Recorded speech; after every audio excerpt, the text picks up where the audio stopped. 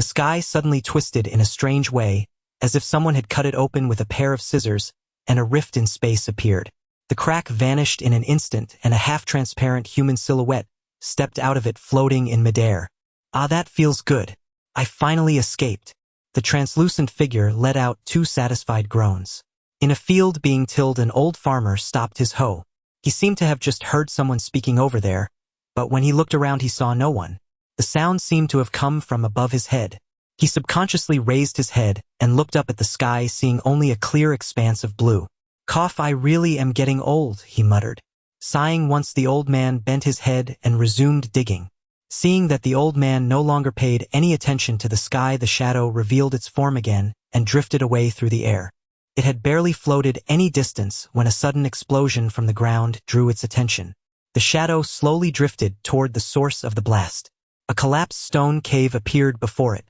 The shadow floated into the stone cave. A teenage boy lay there, half his body crushed beneath a massive boulder. One exposed eye had been gouged out. The shadow moved closer to examine the boy's condition. His aptitude is still passable, but half his body has been crushed. What a pity! The shadow drifted out of the cave. Rising to a high altitude, it saw not far away 2 groups of people engaged in a desperate chase. My primordial spirit will not last much longer. I must seize a body at once. At the very least, I need a temporary vessel where my Yuansheng can recuperate. Only when the shadow floated closer did it see clearly. A young boy and girl of similar age were surrounded on all sides by dozens of burly men. The shadow hid to one side and listened for a while. Tisk tisk, it seems they're at war. To be sent to the battlefield at such a young age. This world does not look promising. With a single glance, the shadow took a liking to the aptitude of the boy with that peculiar single eye and decided to seize his body at the moment of his near death. The boy was clearly at the end of his strength.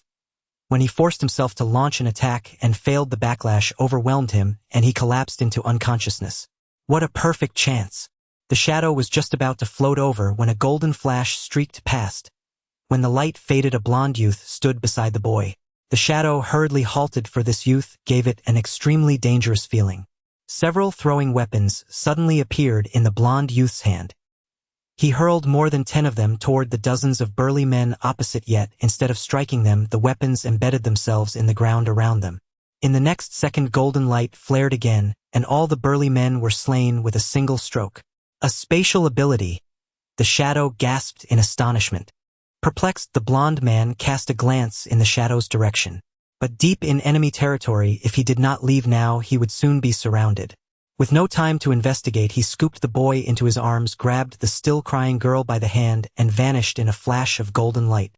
Only after they had left did the shadow reveal itself again. That truly was dangerous, it murmured. Then it drifted toward the burly men slain by the blonde youth. It found several men who were not yet dead, but their aptitude was far too poor, and they were already adults with little room left for development. Forget it, I'll take that boy in the cave instead. I hope he's still breathing. Slowly ascending, the shadow drifted back toward the collapsed cave. Once inside, it placed its ethereal fingertip against the neck of the boy pinned beneath the boulder. Good, he still has breath. The shadow straightened, closed its eyes, crossed its hands, and its lips moved in a silent incantation. A moment later, it suddenly opened its eyes and shot like a streak of smoke into the boy's body through the crown of his head. The moment the shadow entered the sea of consciousness, that constant sense of imminent dissipation vanished. The boy's soul lay dormant within his own spiritual sea, looking as though it might depart his body at any time. Should I seize him now or reside here for a while? The shadow discovered a strange black energy within the boy's spiritual sea, an aura that could nurture the Yuansheng and prevent it from scattering. Body seizing is an act of defying the heavens and altering fate. In the unseen order of destiny, such deeds bear heavy consequences, and most who seize bodies do not meet good ends. The shadow wished to be reborn by using another method, reshaping a physical body from rare heaven and earth treasures. Yet, in this lower realm, who knew whether such materials could be found? In any case, it decided to save the boy first. The shadow was already leaning toward the path of remolding a body. The shadow moved closer to the boy's soul at the center of the sea of consciousness, and extended a finger to tap the boy's soul between the brows. A flash of cyan light erupted, and their positions were exchanged. The shadow now occupied the very center of the spiritual sea. Outside, the boy's hand twitched. After the shadow took control of the body, it discovered that his right eye was linked to that black energy in the sea of consciousness. Oh!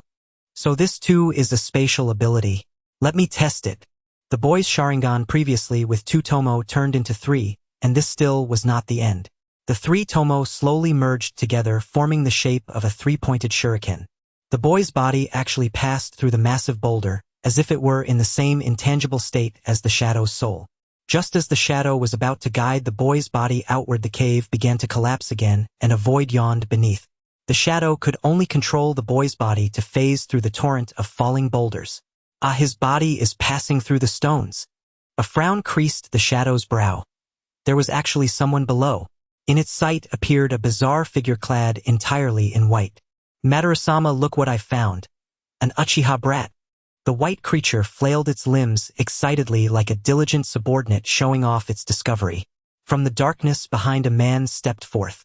His eyes were as scarlet as the boy's solitary right eye.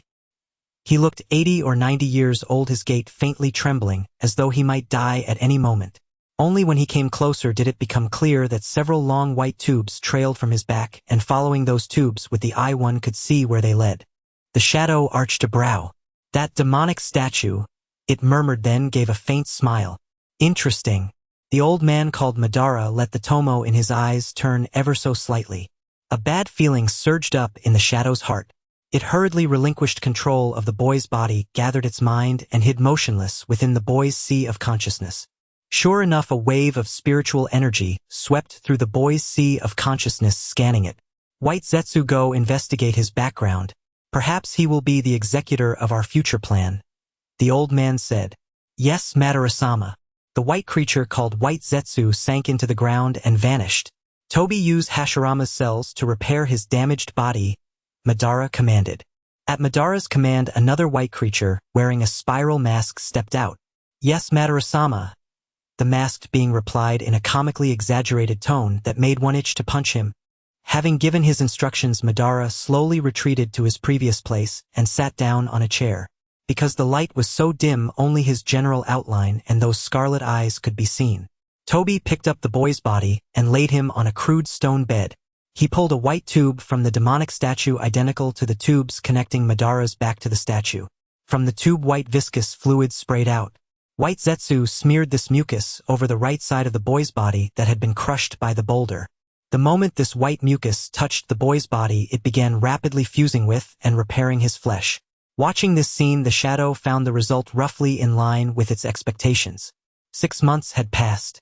Shadow learned that the young man named Uchiha Obito was a member of the Konoha village faction, and that an elder called Uchiha Madara was his ancestor. Uchiha Madara appeared profoundly discontented with this world, persistently inciting Obito to bring about its destruction. Inside the cave gathered 5 individuals: Uchiha Madara, Uchiha Obito, Baijuei, and a man named Heijuei. Shadow always felt that Heijuei exuded an even gloomier and inscrutable aura than Madara. Obito, this is dire. While gathering intelligence outside, you mentioned that a girl named Lin has fallen into peril. Baiju emerged from the soil above. Oh ho, is the show about to begin? Shadow had already discerned Uchiha Madara's intentions. With the aid of a fey, young Uchiha Obito escaped the cave. At last we are free, murmured Obito. Under the vigilant gaze of Uchiha Madara and the lurking Heijuei, Shadow dared not make any bold moves, instead retreating into Obito's mental realm to nurture his nascent soul. Accompanying Uchiha Obito in his dash was a fey possessing his body, a tool seemingly employed by Uchiha Madara for surveillance. But the spectral fey felt no hint of menace. Guided by a fey, Obito surged swiftly in a certain direction. This is that day 2 youths, a girl rescued by a blonde young man and a boy likely Kakashi, were saved. The girl presumed to be Lin, mentioned by Obito, now found herself with her chest impaled by Kakashi. Lin. Obito gazed at the scene in despair. Within the mental realm, Shadow, astonished by the shifting black energy, watched as it swept across the entire inner landscape in an instant. Overwhelming anger ignited that dark energy. In the outer world, Obito transformed into a hellish demon, mercilessly slaying each enemy present as blood seeped into every morsel of the soil. For the ancient entity known as Shadow, the cruelty was unbearable. All of it was orchestrated by one called Uchiha Madara. For the first time, Shadow truly believed that the plan to annihilate the world proffered by Uchiha Madara was genuine, not merely a venting of discontent. After the enemies were utterly vanquished, Obito was left with an overwhelming void. He cradled Lin's corpse while the youth called Kakashi lay lifeless beside him. Shadow, witnessing the scene, shook his head in resignation.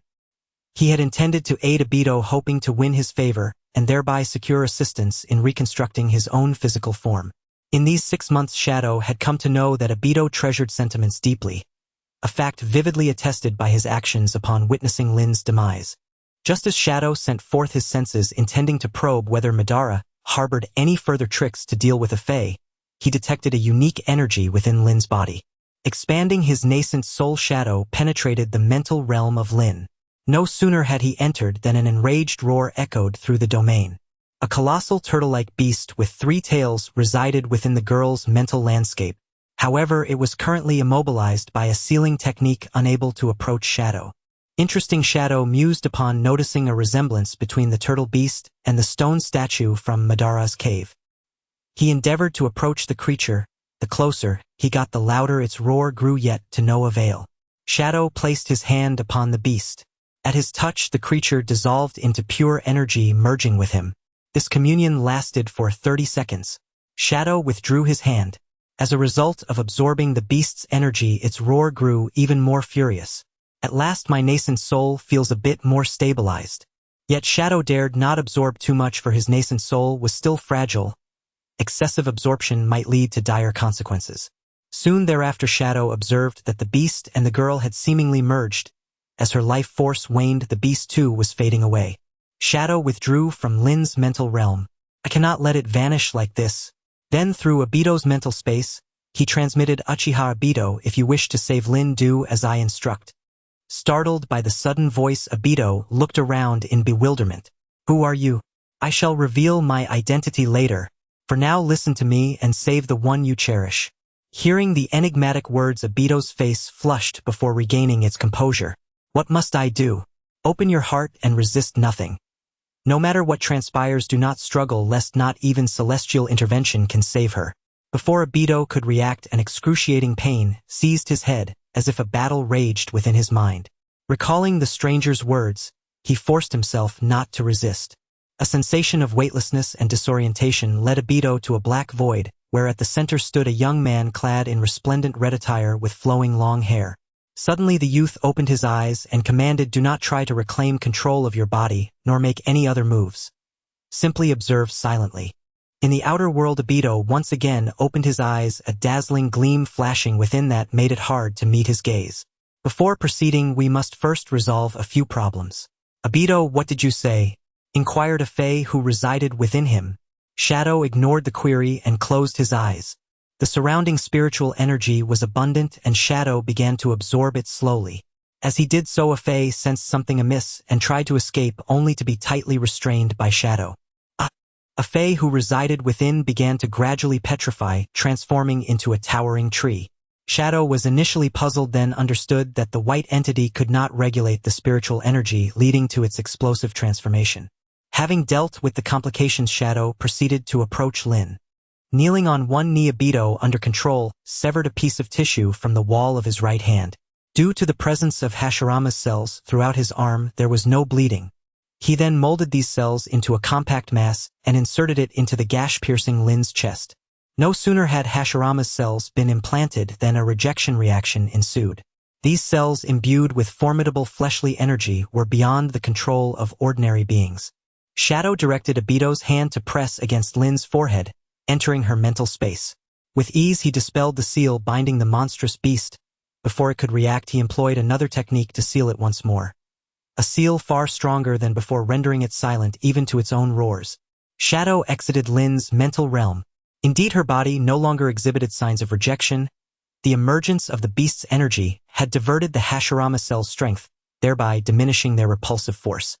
With the corporeal restoration, complete attention turned to the soul. In the air, Obito, guided by Shadow, repeatedly formed arcane hand seals with one hand. Return. Shadow roared. A spectral image of Lin gradually coalesced and ultimately merged back into her physical form. After completing these acts, drenched in sweat, Shadow entered Obito's mental realm, and relinquished control of his body. Everything unfolded with an almost surreal magic, leaving Obito momentarily stunned. Senior, is Lin all right? For now she is stable. Yet her heart and other vital organs have suffered severe damage. The time required for her full recovery remains uncertain. Indeed, she might never awaken. Shadow replied, uncertainty lacing his tone. Is that so? Obito felt a pang of sorrow, uncertain of her recovery, yet clinging to a glimmer of hope. Someone is coming, Shadow cautioned Obito. Obito looked up to see distant figures moving. Members of the village's covert forces arriving as reinforcements. Obito raised his hand, poised to respond. Midway, he hesitated, glancing at Lin lying on the ground, and slowly gathered her in his arms. Kakashi, I shall return. As the divine might was unleashed, Obito vanished from the scene. The village boasts the best medical facilities, but Obito understands the significance of the Jinchuriki to the village. His master's wife Kukina is a prime example. She belongs to the Uzumaki clan, and his grandmother was the first lady. Such a background cannot escape the fate of being watched and bound. At least with his current strength, he is unfit to return to the village. One day he will return, for he now possesses the same eyes as Uchiha Madara. A mysterious figure suddenly appeared in his mind, introducing himself as Li Yuansheng. Although Li Yuansheng saved Rin, Obito remained grateful, but did not fully relax his vigilance towards him. From Li Yuansheng's narrative and the intelligence he gathered while beside Madara, Obito discerned that everything was orchestrated by the ancestor who claimed to be him, Uchiha Madara. Li Yuansheng warned Obito that his heart was cursed by Madara, and that the one surveilling him, Akatsuki, had been eliminated. Madara would not easily let him go. You don't need to worry about me staying here. Let's make a deal. The mysterious Li Yuansheng said lightly. What kind of deal? Help me find the beast within that girl. What do you want the tailed beast for? As you can see, I am currently in a spiritual state and can only reside in your mind. The tailed beast can restore my soul. Then what will I gain in return? Obito frowned, feeling somewhat averse to this deal. You have seen my abilities before. That was merely the tip of the iceberg of my strength. I can help you grow stronger, and once my soul is restored, I have 1,000 ways to save that girl. The prospect of saving Rin struck a vulnerable chord in Obito. All right, I agree, but you cannot touch the tailed beast within Rin. Rest assured, the tailed beast within her is sustaining her life. If I harm her, I would lose my only bargaining chip, wouldn't I? In the Kamui space Obito used would release to create a bed and gently placed Rin on it. For now, Rin could only rely on some nutritional liquids to sustain her life, which were quite expensive, and the small hospitals had no supply. The land of grass lies in the gap between the land of earth and the land of fire. Due to its proximity to the land of rain, which was in the midst of the Third Shinobi World War, it too was affected by the conflict. Villages near the border of the land of rain were almost entirely destroyed. The only prosperous place in the land of grass is its capital. Obito planned to take on some bounty missions here to earn money to buy nutritional liquids for Rin. The money earned through hunting was simply too little. With the war just having subsided, the ninjas of the land of grass suffered heavy losses, and various border areas were plagued by bandits. The ninjas of Kusagakure were hardly sufficient, and ninjas from other countries were also on high alert. Thus, the land of grass released some missions to be completed by wandering ninjas or samurai. If someone of good character and strength appeared, they would invite them to join Kusagakure. It was quite difficult for ninjas with unknown backgrounds to join a ninja village. After browsing the mission board for a while, Obito decided to take a mission located at the junction of the grass, rain, and fire countries to assist a village called Yama. Just as Obito reached for the mission slip, another person did the same. A burly man with a bald head holding an iron pipe. What do you dare to take on a mission that might involve more than 10 ninjas alone? The bald man asked. Seeing that Obito remained silent, he continued, Are you short on money? Yes, Obito replied. Let's execute this mission together. Well, split the bounty evenly. Obito did not want too many people to know of his abilities, as Li Yuansheng had warned him that the fewer people who knew about his right eye's power, the better. You can't be older than 16, at your age you won't get any missions.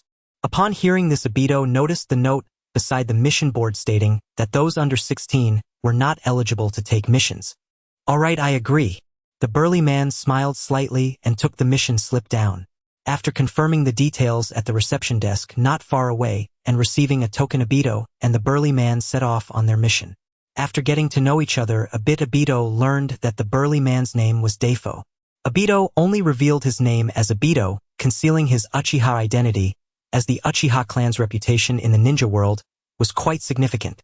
The two traveled through the night to reach their mission destination. Along the way, aside from sharing their names and basic abilities, they did not engage in much conversation. Yama Village covers a large area, but half of its buildings have been damaged. Previously, the villagers of Yama Village had returned after the war to rebuild, only to find their village occupied by bandits. As a transportation hub, the villagers had naturally accumulated considerable wealth, and they collectively decided to issue a mission to the Land of Grass. On the village streets, bandits with knives could be seen patrolling from time to time. "I'll go gather some intelligence, you wait here for me." After saying this, Defo left crouching. With the nutritional liquid running low, only enough for 2 more days, Obito naturally couldn't afford to be idle and headed in the opposite direction from where Defo had gone.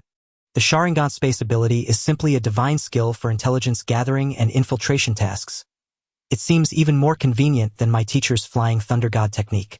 I wonder if my teacher will be surprised when I return.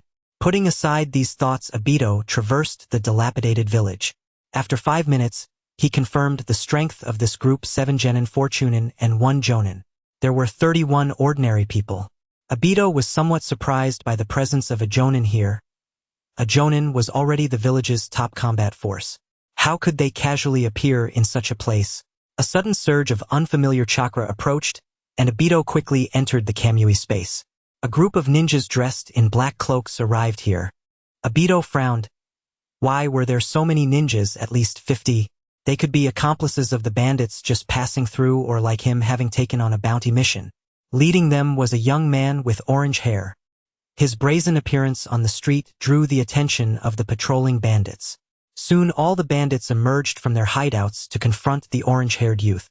The bandits dared to confront them because their leader was a jonin. "I am Yahiko from the Akatsuki organization of the Land of Rain. You have long been disturbing the borders of the Land of Rain. I am here to deal with you." Such a blatant provocation provoked insults from the bandits, yet they did not dare to attack as there were more than 50 ninjas opposite them. They could only look towards their leader Wusher. In the midst of the bandits stood a middle-aged man, disheveled hair obscuring his face. "Akatsuki, I've heard of it. It's an organization quite active in the Rain Ninja Village recently." Wusher slammed a wine jar onto the ground. "What are you doing here in the Land of Grass, flaunting your power? Are you not afraid of causing diplomatic issues between the 2 countries?" Hearing Wushi's words, Yahiko remained unfazed. "The Land of Grass has long had missions to exterminate you. It's just that they haven't been able to spare manpower." "Oh, it seems you aren't unprepared. Then, as advocates of building a peaceful world, what will you do with your companion? Will you save him or not?" Wusher pulled out a bound person from his subordinates. It was Defo, who had unexpectedly. Yahiko did not recognize this person, but it did not hinder his desire to save him. "What do you want in order to release my companion?" Defo was surprised that this unfamiliar young man acknowledged him as their companion. However, this might not bode well for him. They likely wanted to confuse these bandits and then strike unexpectedly, while his own fate would probably not be too good. He just hoped that the little brother who came with him would be okay and not get caught. "We have become bandits merely for financial gain. I heard that many wealthy people have allied with you, Akatsuki, so how about 100,000 Ryo? Why don't you go rob it?" A short man with a painted face beside Yahiko angrily shouted. "Juzo!" Yahiko stopped the face-painted man, who was about to explode. "I agree, but that is quite a lot of money. We need time to gather it." "All right, but I can't wait too long. I'll give you 3 days. Wusher, not knowing where he got another jar of wine, started drinking again. 3 days. Obito couldn't wait that long and quietly used his space ability to arrive underground with Defo. Seizing the moment when Wusher was drinking, Obito forcefully grabbed Defo's foot and hurled him towards Yahiko. Defo did not expect this little boy to have such strength to throw his 300-pound body. Wusher reacted and drew a short knife from his waist, slashing at Obito. Seeing Wusher draw the short knife, Defo realized that Obito had just thrown him out, and it was at that precise moment that he had lost all his strength. Wushi's short knife sliced through Obito's body. Wusher was stunned for a moment, then quickly performed several backflips to narrowly avoid the kunai that Obito had thrown. Looking at Obito's crimson 3-demo Sharingan. Illusion. Wuxia formed a single-handed seal and said, "Release." This isn't an illusion. Wuxia warily watched the suddenly appearing Uchiha brat. Yahiko and Dafo were equally surprised, not expecting Obito to be from the Uchiha clan. Wuxia drew 2 shurikens and threw them at Obito. With the Sharingan, Obito easily dodged them. Wuxia glanced behind Obito at Yahiko and the others. There were at least 5 jonin. Despite his rich combat experience, he could not withstand their sheer numbers and began to have thoughts of retreat. Although Wuxia was feeling the urge to retreat, he maintained a calm facade charge. "If you kill him, I will promote you to deputy leader." The position of deputy leader was quite tempting for the bandits, and they all drew their weapons to attack Obito. Seeing their main force engage, Yahiko also rushed to assist, leading to a chaotic battle. Taking advantage of the chaos, Wuxia fled. Obito kept his eyes on the leader, as the mission clearly stated that killing the leader would earn him half the bounty. Obito quietly followed Wuxia away from the battlefield. As an experienced jonin, Wuxia had long noticed that Obito was tailing him. "Come out." Seeing that he had been discovered, Obito simply stopped hiding and stepped out. "You a little Uchiha brat," Wuxia said, revealing a greedy look. "The Uchiha's bloodline limit is quite famous in the ninja world." "What?" Before Wuxia could react, Obito pierced through his abdomen from behind with would release.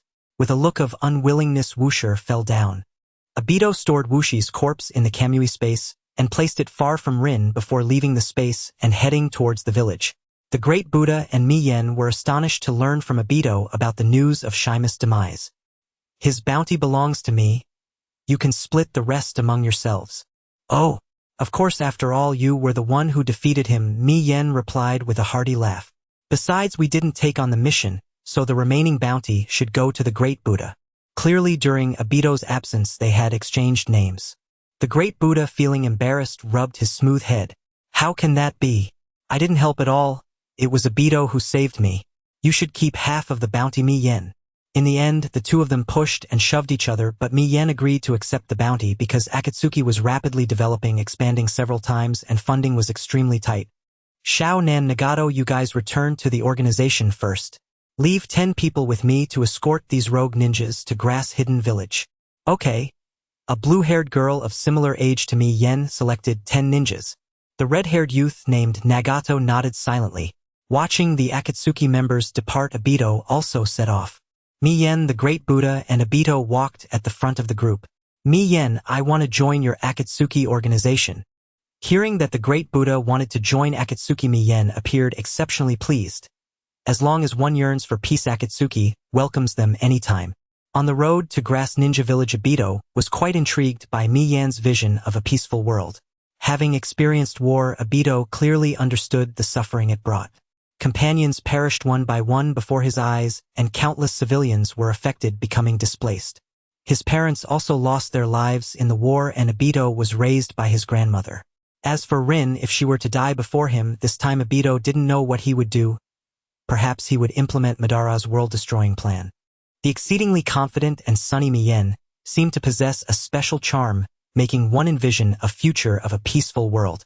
The mission handover went quite smoothly. Upon seeing Shima's corpse and a group of captured rogue ninjas, the higher-ups of Grass Hidden Village readily paid the bounty. Obito and his companions had resolved a bandit den with a jonin in such a short time, and the higher-ups of Grass Ninja offered them an olive branch. Having joined Akatsuki, the Great Buddha naturally declined the invitation, and Obito couldn't possibly join another village. After completing the mission, Mi Yen and the others needed to return to Rain Ninja immediately. Over 10 foreign ninjas appearing on others' territory could easily lead to diplomatic disputes. The bounty from this mission was enough to buy a month's worth of nutritional liquid. Under Li Yuansheng's suggestion, Obito built a simple house in the wild using wood release, relying on hunting and wild fruits for sustenance. Li Yuansheng, due to soul damage, spent most of his time in a dormant state, suddenly contacted Obito today. "Senior, my soul has stabilized somewhat.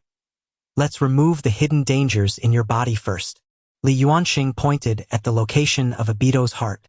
The two deftly exchanged control of their bodies. Li Yuansheng, controlling Obito's body, walked a short distance from the house, drawing a strange circular pattern in the ground with a branch, then stood in the center of the pattern and pricked Obito's finger, letting 2 drops of blood fall on either side of the design. "Activate."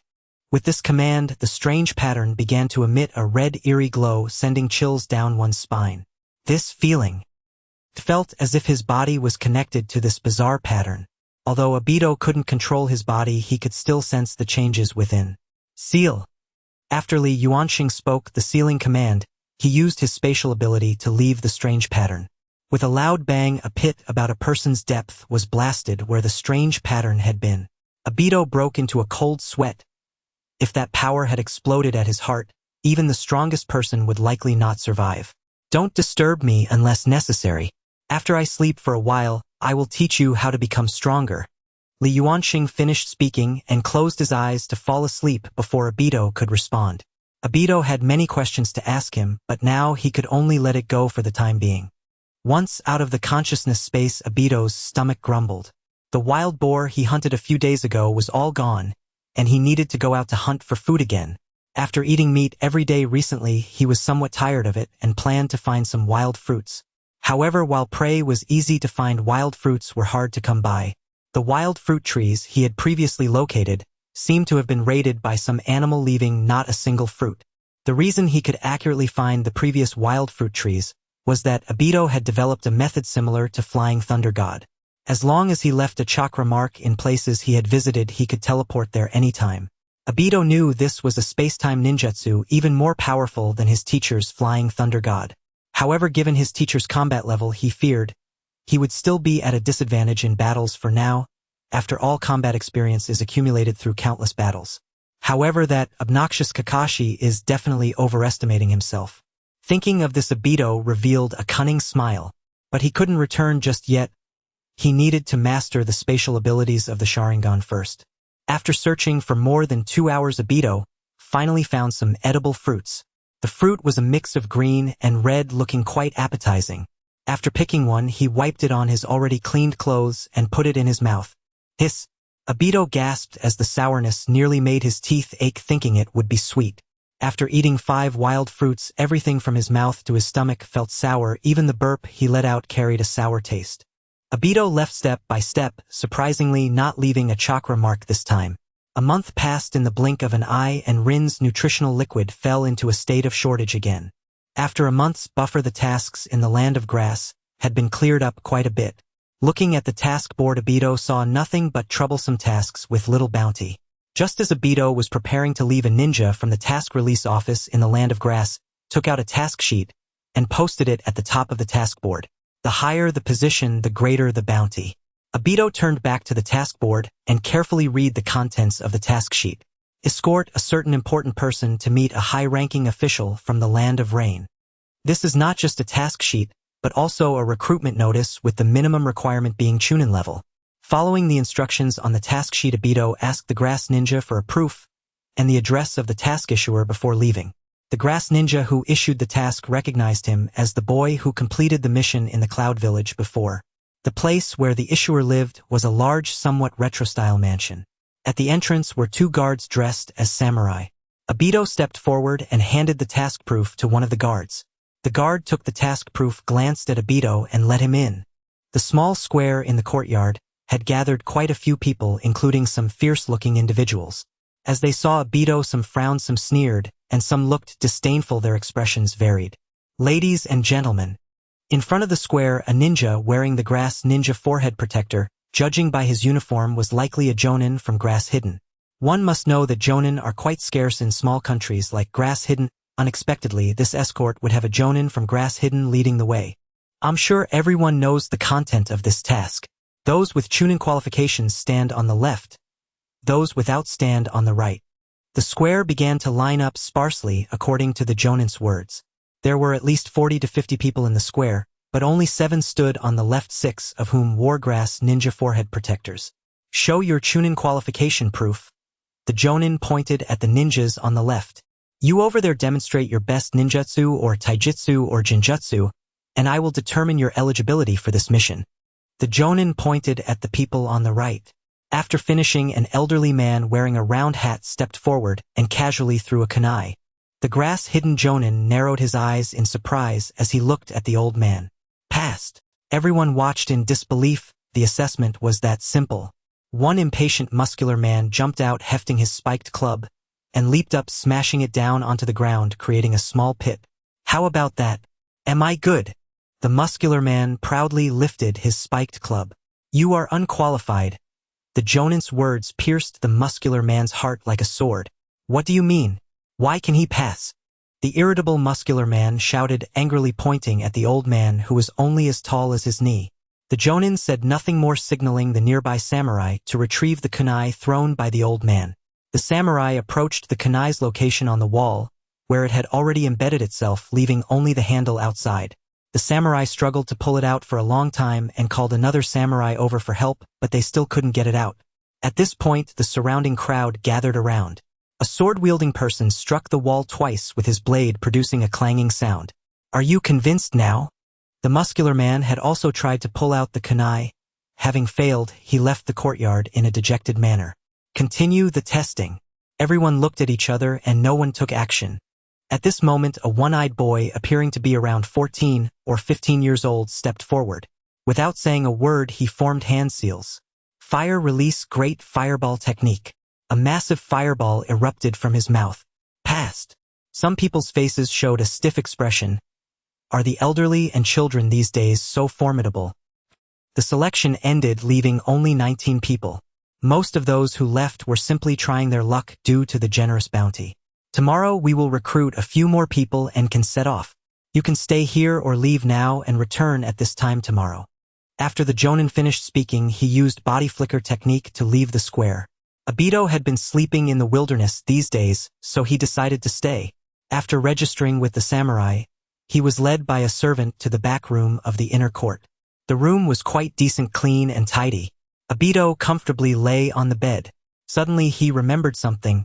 He gently picked up Rin and placed her on the soft bed. After earning this bounty, I will buy Rin a bed like this. With this thought, Obito revealed a silly smile.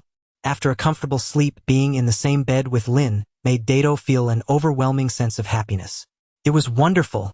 Today, the Grass Hidden's Jonin selected more than 10 people, adding to the over 70 Chunin from the previous days, along with 2 Jonin, one of whom was an elderly man.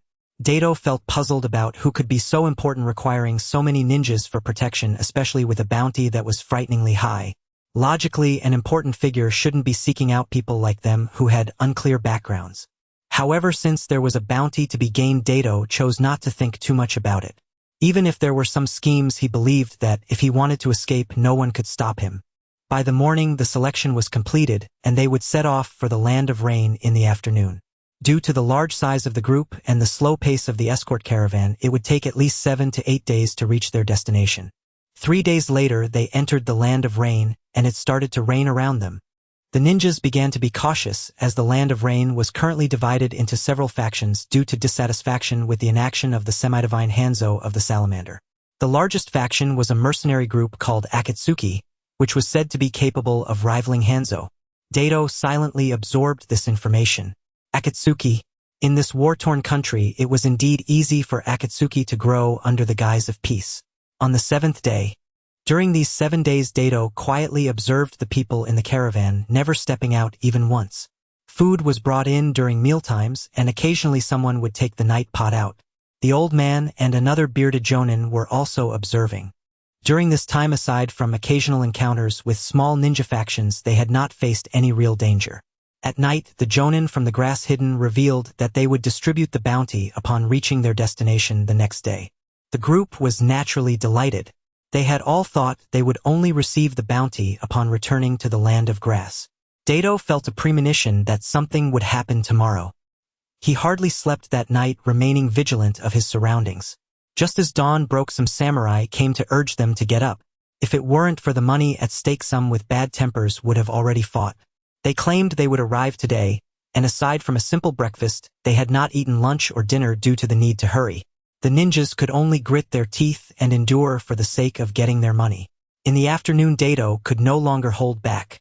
Taking advantage of a bathroom break, he entered the Kamui space to eat some stored food, which made him feel much better.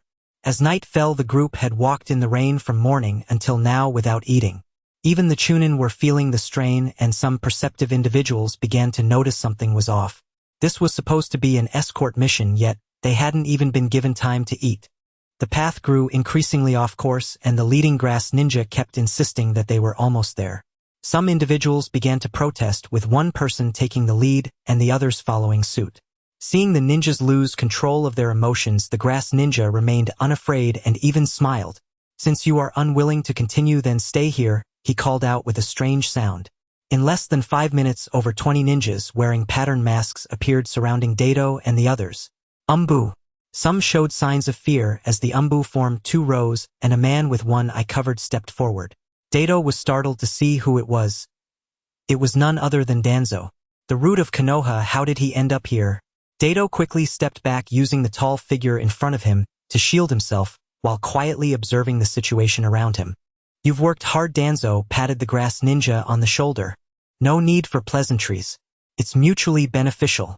The area around the land of grass is mostly stable now. The wandering ninjas stranded here, due to the war, have become a source of unrest. If they are not dealt with, the daimyo won't be able to sleep well." "Very good." Just as he finished speaking, Danzo suddenly struck the grass ninja from behind. The grass ninja's vision darkened and his legs went weak as he fainted. "Capture them alive." After issuing the order, Danzo was the first to strike. This exhausted group stood no chance against the well-trained and well-rested Umbu of Konoha, with only the 2 jonin struggling for a bit longer. Watching the bounty ninjas bound together with ropes, a member of Konoha's Umbu, after cleaning up the battlefield, reported to Danzo, "Lord Danzo, 2 people escaped." "What?" Danzo's eyes twitched. How could 2 people escape while doing this kind of business? He waved his hand, sending out 2 squads to pursue and kill them. 4 individuals split into 2 teams and dispersed in different directions. Danzo waited in place for an hour, and after half an hour, 1 squad returned to report while the other had yet to return. All members of Root had been trained in assassination techniques since childhood. Why hadn't they come back yet? They were either killed in retaliation or had been skilled at tracking, making it hard for the Root members to catch up. Members of Root who failed their missions would face severe punishment upon return. "No more waiting, let's take this person back and hand him over to Orochimaru. With so many test subjects, he'll have enough to study for a while." Just as Danzo and the others were leaving, a spatial fluctuation occurred, and Dato walked out from within. He frowned as he glanced in the direction Danzo had left. He had some guesses in his heart. The spatial fluctuation reappeared and Dato disappeared from sight. He couldn't go to the grass hidden. This plan was meant to eliminate them as threats. He would stay in the land of rain for now, even though Dato didn't like the frequently rainy weather. In this chaotic land, he quickly found a bodyguard job. This village was called Sho Village, situated among several factions.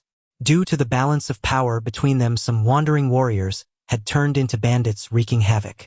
When Dato arrived here, he happened to see a wandering warrior trying to bully an older sister who was slightly older than him. "Miss Akiko, I'm already full." Her name is Akiko. She is gentle and elegant, with a figure and appearance that are both extraordinary. Even in a simple hemp dress, her outstanding figure cannot be concealed. No wonder that warrior wanted to bully her. Dato was currently living in her home. Akiko had a father who was initially unwelcoming to the suddenly appearing Dato, but things improved after Dato repeatedly drove off the warrior.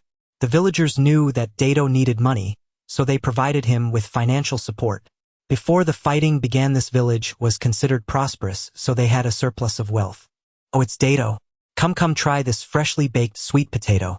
Dato's gentle demeanor won him the favor of the villagers. "Thank you, auntie, but I've already had lunch."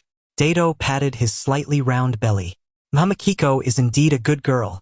Dato, you must cherish her well." Faced with auntie's teasing, Dato could only leave with a flushed face. The villagers around him gave Dato a sense of familiarity reminiscent of Konoha village, where everyone was so harmonious.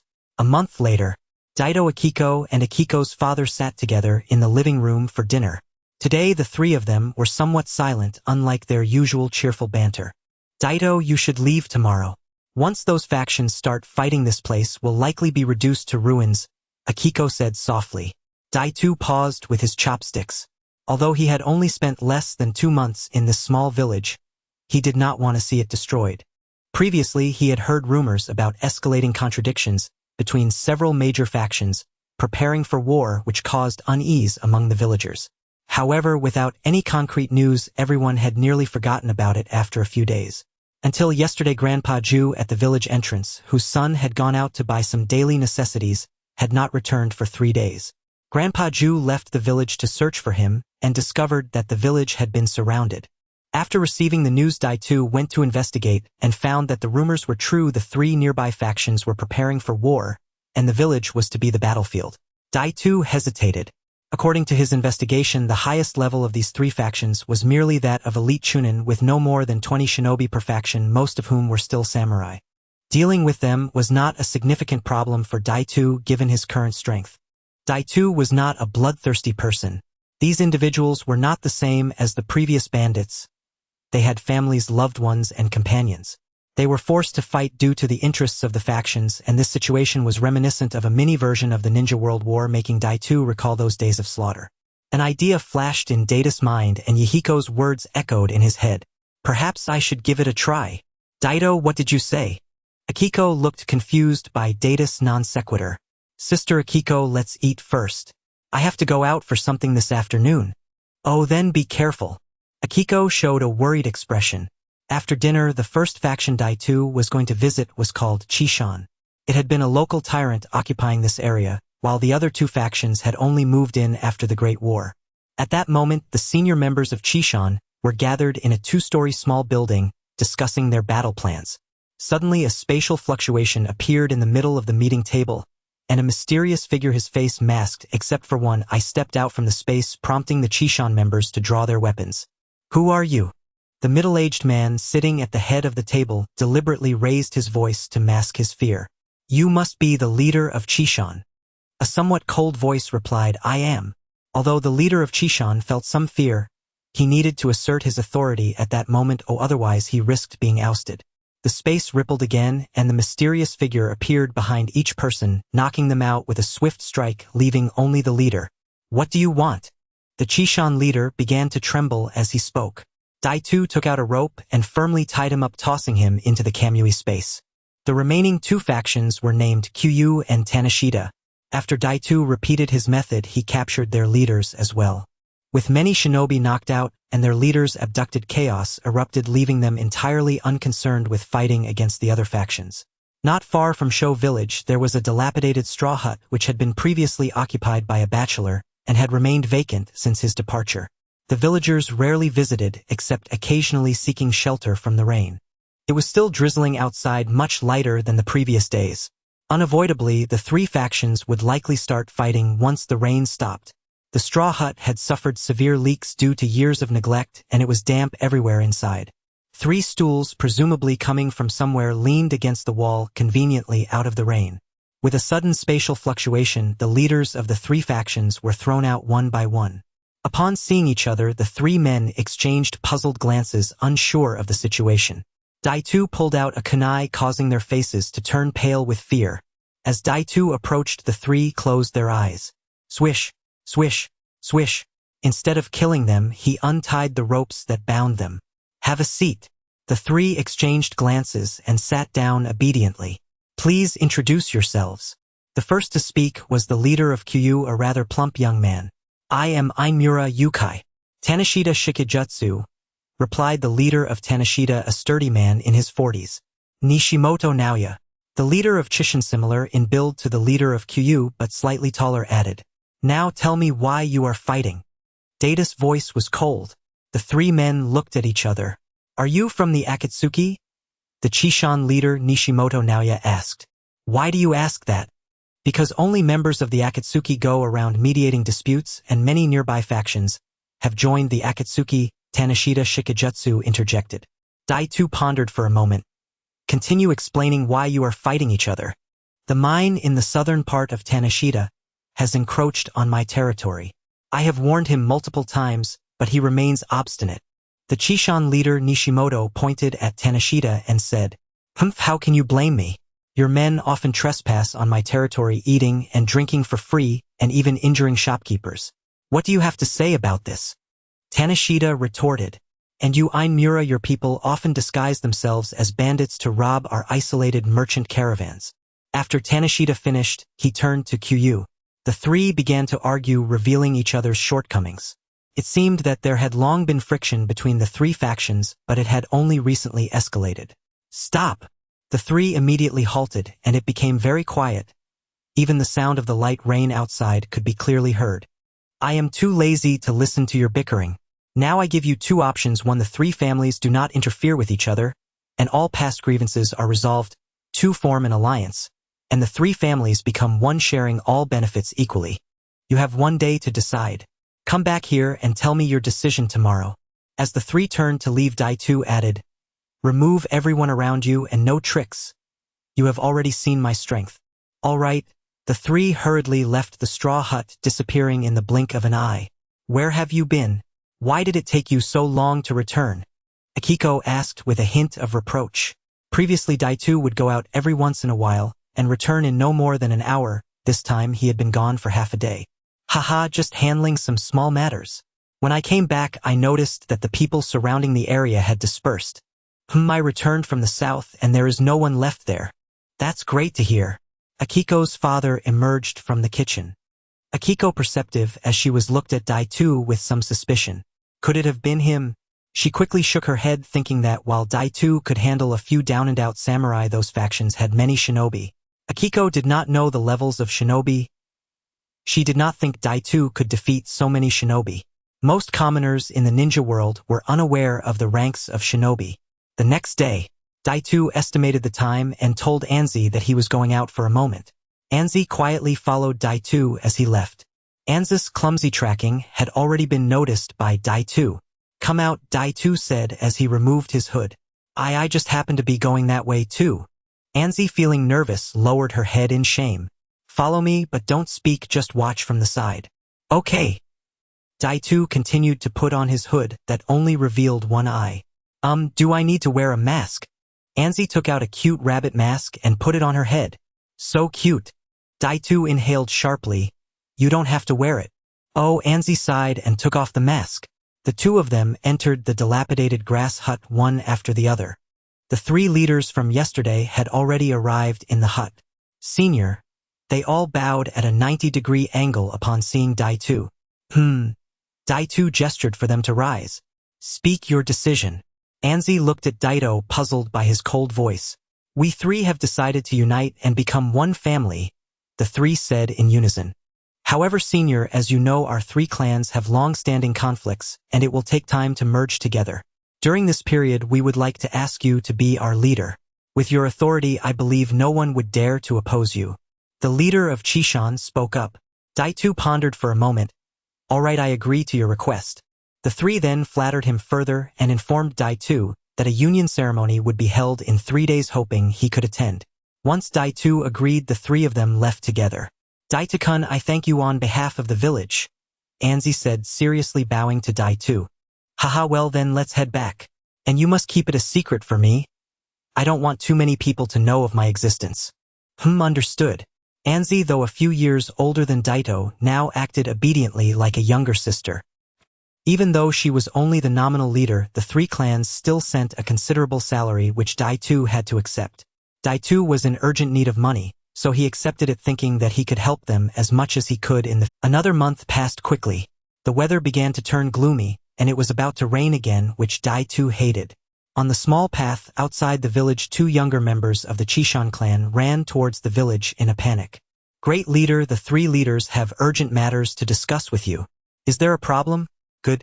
Anzi wasn't home, so Daitu informed a neighbor uncle and left the village with the two. Great leader, you're finally here. There's a messenger claiming to be from Akatsuki. Tanaka pointed to the three people standing in the hall. Daitu followed his finger and saw that the person with orange hair was Yahiko. At that moment, Daitu was wearing a hood and Yahiko couldn't recognize him. Beside him stood a short individual named Jusu, along with another young kunoichi with orange hair whom Daitu had never seen before. I have been entrusted by Mr. Kyo to mediate the conflicts between the Kyushu and the three clans. Yahiko stepped aside to reveal Kyo, who was hiding behind them. Kyo. So he is the son of Lord Ju. It turns out he came to Akatsuki for help but apparently arrived a bit late. You all can leave first, Daitu said to the leaders of the three clans. Daitu took off his hood. Daitu. It's you.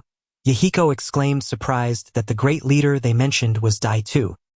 Previously the conflicts among the three clans had escalated to the point of preparing for war, so I unified them to avoid casualties. Sokka, that's perfect. Since Mr. Kyo's issue has been resolved, we will be leaving for now. Akatsuki has much to attend to, Yahiko said turning to leave, but was called back by Daitu. Please wait a moment. Yahiko looked at Daitu with curiosity. You know that, as a Konoha ninja, I will eventually have to leave. After I depart, these 3 clans will likely fall into conflict again, so I would like them to join the Akatsuki organization. Is that so? Then it's better to ask for their opinions first. We at Akatsuki never force others to comply. Alright, I will ask them later, but I have one more request. Speak. I want to visit the Akatsuki organization. Sure, of course. Yahiko did not refuse but was rather pleased. Akatsuki hopes to reach a consensus with the great ninja villages. Unfortunately, up to now, no ninja village is willing to host us. Well, I can only represent myself, Daitu said a bit awkwardly. Yahiko patted Daitu on the shoulder. Regardless, I am very glad you can come. In the near future, I believe you will represent Konoha to conduct peaceful negotiations with Akatsuki. At such a young age, you can single-handedly defeat a Jonin, so I believe in your strength. The Kyushu Tanaka and Chishan clans joined Akatsuki, but the official great leader was Anzi. Daitu falsely claimed that Anzi had a secret technique to notify him at any time. She was his representative, actually marking a chakra imprint on a wooden tablet. If Anzi damaged the tablet, Daitu would know.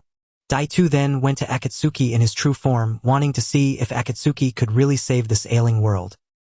Senior, what do you think? It's not easy to realize people are ultimately selfish. If 5 villages were to become one, we could learn from some systems of my world allocating resources based on strength to minimize conflicts of interest. However, we cannot expect people to understand each other. Rather, we must use force to deter those with ulterior motives. Thus, even if there are battles, they would be small-scale.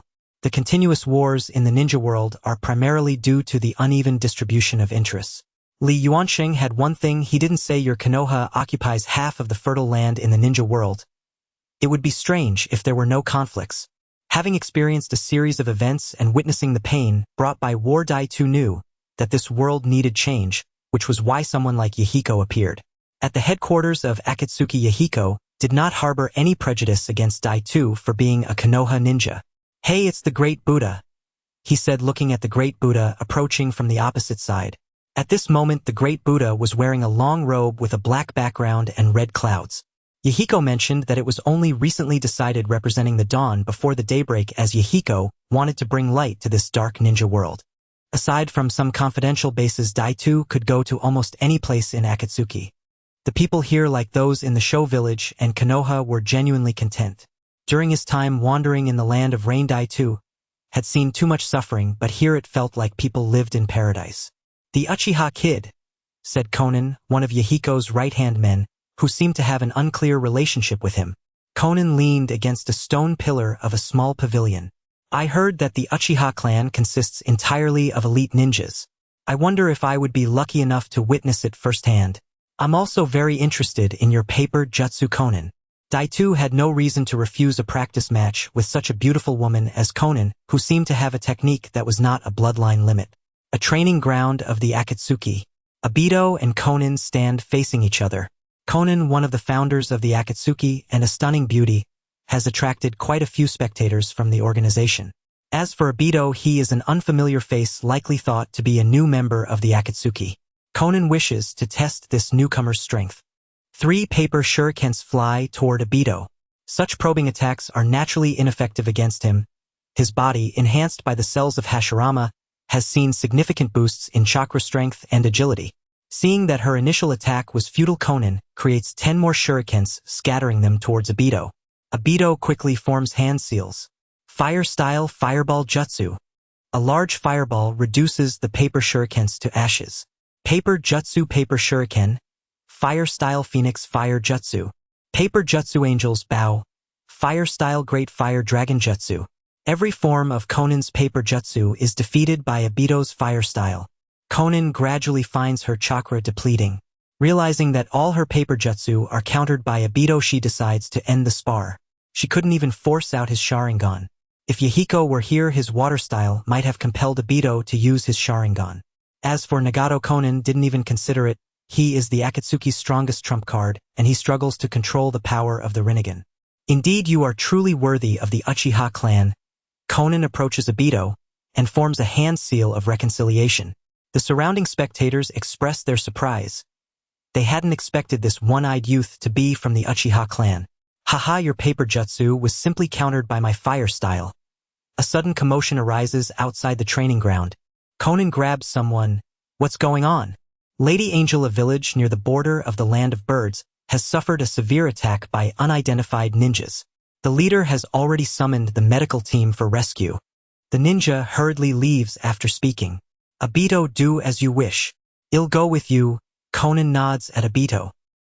Upon arriving at the scene, the situation is more dire than expected, with people continuously being carried into temporary medical tents. The Akatsuki has just begun to grow and resources are limited, with even the simplest bandages in short supply. Ward 17 is already full of hurry, and take them to Ward 18. The subsequent wards need to be set up quickly. Konan directs at Ward 17, while Obito helps carry the injured. An Akatsuki messenger rushes towards Yahiko. Report, leader, we're running dangerously low on bandages. Where are the nearest medical supplies arriving? The supplies gathered by the medical department won't arrive until tomorrow at the earliest.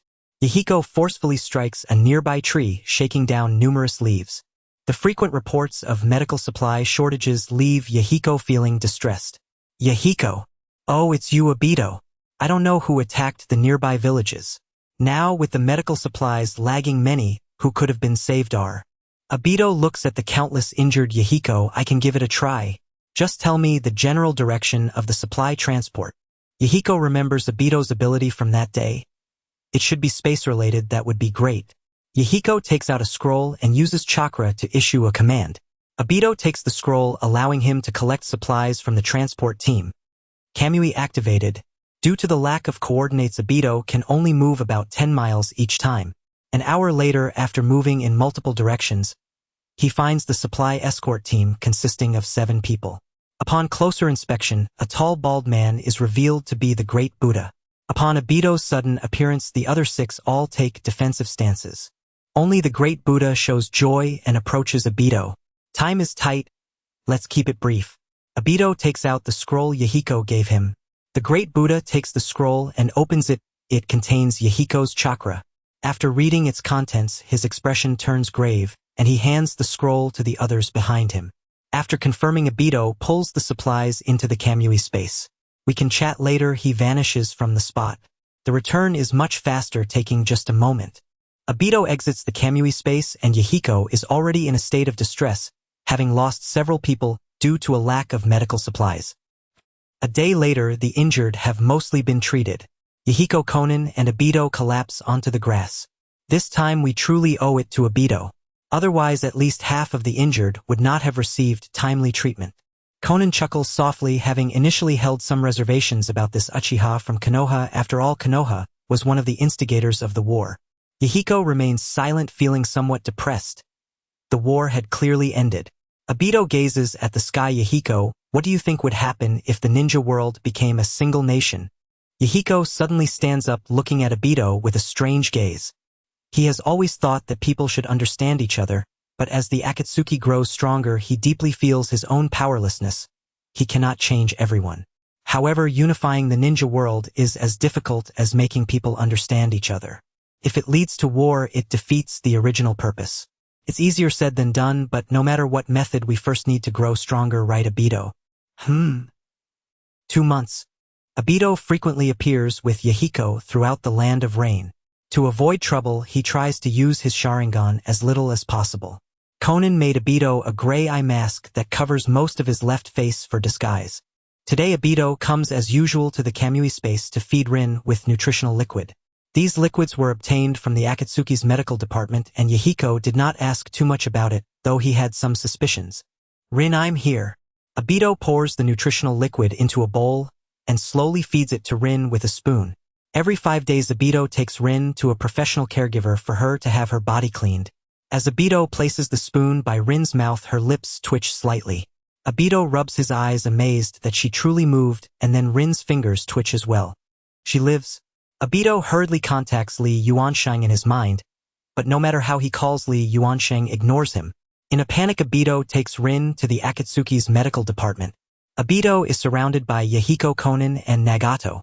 Obito, I always knew you were hiding someone in that space. I didn't expect it to be a beauty. She is your. Heh. Nagato looks at him with eager eyes. Obito feels embarrassed and stutters, unable to speak. Finally, the treatment results for Rin come out. The treating physician steps out. Due to prolonged unconsciousness, her muscles have atrophied. If you wish for her to become a ninja in the future, let her stay in the hospital for treatment. Obito has concerns. Rin has a tailed beast inside her. Okay, I want to be alone with Rin for a while. You three go ahead and take care of things. Yahiko and the others leave with an understanding expression. Obito enters the ward and locks the door. Following Li Yuansheng's instructions, he enters Rin's sea of consciousness. The Three Tails is firmly trapped there, unable to move. Obito leaves a chakra mark in Rin's sea of consciousness, ensuring that if anyone tries to target the Three Tails, he will know immediately, allowing him to rest assured about leaving Rin here for treatment. Obito contemplates whether he should return to the village. He has nearly grasped the abilities of the Sharingan. In the shadows, a single crimson point flared to life. Obito has been located. In the Rain Village, allied with Akatsuki, White Zetsu reported with quiet deference. Black Zetsu, what is the probability of success for your plan? I have little time left. A figure darker than shadow itself stood near Madara, a silhouette known as Black Zetsu. If all proceeds as planned, the likelihood exceeds 90%. Then begin implementation. Madara closed his eyes. Silence reigned once more in the darkness. The Land of Wind. Obito emerged from the Kamui dimension before a row of crumbling, weathered buildings. At last, I found him. Who is this Hyakubi, and how did he manage to incur the wrath of both the Land of Wind and the Land of Fire? Obito had originally intended to return to Konoha, until Nagato unexpectedly received an alliance proposal from the Land of Wind contingent upon capturing a rogue shinobi named Hyakubi. The mission involved a mysterious energy source called the Dragon Vein, a force capable of warping spacetime, thus requiring a shinobi with spatial aptitude. This was a promising omen. Obito resolved to assist Nagato in completing the task before returning to the village. After careful reconnaissance, he confirmed the entrance lay beneath the ruins. Descending underground posed no challenge for Obito. Beneath the surface, he discovered a sealed ritual altar. He approached, slowly stepping into its center. This kunai. It belongs to teacher Minato. The ceiling array had been shattered, leaving only a single flying thunder god kunai behind. Obito picked it up and secured it within his weapon pouch. At the altar's heart rested a stone resembling a human eye. As Obito drew nearer, he saw faint swirling energy pulsing within its stony iris. Is this the Dragon Vein? Obito activated his Sharingan, attempting to synchronize with the Dragon Vein. The moment his chakra made contact, the Dragon Vein erupted, as if he had disturbed a hornet's nest, engulfing him in violent spatial turbulence. He tried to escape via Sharingan space displacement, but failed. The surrounding space had been fractured beyond coherence. Neither Kamui nor his external chakra marks remained accessible. Within his mind's realm, Li Yuansheng stirred awake, startled by the Dragon Vein's violent upheaval. This is a temporal spatial maelstrom, Li Yuansheng exclaimed, urgently linking with Obito. Obito, stabilize the surrounding space now using your Sharingan. Once his form steadied, Obito slipped into the mental realm. Yuanshengsen, you've awakened. He observed Li Yuansheng's soul, denser, more luminous than before. How did you end up trapped in such a temporal spatial maelstrom? Obito recounted the events that led him here. The Dragon Vein. According to your description, that Dragon Vein was once a stable spatial conduit. Your misuse of spatial techniques disrupted its equilibrium, transforming it into this chaotic maelstrom. So what do we do now? At my peak, I could forcibly rend open space and escape. Now, we can only hope fortune favors us, perhaps casting us into a stable dimensional locus. Silence settled between them. Time bled away, and Obito's chakra waned perilously low. Just as despair tightened its grip, another vortex tore open ahead. Obito nearly cursed. Then the two vortices collided, hurling him off balance. Someone else, a figure, flashed past, sharing the same crimson gaze, a Sharingan. Though their encounter lasted but a breath, Obito recognized it unmistakably, a vivid blood-red Sharingan. Who was this stranger? And why did they dwell within the maelstrom? In an instant darkness swallowed Obito whole. Where am I? He stirred awake, into a world of pure black and white devoid of landmarks, horizons, or reference points. You're awake. Obito turned. There stood Li Yuansheng robed in crimson. Yuanshengsen. Where is this place? This is the threshold closest to the netherworld. The liminal stratum between reality and illusion. Am I dead? Obito stared at his hands and feet. No shadow fell upon the ground. Not quite dead. Yet survival demands one path alone. What path?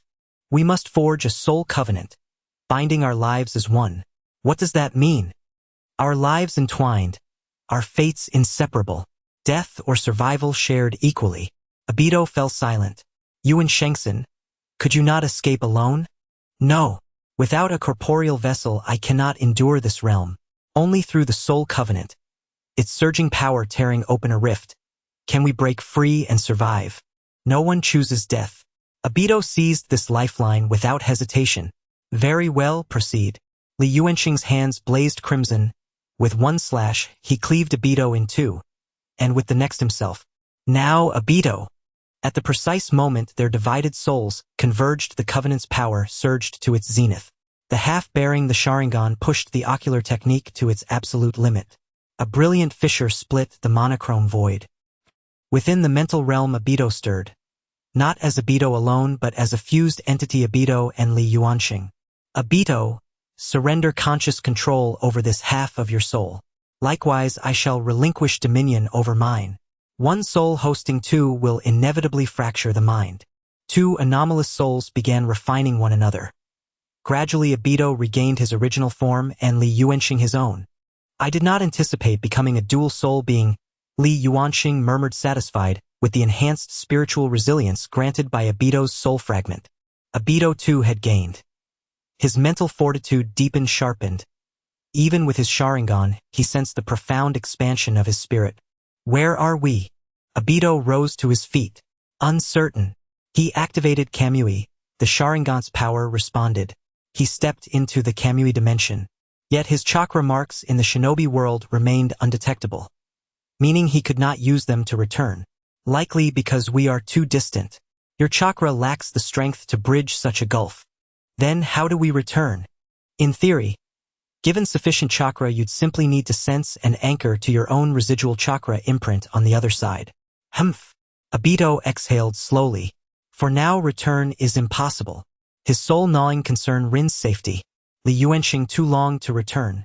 To the shinobi world, tailed beasts offered unparalleled potential for soul restoration, and acquiring one appeared far less daunting than expected. For over a month the two, united yet distinct, wandered this alien world, gradually piecing together its fundamental truths. This realm was called the Gray Expanse, a land where martial cultivation flourished. Its combat arts resembled shinobi taijutsu and kenjutsu, yet possessed far greater intricacy and refinement. Its cultivators wielded an energy akin to chakra, known here as Neli or internal energy. No genuine cultivators of the Tao no Xian had been sighted. Though legends of immortals abounded, Li Yuansheng breathed easier. This was no Daoist-dominated realm. Any Xian present would likely be weak, posing no threat to him. That month was not spent idly. Under Li Yuansheng's guidance, Obito located a site rich in spiritual energy. Now bound as one, Li Yuansheng resolved to teach Obito the art of Taoist cultivation. The cultivation methods of the upper realm far exceed the limits of your training system. The chakra cultivation in the ninja world merely extracts the potential of the human body, which is ultimately finite.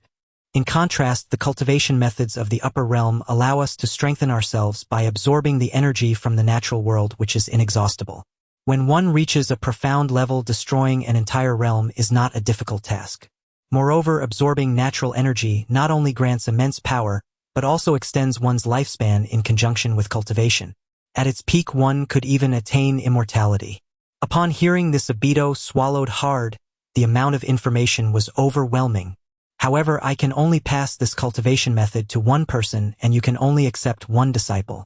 Only after you leave the ninja world or perish can your disciple take on another apprentice. Li Yuansheng.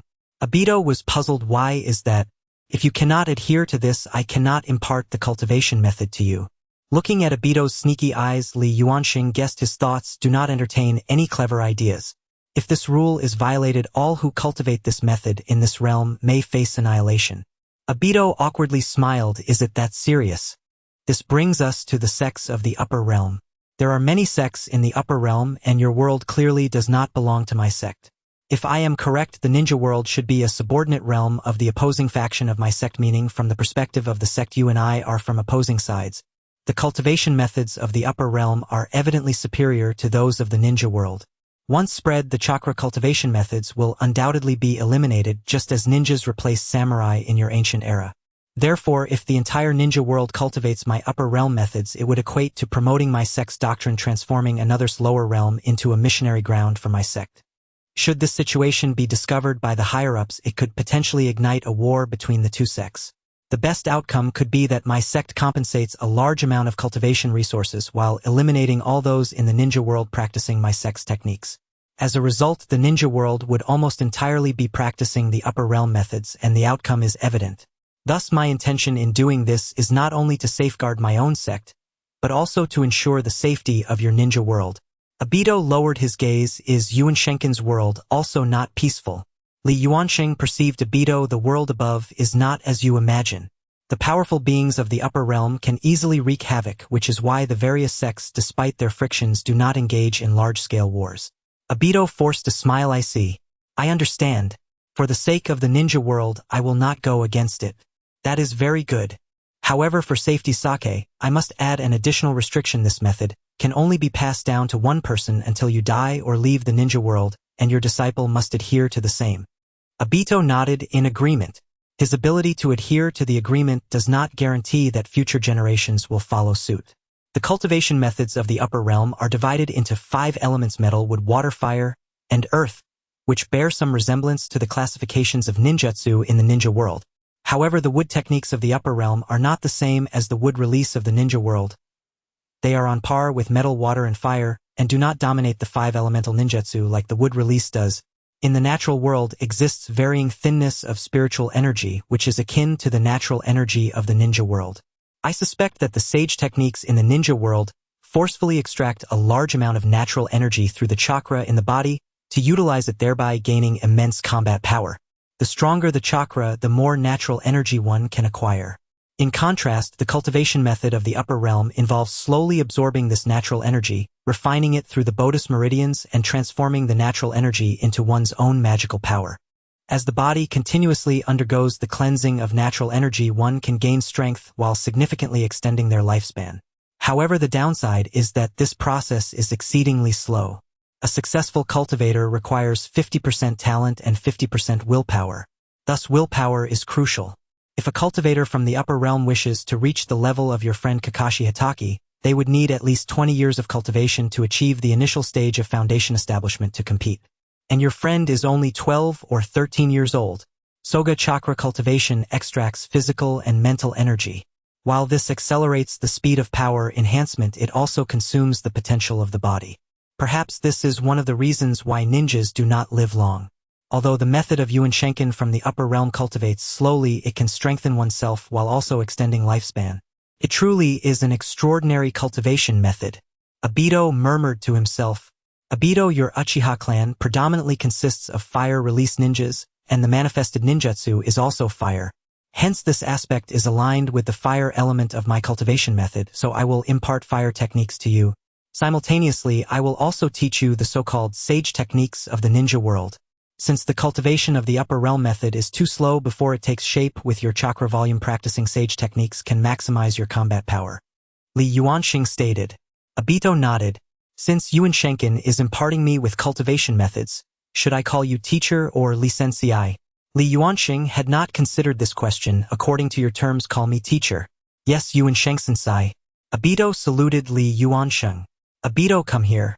Obito obediently walked to Li Yuansheng's side. This was the first time he carefully sensed Li Yuansheng's aura in the sea of consciousness. Refined, profound, and powerful. I will now impart you the fire technique burning heaven decision. Li Yuansheng transformed his palm into a claw, grasping Obito's sole arm as a burst of flames poured from his palm. Obito felt the arm held by Li Yuansheng burning hot, but having long been accustomed to pain, he did not utter a word. After a moment, Li Yuansheng released his grip and a fired flame tattoo appeared on Obito's arm. This burning heaven decision has been engraved on your arm. Whenever you wish to view it, you can activate your chakra to do so. Additionally, to prevent any mishaps, it will also serve as the medium for you to pass on to the next generation. You cannot express the content of the technique in any way. It can only be passed to the next generation through this medium. Obito nodded. In these 2 days, take a look at the technique's content and adjust your spirit to its best state. The first step of guiding the spirit into the body is crucial. I understand cultivation cannot be rushed, Obito replied, nodding. After exiting the sea of consciousness, Obito followed Li Yuansheng's method, channeling chakra into his arm. As a trace of chakra flowed into the fire tattoo, a segment of text appeared in Obito's mind, modified by Li Yuansheng into the characters of the ninja world. However, this text was difficult to comprehend. Obito could only barely understand the first small section. Later, when he asked Li Yuansheng, he learned that his cultivation level was insufficient to grasp the subsequent techniques. The portion he could understand spoke of the commencement of heaven and earth, the world awakening from chaos, and the abundant spiritual energy nurturing all things. In essence, it stated that within the heavens and earth exists an inexhaustible supply of spiritual energy, which is natural energy.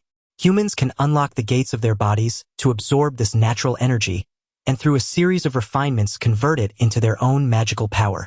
To absorb natural energy, one must be able to sense its existence, or otherwise what are you absorbing? Obito chuckled softly, finding the technique quite interesting. After sensing the presence of natural energy, the next step is to unlock the gates of the body. Even if you can sense spiritual energy, if the gates of your body are not opened, you still cannot cultivate. The unlocking of the gates depends on personal aptitude. Some can naturally open the gates upon sensing natural energy, while others must undergo a period of physical training to unlock them. When the gates of the body are opened, one can also sense the external natural energy, thus allowing the spirit to be drawn into the body, akin to drinking water, absorbing the external natural energy into the body and circulating it through the meridians, ultimately consolidating it into the lower dantian. Completing this step signifies the successful transition into a chi refinement stage cultivator. So Yuansheng is referred to as a cultivator. Cultivating for longevity. Obito pondered. The essence of spirit and energy and spirit intertwined.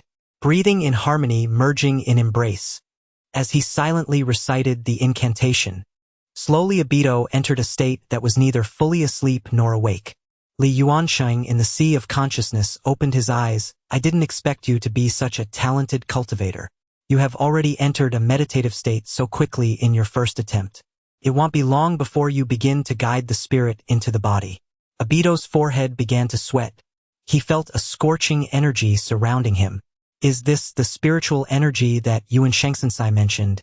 Then he'll try to absorb it. The surrounding spiritual energy, guided by Obito, slowly entered his body through the crown of his head. As the spiritual energy flowed into his meridians, Obito felt a burning pain akin to sprinkling chili powder on a wound. However, Obito did not retreat. He continued to guide the spiritual energy. Amidst the torment, he finally filled all his meridians with spiritual energy. As the spiritual energy began to circulate through his meridians, the burning sensation gradually faded, replaced by a cool and comfortable feeling, prompting Obito to let out a few soft groans. Following the technique's instructions, he allowed the spiritual energy to circulate through his meridians for a full cycle, ultimately converging in the lower dantian, unexpectedly finding it to be the same place where chakra is stored. The spiritual energy began to blend with the chakra. Upon meeting what is happening, the dantian started to feel hot. Li Yuansheng in the sea of consciousness suddenly opened his eyes. Not good, Obito. Quickly guide the chakra and spiritual energy in your dantian into your meridians and begin cultivating the method. Obito also sensed something was amiss and hurriedly began to recite the incantation. The chakra and spiritual energy in the dantian surged into Obito's meridians like a flood breaking through a dam. The impact of the chakra and spiritual energy made Obito feel as if his meridians were about to burst. His skin turned red and blood vessels began to seep through. Obito, focus on your dantian, hold your breath and concentrate.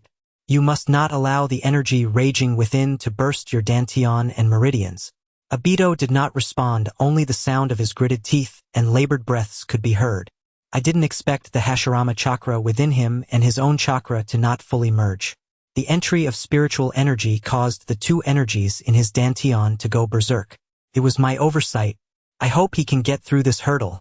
The guidance of the spirit continued for a full cycle and Obito finally overcame the ordeal. How do you feel now? Very good. I feel that after my chakra fused with natural energy, there has been a special transformation. The power of my ninjutsu, taijutsu, and genjutsu has greatly increased.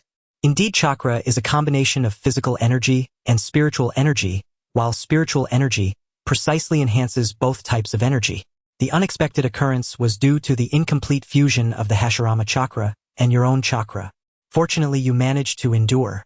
Yes, I thought I would be blown up by that energy. Obito recalled it with a face full of trepidation. After the fusion of spiritual energy and chakra, you can use ninjutsu as well as the spells I know. Given your solid foundation in ninjutsu, I will only impart a few practical spells to you. Obito nodded. 7 years. In a cave somewhere in the ninja world, a blood-soaked, one-eyed youth emerged from a spatial rift.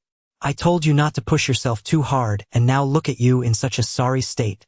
The one who emerged was Obito, who had spent 7 years in another world. TCH, your beloved might have already married and had children.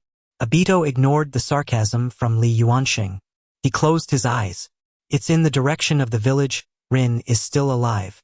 Obito sensed the chakra mark he had left in Rin's sea of consciousness. Hey, you're not planning to go back looking like that, are you? Aren't you afraid of scaring your little lover? Obito looked down at his disheveled appearance and said, Soga, let's buy some clothes. Obito acted promptly, using his spatial abilities to head towards Konoha while looking for nearby towns. On the way, he encountered a water source and cleaned himself up, looking less disheveled, though his clothes from the other world seemed quite out of place. Not long after entering the land of fire, he found a bustling city. Obito took out a bag full of silver coins from his previous savings. Obito's unusual attire attracted the attention of passersby, but he paid no mind to their gazes as he searched for a suitable shop. Li Yuansheng, watching Obito ignore the stares, couldn't help but comment, "What a thick skin! How could I have such a disciple?"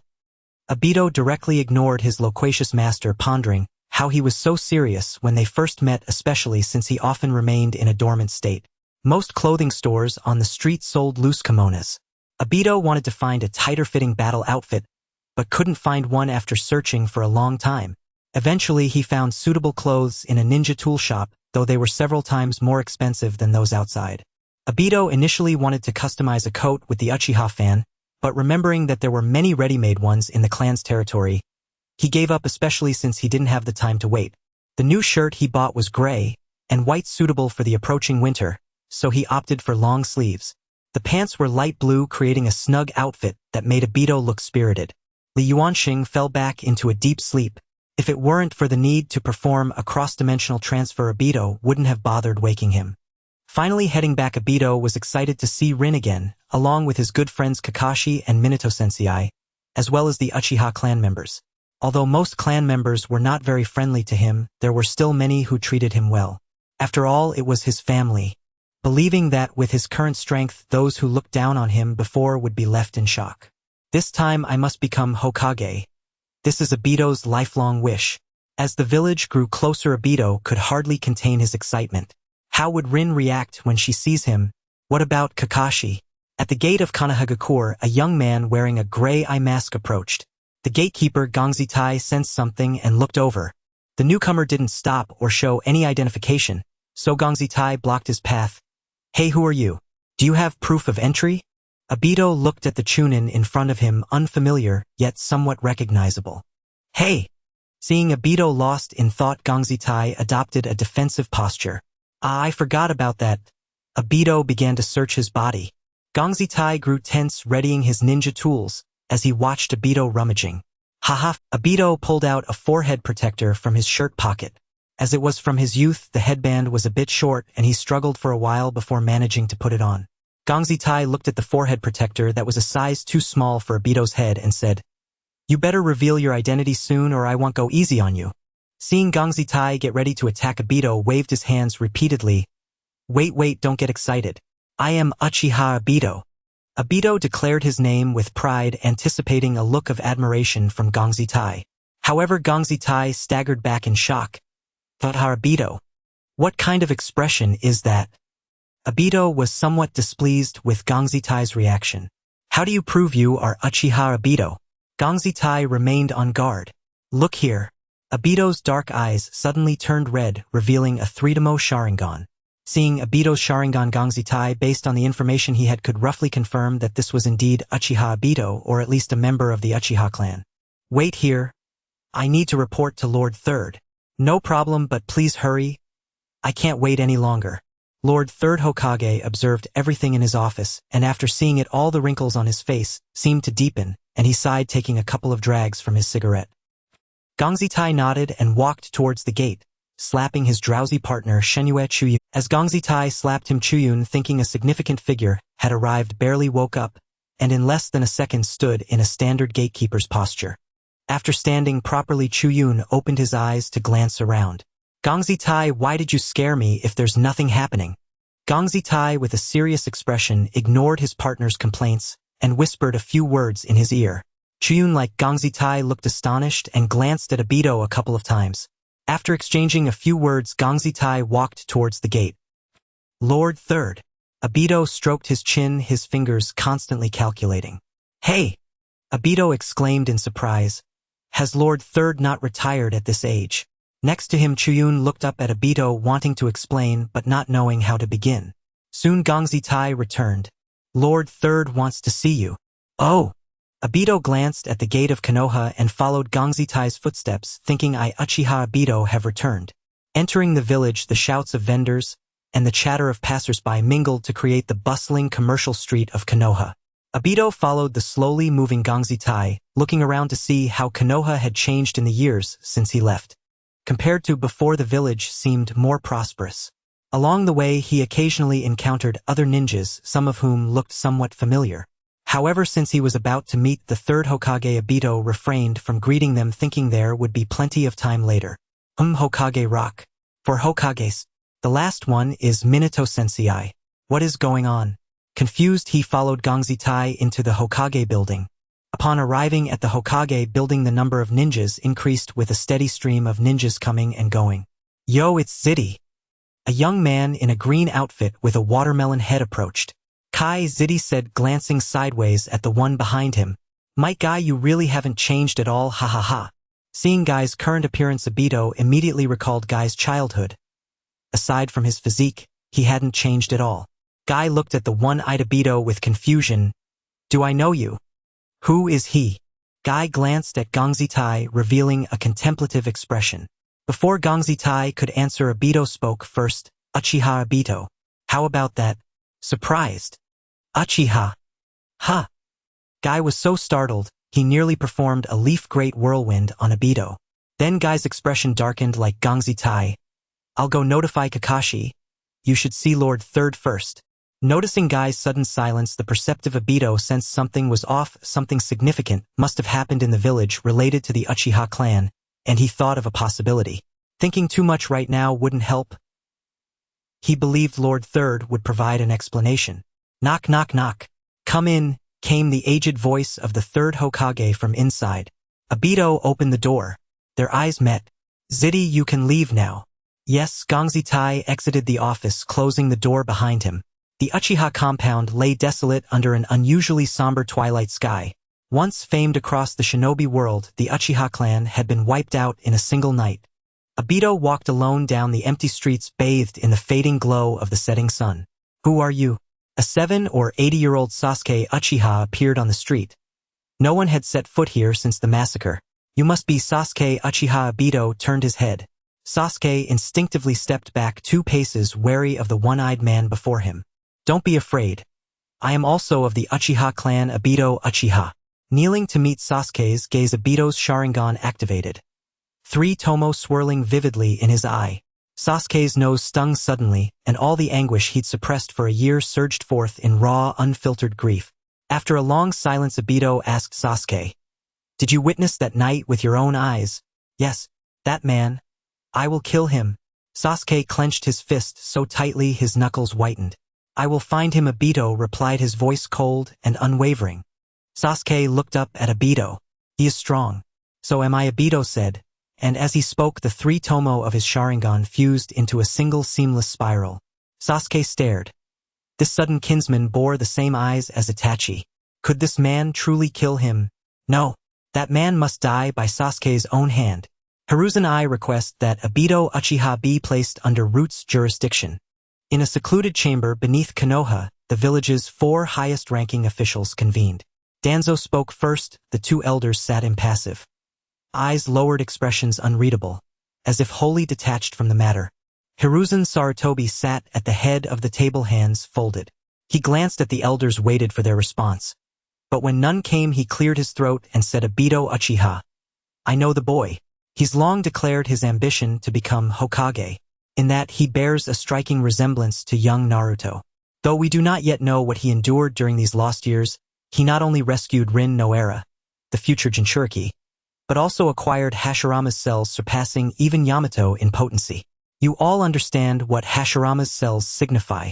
Hiruzen's meaning was clear. Obito remained loyal to the village, and his possession of Hashirama's cells offered unprecedented potential to help Jinchuriki master their tailed beast's chakra. Hiruzen. If Obito Uchiha learns the truth behind the massacre, what then? That tragedy stemmed from your own flawed judgment, Danzo, costing us a genius like Itachi Uchiha. You hold no moral ground to lecture here. Hiruzen's tone hardened. Debating that now serves no purpose. I cannot permit a figure as volatile as Obito Uchiha to move freely within the village. Watching the 2 men argue, faces flushed with tension, the elders exchanged a glance. Knowing it was time to intervene, Koharu Uchiha spoke first. Hiruzen, Danzo, you each cling to your own biases. Assigning Obito to Root is unwise. Allowing him unchecked freedom violates protocol. First, the Uchiha massacre must remain absolute secret. Second, both of you shall appoint 1 trusted shinobi, each, to monitor Obito until his loyalty to the village is conclusively verified. Koharu paused, meeting Hiruzen's and Danzo's eyes. I concur. I will assign Root's finest elite. Should he exhibit any aberrant behavior, I will act, without hesitation or restraint. Hiruzen sighed and nodded. Perhaps this was the most pragmatic resolution possible. And deep down, even he acknowledged that Obito, after vanishing for so many years, carried undeniable danger. Konoha Park. 2 young men sat side by side on a bench, each revealing only one eye. Rin's placement is truly for her own good. The Mist Anbu have attempted her assassination more times than I can count. I know. Even I am under surveillance, both overt and covert. Kakashi, you were sent to watch me, weren't you? Kakashi remained silent for 2 breaths. Yes, this mission was assigned directly by the 3rd Hokage. He instructed me to ensure you undertake no unusual activity. For now, surveillance will be lifted soon. Obito gazed toward the Hokage monument, its silhouette barely discernible in the gathering dusk. I will become Hokage. Kakashi's perpetually weary eyes lingered on Obito's earnest face, long and unblinking. You haven't changed at all. No, I have changed. I've grown stronger. Obito tightened his fist, knuckles cracking softly. Oh, then let me see just how strong you've become. Kakashi rose from the bench. Let's go. Training Ground 7. Obito knew Kakashi had been dispatched to test his strength, and he in turn intended to demonstrate his power to Konoha's leadership through this very confrontation. In a blur of motion, both vanished from Konoha Park. Training Ground 7. Kakashi, if you don't use your Sharingan, you stand no chance against me. Obito activated his 3-demo Sharingan. Precisely what I had in mind. Kakashi swept his forehead protector upward, revealing his permanently active 3-demo Sharingan. The moment Kakashi unveiled his eye, Obito understood the Sharingan had become a burden, a drain. No wonder his chakra reserves felt diminished even below those of an average jonin. Obito had initially assumed Kakashi employed some hidden technique to conceal his true output. They exchanged several volleys of kunai, testing reflexes and perception. Even beneath the faint silver light of the rising moon, both evaded every strike with effortless grace. Fire release, great fireball technique. 2 blazing spheres collided midair, igniting a thunderous explosion. As the last embers faded, a glint of steel flashed from behind the dissipating flames. Snap! Obito caught Kakashi's wrist mid-lunge, his grip ironclad, unyielding. With one free hand, Obito formed the hand seals. Fire release, great fireball technique. Damn it!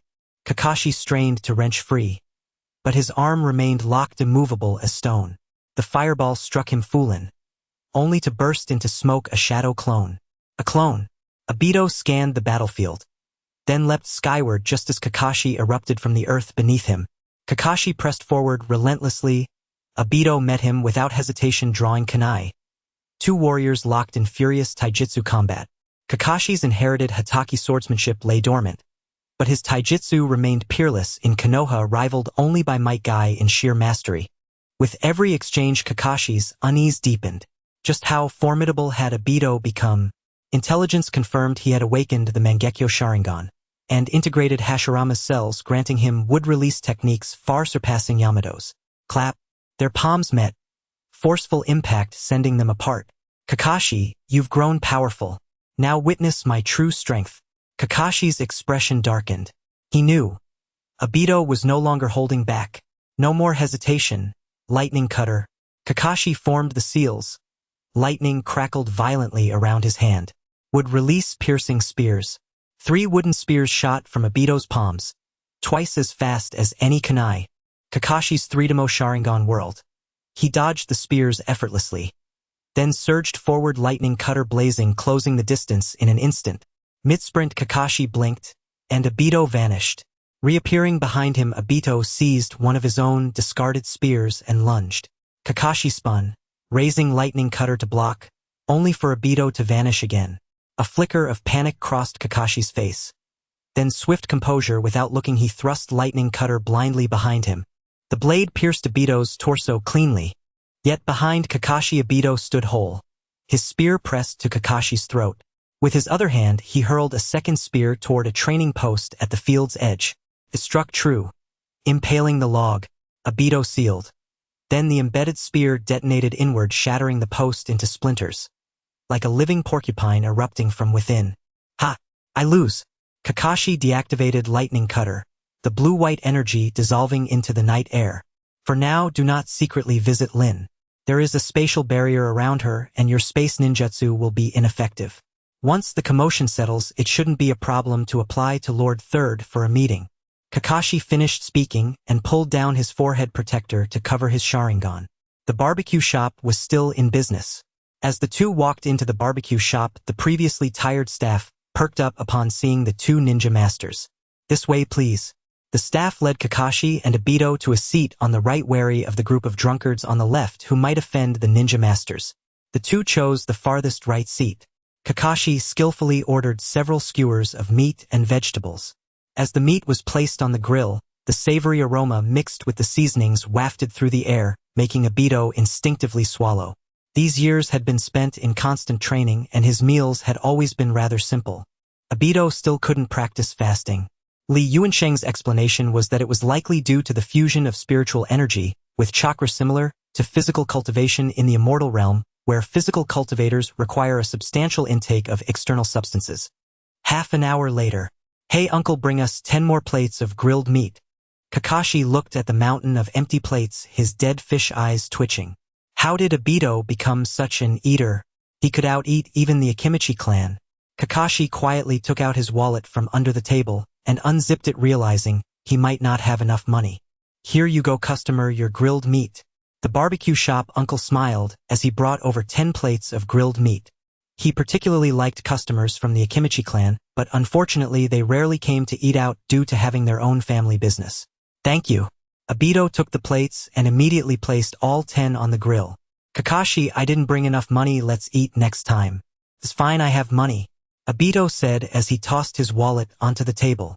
Kakashi looked at the bulging wallet as he took it and unzipped it, finding it filled with 1,000 yuan bills. How did Obito have so much money? Eat to your heart's content. Today I'm treating. Obito laughed heartily, leaning back against the sofa as he waited for the meat to cook.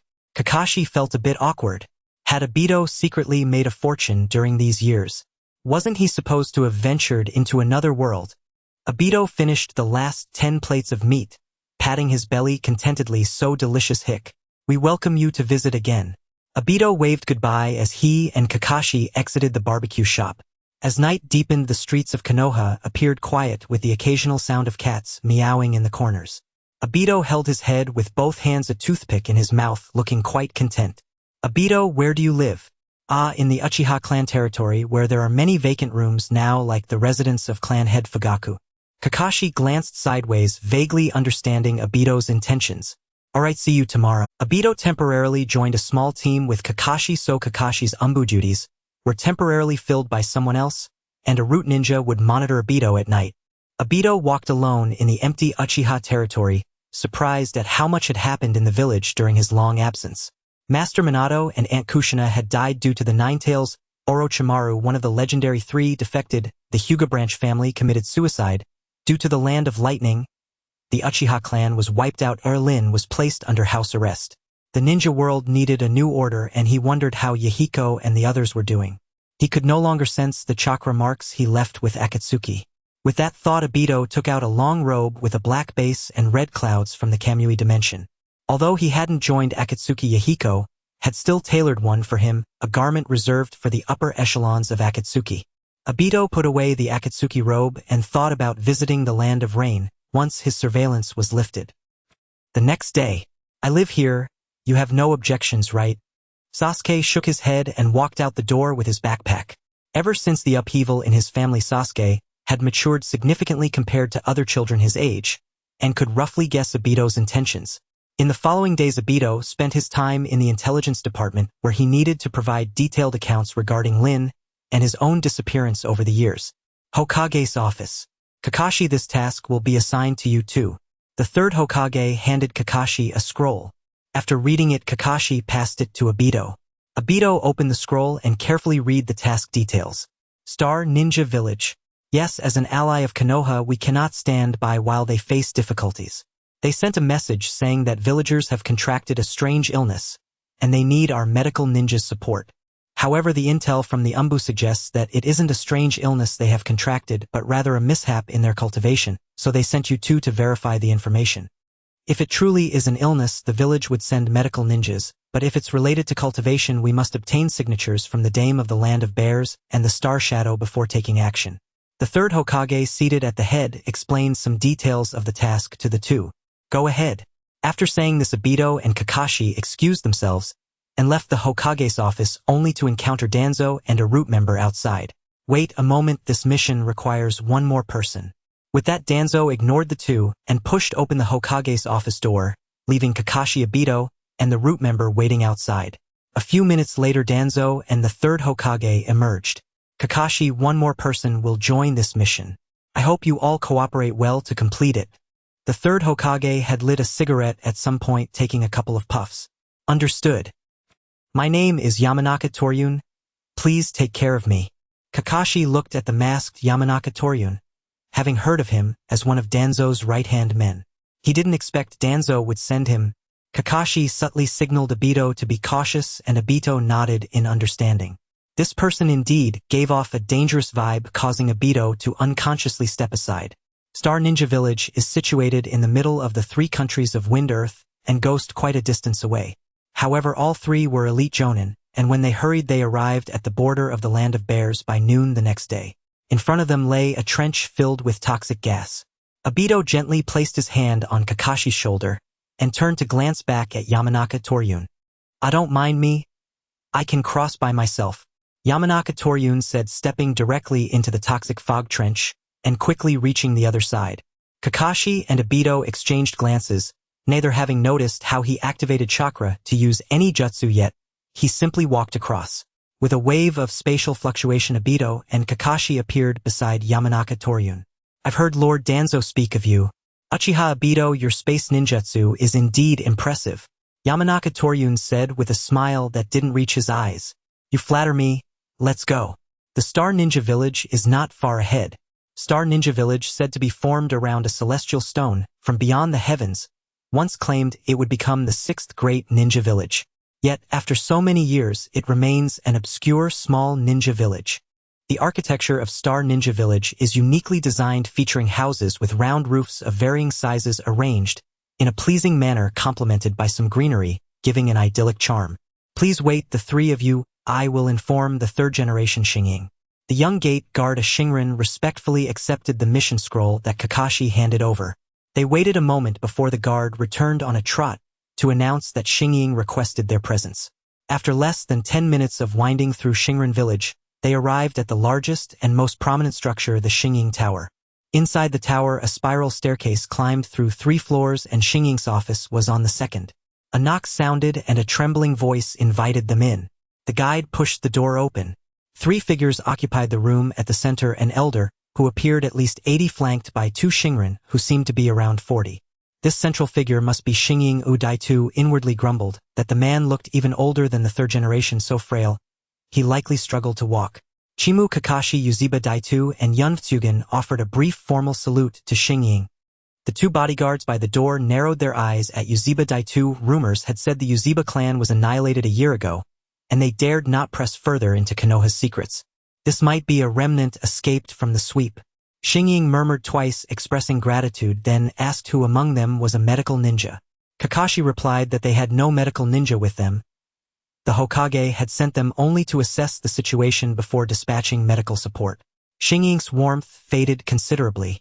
He said, "Wu Xing, take these 2 Konoha guests to see the patients." The Xingren at his right stepped forward and led them, inviting, "Please follow me." When they arrived, Daitu was speechless. Barely more than 10 patients. Such a small assignment had summoned an elite from Genbu, the captain of Umbu 6 Squad, and himself still only a Chunnin. He could not help but feel the disparity between the task and the forces present. Wu Xing explained that these people suffered chronic chakra disorder that had ravaged their organs. Over 20 had already died. Only the Xingren elite had kept the remainder alive. Xingying hoped Konoha could save them, for they were the village's pillars. Kakashi laid his hand on one patient's brow. The temperature was normal, but upon sensing the chakra within, he quickly withdrew his palm. "What is this? Such frenzied chakra?" Kakashi exclaimed. Wu Xing sighed. This was Xingren's most closely guarded secret, but secrecy no longer seemed possible. Wu Xing then related the full origin of the matter. It turned out that cultivating with the star had great hidden dangers. The Xingren had ceased that practice 5 years ago. Most of those who had used it had perished. Even Wu Xing still suffered occasional chest pains, though not as severe as those in the sickbeds. Only 2 were entirely unaffected, Xingying himself and Xyrixing. Xyrixing had long ago left the village in protest against the failed star cultivation. Watching the agonized faces of these ninjas, Daitu stepped forward and gently placed his hand on one man's forehead. A soft sound escaped as within the sea of consciousness Li Yuansheng opened his eyes and then closed them again. Daitu perceived the same pattern as Kakashi had, though his own chakra fused with Hashirama cells and spiritual energy carried a strength Kakashi could not match. He could tolerate this degree of corruption.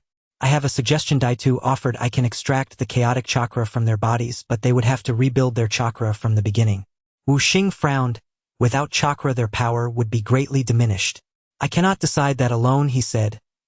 "We must consult Xingying and the Elders' Council." Kakashi regarded Daitu with surprise, stroking his chin in thought. In cases like these, extracting the corrupted chakra is the most prudent course. Yunftsugen remained silent. Xingying said he would report to the elders, and that a verdict would likely come tomorrow. Tonight the 3 were invited to stay in the village. None objected. Night fell. Because Daitu cultivated Li Yuansheng's method, he now needed only to sleep every 4 or 5 days, though the meager ambient energy here rendered cultivation ineffective. With time to spare and a stifling room to escape, Daitu slipped out to see the village at night. To avoid needless trouble, he used Shunwei spatial transfer and evaded the guards. Not far from Xingren village, he sat on the grass and stared up at the star-scattered sky. Thoughts surged. How was Lin faring, and what would the man calling himself Ban do next? After he had left the ninja world, a masked man calling himself Ban had unleashed the Nine-Tails, slaying Shuemen and his wife and Yuziba Yu, the one who had annihilated a clan. Someone approaching. Daitu flattened his body to the ground and melded with the weeds. When 2 sets of footsteps passed, he only then lifted his head to look. It was Yunftsugen and Wu Xing. Puzzled by their late wanderings, Daitu decided to follow them and see where they went. Yunv leaned back against a stone and said, "That's enough." Seeing Wu Xing glance about, he added with a hint of mockery that he had already sensed there was no one nearby. Wu Xing smiled faintly. "If you can tell me the whereabouts of the star," he said, "I can on behalf of Lord Tuankang promise entry into Konoha for you and your son Qixing." So his surveillance had been a pretense. The true aim was to seize the Xingren treasure. Wu Xing hesitated, saying assertions without proof meant little, and was interrupted before he could finish. Yunv produced a scroll and tossed it to him. "This is Lord Tuankang's personal letter of recommendation," he said. "With it, you need not worry." Wuxing feigned acquiescence, and when he unrolled the document his smile grew broader. After some further probing, he led Yunv onward to the right front. Fearing discovery, Daitu followed them by slipping through Xunwei spatial transfer. After about 20 minutes, they reached a vast circular pit, as if a stone from the heavens had struck there. In the center sat a small house guarded by 8 sentries on patrol. The two crouched at the rim and whispered, "The star is there," pointing to the dwelling. Daitu watched them in silence from the opposite side of the pit. Suddenly Li Yuansheng's voice entered Daitu's mind. "Daitu, go down and have a look." Daitu bowed, inwardly thinking teacher, and stowed his uncertainty to ask later. Peering through a gap at the cottage's corner, Daitu revealed a single eye and detected 2 figures inside whose auras suggested Jonin level. On the central altar rested a stone that glowed with a purple light and bore many pitted marks. Was this the star they had spoken of? Daitu shifted once more, rendering himself ethereal beneath the altar to get a closer look. Li Yuansheng extended a sliver of his Yuanshun to sense the star, and then instructed, "If any of Genbus men come to seize it, take it amid the chaos." "Why steal it?"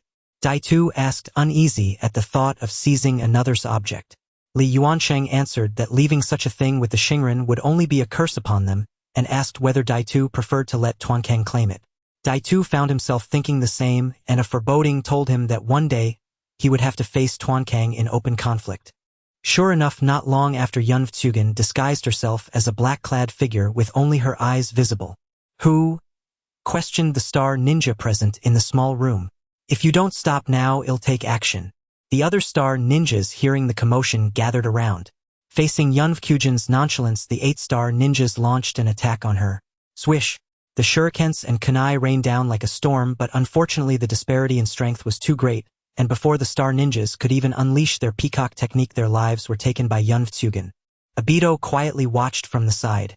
The Jounin inside sensed the formidable enemy outside, and took out a signal flare, sending it into the sky. Looking at the red signal flare in the night sky, Wuxing cursed internally, and quickly left the area. The 2 Jounin in the house looked gravely at the black-clad figure. "I advise you to stop here. Help will arrive within 5 minutes after the village receives the distress signal." Yunv Tsugen said nothing and transformed her palm into a claw, launching an attack on the 2 Jounin. She considered it imperative not to reveal her identity and relied solely on physical techniques. The 2-star Jounin, fearing to damage their sacred artifact, the star dared not employ large-scale ninjutsu. Obito, meanwhile, remained poised to take action. Bang! The 3 broke through the wall and stepped outside. Seizing the opportunity, Obito revealed a hand, pulling the star into the Kamui space, and after doing so, he quickly left and returned to the guest room of the Star Ninjas. The interior of Star Ninja Village was already in chaos, and Kakashi was startled awake by the noise outside. Obito tidied his clothes and opened the door simultaneously with Kakashi. Obito feigned ignorance, saying, "What happened?" Kakashi from the next room cast a questioning glance, while the guarding Star Ninja was also unaware of the situation. Without offering much explanation, they were instructed to stay in their rooms and not wander about. An hour later, in the office of the Star Shadow, the place was packed with a large crowd. Kakashi, Obito, and Yunv Tsugen were among them. At the time of the incident, Hatake Kakashi and Uchiha Obito were both in the guest room, and there are ninja witnesses to confirm this. "Yunv Tsugen, I wonder where you were at that time." Facing the Star Shadow's inquiry, Yunv Tsugen calmly replied, "I had an upset stomach and was in the restroom. The Jounin Wuxing can attest to this, as he led me there." The Star Shadow turned to Wuxing beside him. Wuxing cursed internally and quickly stepped forward, saying, "It was my duty to pass by. I saw him clutching his stomach searching for the restroom, so I guided him." The Star Shadow nodded at Wuxing's words and gestured for him to step back, then turned his gaze to Obito and the others. "I apologize for troubling you and for the inconvenience. You 3 may return to rest for now." "Farewell," Kakashi said, leading Obito and Yunv Tsugen out of the Star Shadow's office. After they left, the Star Shadow sighed. "Well, it's lost. It's better gone, as that thing would be a menace if kept. However, I must avenge the 10 ninjas who guard the Star. Yuxing, you are to form a dedicated investigation team to meticulously and rigorously investigate this matter. No matter who it is, I demand an explanation." Understood by Tian. One of the Star Shadow's guards knelt on one knee to receive orders. Wuxing, for now, put aside all your duties and cooperate with the investigation, will you? The Star Shadow's words carried a sharp edge. Yes, Lord Star Shadow, Wuxing answered obediently. Two ninjas emerged and restrained Wuxing.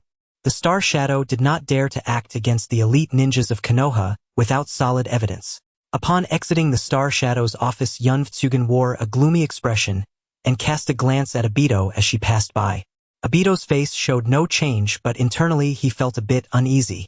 The next day, Star Ninja Village sent a message to Konoha explaining the events to the third Hokage, who immediately expressed understanding and instructed that Obito and the others remain in Star Ninja Village until the truth was uncovered. In the following days, the three were individually taken for questioning. Unfortunately, the fight at that time only involved physical techniques, and all those present had been killed, with the three having alibis, thus yielding no results. Years later, as Obito rose to fame in the ninja world, suspicions began to surface. 10 days later, the Star Shadow also dared not detain them for too long, for these three were all elite from Konoha. Before leaving, Obito extracted the chakra of the Star Ninjas lying in bed that had been cultivated using the star. Konoha's underground root base. The star has been taken by a mysterious person. Danzo's tone was displeased. Yes, I suspect it was Uchiha Obito who took it. Only his space ninjutsu could evade my senses. I will send someone to investigate this matter. Have the subsequent traces been cleaned up? My poison insects have already infiltrated his body. To prevent unnecessary trouble, they will cause him to die from poisoning in 5 days. Very well, proceed with it. Although Danzo was very angry, he could not penalize his right-hand man over such a minor issue. Kakashi had the task of monitoring Obito, so wherever Obito went, Kakashi followed. Hey Kakashi, let's have a youthful showdown. Obito looked at the suddenly appearing Might Guy with confusion. Well, I'm quite busy right now. If you want a challenge, Kakashi pointed to Obito beside him. He's stronger than me. You can seek him out. After saying this, Kakashi turned the page of the Ica Paradise in his hand, revealing an unknown content that made him smile. Might Guy turned his gaze to Obito, causing Obito to feel uncomfortable under his stare. Guy shook his head, saying, No, I won't change targets until Kakashi surpasses you. Before Kakashi could react, Guy picked him up and ran off. Obito was left puzzled. Kakashi won't have any issues, right? Well, there's still time. Let's check out the ninja school. Obito wandered around the ninja school for a while, before finally finding Uchiha Sasuke's classroom. The teacher giving the lesson was a ninja slightly younger than Obito. Iruka-sensei, I have a question. A blonde-haired boy stood up to ask. Is the teacher named Iruka? Naruto Uzumaki, don't disrupt the class. If you have a question, ask it quickly. Iruka seemed very annoyed with the student. The Uzumaki clan, aren't they red-haired? Naruto Uzumaki pouted, appearing nonchalant, looking like quite the troublemaker, which reminded Obito of his own embarrassing moments in school. Uchiha Sasuke sat quietly in the corner, looking impatiently at Naruto. Suddenly sensing something, Iruka glanced out the window and the students followed his gaze. A figure with only one eye, the right half of their face seemingly disfigured, and looking somewhat sinister, stood outside the window in Uchiha fan attire. Uchiha Sasuke glanced at him, and then looked away, not revealing what he was thinking. Iruka continued teaching while nodding at Obito. Ding ding ding. The sound of the school bell, a favorite among students, rang out. Uchiha Sasuke walked out of the school gate, surrounded by a large group of little admirers. Seeing so many girls interested in someone so young reminded Obito of his tragic childhood. This guy resembles Kakashi a bit, same kind of arrogance. Other classmates all rushed into the arms of their fathers, mothers, or grandmothers, happily leaving the ninja academy. Obito recalled his own grandmother, who sadly had passed away shortly after he became a ninja. The little girls clustered around Sasuke, looked curiously at the man dressed in the same Uchiha. They all knew about the Uchiha massacre, and seeing another Uchiha appear, made the little girls leave, sensing something was off. Let's go home. As Uchiha Sasuke reached out, he hesitated, putting his hands in his pockets, ignoring Obito as he walked past. After all the students had left, Uzumaki Naruto came out alone, just in time to see Obito's departing figure. He glanced at the man he had seen outside the classroom before, and when he noticed the Uchiha fan behind Obito, he instinctively thought of Uchiha Itachi, the man who annihilated the Uchiha clan. Naruto hesitated but still walked in the direction Sasuke had left. Sasuke was alone by the riverbank, skillfully forming hand seals. Fire-style Great Fireball Technique. This was the only ninjutsu he could currently perform. Obito hid quietly in the nearby trees watching everything. A blonde-haired boy walked up from the riverbank stopping in front of the tree where Obito was hiding. This was the troublemaker from the classroom Uzumaki Naruto. At that moment Naruto had a loneliness not typical for his age, and Obito remembered how earlier at the school gate all the adults who had come to pick up their children had left, leaving him to walk out alone. He seemed to be the descendant of some ninja who had contributed to the village. To enter the Ninja Academy, one must have an adult's recommendation. Generally, orphans from commoner backgrounds are not eligible to attend. Obito's own parents lost their lives because of war, and he was raised by his grandmother. Naruto did not approach Sasuke, watching him from a distance, a silent exchange between two orphans. Only when Naruto walked off the riverbank and disappeared into the woods did Obito reveal himself. He found it strange that he sensed multiple presences watching him. Was Danzo suspicious of him taking the star and planning something? However, these hidden ninjas left shortly after returning to the original state of just one person monitoring. Sasuke practiced by the river until he exhausted his chakra before heading back. Uchiha clan grounds. Creak, the door opened. Obito sat at the table having a meal. Haven't eaten yet. Where's the bento? Obito wasn't much of a cook. As long as it was cooked, that was enough. Sasuke dropped his backpack and went to wash up briefly at the sink before coming over. Aren't you going to welcome me staying here? Obito packed the meal box into a plastic bag. No, I'm just used to being alone. Sasuke paused, his speech unclear as he replied. In exchange, I will guide you in training starting tomorrow. Yes. In the dead of night Konoha Cemetery. Obito stood before the graves of Minato and Kushina. Minato-sensei, you've become Hokage before me. I now possess the same space-time abilities as you, yet I haven't had a proper spar with you. Obito touched his Sharingan. Kushina-sensei, I've returned safely, though I couldn't keep my promise of not getting hurt.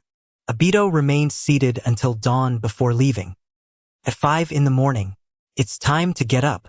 A figure sat on the windowsill of Uchiha Sasuke's room. Sasuke was awakened. Sitting up, he rubbed his eyes, looked at the sky outside, and noticed it was only 5 o'clock when he checked the alarm clock. Got it. Sasuke nimbly flipped over, got out of bed and dressed. He walked to the bathroom and quickly freshened up. Obito waited quietly in his room. All set. Sasuke felt a hint of excitement. He was going to become stronger. Let's go. Obito activated his space-time transfer with Sasuke. Sasuke's eyes widened as he was drawn into another dimension. This is the power of Uchiha Obito. Sasuke, who knew space ninjutsu, only recognized the second Hokage and the fourth Hokage. This man claimed to be strong, but Sasuke did not believe that a single Sharingan could compare to his genius brother. They reappeared in the forest where Sasuke usually trained. Use your strongest technique to attack me, treating me as the person you most wish to kill. Sasuke gritted his teeth, pulling out a shuriken from his homemade ninja tool pouch, throwing it at Obito. Boom! The shuriken lodged into the tree trunk behind Obito. Another shuriken flew, boom again, embedding itself in the trunk. Seeing that the shurikens were ineffective, Sasuke chose to engage in close combat. This time Obito did not use phasing, trading blows with Sasuke. An hour later, Sasuke collapsed on the ground, large beads of sweat constantly welling up from his body, soon soaking the grass beneath him, while Obito remained unflustered. That's enough for today. After a short break, let's start refining chakra.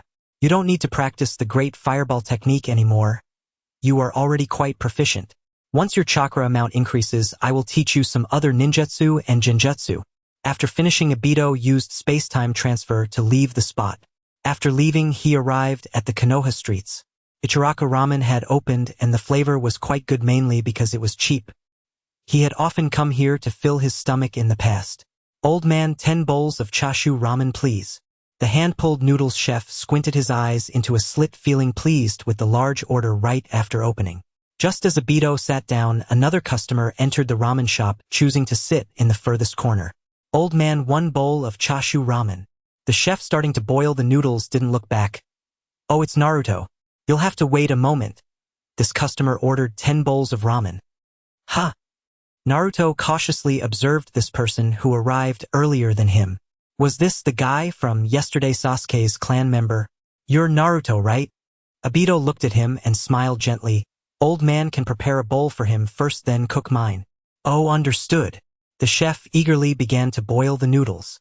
Naruto felt a bit awkward. Aside from the third Hokage, this was the second person to show him kindness. Naruto nodded at Obito in gratitude. Soon the chef served 2 bowls, handing Obito the chashu ramen and Naruto the chashu ramen. Naruto took the ramen and eagerly mixed it with his chopsticks, thoroughly enjoying it. Obito thought he ate quickly, but this little guy matched him. "Old man, I've left the money here." Naruto placed down the money, slung his backpack over his shoulder, and left the ramen shop. The chef watched Obito looking in the direction Naruto had left. "That kid is always the first to come. You beat him here today." "Oh, isn't school supposed to start at 8? Why does he come so early?" The chef paused for a moment. He was born in the place where the Nine Tails appeared, and the villagers regard him as the reincarnation of the fox spirit. Since the Nine Tails destroyed the village, they directed their hatred onto this child, so other shops refused to sell him anything. "Is that so? So he comes first every day to avoid running into those people?" "Yeah." After the chef spoke, he fell silent and the ramen shop was enveloped in quiet. Gulping, Obito patted his belly with satisfaction. "We look forward to your next visit," he said as he left the noodle shop amid the cheerful sounds of farewell. At this point, the sky was fully bright and the streets began to bustle with people. Currently, the village was still in a state of manpower shortage, mainly because many ninjas were assigned to the security work managed by the Uchiha clan. As a result, Obito was frequently dispatched on missions. Danzo also sent another member of Root Mu to join Kakashi's team to keep an eye on him. The heavy duties of Hokage had deprived the aged third Hokage of a good night's sleep, and he yawned early in the morning. "Obito, regarding the location you provided for Madara the Umbu, have already sent someone to confirm that the cave has been completely destroyed. For the possibility of other useful information, since you spent some time there, I want you to investigate again. Kakashi and Mu will be waiting for you outside. Remember to focus on reconnaissance." The third Hokage finished speaking and resisted the urge to smoke again, realizing it was still morning. "Yes, Lord Third." "Obito, is that Uchiha Madara really still alive?" Kakashi asked curiously. "I'm not entirely sure. He claims to be Uchiha Madara, but one thing is certain: he is a member of the Uchiha clan and quite powerful." Speaking of Uchiha, Kakashi instinctively touched his covered Sharingan. Obito had mentioned that the Sharingan worked best in pairs perhaps. "But you don't need to worry too much. The Madara I've seen is just an old man on the brink of death. He doesn't seem to have long left." Obito and Kakashi were chatting and laughing while Mu silently followed behind. It seemed all members of Root were quite taciturn. The original cave had completely collapsed into a mess. "Kakashi, Mu, wait for me here. I will go take a look." Kakashi nodded and Mu, as usual silently, gave a slight nod. Underground, the area was also in complete disarray, entirely unrecognizable from its original form. After searching for a while, Obito also found nothing useful. Just as he was about to leave, he heard Li Yuansheng's voice in his mind. Obito checked to the right. Following Li Yuansheng's suggestion, Obito moved through the pile of rubble to the right, remembering where Uchiha Madara used to sit. Obito arrived at the stone chair where Madara sat, which was now only half intact due to the fallen rubble. There was a white object behind the chair. Obito slowly approached and moved the obstructing stones. A piece of white substance, seemingly still alive, was writhing. This was the first Hokage's cells. Obito sensed it briefly and was startled. The first Hokage cells were more active than his own right arm. "This is it." Obito sealed it away, knowing it would be of great use in the future. "Understood, sensei." Some basic sealing techniques were common knowledge among ninjas. After sealing the first Hokage cells, he tossed it into the Kamui space. Obito searched again carefully and confirmed there was nothing else before leaving the underground cave. In the Hokage's office, the third Hokage took Kakashi's mission report, and it was not surprising that they had found little during their outing. "Thank you for your hard work. You two should rest for today. Obito, stay behind." After Kakashi and Mu left, the third Hokage took out a scroll. "Obito, take this jutsu back and master it as soon as possible." Jutsu. Obito took the scroll, which contained a technique for suppressing tailed beasts with wood release. It could assist the Jinchuriki in mastering the power of the tailed beast. "Once you master this jutsu, I will have a reason to let you meet Rin." The third Hokage's words made Obito's spirit jolt. "I understand. I will master this jutsu as soon as possible." After leaving the Hokage's office, Obito began to look forward to meeting Rin. The name of this technique was Hokage-style ear-listening technique Kwangon entry, and Obito lay in bed reading the contents of the scroll. Knock knock. Obito looked at the door. At this hour Uchiha Sasuke should be back. He put away the scroll. When he opened the door, it was indeed Uchiha Sasuke, who had changed into his training outfit. Let's go. Obito closed the door and walked with Sasuke toward the woods outside the clan area. Underground in Konoha root base, Danzo sat in a chair constantly tapping the armrest. Whoosh, a figure appeared before Danzo, handing him a scroll. Danzo opened the scroll and glanced at it for 2 seconds. Uchiha Obito, Uchiha Sasuke. This Uchiha Obito is indeed a nuisance. Danzo wanted to eliminate him but was reluctant to give up on the perfect combination of Hashirama's cells within him. Moreover, Obito possessed the same spacetime ability as his teacher, the second Hokage. Danzo instinctively touched his bandaged eyes, thinking, perhaps it is worth it. He Chuan go and invite Uchiha Obito over. Yes, Lord Danzo. The root ninja who had just appeared vanished from the underground. Well, the speed and power of releasing the technique mainly depend on the amount of chakra and control over it.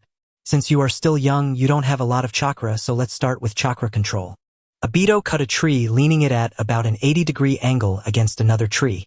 Then he demonstrated the technique of climbing trees using chakra. In fact, when Obito was taught by his master, he was supposed to climb straight trees, but his comprehension was poor at the time and he couldn't learn it for a long time. So he had the idea to tilt the tree to make it easier. Before long, Obito mastered the technique of climbing trees with chakra. Sasuke imitated Obito, gathering chakra under his feet. Although it was a tilted tree, he only managed to climb 5 or 6 steps. Alright, you can take your time. Once you master it, try climbing a straight tree. Come to me after you can reach the top in one go. Obito jumped a short distance to a tree not far from Sasuke. Come out. A member of Umbu appeared. It was Hichuan the ninja from Root. Lord Danzo requests your presence. Obito frowned. What was bound to happen would inevitably come. Let's go. In Konoha's Root, Danzo was still sitting in that chair. After Hichuan brought him in, Danzo dismissed him, leaving only Obito and Danzo in the entire hall. Obito, come join Root. Root really needs talents like you. I'm sorry, Lord Danzo, but I'm not interested in joining Root. Obito directly rejected Danzo's invitation. Danzo's expression darkened. Having left the village for so many years, you are no longer trusted by the village, at least not for a while. Joining Root would eliminate these problems, and I can arrange for you to meet the Three-Tails Jinchuriki Rin. The prospect of meeting Rin was indeed a significant temptation for Obito. If the third Hokage hadn't met him earlier, he might have agreed to Danzo. Obito had seen Danzo's actions in the Land of Rain. That was likely just the tip of the iceberg. Furthermore, joining Root would plant a curse mark controlled by Danzo on him, and Obito did not want to become his tool. Seeing Obito still shaking his head, Danzo grew angry. Then I'll have to take matters into my own hands. Danzo unwrapped the bandages covering his eyes, revealing a 3-demo Sharingan. You! Obito looked at Danzo's revealed Sharingan in disbelief. Kotoamatsukami. Danzo's 3-demo Sharingan suddenly transformed into a kaleidoscope Sharingan. Obito's mind suddenly buzzed and Li Yuansheng in his consciousness awakened. A powerful external spiritual energy invaded Obito's mind. Before Li Yuansheng could react, Obito's soul and Li Yuansheng were enveloped by this spiritual energy, which occupied most of his consciousness. Sensei, it seems you have encountered a formidable enemy, Obito, Li Yuansheng said, unfazed. Yes, Danzo has stolen the Uchiha clan's eyes, and it is a genjutsu-type kaleidoscope Sharingan. In the outside world, Obito knelt on one knee. I pay my respects to Lord Danzo. Danzo was panting heavily. Using Kotoamatsukami at full power was quite a burden for him. If he weren't worried that Obito also possessed a kaleidoscope Sharingan, Danzo wouldn't have injected half of his chakra into the technique. In the mind, it seems that Danzo wants to control you. What should we do? Should I help you break this genjutsu, or should we play along? Obito paused in thought and said, Master, please assist me. Li Yuansheng let out a light chuckle and formed a single-handed mudra. Cleansing Spirit Incantation. Again, the Cleansing Spirit Incantation. Obito mused that this technique appeared capable of dispelling all negative afflictions, though Li Yuansheng had told him he was not yet ready to learn it. As the invasive chakra receded, Obito gradually regained lucidity and reasserted control over his body. Outside, Danzo observed Obito's eyes slowly sharpening with awareness. With a subtle sweep of his perception, he confirmed the Kotoamatsukami had been undone. Danzo had not anticipated Obito Uchiha's strength would reach such heights.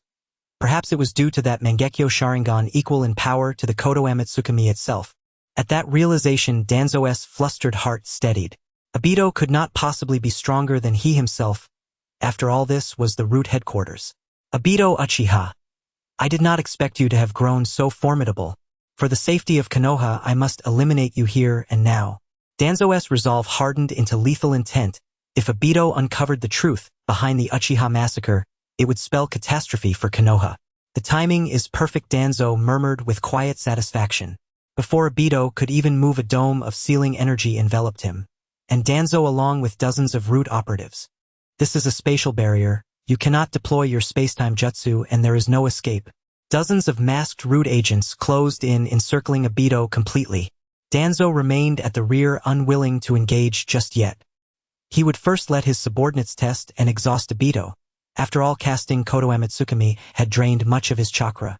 Now he needed time to recover, and with that he tossed a medicinal pill into his mouth. Obito probed the barrier with his senses. Indeed, it was a spatial seal. Clearly, it had been prepared especially for him. From the very beginning, Danzo had harbored no goodwill. His three-demo Sharingan activated as he scanned the surroundings. The most dangerous among them was likely Yuhi Shikaku, standing close to Danzo, an expert of the Yuhi clan whose poisonous insects posed grave peril, especially now that spatial evasion was impossible. Attack! Danzo commanded. The surrounding root operatives surged forward. Trained for years in assassination arts, their coordination was flawless. Without the advantage of the Sharingan, one might not survive even a single exchange. From the periphery, Danzo watched Obito's relentless assault. While replenishing his chakra, truly the Uchiha are born warriors. His resolve to kill deepened. Obito had seen his Sharingan. He could never be allowed to leave alive. 20 minutes had passed in fierce combat, yet Obito showed no sign of fatigue. In contrast, several root agents lay wounded by his would release techniques while the rest panted, heavily exhausted. Danzo had gravely underestimated Obito Uchiha. He shot a silent glance toward Shikaku, who stood guard beside him. Shikaku nodded in understanding. Withdraw for now. The masked operatives immediately retreated, dragging their injured comrades back with them. Shikaku stepped forward, removed his gloves, then stripped off his upper garment to reveal skin stained a sickly violet. Obito Uchiha, I bear no personal grudge against you.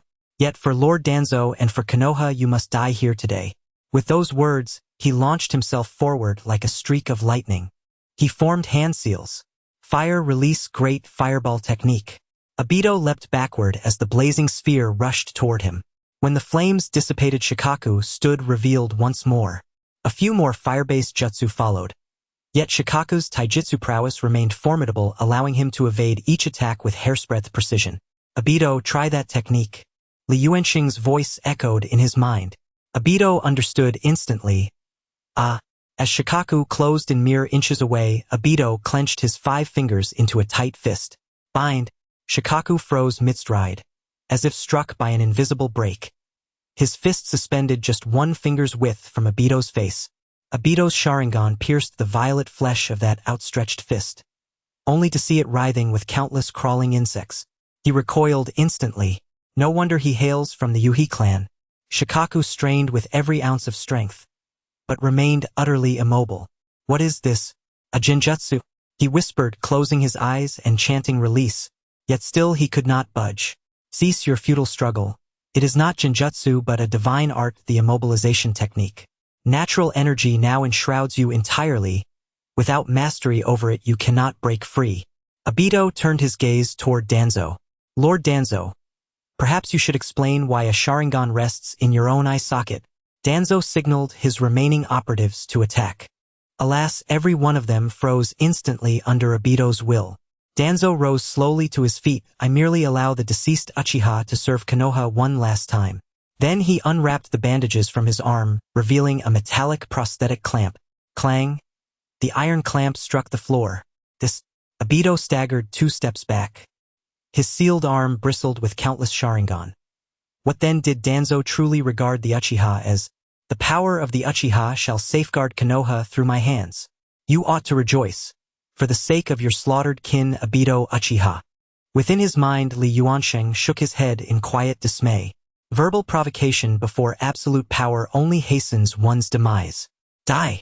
Slowly Obito's face transformed, etched with the sacred markings of senjutsu, perhaps because his dantian held a fusion of natural energy, and chakra, its full activation, summoned the senjutsu visage. Fist clenched, immobilization technique unleashed. Danzo blinked in shock. Before he could react, Obito stood before him, speed rivaling even his own space-time jutsu, while Danzo remained paralyzed, helpless, and exposed. Shink! A colossal wooden spike erupted from Obito's palm, piercing Danzo clean through. Blood gushed from his mouth. Then the spike detonated inward, tearing his insides apart. Would release piercing spine technique. The searing agony made Danzo's veins bulge and his eyes blaze with fury. It is over. Obito reached out to seize that pallid Sharingan-studded arm. Suddenly one of the Sharingan on that arm shut, its crimson iris vanishing. Instantly Danzo dissolved into mist and vanished. Li Yuansheng frowned. This was no spatial ninjutsu, and the blow had landed with undeniable physical force. Was it some kind of substitution? He dismissed the thought with a slight shake of his head. Obito whirled around, sensing danger surging from behind. Die! Danzo materialized behind him and struck with devastating force. Obito flew backward nearly 15 meters. Cough, cough. He struggled upright, spitting blood. Ow! He had slain Danzo with his own hands. Danzo stared grimly at the still-standing Obito. His surprise strike had caught Obito off guard, but the force he could muster while immobilized was limited. That binding technique was troublesome, but not insurmountable. Danzo drew a kunai and charged, shifting positions rapidly left and right, attempting to evade the immobilization technique's grasp. It is useless. So long as you stand upon land, saturated with natural energy, you cannot escape this art. Obito raised his arm slowly. Immobilization technique.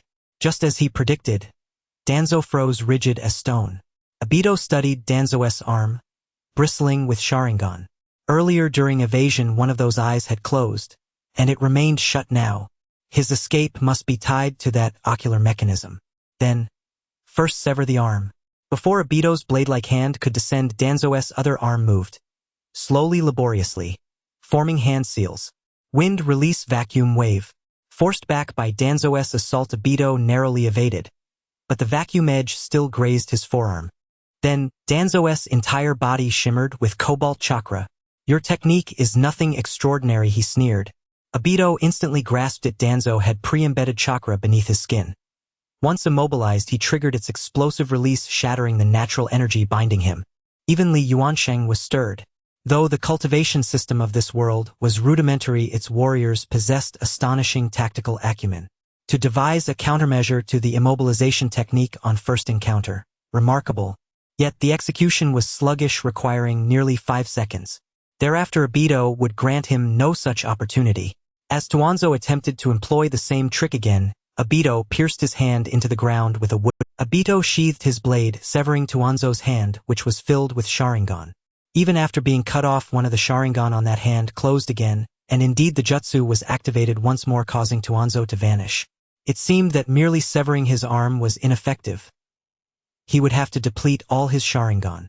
Obito stood still, his Sharingan spinning, incessantly scanning for potential directions from which Tuanzo might strike. Suddenly Tuanzo erupted from underground, but at that very moment Obito caught sight of him. Now Obito's body had been enhanced by Hashirama's cells, and combined with the explosive surge of senjutsu energy, his reflexes had become extraordinarily sharp. With a thud, Tuanzo's head was smashed into the ground. Unsurprisingly, Tuanzo vanished once more. Time and again he disappeared and reappeared, and all the Sharingan on Tuanzo's arm had been closed. Tuanzo gasped heavily. For the last time, he chose not to attack, instead appearing several dozen meters away from Obito. Remove the barrier. Tuanzo knew he could not defeat Obito, but he could not afford to die just yet. With the barrier removed, nearly 200 umbu surged in, surrounding Tuanzo. Obito gradually emerged from his rage, realizing that continuing the fight would mean becoming an enemy of the entire Konoha. However, the Uchiha Sharingan had to be reclaimed. As the space transfer activated, the surrounding Umbu had not yet had the chance to breathe a sigh of relief when Obito suddenly appeared behind Tuanzo. Stop! Tuanzo and the dozens of Umbu surrounding him were frozen in place. With a swish, Tuanzo's arm, filled with Sharingan, was severed and subsequently absorbed into Obito's space. But it didn't end there. Tuanzo's right eye suddenly glowed blood red and the Sharingan on it vanished. Stop right there. Just after completing these actions, the voice of the third Hokage echoed from outside. The Umbu surrounding the area parted to allow the third Hokage through. Clearly, he could not be unaware of such a commotion occurring underground in Konoha. Obito dropped Tuanzo heavily onto the ground. In a secret meeting room, there were once again 4 individuals, but this time Tuanzo was replaced by the current Uchiha Obito. However, this was not meant to be a conference. Obito was not taking Tuanzo's position, but was instead undergoing a one-sided examination. The third Hokage sat at the head of the table, flanked by 2 advisors, while Obito sat opposite them. After a couple of puffs on his cigarette, the third Hokage finally put the cigarette down. Regarding this incident, it is indeed Tuanzo's actions that were inappropriate. He should not have transformed the eyes of the deceased Uchiha into his own weapons. However, Uchiha Obito, it is also a fact that you injured several Umbu of the village. After the third Hokage finished speaking, he turned to Obito. Obito nodded in acknowledgement. After discussions among our higher-ups, we are prepared to handle this situation with a cold response. After all, Tuanzo's actions are quite disgraceful, and if word gets out, it could cause panic within the village. As a result, Tuanzo will pay the price, and we will relieve him of all his duties. As for you, I will transfer you to a special Umbu unit which consists entirely of some exceedingly challenging strength missions. You will be the only member and the captain of this unit. Kurenai Yuhi, who was sitting next to him, spoke up. Obito did not hesitate to agree. All right, but I also have a request. I will take on the mission to protect the 3-tailed Jinchuriki Yagura and simultaneously lift her confinement. The third Hokage pondered for a moment and then nodded. All right. After Obito left, Kurenai Yuhi spoke up. Hiruzen, is it a bit hasty to hand over the 3-tailed Jinchuriki to him? The power you have seen from him is remarkable. Even with Tuanzo and so many Umbu in the barrier, this child's strength probably surpasses that of us old folks. You must know the relationship between Yagura and Uchiha Obito. We have indeed reviewed Uchiha Obito's profile, and he is indeed a promising talent. It reminds me of another member of the Uchiha clan, Uchiha Kagami. However, his actions this time were somewhat excessive. After all, Tuanzo was an elder who had contributed to the village. Mito Kazuki stroked his chin and remarked, all right, this conversation ends here as long as that child's heart is set on Konoha. After saying this, the third Hokage was the first to leave the meeting room. After exiting the meeting room, Obito arrived at the Uchiha graveyard. Tomorrow he would embark on a mission, and after completing this task, the third Hokage would arrange for him to meet Rin. In a wave of spatial fluctuation, Obito retrieved Tuanzo's severed hand, which bore sealing rune. Obito dug a pit on the spot, and when he unsealed the severed hand, it suddenly began to expand, ultimately transforming into a towering tree. It turned out that the severed hand had lost Tuanzo's chakra suppression, resulting in uncontrollable wood transformation. Looking at the pit before him, Obito then remembered there was another eye. The space fluctuated again, and a glass jar appeared in Obito's hand. Obito! Just as he was about to bury the Sharingan contained in the glass jar, a voice echoed from his mind belonging to Li Yuansheng. What's wrong, sensei? This eye is a bit special. Like your Sharingan, it is a Mangekyo Sharingan, and you may find a way to utilize it. Obito looked at the Sharingan in the glass jar, and then shook his head. Doing so would make him no different from Tuanzo. However, he did not bury the Sharingan but instead placed it into Kamui's space. The sun was nearly setting, and there was a knock on the door. Obito set down the plate in his hand and walked over to open the door. It was Uchiha Sasuke returning from school. Sasuke, seeing the sumptuous dinner on the table, was momentarily taken aback. Is today a special occasion? Obito shook his head. Tomorrow I will be going on a mission and likely won't be back for a while. During this time you should train on your own. Oh, Sasuke hadn't eaten such a lavish meal in a long time and began to eat heartily.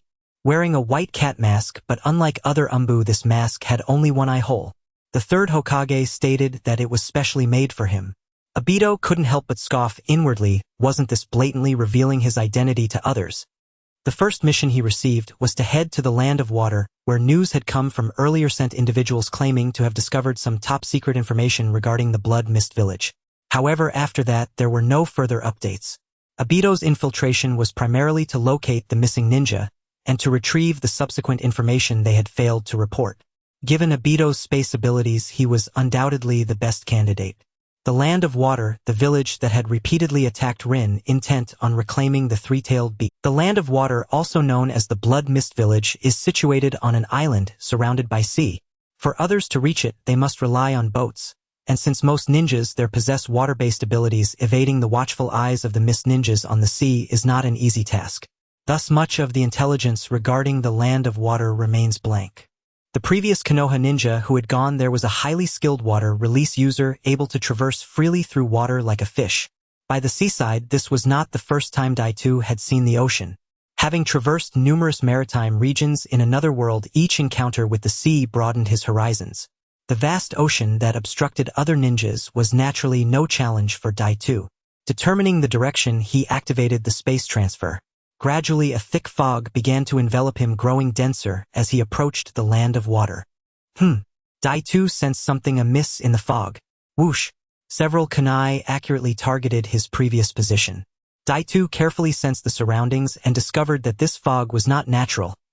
It was infused with the chakra of ninjas, explaining why outsiders found it so difficult to infiltrate the Land of Water. Suddenly, two masked mist ninjas emerged from the water's surface. One of the shorter ones scratched his head in confusion. I clearly sensed something just now. The taller ninja scanned the area carefully before relaxing his guard. It's probably just some seabirds. Let's hope so. After saying this, the two mist ninjas concealed themselves in the fog.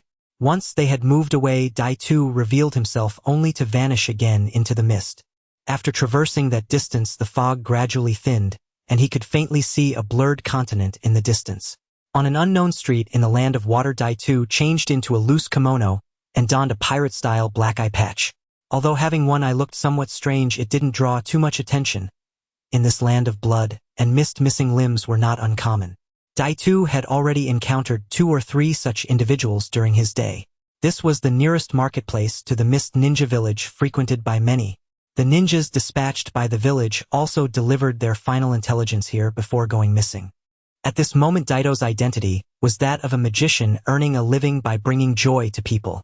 He had just performed at the market. A boy around 8 or 9 years old approached him. I saw your magic earlier, it was amazing. I don't have any money, but please take this. The boy handed Daitu a homemade bubble toy. Daitu smiled, gently crouching down to accept the boy's small gift. Thank you. Seeing Daitu accept his gift, the boy was delighted. By the way, when is your next performance? That dove you took out of thin air was simply incredible. It's so much better than those previous magicians. I could see through their tricks. Daitu looked at the little boy with some surprise, wondering if he had discerned that he used spatial abilities, then shook his head. With a smile, Daitu replied, in 3 days. Satisfied with Daitus' answer, the boy left and soon vanished into the crowd. After the boy departed, Daitu headed toward his temporary residence. This was a small inn that combined lodging and dining. The restaurant was downstairs, and the rooms were upstairs. As he pushed aside the curtain at the door, he bumped into someone, but fortunately Daitu reacted quickly and caught the person. Oh, isn't that Wu Yuan? Daitu remarked, glancing at the box in the person's hands. So it's Daito. I was wondering why you were so strong that you almost knocked me over. Wu Yuan was a chubby man who was taller than Daitu. Feeling a bit embarrassed, Daitu scratched his head. Well, I trained specifically in cooking skills. Although I can't match those warriors and ninjas, I do have some strength. Wu Yuan didn't say anything further, but as he walked away, Daitu faintly heard him murmur, why is a magician putting in so much effort? At the front desk stood an 18-year-old flower spirit girl. Daito, you're back. Do you still want your meals delivered to your room today? Daitu responded and headed upstairs. The staircase had 3 turns designed primarily to muffle the noise from the restaurant below, allowing the guests above to rest better. On the 2nd floor, Daitu glanced at the room next to his own. It was previously Wu Yuan's lodging, but he had just checked out. After returning to his room and closing the door, it wasn't long before the food was delivered. Once the server left, Daitu did not start eating. Instead, he approached the wall of Wu Yuan's former room, using his intangibility ability to pass through the wall and enter the room. This otaku hardly ever leaves his room except to eat occasionally. This was the very room that the infiltrating Konoha ninja had used as a base. Daitu approached the side of the bed, lifted the bedspread, and gently tapped around, and sure enough he hit a hollow spot. Pressing down lightly, a small hidden compartment appeared containing a sealed scroll. Daitu took the scroll and covered the bedspread back up, restoring everything to its original state. After returning to his own room, he did not hastily open the scroll, but instead used his spatial transfer ability to arrive in a deserted grove. If the infiltrating ninja was caught, the scroll could likely be a trap set by the mist ninjas, so caution was prudent.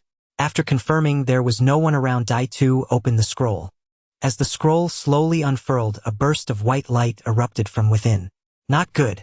With a loud bang, a small crater was blasted out of the ground. There were at least 10 explosive tags contained within.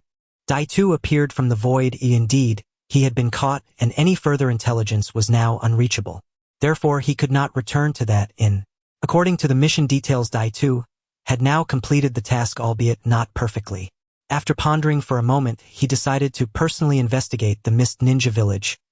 Escaping with his abilities would not be an issue. Mist Ninja Village. Captain, it was probably that person named Daitu who took the scroll, but by the time I arrived he had vanished. An ANBU member knelt on one knee to report. Continue monitoring that in a report any developments promptly.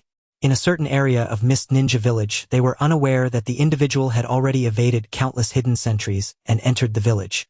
Daitu cautiously revealed himself. The Mizukage's office was surrounded by numerous hidden and visible sentries. However, were there perhaps too many guards?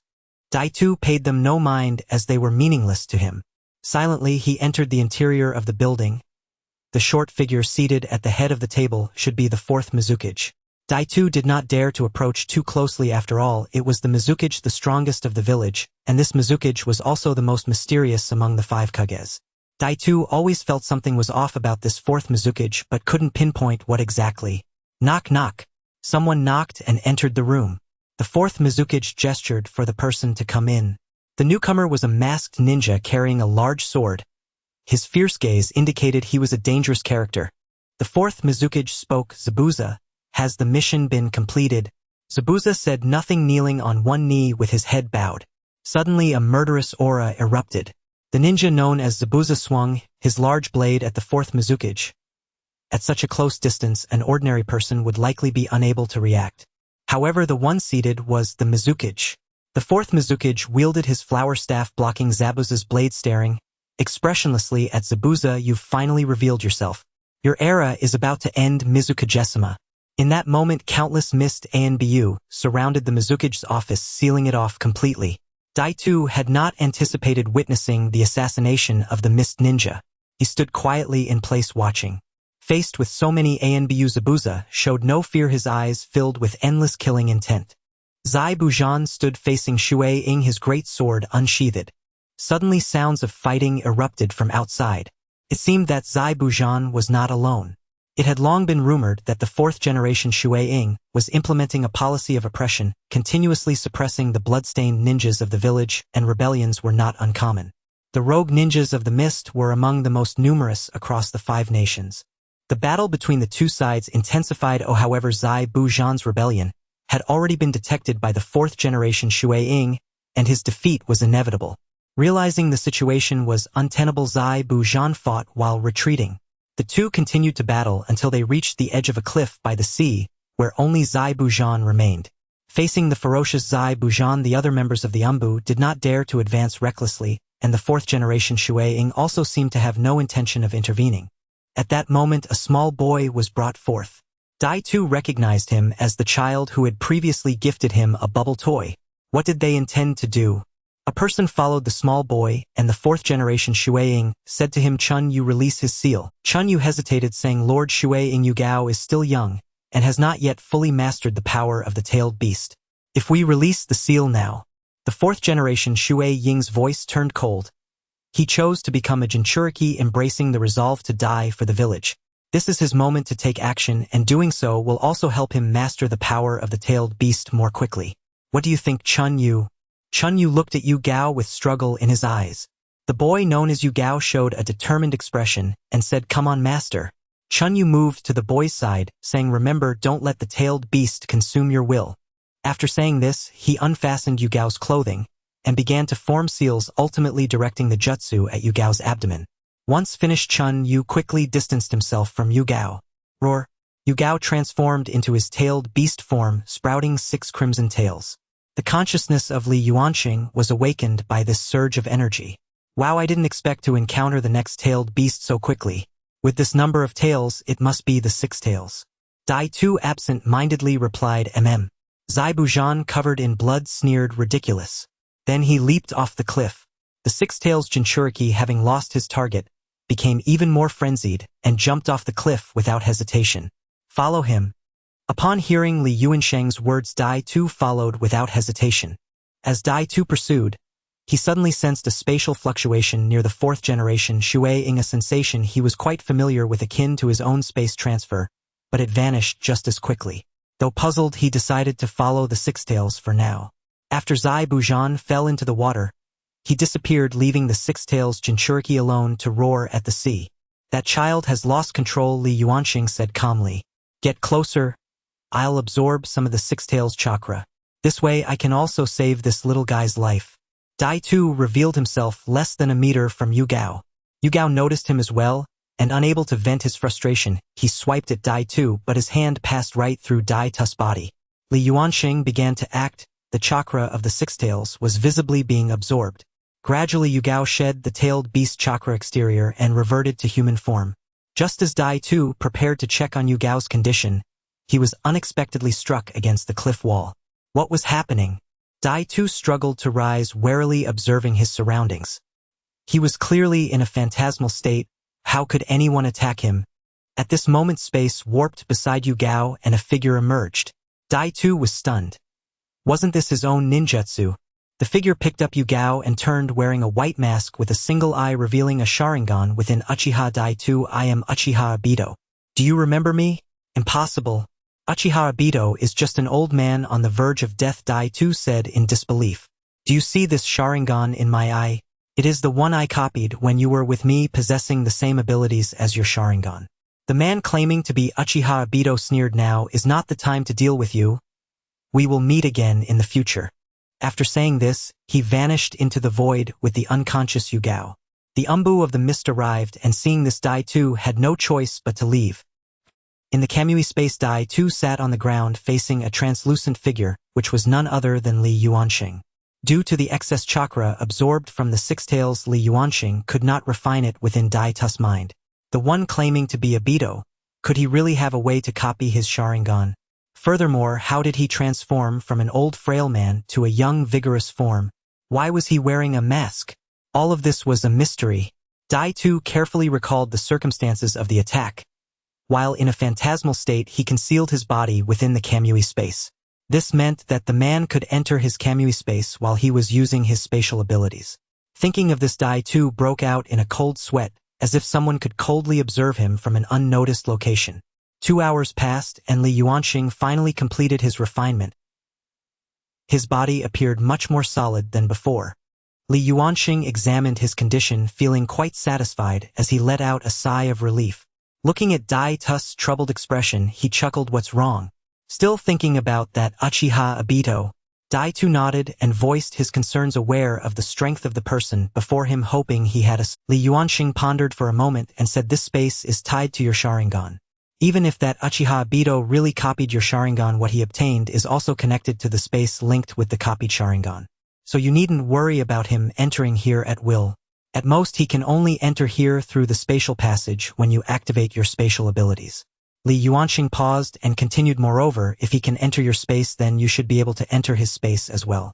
And you need not worry too much about that man.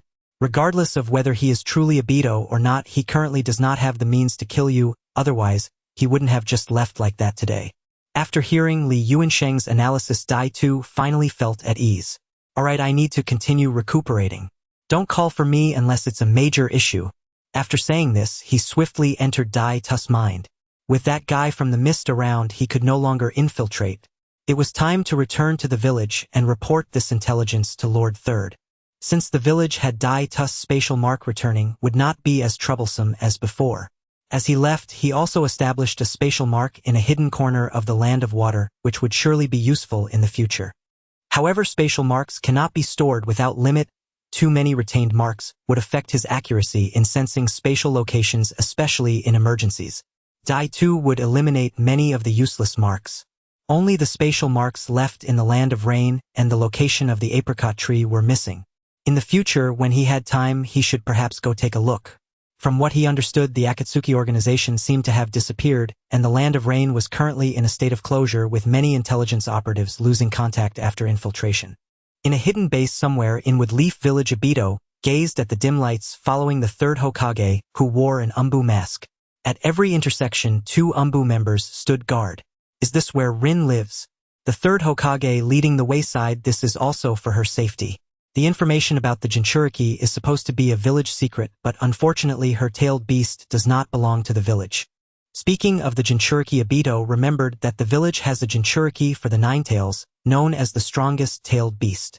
If he could come into contact with the Ninetails Jinchuriki, perhaps his teacher's injuries would heal even faster. As for that guy who calls himself Madara, Obito had little confidence in defeating him. If his teacher could quickly regain his strength, he believed dealing with Uchiha Madara would be a piece of cake. Thinking of this, Obito tentatively suggested Lord Third, our village does have a Jinchuriki for the Ninetails. Hearing Obito mention the Ninetails Jinchuriki, the third Hokage paused for a moment, but he is currently in a very safe state. Once you accumulate enough qualifications, you will have the right to view his file. After the third Hokage finished speaking, he fell silent, and the two walked quietly down the dim corridor. Noticing the third Hokage's silence, Obito split part of his mind into the sea of consciousness. Is my teacher there? Obito looked around the sea of consciousness space, unsure, when he stopped being able to see others. He didn't know where they were hiding, making it feel like his home, and without his permission no one could be seen. Slowly a red shadow appeared, and Li Yuansheng opened his eyes. What's the matter? Obito laughed heartily. Oh, it's nothing. I just wanted to ask how your injuries are healing, teacher. Li Yuansheng was a bit puzzled by this sudden concern for his injuries. It's all right. At least I don't have to worry about disappearing at any moment now. Oh, that's right. I'm going to see Rin soon. When she is training, she will surely emit a lot of chakra. After you absorb it, your injuries might heal. Li Yuansheng's eyes twinkled. You want me to help her master the power of the tailed beast, right? Obito chuckled awkwardly. Isn't this killing 2 birds with 1 stone? Li Yuansheng thought about it and agreed. All right, I'll help you. In the outside world, Obito snapped back to reality, as if someone was calling his name with a hand waving in front of his eyes. Obito! Obito! His focus gradually returned and a cute face was staring at him.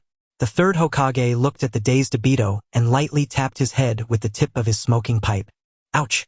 Obito winced, holding his head, realizing he had been so engrossed in his conversation with Li Yuansheng that he forgot to pay attention to the outside world. Seeing the girl he had been thinking about day and night appear before him unharmed, he finally felt a weight lift off his heart. You're back. I heard from Kakashi. Yuanyen. Rin smiled at Obito. Yeah, I'm back. I'm really sorry for making you live here all these years. It's nothing. If it weren't for you, I might have died long ago. Kakashi would probably feel guilty for a lifetime. The third Hokage watched the two of them interact and wisely left the room.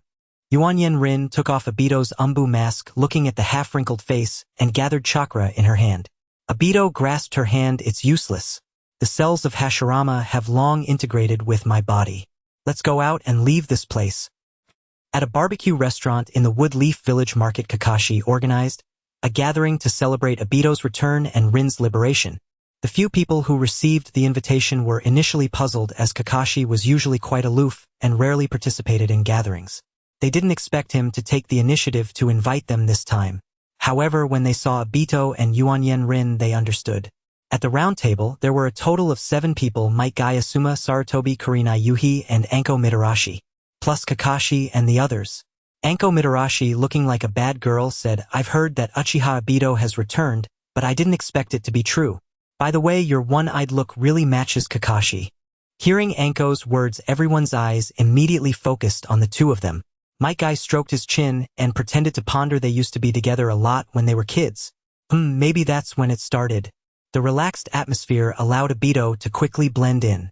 After 3 rounds of dishes, everyone patted their bellies in satisfaction, while Obito was still busy piling meat onto the grill. Rin looked at him with some worry as Obito had eaten the most during the previous barbecue. Kakashi, as expected, had brought extra money today.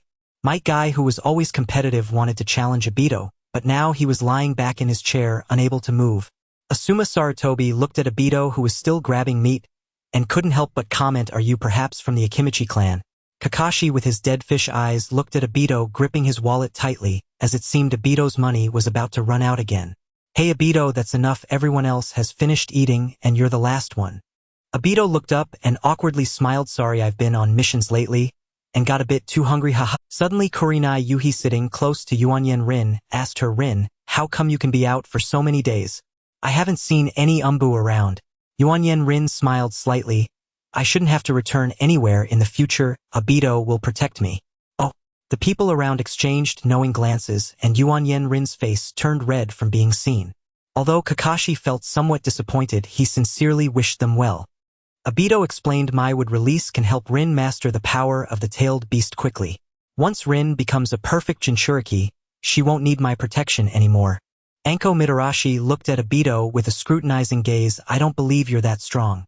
With her fiery temperament, she was clearly unconvinced. They were all peers. How could he be so much stronger than them? Thus this scene unfolded in the 7th training ground. Obito and Anko stood facing each other. Might Guy and the others were filled with anticipation for the impending battle, while Kakashi stood beside them with an expression of watching a show. Rin walked over to remind Obito not to go too hard, saying that as long as it wasn't too severe, she could handle it with her current medical ninjutsu level. Anko Mitarashi, being a swift and decisive woman, didn't hesitate to pull out a kunai and approached Obito with a serpentine stride. Obito chuckled, "I'll let you have 5 minutes." Anko, not holding back, lunged at Obito with the kunai aimed directly at his forehead. However, she unexpectedly passed through Obito's body, almost falling to the ground due to inertia. Anko turned back to look at Obito, who wore an innocent expression, and she was furious, throwing the kunai at him again, but just like before, it passed through his body. Realizing something was off, Anko quickly distanced herself from Obito. Is physical combat ineffective? The others nearby thought the same. Anko began to form hand seals. Fire release dragon fire technique.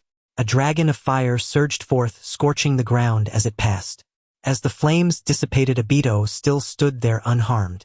Kurenai Yuhi, watching from the sidelines, exclaimed, "Anko, the ninjutsu you just used also passed through his body." Upon hearing Kurenai's reminder, Anko gritted her teeth and formed seals again. Hidden shadow snake hand. Anko's hands transformed into 2 large snakes, lunging at Obito, a technique that straddled ninjutsu and taijutsu. Moments later, Anko retracted her ninjutsu, clearly realizing that her attacks had only struck air. "I'm not going to fight anymore, you're cheating. You must have used a genjutsu on me." Feeling defeated, Anko sat down on the ground. As night fell, the brief gathering with companions came to an end. The 3rd Hokage arranged a new job for Haruno Lin at the Konoha Medical Center. 2 men walked along the streets of Konoha. "Kakashi, thank you," Obito said, cradling the back of his head with both hands. "No, I should be the one thanking you. Thank you for saving Lin and for coming back safely. Otherwise, I would have spent my entire life in darkness." After a long silence, Obito spoke again. "Can you tell me about Uchiha Itachi? I've heard he used to work under you." Kakashi glanced sideways at Obito. "Sure." He began to recount what he knew about Itachi. On a bench in Konoha Park, he spoke of the Uchiha genius, his love for the village, and his love for family, yet ultimately committing the act of slaughtering his entire clan. Obito repeated the words, softly, devoid of any emotion. "It's a pity he ultimately defected and joined an organization called Akatsuki." "What is this Akatsuki organization?" Obito stood up from the bench. Kakashi looked at him in surprise. "What's wrong?" "Akatsuki? How could this be? Their leader is named Yahiko, right?" Kakashi shook his head. "I don't know. We still don't know the exact location of their base, but I have heard Jiraiya mention Yahiko. He was indeed the former leader of Akatsuki, but it seems he has already passed away. Dead. It's getting late. Let's head back and rest for now." With that, Obito walked ahead. Kakashi also sensed that Obito must have known this Yahiko. In the Kamui space, Obito took out a long robe with a black background and red clouds. "Akatsuki." After putting away the robe, Obito resolved in his heart that once Lin fully mastered the tailed beast's power, he would travel to the Land of Rain to investigate what was going on with Akatsuki. It's no surprise that Uchiha Sasuke, as the son of the clan leader, quickly learned the technique of using chakra to climb trees within just a few days. Thinking back, it took me a long time to master it, and if it weren't for awakening the Sharingan, I would have truly been at the very bottom. Now Obito was teaching Sasuke to practice using chakra to walk on water. Today was the weekend, and Obito spent the morning training with Sasuke in practical combat. With a more refined control over his chakra, Sasuke's attacks became sharper, likely reaching the level of a genin. Although he was reluctant to not spend the whole weekend training, Obito needed to help Lin master the tailed beast's power in the afternoon, so he had to find a reason to decline. Besides, after a morning of practice, Sasuke's stamina was nearly depleted, making the afternoon perfect for refining chakra. Starting today, Haruno Lin would work at the hospital every morning, and in the afternoons Obito would assist her in mastering the tailed beast's power. Meanwhile, Obito was temporarily free from missions. Naturally, Obito was in a good mood, being able to see Lin every day. By the time he arrived at the training ground using space-time transfer, Lin had already been waiting for him for quite some time. Upon seeing Obito, Lin said with annoyance, "Why can't you shake off this habit of being late?" I got held up by something." He inwardly cursed Sasuke for bothering him. "Well, let's get started. Yuansheng sensei, come out." "Sensei." Lin looked at Obito in confusion. Obito's head emitted a puff of red smoke. A slightly ethereal man in splendid attire appeared. Li Yuansheng greeted Lin. "Hello?" Lin found it strange how he knew her. It must have been Obito who told him, "Hello, ghost sir." This phrase made Li Yuansheng speechless. Obito quickly introduced, "This is Li Yuansheng, my current teacher." Then Obito informed Lin about some matters regarding him and Li Yuansheng, and told her to keep Li Yuansheng's existence a secret for the time being. "Don't worry, even though it's hard to understand why he exists in a spiritual form, he has saved me and helped Obito, so I will keep it a secret." Lin replied obediently. Seeing Lin willing to keep it a secret, Obito let out a sigh of relief. "Sensei, let's begin." Li Yuansheng nodded as the seal on the tailed beast within Lin was set by him, and no one else could break it. Li Yuansheng lightly tapped Lin's forehead, entering her spiritual sea space. The Three Tails Aisabu immediately showed an angry expression upon seeing Li Yuansheng, remembering him as the one who had forcefully taken his chakra before. "Aisabu, don't be angry, he's here to help you break free from your cage." Lin stepped forward to reassure him. Hearing Lin's words, the Three Tails calmed down significantly. Li Yuansheng was somewhat surprised. He didn't expect this little girl to communicate with the giant beast. "You can tame it?" Lin shook her head. "It's not taming. It's more like being partners. During these years of confinement, I could only talk to it, perhaps because our situations are quite similar." Li Yuansheng thought this made sense. Without further ado, he stepped forward and lightly tapped the seal, breaking it. "Extend your hand." Lin obediently extended her hand, and Li Yuansheng drew a strange symbol on it. "This talisman can open the seal. Just place your hand on the seal." After saying this, he sealed it again and motioned for her to try. Lin nodded and walked over to the seal, gently placing her hand on it, and indeed the seal was lifted. The following actions made Li Yuansheng look at this little girl with renewed respect. She took out a kunai and cut her hand over the talisman, blood gushing out. "Now there's nothing binding you, Aisabu." The Three Tails let out a low growl, "Thank you," allowing Lin to stroke its large head. With everything ready, Obito and Li Yuansheng observed Lin's changes with full attention. Chakra from the tailed beast continuously emerged from Lin's body. Slowly tails began to appear. 1 tail, 2 tails, 3 tails. The tailed beast transformation was happening. "Sensei, hurry." Obito called out anxiously to Li Yuansheng, as if to say, "If you don't hurry, I'm going to act." Li Yuansheng didn't hesitate and quickly approached Lin. Just as he was about to absorb it, the chakra from the Three Tails swiftly receded like a tide back into Lin's body. Li Yuansheng and Obito were both bewildered what was happening. Obito hurriedly asked, "Lin, are you okay?" Lin shook her head. "I'm fine," Aisabu said. "I'm very smart for mastering the tailed beast transformation so quickly." "Is that so? So that means you've already mastered the tailed beast's power." "Yeah, more or less, but I need to adapt more." Aisabu said that practical combat is the fastest way to adapt. Hearing Lin say this, Obito confidently replied, "Then I'll be your sparring partner." After chatting for quite a while, Obito finally noticed Li Yuansheng, who was looking dejected on the side. He suddenly remembered that Li Yuansheng needed to absorb the chakra from the three tails to recover. Sensei, don't be disheartened. During my training with Lin, I'm sure a lot of chakra will overflow. Upon hearing this from Obito, Li Yuansheng perked up. Yes, then you should start fighting right away. Li Yuansheng initially wanted Lin to transform into the tailed beast, so he could absorb some chakra, but he hesitated to say it. Ah, ah, ah. The forest occasionally echoed with a man's agonizing screams reverberating in the ears unending. Before, Obito had relied on his intangibility ability, but it did not yield practical combat results, leading to this scene, where he endured blows, while Li Yuansheng cheered him on. Hold on a little longer, Obito, you can do it. Ah! Obito was struck and crashed into a large tree, remaining motionless for a long time. Yuan Yilin quickly dispelled her tailed beast transformation, and rushed over using healing techniques to mend Obito's wounds. Obito, are you okay? I'm fine, Obito said with a wretched smile. At that moment, Li Yuansheng standing nearby quipped, Enjoy your lover's iron fist. You don't feel any pain at all, do you, Obito? Yuan Yilin blushed at his words. Obito turned his head, quietly enjoying Yuan Yilin's. In Konoha village at the Uchiha compound, a mummy-like figure walked silently down the street. Sasuke watched the strange figure approach, only to realize it was Obito. Who did this to you? Obito's face was swollen in places, making it clear he didn't get injured on a mission. Obito waved his hand dismissively. You train alone tomorrow. He then walked past Sasuke step by step. Late at night, he asked, Sensei, do you mean absorbing the chakra of the three tails is no longer effective? Although I didn't absorb much this time, it indeed feels ineffective. The previous absorption of the six tails chakra didn't feel like this.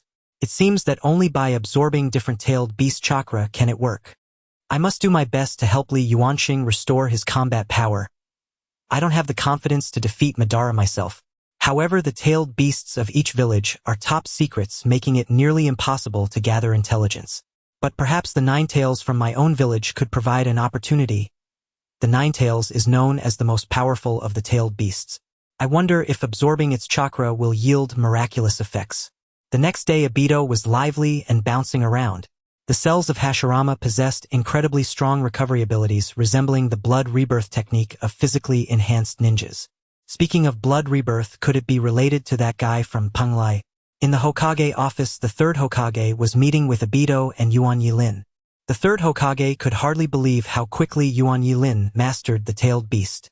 In that case, Lin, you should continue working at the medical center and Obito will return to the Umbu. Oh, has Obito joined the Umbu like Kakashi? Yuan Yilin expressed surprise. Obito proudly raised his head. Of course, I will surpass Kakashi sooner or later. The third Hokage exhaled a puff of smoke. Kakashi has completed over 500 missions, including 140 rank missions and 25 rank missions.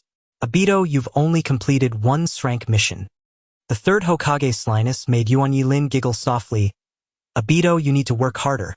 Alright, Lin, you go work at the hospital first. As for Obito, he currently has no missions and is on temporary leave. Obito and Lin exited together. Since Yuan Yilin had work at the hospital, Obito didn't want to cling to her. Moreover, he had other matters to attend to, seeking the nine tails. He didn't want the third Hokage to know to avoid unnecessary trouble, especially since he had just returned to the village. Obito sat on a bench on the streets of Konoha, continuously observing the people coming and going around him. Li Yuansheng also released his divine sense for scanning, covering an area of approximately 30 meters, as there were many sensory ninjas in the village, such as the Yamanaka clan. An hour passed. 2 hours passed. As expected, waiting idly was fruitless. Obito began to move around the village. Clothing stores, weapon shops, dessert shops, toy stores, residential areas. In short, after wandering the village for a day, he found no suspicious individuals but did encounter many acquaintances. For instance, a certain Kakashi Hatake had been trailing behind him. Hey Kakashi, how long are you going to follow me?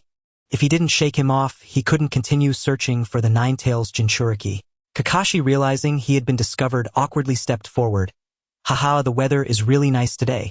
Ever since they had met in a residential area, he had secretly followed behind Obito. Are you inviting me to eat barbecue today?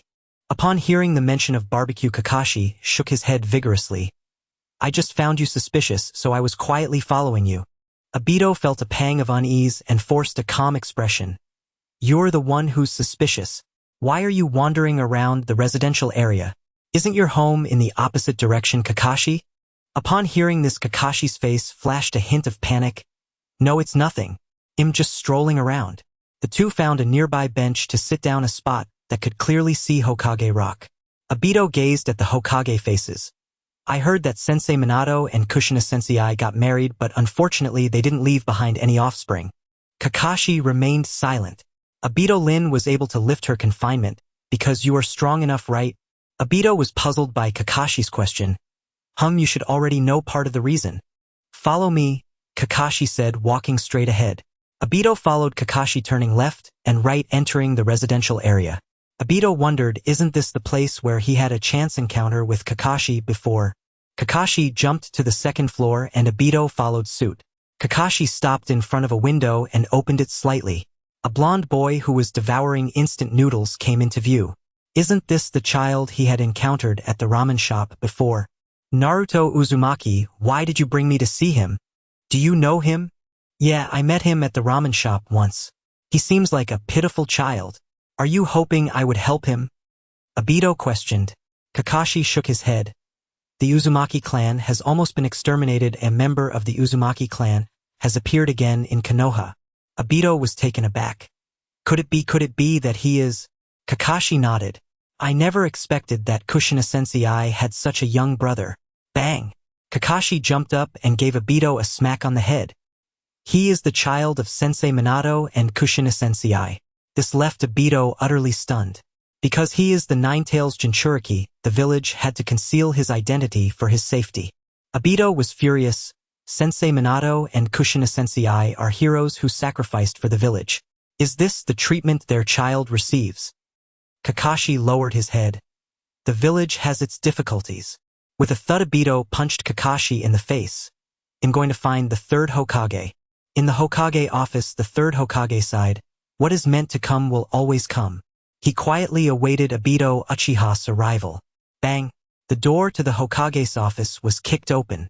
You have arrived. It seemed that the third Hokage had noticed. Obito knew that there was a barrier in the village that could observe every corner. Soon after, Kakashi also arrived. Lord Third Uzumaki Naruto is the son of the fourth Hokage Namikaze Minato, right? In response to Obito's questioning, the third Hokage silently nodded. I understand. I will take care of that child from now on. After speaking, he slammed the door and left. Hey, Obito! Kakashi attempted to pull Obito back. Let him go. Obito is not a fool. He won't act recklessly. Kakashi heard this and took his leave, chasing after Obito. Outside Naruto's room. Who is it? A voice came from inside the room. Naruto was somewhat puzzled. The only ninja who came to his door was the one who delivered his monthly allowance.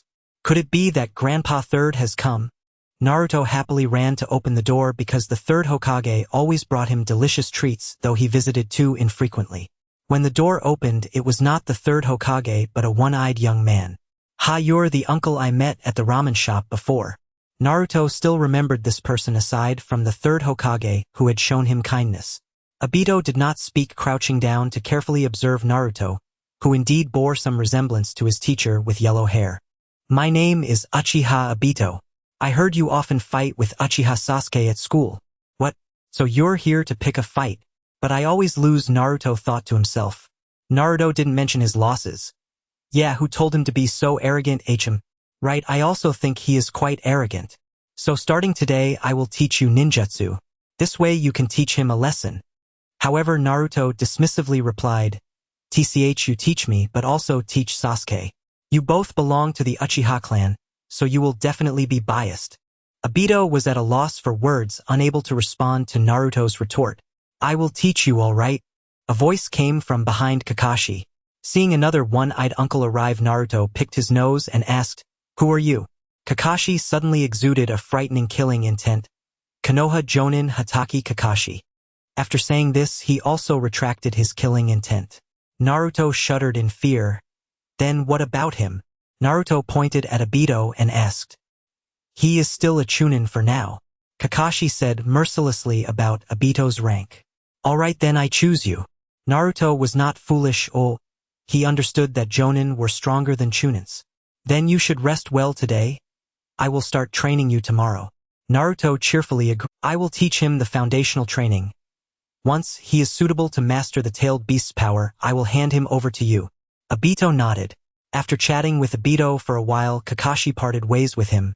After separating from Kakashi, Obito quietly returned to Naruto's room. Seeing Obito returning, Naruto asked curiously, "Do you have something else?" Obito smiled at him. "I need to borrow something from you."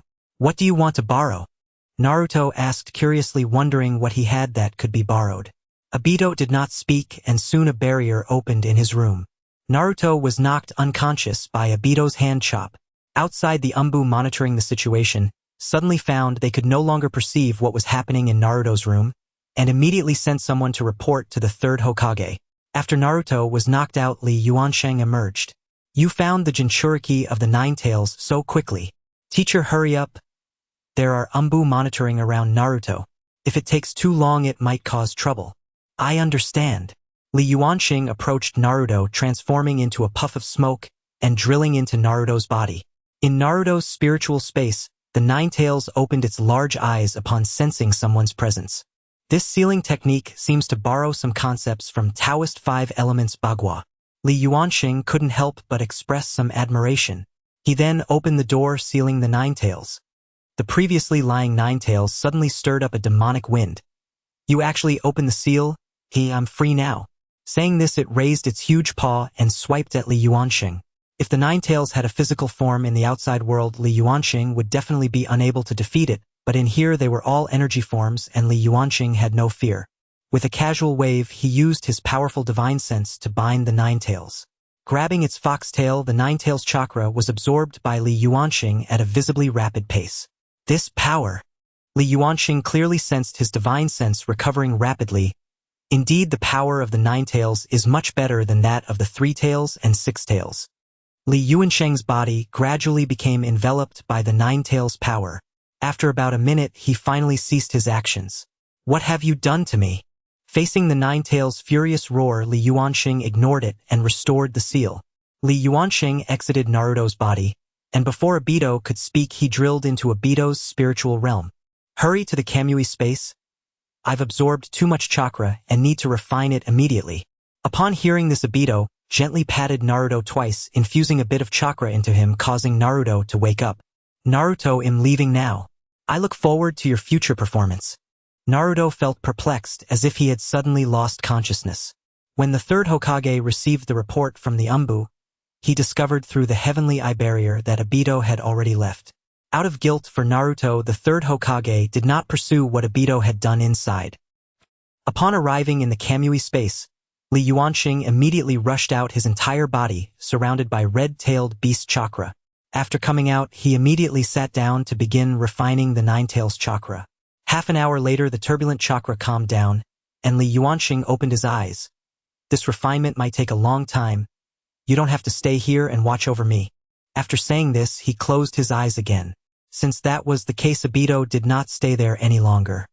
He returned to the Uchiha clan's territory and quietly checked on Sasuke, finding him quietly refining chakra, so he did not disturb him.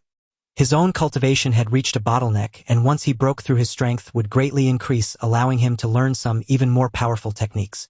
Suddenly, he thought of a place he should go to lie down. He had heard his grandmother say when he was young that after clan members awakened their Sharingan, they would go to the Uchiha South He Shrine, where there was said to be a stone tablet recording some deeds of the Uchiha ancestors and some secret techniques of the Uchiha. As a member of the Uchiha clan, he naturally knew the location of the South He Shrine. The South He Shrine was located underground. Obito passed through the dark passage and finally arrived at the bottom, a room of moderate size with nothing else in the room but a stone tablet standing in the center. Obito walked up to the stone tablet, which had no inscriptions. He then recalled his grandmother's words, Sharingan. 3 tomo appeared. Sure enough, text appeared on the tablet. It recorded some uses of the Sharingan, but Obito felt that there should be more content later, so he activated his Mangekyo Sharingan. Indeed, the inscriptions changed again. However, the more Obito looked, the more alarmed he became. The activation of the Mangekyo Sharingan required witnessing the death of a loved one. Although Obito had guessed this to some extent, he had indeed awakened his Mangekyo Sharingan upon witnessing Rin's death. What was even more chilling was the following content: the Mangekyo Sharingan was not the final form of the Sharingan. There was also the eternal Mangekyo Sharingan above it. Excessive use of the Mangekyo Sharingan would lead to gradual blindness of the Sharingan. Because he possessed cells from Hashirama, his Sharingan had not shown any signs of blindness. The eternal Mangekyo Sharingan possessed stronger ocular power than the Mangekyo Sharingan and would not cause blindness. However, its activation method required transplanting the Mangekyo Sharingan of a fellow clan member. Obito suddenly thought about why Uchiha Itachi had annihilated his clan. To gain power, he killed his clan members in front of Sasuke to stimulate him to awaken his Mangekyo Sharingan. The Uchiha clan is indeed a cursed clan. At the same time, Obito obtained a crucial piece of information. The Uchiha clan possesses a scroll passed down by their ancestors which records the secret techniques left behind by generations of Uchiha geniuses. He had heard whispers of such a thing said to be collected by the clan leaders throughout generations, accessible only to those of exceptional talent within the clan. If the scroll still exists, it should be with clan leader Fugaku. Exiting the South He Shrine, Obito arrived at the clan leader's residence, the same place where he and Uchiha Sasuke currently lived. Upon careful observation, he found the estate to be outrageously large, with 6 courtyards and 3 halls. Obito couldn't help but reminisce about the small house he lived in with his grandmother. What good is a big house if it only leads to death? After this small lament, he began his search. Finally, after 2 hours, Obito concluded in failure. He had searched every possible place, and with his spatial abilities, every hidden compartment and secret room proved useless. What are you looking for? Sasuke suddenly appeared at the door, having come in unnoticed due to Obito's intense focus. Seeing Sasuke, Obito slapped his thigh. Perhaps this guy knows something. Sasuke, do you know if there is a scroll documenting the Uchiha secret techniques in the clan? The clan's items have been taken by the village, saying that I cannot protect them at this time. Sasuke replied brightly. You should be able to retrieve those items now, right? Obito ruffled his hair. Yes, the Uchiha items should be returned. Though Uchiha Sasuke was reluctant about Obito's actions, he did not resist. At the Hokage building, he coincidentally ran into 2 advisors from Konoha. Uchiha Obito. Obito turned around. He had sensed the presence of the 2 earlier. Hello, esteemed advisor. After greeting each other, the 3 entered the Hokage's office. The 2 advisors reported to the 3rd Hokage about issues regarding the daimyo's reduction of the village's resources.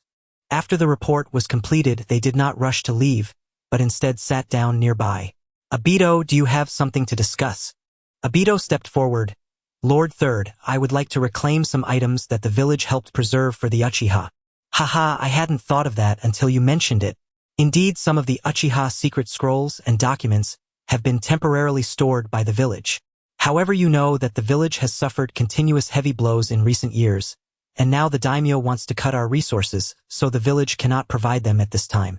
I hope you understand. Obito could understand the situation regarding resources, especially since there were only 2 Uchiha left, making those resources less significant. Just a moment. Advisor, the Uchiha's secret techniques are the crystallization of our ancestors' efforts. Moreover, I am fully capable of protecting them. I hope you can understand my feelings as a member of the Uchiha. Obito's tone was somewhat stiff and the atmosphere began to grow cold. Haha, Komatsu, Obito's current strength should be sufficient for him to handle this matter without issue. The 3rd Hokage stepped in to ease the tension. Obito looked at the 3rd Hokage. Lord 3rd, I do not intend to recover those Uchiha resources. Instead, I would like to donate these resources in Uchiha Sasuke's name to the village, and hope that Lord 3rd can record this in the village's documents, and acknowledge the contributions made by the Uchiha. Of course, the acknowledgement only needs to include a medal recognized by the village. It doesn't need to be a grand affair. The 3rd Hokage and the 2 advisors exchanged glances, having thought they could brush off the resource issue, but Obito's request took them by surprise. The 3rd Hokage stated, this matter requires discussion among the village's higher-ups. How about this? I will give you a response tomorrow. I will write you a hand order, so you can retrieve the Uchiha's secret scrolls and documents. After a moment, Obito left the Hokage's office with the 3rd's hand order, leaving only the 3rd Hokage and the 2 advisors in the office. Komatsu Menyen, what do you think of this matter? Mito Menyen adjusted his glasses. Even though a lot of Uchiha resources were taken by Danzo, the amount received by the village is not insignificant. Once this matter is made public, the Uchiha's reputation will surely be acknowledged in the village. Moreover, recording it in the village's documents signifies the contributions made to the village, which will be beneficial for future promotions. After discussion among the three, they agreed to Obito's request. So that's how it is. The technique is called Izanagi. After reviewing the Uchiha secret scrolls, Obito realized that the technique used by Danzo involved sacrificing an eye of the Sharingan to turn the present moment into an illusion. Unfortunately, he was not of the Uchiha clan and could only maintain the technique for a mere few seconds. However, this technique was not particularly useful for him, as he did not have an extra Sharingan, and his space ninjutsu itself existed between reality and illusion. After going through all the Uchiha secret techniques, Obito found that none were particularly beneficial to him, though some fire techniques were quite practical. Due to practicing the Brahma Heaven technique, his fire techniques were significantly stronger than normal, and once he unleashed Sage Chakra, their power would increase several-fold. After memorizing a few fire techniques, he stored away the scrolls, planning to pass them on to Sasuke once he grew older. 3 days later, the third Hokage brought the prepared medal and informed Obito of a mission that required his execution. Upon seeing the medal, Sasuke scoffed, "Hey Obito, you traded Uchiha's property for this?" Obito ignored him and hung the medal prominently in the hall. Exchanging things that are currently useless for something practical is the best choice, and isn't this also a contribution to the village? TCH, come train with me. To Sasuke, boosting his strength was more important than anything else at the moment. The mission location was in the Land of Wind to capture one of the legendary Sannin Orochimaru. Obito knew of this person who had emerged during the Second Ninja World War and was a key figure in the Third World War. He was also the third Hokage's most prized disciple, once seen as a candidate for the Hokage position. He had been discovered conducting forbidden experiments by the third Hokage and subsequently defected from the village. Obito recalled having seen him a few times, vividly remembering that chilling aura. The intelligence came from the Land of Wind, revealing that Orochimaru's experimental base was found in a remote desert of the Land of Wind, indeed a hidden place far from human presence. The Sunigakure also expressed willingness to cooperate with Konoha's actions, as such a dangerous individual in their territory needed to be eliminated at the earliest opportunity. Obito needed to head to the Land of Wind first. Without their guidance, it would be challenging to find his way in the vast desert. Crossing from the Land of Fire through the Land of Rivers, the Land of Wind lies ahead. As one approaches the Land of Wind, the surrounding trees grow sparser, replaced by the dry yellow sand. Eventually, no trees can be seen, only an endless desert surrounds them. The location of Sunigakure is marked on the map with signs along the way so one would not lose their direction. From the outside, Sunigakure looks like a massive city built from piles of sand and stone. At the entrance of Sunigakure, 3 sand shinobi were already waiting. I heard that the target to be captured this time is one of the legendary 3 shinobi from Konoha Oro. Indeed, I never expected he would run to the heart of the Land of Wind, a place we dare not tread lightly due to the various extreme weather conditions that make survival impossible. He is an exceptionally dangerous individual. Konoha should be sending a team of elite ninjas, right? Perhaps they will send the renowned Hatake Kakashi, a master from Konoha. I think they are more likely to send the other 2 of the legendary 3. After all, this is Orochimaru, said to be the most formidable among them. While the 3 were chatting idly, a cloaked figure walked in from the sandstorm. Upon sensing someone approaching, the 3 immediately ceased their conversation. Tobi removed his hood, revealing the forehead protector of Konoha. "I am Uchiha Tobi from Konoha. Here is my pass." As he spoke, he presented the document personally signed by the third Hokage. One of the sand shinobi took the document, verified its authenticity, and returned it to Tobi. "Please follow me." As Tobi followed at a distance, the sand shinobi who had examined the document quietly remarked, "Hey, Konoha actually sent just one person, and he claims to be from the Uchiha clan." "Yeah, wasn't the Uchiha clan wiped out? I heard there was only one kid who survived. What was his name again?" "Uchiha Sasuke, the youngest son of the Uchiha clan leader. The one who slaughtered the entire clan was his elder brother Uchiha Itachi." "You seem to know quite a bit." "Yeah, I had some understanding of them before." The whispers of the few in front were clearly heard. This time he was not sent in the capacity of an umbu. The third Hokage wanted someone who could intimidate other villages akin to the legendary Konoha White Fang, the Yellow Flash. The village is currently in a transitional phase, having been tested by other villages over the years, and now it desperately needs someone to instill fear in them. After passing through several checkpoints, they arrived inside Sunigakure. Due to the high walls surrounding the village, there was not a speck of wind or sand inside. Upon reaching a guest room, the Sand Shinobi told Tobi to wait while he reported to the 4th Kazekage. After saying that, he left 2 people to monitor Tobi and went to report to the Kazekage. Kazekage building. Konoha only sent 1 person. Do they expect us to help them deal with Orochimaru? The voice of the 4th Kazekage Rasha was somewhat grim. The Sand Shinobi who communicated remained silent, quietly awaiting Rasha's orders. In the end, Rasha still ordered him to bring Tobi to meet him. 5 minutes later, Tobi arrived at the Kazekage building. He looked at the man in the Kazekage's long robe before him. This must be the 4th Kazekage Rasha. Uchiha Tobi from Konoha pays his respects to the 4th Kazekage. Rasha turned his head.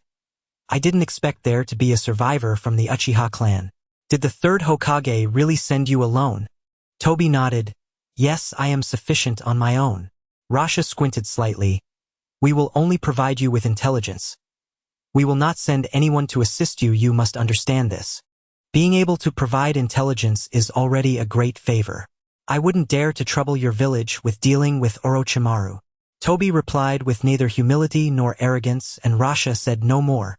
Tomorrow I will send someone to take you to Orochimaru's hideout. For tonight you can rest in the guest room. Upon returning to the guest room, the guards at the door had been replaced by 2 other Sand Shinobi. After closing the door, Tobi entered his mind space. Teacher. Upon hearing Tobi's call, Li Yuansheng appeared to meet him.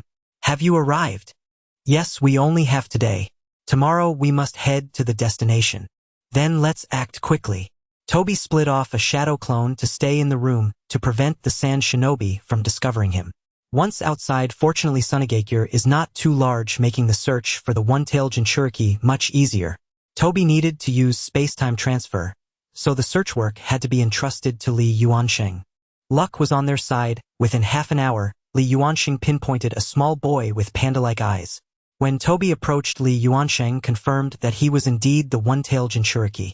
However, there were Sand Shinobi lurking around him, and Tobi pondered how to take the one-tailed Jinchuriki without being noticed by them. Just then, the situation took a turn. Several children slightly older than the one-tailed Jinchuriki surrounded him. You monster, you killed my brother yesterday. As they spoke, the children picked up stones and threw them at him. Kill him. Tobi quietly watched from the side of this child, seemed to be in a worse situation than Naruto, as both had a somber gaze that belied their age. However, Tobi couldn't intervene. If he were discovered meddling in matters concerning the Jinchuriki, it could lead to diplomatic issues between the 2 nations. The one-tailed Jinchuriki's emotions gradually grew volatile. The lurking shinobi saw the situation was amiss and emerged to surround him, simultaneously dispersing the provoking children. Gaara, snap out of it. One of the shinobi attempted to awaken him. So this kid's name is Gaara. Gaara, increasingly unstable, began to exhibit the chakra of the tailed beast. The half of his face that he covered transformed, appearing exceptionally grim. You all shall die. Sandstorm funeral. Gaara's sudden attack caught the sand shinobi off guard, and they were overwhelmed by his sand. Then came several screams. Tobi saw that the sand shinobi had all been eliminated by Gaara, and immediately revealed himself. Gaara had yet to react before Tobi pulled him into the Kamui space. Upon entering the space, Li Yuansheng immediately appeared and began absorbing Gaara's chakra. Without the tailed beast's chakra, Gaara curled up in a corner silent. Suddenly he lifted his head. You can control the monster within me, right? Tobi nodded.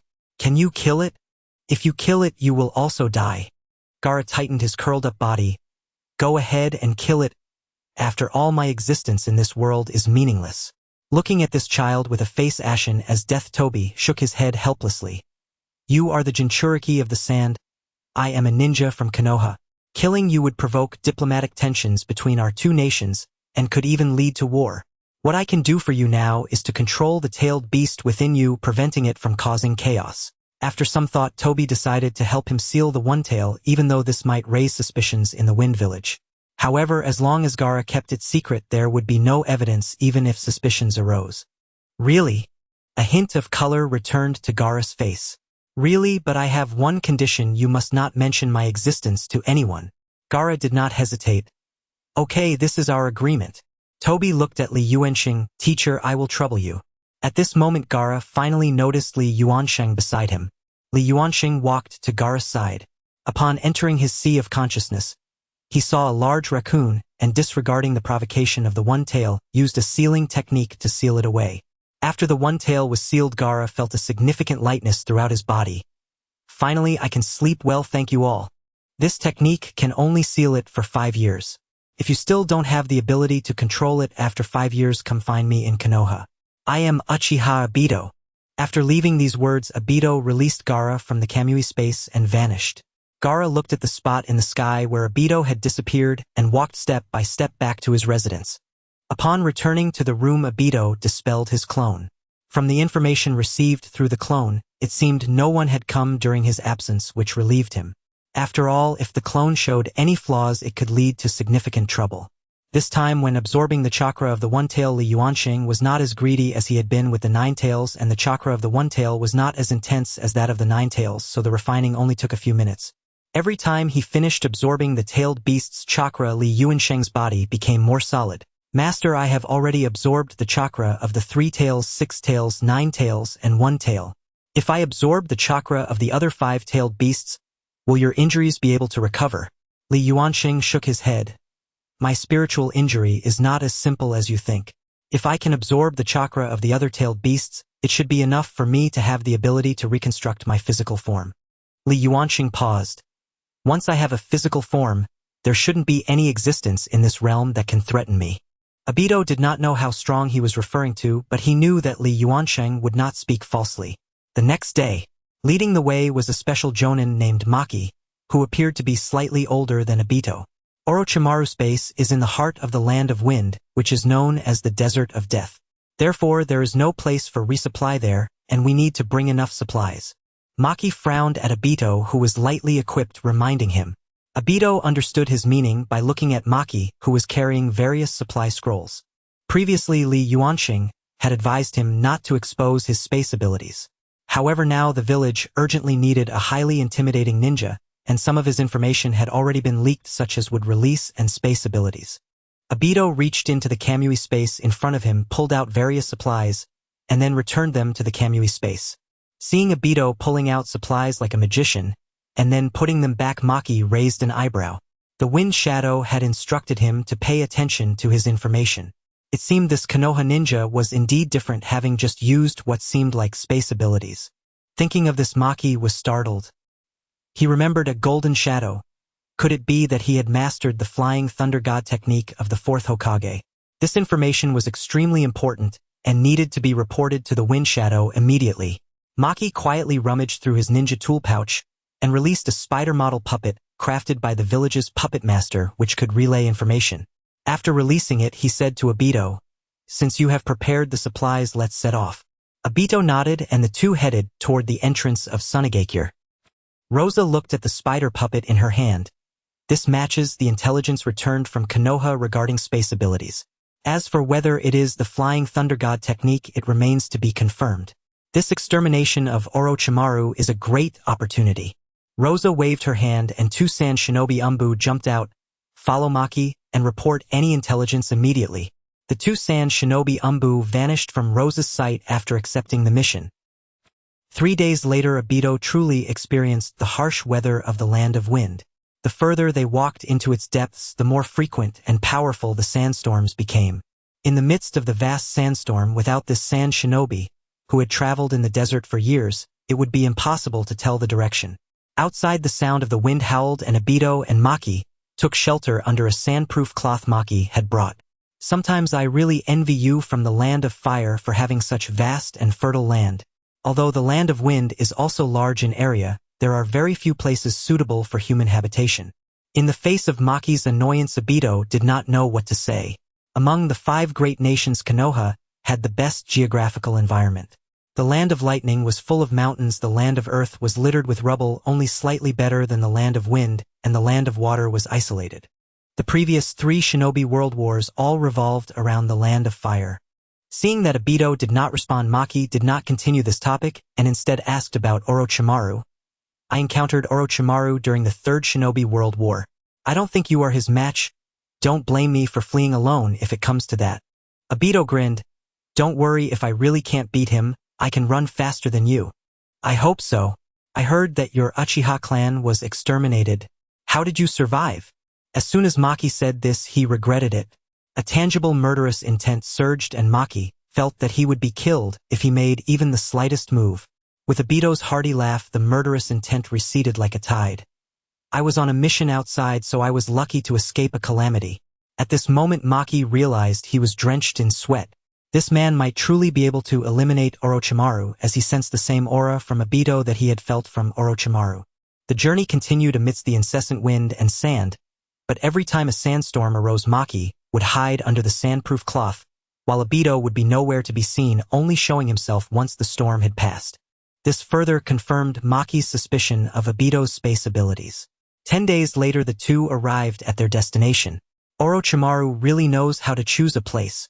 Obito looked at Orochimaru's space surrounded by giant rocks. Maki stopped several hundred meters away. He used space transfer to arrive directly at the entrance of Orochimaru's space. Deep inside the base, Orochimaru glanced in the direction of the entrance. It seemed that the small fish he had previously let go had leaked information.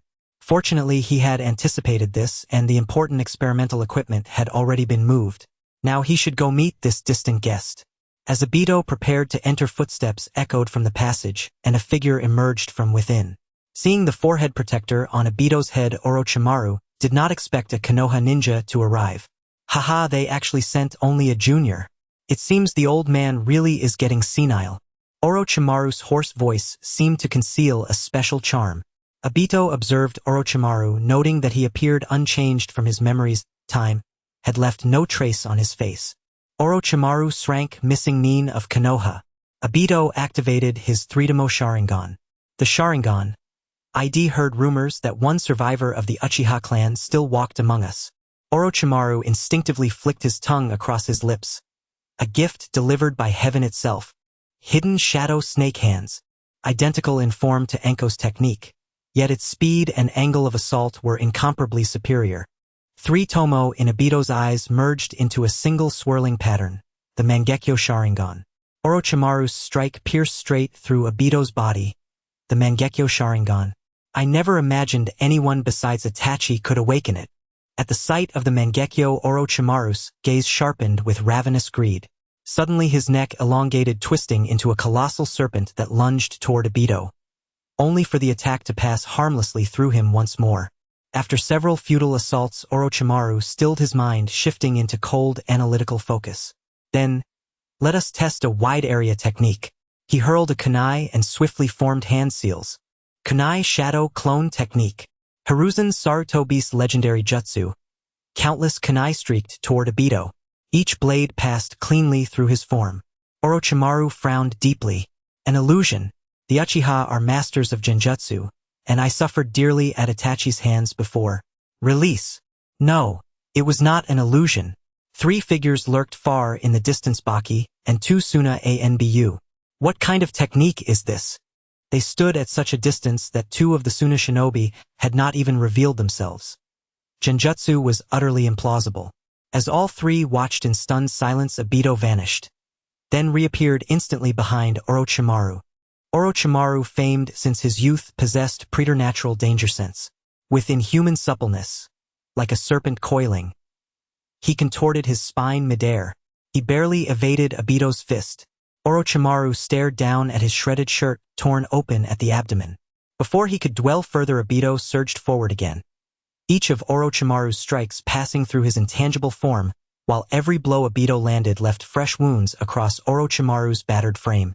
Baki and the two Suna Anbu watched in mute awe as Orochimaru was overwhelmed without resistance. That is, Orochimaru, the very Kazekage, once claimed he could only match him in battle. Years later, Baki would learn the Kazekage had been bluffing. Orochimaru gasped, raggedly, eyes locked on Obito in the distance. A hypothesis crystallized in his mind. If wrong, retreat would be his only option. He launched the technique once more. Hidden shadow snake hands. Again the colossal serpent phased through Obito's body, as Obito charged forward like a storm. At the final moment before impact, Orochimaru spat forth a blade from his mouth. Obito's striking hand passed straight through Orochimaru's torso. So, that is how it works, Orochimaru murmured, grasping the principle at last. 8 branches, serpent formation. Dozens of serpents erupted from the earth beneath Obito's feet. Seeing Obito stride unharmed from the writhing mass, Orochimaru lunged, Kusanagi sword in hand. Obito merely smiled, faintly activating his intangibility.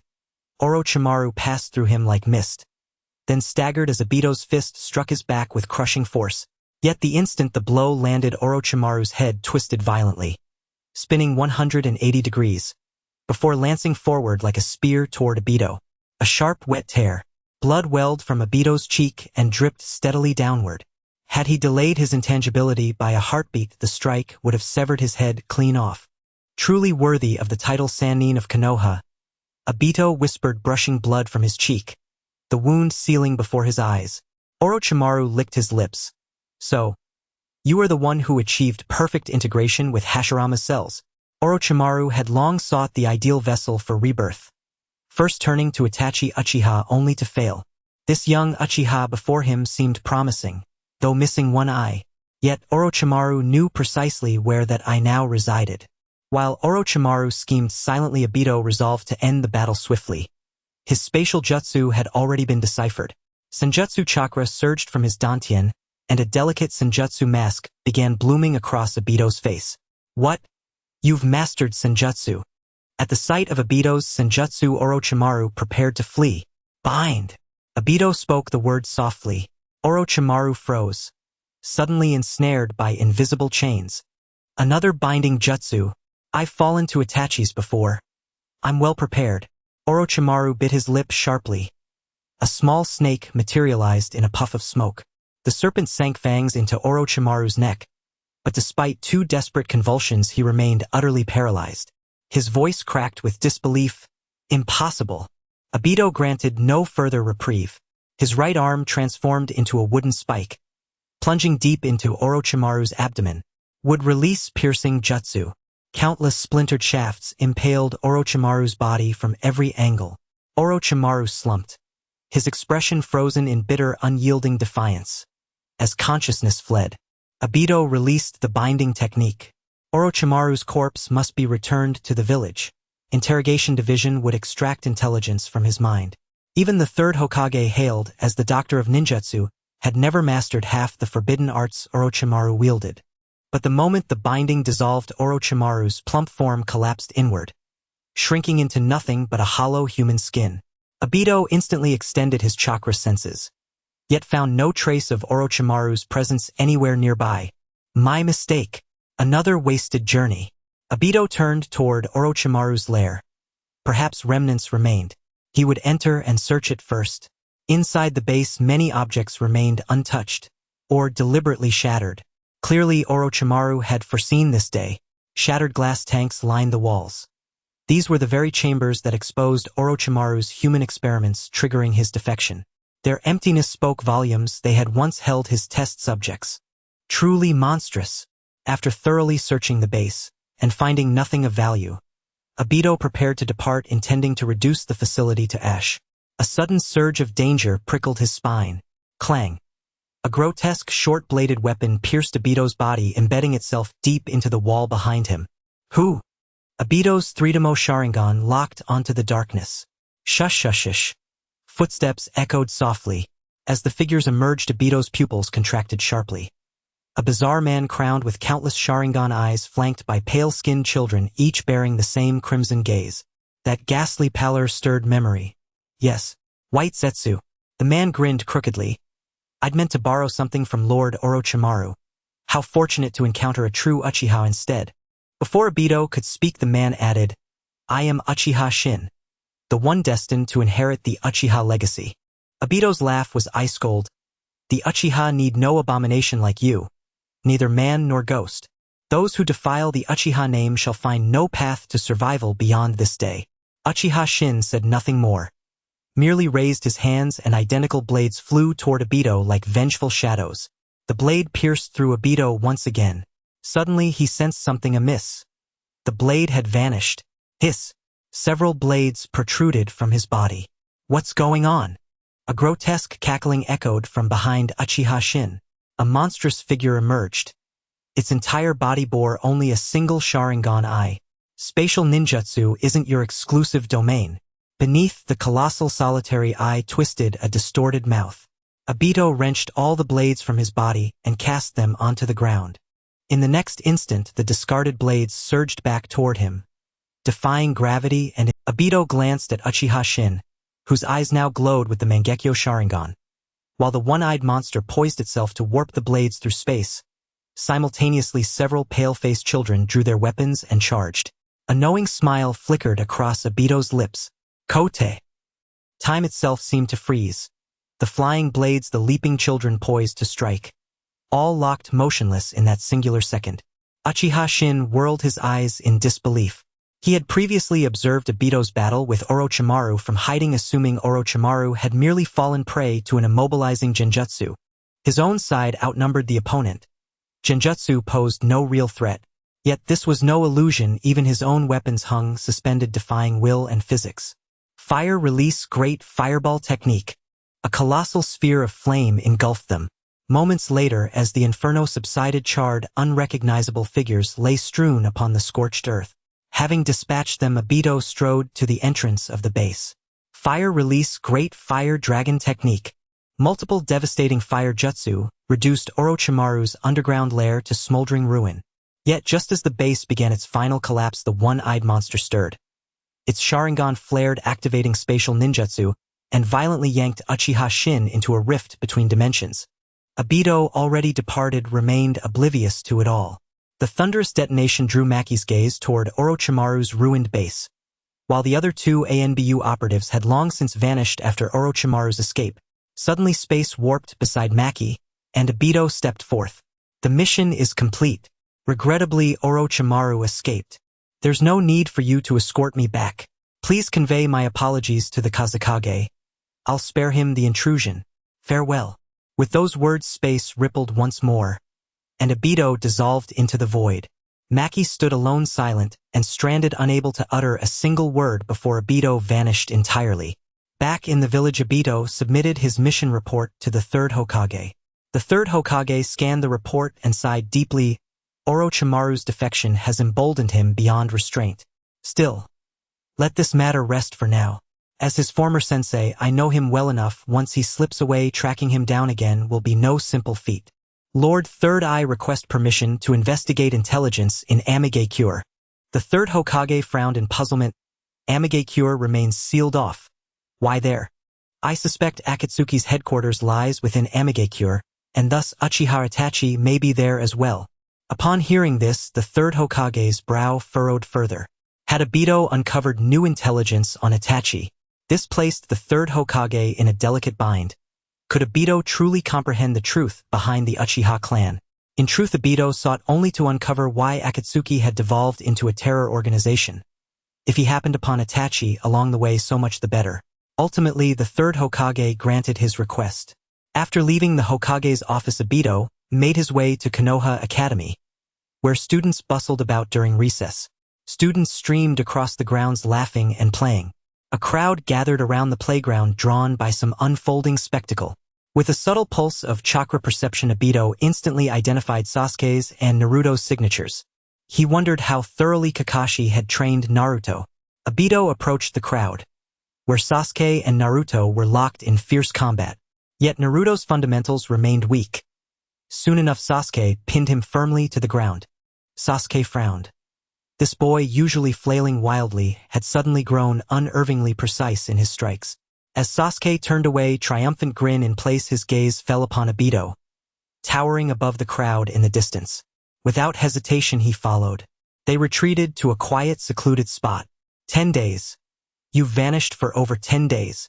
Obito replied, amused by Sasuke's conflicted expression. Eager yet stubbornly reserved. I pursued and shrank, missing Nin from our village. Unfortunately, he slipped away in the end. Shrank. Sasuke's theoretical knowledge was sharp. He knew precisely what that designation implied. From now on, focus your training on chakra control and practical application. As for sparring, I'll be occupied, but that boy who fought you earlier would make an excellent training partner. Don't underestimate him. He has a formidable sensei and may well surpass you sooner than you think. TCH. Sasuke scoffed dismissively. Then spar with me now. Not possible. I'm departing for a mission immediately. Next time. This mission may bring me face-to-face with Uchiha Itachi. Take me with you. Space shimmered around Obito as he began to vanish. Keep training. For now you're not ready to stand alongside me. Once more Obito set foot in Amigakure, unchanged, perpetually drenched in rain. He arrived at the abandoned home of the late Anko, now a hollow, weather-beaten ruin. He moved unseen through the village, then visited the three rival factions outside its borders, only to find them gone without trace.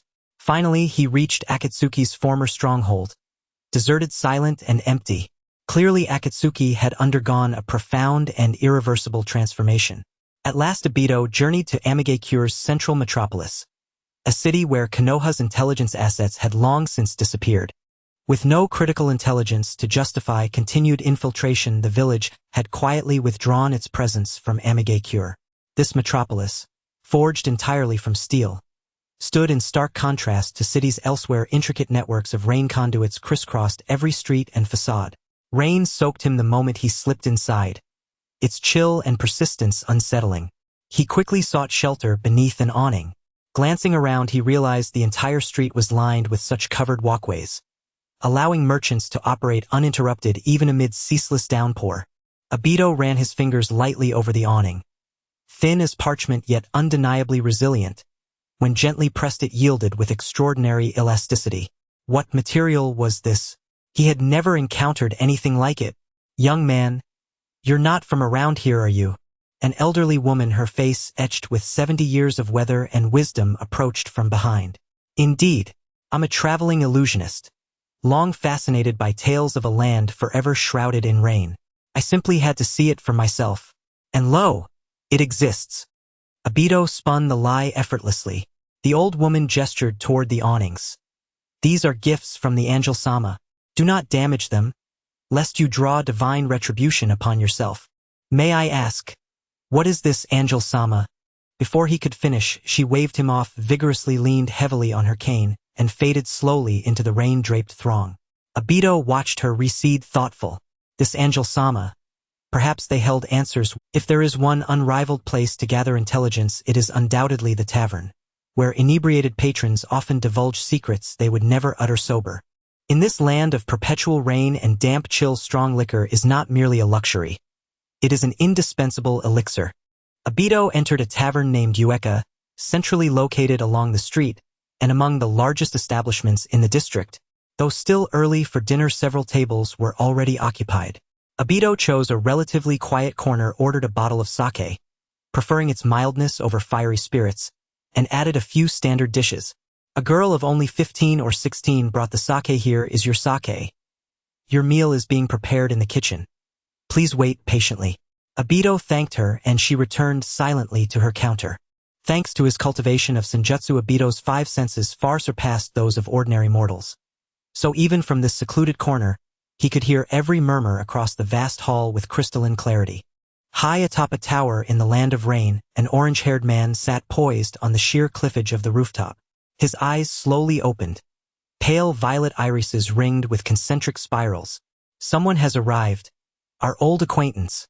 Behind him stood a young woman with pale violet hair. Both wore long black robes adorned with crimson clouds. Shall I intervene? She asked softly. He is Uchiha Obito, our former kin. Let Madara deal with him. His abilities are troublesome. Silence fell between them. Then, like smoke dissolving into shadow, they vanished. Obito remained in the tavern long enough for a full meal, gathering valuable intelligence. The land of rain was now ruled by a figure they called God, whose divine messenger, the angel, stood ever at his side. No mention was made of the Akatsuki. The immediate challenge lay in locating both the angel and this so-called God. To stage a violent spectacle and force them into the open was impractical. His sole objective, after all, was intelligence gathering. For now he resolved to find lodging. Yet fate intervened. The air above rippled with spatial distortion. As a master of space-time jutsu, Obito instantly sensed the anomaly. The distortion subsided, and there stood Uchiha Madara, whom Obito had encountered earlier in the land of water. Their gazes locked midair. Uchiha Obito, you seek me out before I have even come for you. So you are the one who calls himself God. Obito frowned. He is far more formidable than I. Obito's brow furrowed deeper. Could there truly exist someone stronger than Madara within this modest realm? At that moment Li Yuansheng, a presence residing within Obito's consciousness, awoke voluntarily. Obito, this man is perilous. Retreat immediately if you find yourself outmatched. I understand. Yet having met him, I must gauge the true extent of his clone Sharingan. Outside reality held its breath. Madara vanished, only to reappear beside Obito in an instant. As Madara's hand lashed out, Obito activated intangibility, slipping his body into the Kamui dimension. True to expectation, Madara's Sharingan responded, warping space itself to pursue Obito into his own dimension and strike him there. Obito then activated his own space-time shift. Two simultaneous spatial transfers occurred. Obito entered Madara's pocket dimension, while Madara was thrust into Obito's. Fortunately, Obito had anticipated this. He had concealed all contents of his dimension beneath Li Yuansheng's array-based wards, invisible to any who lacked mastery of Fuinjutsu. Obito surveyed the space, identical to his own in every detail. A thorough search revealed it utterly barren. Clearly, Madara had taken precautions. A ripple stirred in the upper right. Obito knew Madara was returning. Obito briefly considered leaving a spatial marker, but abandoned the idea. Madara would inevitably scour the entire dimension. Any trace he left would be swiftly discovered and rendered meaningless. Within the Kamui dimension, Obito could not employ intangibility. And though space-time transfer required but a moment to initiate against a foe like Madara, even that sliver of time risked interruption. Should both abilities fail, only direct combat would remain. And Obito, though resolute, possessed no confidence in victory. Having now discerned the principle behind Madara's space-time technique, withdrawal was the wiser course. Just before Madara reappeared, Obito executed another space-time transfer, this time returning directly to the Land of Fire. With the Land of Rain now alerted, further presence there served no purpose. In Madara's Kamui dimension, long after Obito's departure, the warped space gradually coalesced, revealing Madara himself masked and inscrutable. It seems certain matters must be accelerated. On a high tower in the Land of Rain, space twisted once more, and Madara emerged. From the shadows, a pair of Rinnegan eyes opened. So even you failed to retain him. He has acquired Senjutsu during his years of absence. Not identical to the sage arts of the three great toad, snake, and slug sanctuaries, yet seemingly surpassing them in potency. A mocking tone drifted from the darkness. Then your space-time ability proved ineffective. And thus you are no match for him. Pain. You dare question me? Pain offered no reply, nor did Madara press further. I shall retrieve something first. Our next meeting will mark his end. With those words he vanished. After Madara departed, Pain spoke. Konan, send Itachi and Kisame to Konoha to gather intelligence on Uchiha Obito. The young woman, Konan, was a founding member of the Akatsuki. She hesitated, puzzled. Why not simply deploy the Chibaku Tensei illusion technique to relay the order? Itachi has already returned. Konan gazed outward at the endless downpour and understood. The Amaterasu rain technique, a supreme sensory barrier akin to Konoha's Byakugan technique, ensured that anyone drenched by its rain would be instantly perceived by Pain, who, after all, guards against rain falling from the sky. Two men clad in Akatsuki cloaks walked through the streets of the Land of Rain, neither carrying umbrellas nor seeking shelter, moving calmly beneath the ceaseless deluge. Master Itachi, rain is hardly kind to one's health, though I of course feel no discomfort. Water is my comrade, my most potent weapon. Itachi ignored Kisame's chatter. Kisame, accustomed to Itachi's stoic silence, merely shrugged. A shadow glided across the rain-slicked surface. A human silhouette crowned with two vast sweeping wings. Itachi and Kisame halted, lifting their eyes. There, suspended in the air, was Konan. Her white paper wings unfurled like those of an angel. Civilians knelt en masse, bowing reverently as the angel descended. Pain commands you gather intelligence on Uchiha Obito of Konoha. At the name Uchiha, a flicker of emotion finally stirred in Itachi's gaze. What? Didn't Itakasama slaughter the entire Uchiha clan, sparing only his brother? How can another Uchiha possibly exist? Kisame blurted. Sudden lethality flared in Itachi's eyes. His irises darkened, then bled crimson, three tomo swirling into focus. Kisame loosened his grip on Samahata. Itachi is angry now. Itachi turned away, voice ice-cold. Kisame. We depart. TCH. Back from one mission only to begin another. Truly ours is a life of toil. Kisame trailed reluctantly behind. Konan watched them go. Uchiha Itachi, the sole figure besides Madara whom Pain genuinely feared, and the very man Madara himself had recruited into the Akatsuki. And then there was the vexing Uchiha Obito. The Uchiha clan, blessed perhaps by heaven, or more aptly cursed. The third Hokage listened to Obito's report. The one known as Uchiha Madara was indeed the mysterious masked man who ambushed Kushina several years ago, and Minato had fought him. The current actual ruler of the Rain Country should be Akatsuki. Itachi had said, when he left Konoha, that it was a highly dangerous organization, which was why he willingly joined Akatsuki as an undercover agent. However, no intelligence had been relayed back over the years, or rather his information had been intercepted by Danzo and not reported back to him. The third Hokage planned to ask Danzo about this. From the intelligence currently known, Akatsuki was taking on missions in the ninja world in the form of mercenaries, including some unsavory tasks, and even some large nations had issued missions to them. The core members of Akatsuki currently known included the self-proclaimed leader Uchiha Itachi, Uchiha Madara, and the God Messenger, while the identities of the other members were still under investigation.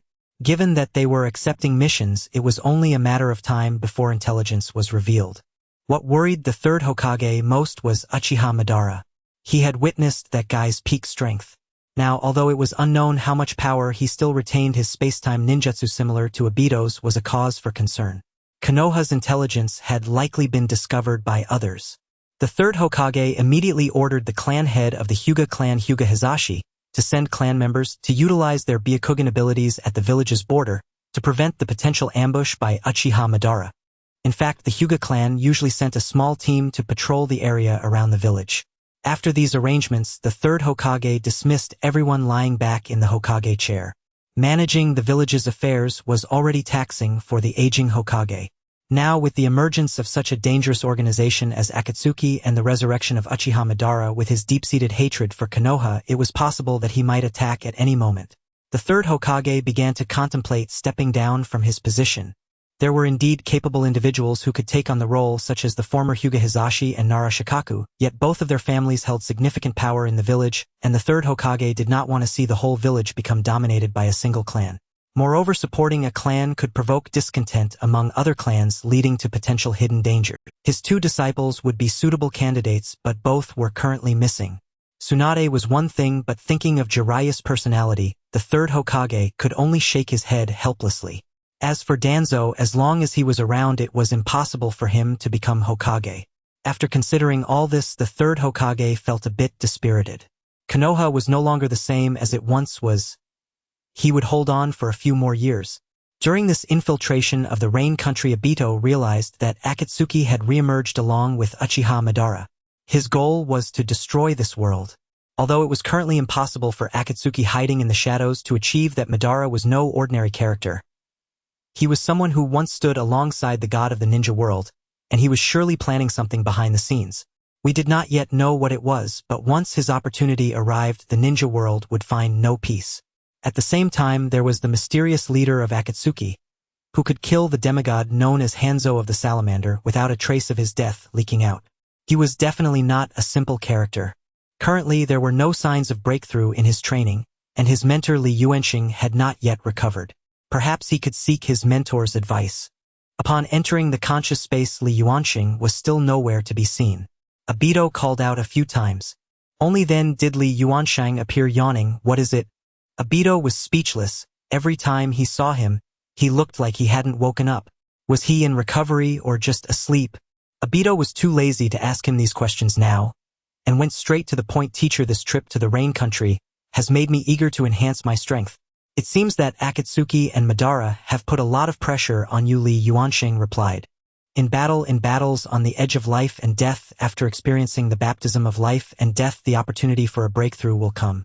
Isn't the ninjutsu of your ninja world the same?" With this reminder, Obito understood.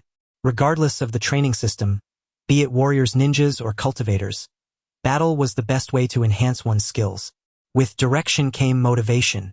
Obito exited the sea of consciousness without further ado, while Li Yuansheng shook his head and once again disappeared into his sea of consciousness. After exiting the Uchiha compound, he headed straight for the streets of Konoha. Obito's first target was Kakashi, as he heard that Kakashi was home resting today without any missions. At the Hokage residence, Obito knocked on the door for quite some time but saw no sign of anyone. It seemed Kakashi was not home. Where could he have gone? Obito began to ponder where he might be. It was lunchtime now, so he could be at some restaurant. Not at the barbecue shop. Not at the dumpling shop either. After checking several places without success, could it be that he hadn't eaten and had gone somewhere else?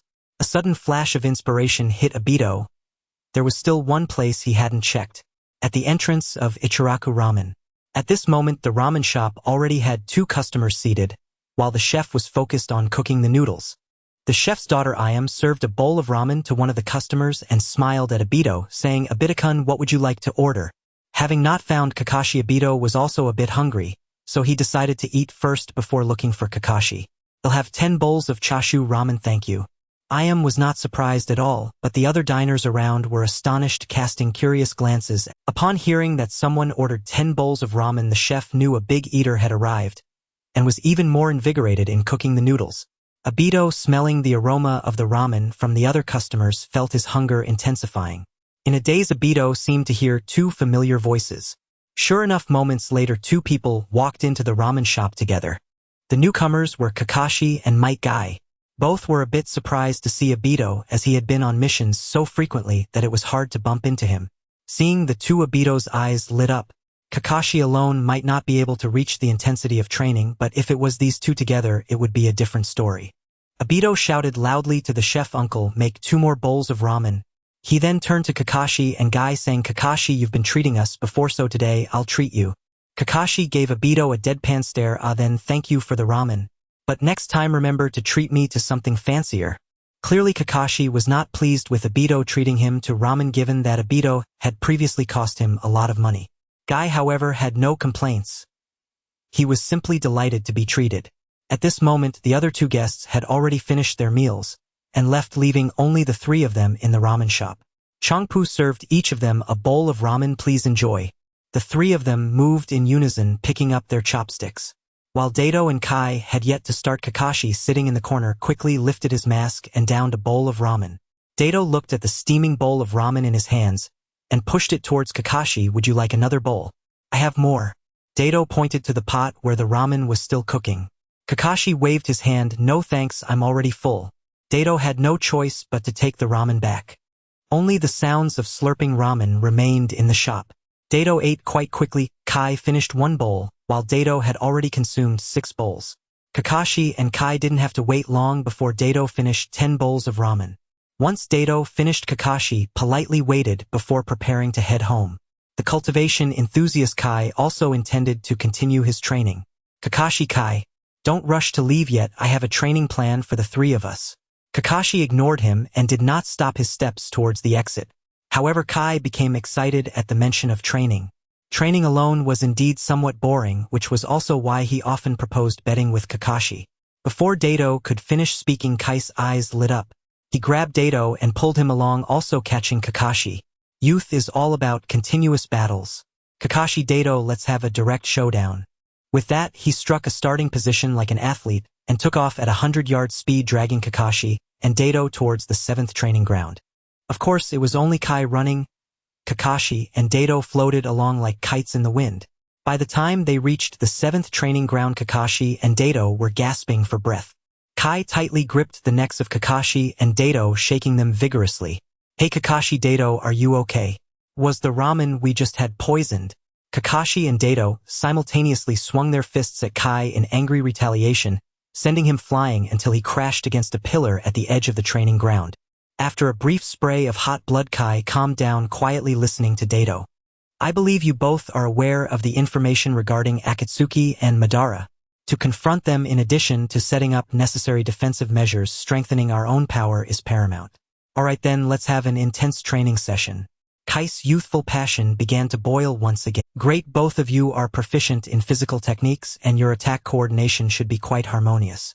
Therefore you 2 will launch attacks on me and I will use space-time ninjutsu. You both are aware of the weaknesses of my space-time ninjutsu. While I attack the enemy, they can also strike me, and Madara's eyes possess similar abilities. Through practice with you, I can enhance my reaction capabilities. Do you understand?" Kakashi and Kai nodded gravely. because defeating him means dealing with Madara, and in the future they might have to stop Uchiha Madara themselves. Kakashi and Kai truly exemplified the younger generation's best. With their cooperation, Dato was too intimidated to reveal himself for a direct attack. Although this training would not reach the life-and-death struggle that Li Yuansheng spoke of, Dato had his own thoughts. The third Hokage, upon learning the training objectives of the three, did not assign them any missions. The three were quickly adapting to each other's attacks. Half a month later, the joint attacks of Kakashi and Kai became even more synchronized, but Dato was not to be underestimated. His reaction speed also experienced a significant boost, occasionally landing hits through the gaps in their attacks. The three were drenched in sweat. Come quickly and have some hot water. It was Lin from the field who came every afternoon to bring Dato and the others some hot water and snacks. Dato wished time could freeze at that moment, sweating with his companions and sipping tea with his beloved. Kakashi, Kai, let's call it a day for our training. No need to come here tomorrow. Kakashi and Kai nodded. They both knew that their level of synergy had reached its peak, and further training would yield no significant results. You two can head back first. I'll escort Lin back to the hospital. Kakashi glanced at the two as he led Kai away. After they had walked a distance, Kai turned to Kakashi and said, "Does Dato really want to train in that manner? Dato is working hard. We must also put in the effort," Kakashi replied, looking at Hokage Rock. The next day, in the Hokage's office, Lord Third Eye wished to travel through the ninja world, casually collecting intelligence on core members from other countries, including their Kage and Jinchuriki. The third Hokage looked at Dato in surprise. His disciple Jiraiya often used this excuse to go out and seldom returned, although he did bring back quite a bit of useful intelligence. Before the third could respond, Dato added, "I will leave a space imprint in the village, and will return periodically to report on the intelligence I gather." "Well, I agree, but be careful and prioritize your safety." The third Hokage stroked his chin, realizing Dato was indeed an excellent candidate for intelligence gathering. Dato had already entrusted Uchiha Sasuke to Kakashi's care, and he had also spoken to Lin about it yesterday. After organizing some necessary items, Dato set off for his first destination, the Land of Water, where he had left a space imprint.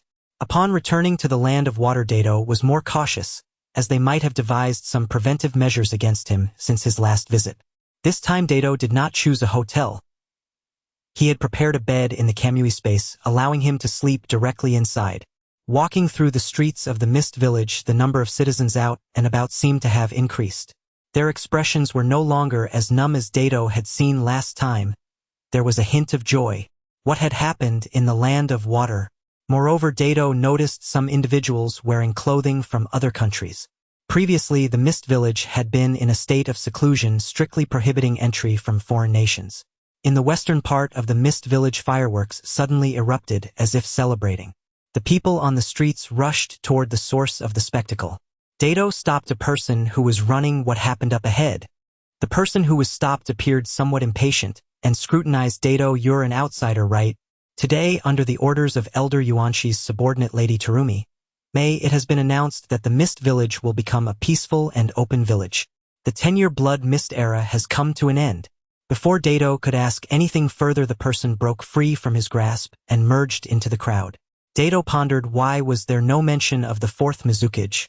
"It seems I need to go and take a look." The crowd converged upon a vast plaza where a raised dais stood at its center. Upon it stood two figures, an elderly stooped man leaning heavily on a cane and a radiant young woman of breathtaking grace. The elder cleared his throat and gestured for silence. "I am Gensher, Elder of the Mist Village. I offer my deepest apologies for the actions of the fourth Mizukage. He has acknowledged his grave errors and now withdraws from public leadership." Pausing to catch his breath, the aged elder continued, "Henceforth, I shall assume governance of the Mist Village. Beside me stands Terumi, a jonin of our village. She shall lead you forward into peace, transforming the Land of Water into an open, enlightened nation." Having spoken, he settled into the chair behind the dais, gently guided by Terumi Mei. She then stepped forward to the front of the platform. "A new dawn is breaking upon the Land of Water. Let us bear witness together." At once, thunderous cheers erupted from the crowd below. Terumi Mei then announced a series of progressive policies. Maritime trade routes would be opened, persecuted bloodline limit users, once suppressed under the fourth Mizukage, would be granted full amnesty, and any missing nin who chose to return home would be welcomed without reservation. Obito fell into quiet contemplation. So it was Madara who had sown chaos in the land of water. Now this nation had finally embraced peace. A hard-won redemption after long suffering. This intelligence must reach the Hokage without delay, so that fire and water might swiftly forge a lasting alliance of peace. Third Hokage Hiruzen Sarutobi unrolled Obito's intelligence scroll and broke into a rare crinkled smile. He immediately dispatched envoys to the daimyo of the Land of Fire to secure formal diplomatic credentials, and as a gesture of profound goodwill entrusted the mission to Konoha's foremost strategist Nararaku, accompanied by the legendary Inoshikacho trio. Obito judged the Land of Water no longer required his presence. Unfurling the map of the shinobi world, he fixed his gaze upon the land of Ryo, the rumored dwelling place of the Seven Tails Jinchuriki. Ryo was among the most secluded nations. Its hidden village said to lie within a secluded utopia so rarely visited by outsiders that reliable intelligence about it remained scarce. Situated at the crossroads of the lands of fire, grass, earth, and iron, the entrance to Ryo's hidden village was extraordinarily concealed. Obito spent half a month traversing the land with space-time jutsu before finally locating its hidden threshold. It lay directly beneath a colossal waterfall. Obito gazed upward awestruck. How could anyone imagine an entire village concealed behind such a thunderous cascade? Stepping inside, he found no idyllic paradise. Only overgrown weeds and desolation. Indeed, legends were often far from truth. As he advanced deeper, scattered dwellings emerged along the path. Not a single guard intercepted him. Evidently, their vigilance was astonishingly lax. Obito sensed movement. His eyes snapped skyward. A figure soared above, wings unfurled. Not avian but insectoid in form. The airborne figure spotted him instantly and altered course, diving straight toward him. She halted mere inches from him. Though Obito tensed, he withheld attack. He detected no malice, no killing intent radiating from her. "Hey you, who are you?" The girl folded her wings and circled him curiously. "I'm Obito," he replied. "A traveler. Stumbled upon this hidden realm behind the falls. Pure curiosity brought me here. Sokka, another accidental intruder. I'm Fu, guardian of this place." She tilted her head, then frowned. "Wait, you're not afraid of me?" "Well, I am a traveler. I've seen stranger things, fish that walk upright, shapeshifters, wonders beyond counting." Obito hastily improvised. Fu's curiosity flared anew. Really? Does he, like me, harbor a monster within? Monster? Could she truly be the Seven Tails Jinchuriki? Unlikely, yet uncanny. If so, her effortless flight made perfect sense. Her mastery over the tailed beast's chakra appeared absolute. No, he's a fish beast, fiercely untamable. A creature like that exists. I'd love to capture him for company. I'm endlessly bored here. Everyone fears me and refuses to play. Then why not fly beyond these borders? The world outside is vast and wondrous. Fu shook her head. "I am the village's guardian. I may not leave." Obito fell silent. He knew well the burden of a Jinchuriki. Bound, confined. Gazing into Fu's innocent eyes, he made his decision. His hand settled gently upon her shoulder. She instinctively flinched, cheeks flushing crimson. No one had ever touched her thus, save her mother in earliest childhood, a memory now faded into mist. Space-time distortion rippled, and in an instant they stood atop a wind-swept mountain peak. "Whoa, you're a monster too." Fu gazed down at her village from the summit. A vista she'd long yearned to behold from above, yet lacked the courage to attempt, fearing reprimand from the elders. She unfurled her wings and soared, light as a lark, spiraling, diving, tumbling through the boundless azure sky. Suddenly she swooped low, seized Obito's hand, and lifted him high into the endless heavens. "Thank you, Obito. I've never been happier." They sat side by side on a sun-warmed boulder. Obito stared at the ground, voice hushed. "Forgive me, Fu." His Sharingan ignited, cold crimson unblinking. Confusion flickered across Fu's face, then dimmed as consciousness slipped away. After extracting the Seven Tails chakra, Obito laid her gently upon a broad tree branch deep within Ryo's hidden village.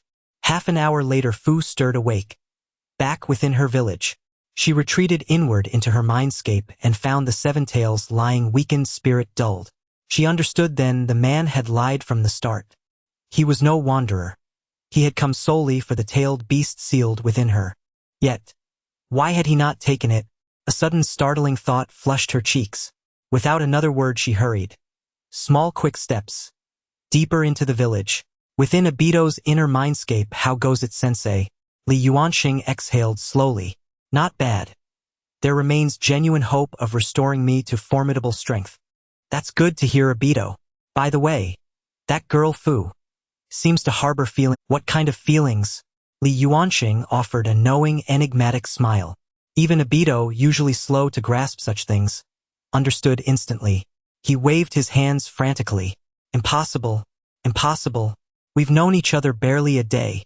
Only a day. But it was the happiest day of her life. Obito, you have deceived a heart pure as untouched snow. Li Yuansheng's barbed words struck again. Obito recalled Fu's radiant smile, her trusting gaze, and felt his thoughts unravel into chaos. Just a little chakra theft, and now this. Don't worry. I'll keep it secret. I won't breathe a word to Rin Yamanaka. That sentence struck Obito like a hammer blow to the skull. Next to the Kingdom of Long lies the Kingdom of Iron, a land where snow falls for half of the year. It is a nation that houses 90% of the warriors from the ninja world, and it stands as the only neutral nation. In order to break free from the shackles imposed by ninjas, the warriors of the Iron Kingdom infused chakra into their swords, establishing a new school of swordsmanship to gain a foothold in the ninja world, providing a haven for the once-renowned warriors. The leader of the Iron Kingdom is a figure renowned alongside the 5 great nations. It is said that he is a descendant of the Iaijutsu school, possessing extraordinary speed and explosive power, able to take a life in the blink of an eye. Although there are no tailed beasts here nor any valuable intelligence to be gained, the strength of the Iron Kingdom's leader piqued Obito's interest. Perhaps a meeting with him would facilitate his own breakthrough. The pure white snow, a sight rarely seen by Obito, who resides in the land of fire. A line of footprints marked the pristine snow, the icy touch providing him with a sense of comfort. Outside a luxurious mansion, Obito looked up briefly before walking straight ahead. 2 silver-armored warriors blocked his path, saying, "Please stop, entry is not permitted here." All they were greeted with was a pair of crimson Sharingan. Obito had no intention of approaching Hokage in a friendly manner. As a neutral nation, he wouldn't engage in combat with him. Though this approach might seem somewhat rude, it was the most effective and swift method. The guards inside, seeing the fallen warriors outside, immediately drew their swords and signaled for alert as silver-armored warriors surged out from within the mansion. A silver-armored warrior resembling a captain stepped forward and asked the door guard what happened. This person came in and took down Reika and Ki. The guard pointed to the 2 fallen guards. The silver-armored captain frowned and approached Obito, checking the condition of the 2 guards, discovering they were merely trapped in a genjutsu. Release. The 2 guards awakened and the silver-armored captain signaled them to return. What does this mean, sir? The silver-armored warrior questioned Obito, placing his hand on the sword hilt. I have come to challenge Hokage. The silver-armored warrior frowned. In the past, many warriors had opposed Hokage's status, and there had been numerous challengers. However, as Hokage's fame grew in the warrior community, few dared to challenge him in recent years, especially since this individual didn't even carry a sword, unlike a typical warrior. Hokage is not someone who can be challenged lightly. If you wish to challenge him, you must first defeat me. The silver-armored captain drew his sword. I'm not interested in you. Obito's words insulted the captain, who, disregarding whether Obito was prepared, swung his sword down. However, he had already fallen victim to Obito's genjutsu during their earlier eye contact, and he merely struck at empty air. At that moment, a figure leaped down from the main gate, leaving only a blur to the naked eye. The person gently tapped the captain, and he awoke. Seeing the newcomer, he exclaimed, Hokage. Indeed, this person was Hokage, and Obito could sense the aura of a powerful figure emanating from him. Ming-Xian, your perception of aura still needs improvement. The presence of this person is clearly beyond your capability. Step back. Understood, Hokage. Ming-Xian retreated among the main group. Hokage turned to Obito, saying, You are from the Uchiha clan, aren't you? Indeed, I am Uchiha Obito. You are provoking a neutral nation. Are you seeking to incite war? No, I have come to challenge you in my personal capacity.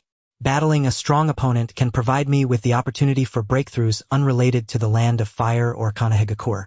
Hokage understood this perspective, recognizing that many sought strength through challenges to surpass their. Thus he realized that today's battle was unavoidable. You must think carefully. Once I strike, it will be a lethal move. Hokage attempted to counsel him. A challenge I eagerly accept. Obito unleashed the sage chakra within him, and the patterns of sage techniques began to manifest on his face. Mikage immediately recognized this as sage techniques and grew serious, placing his hand on his sword hilt. With his Sharingan activated, Obito observed Mikage's hand resting on the hilt. Was he about to unleash his renowned technique, the Iajutsu draw and slash? It was said that this move made him a bane to ninjas, as they could not form hand seals in the face of his rapid draw. In his current state, ordinary genjutsu would be ineffective against Mikage. Under the intense gaze of Mikage, Obito felt an inescapable fate awaiting him from that blade. This feeling was indeed correct. Here it comes. Mikage kindly warned Obito. So fast. Even with the Sharingan activated, Obito struggled to keep up with Mikage's draw. Fortunately, he had unleashed his sage chakra, enabling him to match Mikage's speed. Otherwise, he would have to rely on his intangibility to evade Mikage's strikes. Obito conjured wooden spikes using wood release to block Mikage's blade. Mikage was somewhat surprised, not expecting Obito to intercept his draw and slash rather than evade. Mikage's rapid slashes left Obito no time to release ninjutsu, not even the time to cast a binding technique. 1 strike. 2 strikes. Obito's wooden spikes were severed by Mikage's sharp blade, prompting Obito to conjure another wooden spike to continue the fight. The battle raged from noon until dusk. In the end, Mikage suffered from his age with fatigue, slowing his strikes considerably. Seizing the opportunity from Mikage's strike, Obito utilized his space techniques to distance himself. He noticed that Mikage was out of stamina, fighting solely on willpower. Continuing this way would serve no purpose for him, as expected of the leader of the Iron Kingdom, the leader of the warriors. Today I, Obito, have learned greatly. Farewell. As Obito departed, the other warriors wished to pursue, but Mikage stopped them, saying, "Don't chase him. He is the new star of Konoha Uchiha Obito, a master of wood-release spacetime ninjutsu and sage techniques." After saying that, Mikage could no longer hold on and half-knelt on the ground. This battle had drained all of Mikage's strength, but it had also allowed him to engage in a satisfying battle, once more feeling a slight improvement in his swordsmanship. Obito had not defeated him, eliminating any diplomatic issues regarding invasion. It was merely 2 individuals exchanging techniques. Despite Obito's declaration of challenging Mikage in a personal capacity, he was still a member of Konoha. If Mikage were killed, war between the 2 nations would be inevitable, and killing him would yield the same result. After the battle with Mikage, Obito had benefited greatly. His breakthrough bottleneck had loosened significantly. After leaving Mikage, Obito did not immediately depart from the Iron Kingdom. He lingered for several days, quietly enjoying the scenic snowfall before he left. Leaving the Iron Country, Obito returned to Konoha to report detailed intelligence about the Sanbuna to the 3rd Hokage. The 3rd Hokage also felt a sense of awe. He previously knew that Sanbuna was a strong individual, but he never expected him to have refined his swordsmanship to such a level. After spending a day in the village with Rin, Obito left the village once more. This time, heading to the land of demons, the 3rd Hokage assigned him a task. The seal on the demon wraith had weakened. Due to Obito having sealed Rin's 3 tails, the 3rd Hokage believed he possessed unique insights into sealing techniques. Hence, he sent him to the land of demons, as the emergence of that demon would be quite troublesome. After completing this mission, he would continue his journey through the ninja world. He had heard legends about that demon and was surprised to find it truly existed. The land of demons, located in the northwest region of the land of earth and the land of wind, is a small border nation. There are no ninjas, only a shrine maiden endowed with sealing techniques, who has guarded the land of demons for generations, sealing away the demon wraith. Having heard of these spirits as a child, Obito felt a tinge of fear. Li Yuansheng also noticed this: chimeras and wraiths, mere small monsters, and yet you are frightened to this extent. Your fire technique is their nemesis. Really, is that true? Of course. Looking at Li Yuansheng's firm assurance, Obito felt a bit more at ease. Besides, the figure before him was merely a ghost, so it wasn't that terrifying. A day later, Obito arrived at the land of demons. The shrine maiden Mi Luo welcomed him. Obito learned the events from her. About a month ago, the shrine maiden detected unusual activity from the demon. Since then, she had been hearing the demon's roars every day, which deprived her of sleep. Deciding to check the sealing site, she discovered someone attempting to breach the seal.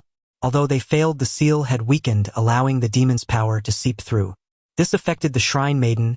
Due to the demon's influence at the sealing site, she dared not reinforce the seal herself, so she sought help from outside.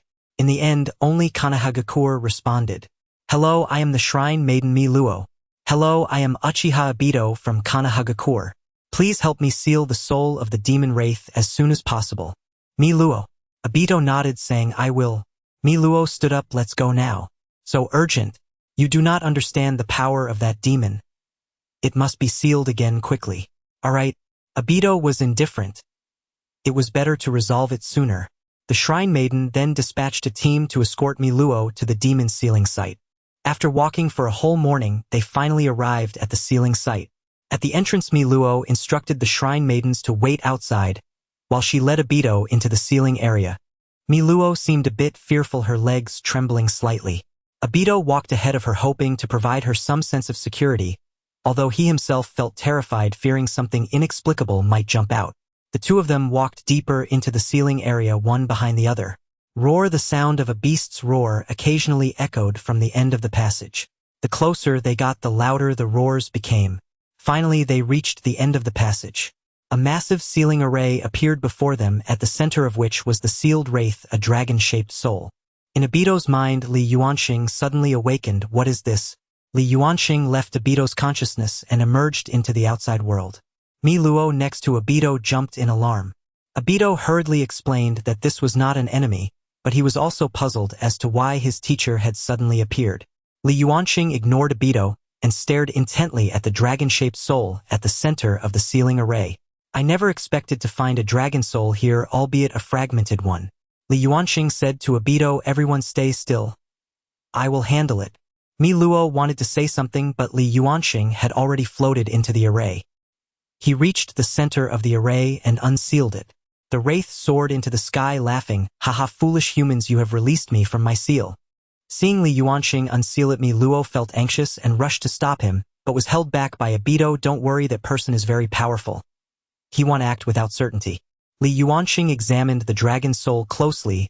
It has absorbed quite a bit of evil energy. Then let me cleanse your evil energy first. Li Yuansheng swiftly drew a talisman in midair, which grew larger in the wind and flew towards the wraith.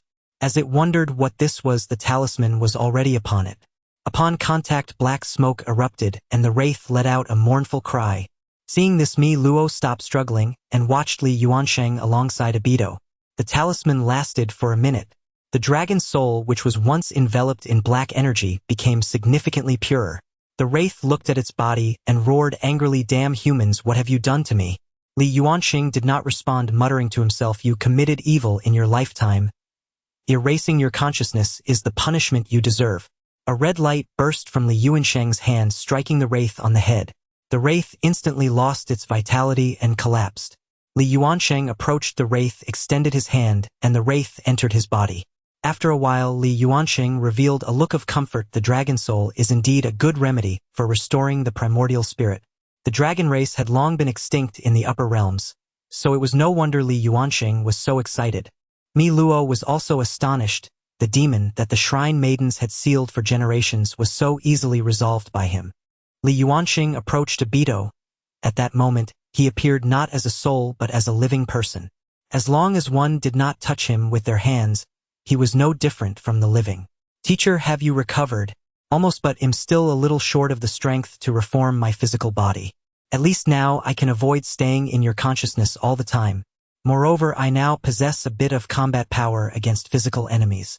Luo suddenly knelt down, tears streaming down her face, as she bowed to Li Yuansheng. Thank you for eliminating the wraith and saving the fate of our Shrine Maidens throughout the generations. You need not thank me. I should be the one thanking you. If it weren't for this demon, I wouldn't have recovered so quickly. Luo didn't know what to say, only bowing again to express her gratitude. Outside the sealing site, Luo joyfully shouted like a little girl towards the Shrine Maidens, everyone, the demon has been resolved. From now on you all need not worry about the threat of demons anymore. Hearing this news from Luo, the Shrine Maidens were overjoyed to the point of tears. They held a grand welcome banquet for Obito and Li Yuansheng, marking Li Yuansheng's first appearance before the people in the ninja world. Teacher, to what extent has your injury recovered? It's reached a pretty good state. Oh, by the way, I need to tell you something. I may not be able to accompany you on the upcoming journey. Is the teacher leaving Daitu knew that Li Yuansheng would ultimately return to his own world. Li Yuansheng chuckled lightly. Don't worry, I am not leaving this realm. It's just that I need to make some preparations for reconstructing my physical body. Then, teacher, I can come along. Although I may not be of much help, my space abilities are still somewhat useful. Li Yuansheng gently shook his head. No need, it's better if I handle this alone. Bringing you along would complicate things. Moreover, your opportunity for a breakthrough seems to be wavering. You should continue your journey. With that, Li Yuansheng's words left Daitu with no choice but to relent. After the banquet in the land of ghosts, the two parted ways. Daitu returned to the village to report his mission before continuing his journey through the ninja world, while Li Yuansheng headed to the place he was meant to go. In a deep forest somewhere in the land of rice, a man in red with long hair appeared after searching for over half a month. I finally found you. It was indeed Li Yuansheng who had parted ways with Daitu. Li Yuansheng floated down to the ground, gazing at the thick weeds around him, and exclaimed, you really know how to find a hidden place. Passing through the thicket, a circular entrance came into view. The traps and warning systems at the entrance were of no effect on Li Yuansheng, a being of pure soul. Li Yuansheng directly passed through the wall, making his way to the center of the underground base. In the center of the base, 5 beds were occupied by children roughly the same size as Sasuke and Naruto, bound to specially designed beds and groaning in pain. A pale-skinned man was staring intently at these 5 children. Indeed, this man was the srank rogue ninja Orochimaru from Konoha.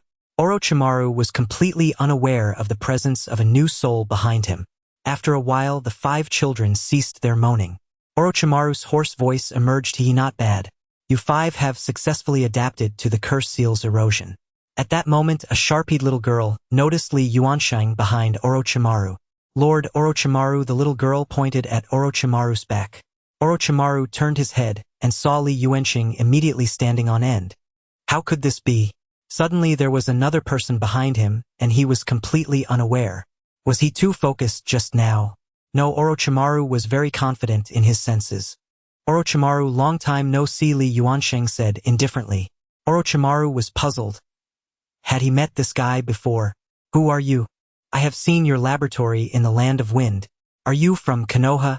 Orochimaru displayed vigilance, preparing to flee at any moment.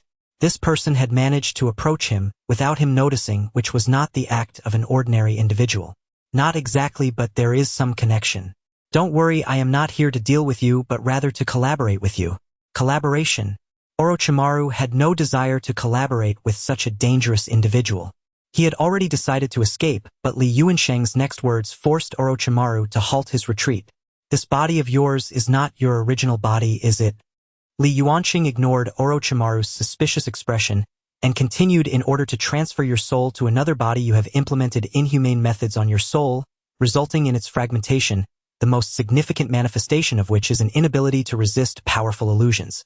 Upon hearing Li Yuansheng's analysis, Orochimaru instinctively took 2 steps back. Who on earth are you, and how do you know so much? Orochimaru, your panic has made you fail to realize that I am a soul entity, haven't you? With that, Li Yuansheng reached his hand into the wall and pulled it back out again. As the founder of the impure world reincarnation, Orochimaru, after Li Yuansheng's reminder, also realized the state of his soul entity. So this is a soul entity, no wonder he could silently arrive behind me. Realizing this, Orochimaru regained his composure and excitedly licked his lips. Such a perfect soul appearing here would be an excellent experimental material. Li Yuansheng also noticed Orochimaru's greed. Suddenly, a brilliant red light surged from Li Yuansheng, making Orochimaru feel as if Li Yuansheng had grown immensely, while he himself seemed like an ant before him. As the red light faded, Orochimaru, drenched in sweat, half-kneeled on the ground. That was soul pressure, a move he often used on others to seize their bodies. Orochimaru slowly stood up, unbinding the restraints on several children and instructing them to leave first. After they exited, Orochimaru looked at Li Yuansheng. How do you wish to collaborate with me? Orochimaru's compromise was within Li Yuansheng's expectations. It's simple. I will teach you to repair your damaged soul, and you will help me create a usable physical body. Alright, no problem. The two reached a brief collaboration. Li Yuansheng taught Orochimaru a cultivation method to repair the soul. After testing it, Orochimaru found it effective and then asked Li Yuansheng what kind of physical body he wanted. Having conducted countless live experiments, Orochimaru had decisive confidence in this area. Li Yuansheng took out a sealed scroll and handed it to Orochimaru. Orochimaru received it looking at Li Yuansheng with confusion. Li Yuansheng gestured for him to open it. Orochimaru was not afraid of any traps set by the other party. As the scroll opened, a writhing white object appeared before him. It was the Hashirama cells found in Obito's cave. Upon seeing the Hashirama cells, Orochimaru's interest was piqued and he brought the cells to the equipment. Using the equipment, Orochimaru discovered that the Hashirama cells brought by Li Yuansheng were incredibly active, far superior to those given to him by Danzo. Such highly active Hashirama cells were not something an ordinary person could withstand. Orochimaru kindly reminded Li Yuansheng, Likuan, this is the first time I've seen such active Hashirama cells. It might be difficult for anyone to endure. I'm not asking you to cultivate them on a living person, but rather to create a specially designed human-shaped embryo using only the Hashirama cells. This statement opened up a new realm for Orochimaru. Why was he fixated on combining them with living people? Why not directly cultivate a body and then inject the soul? With this thought, Orochimaru came up with a bold idea. Likuan, may I copy this cell? Li Yuansheng perceived Orochimaru's intentions. He too wanted to create a physical body using Hashirama cells. Orochimaru had always pursued the perfect body and had previously set his sights on Uchiha Itachi. Sure. With Li Yuansheng's consent, Orochimaru excitedly licked his lips. The eternal life he craved might soon be within reach. However, the technology for Hashirama cells was still not entirely perfected. To cultivate the specially designed embryo Li Yuansheng mentioned would require extensive experimentation. It has been more than a month since Li Yuansheng's departure, and Obito feels a sense of empty. Obito can sense that Li Yuansheng is somewhere in the shinobi world, as their souls have merged, linking their lives together. If one soul disappears, the other will die as well. This journey has brought him to the land of Earth, one of the 5 great nations. The land of Earth is filled with bare rocks, leading to a severe shortage of food, necessitating large imports. This is also why the land of Earth has been so proactive in every shinobi world war. It is said that the third Hokage is an old man much like the Hokage. At his age, he should have retired to enjoy life. Obito sits on the bare stone of the bath, contemplating whether to confront the old man Anoki. This old fellow is not one to show mercy like Mitsuki. He would relish the chance to wipe out the Leaf's ninjas. His bloodline limit dust release is a terrifying technique that can truly turn people to ash. However, he cannot harm himself with his intangibility. Resolute, Obito sets off, preparing to meet this seasoned powerhouse of the shinobi world. In Iwagakure, Anoki is leisurely sipping tea on the rooftop, reminiscing about yesterday's braised pork, pondering whether to order another serving today. Anoki senses something.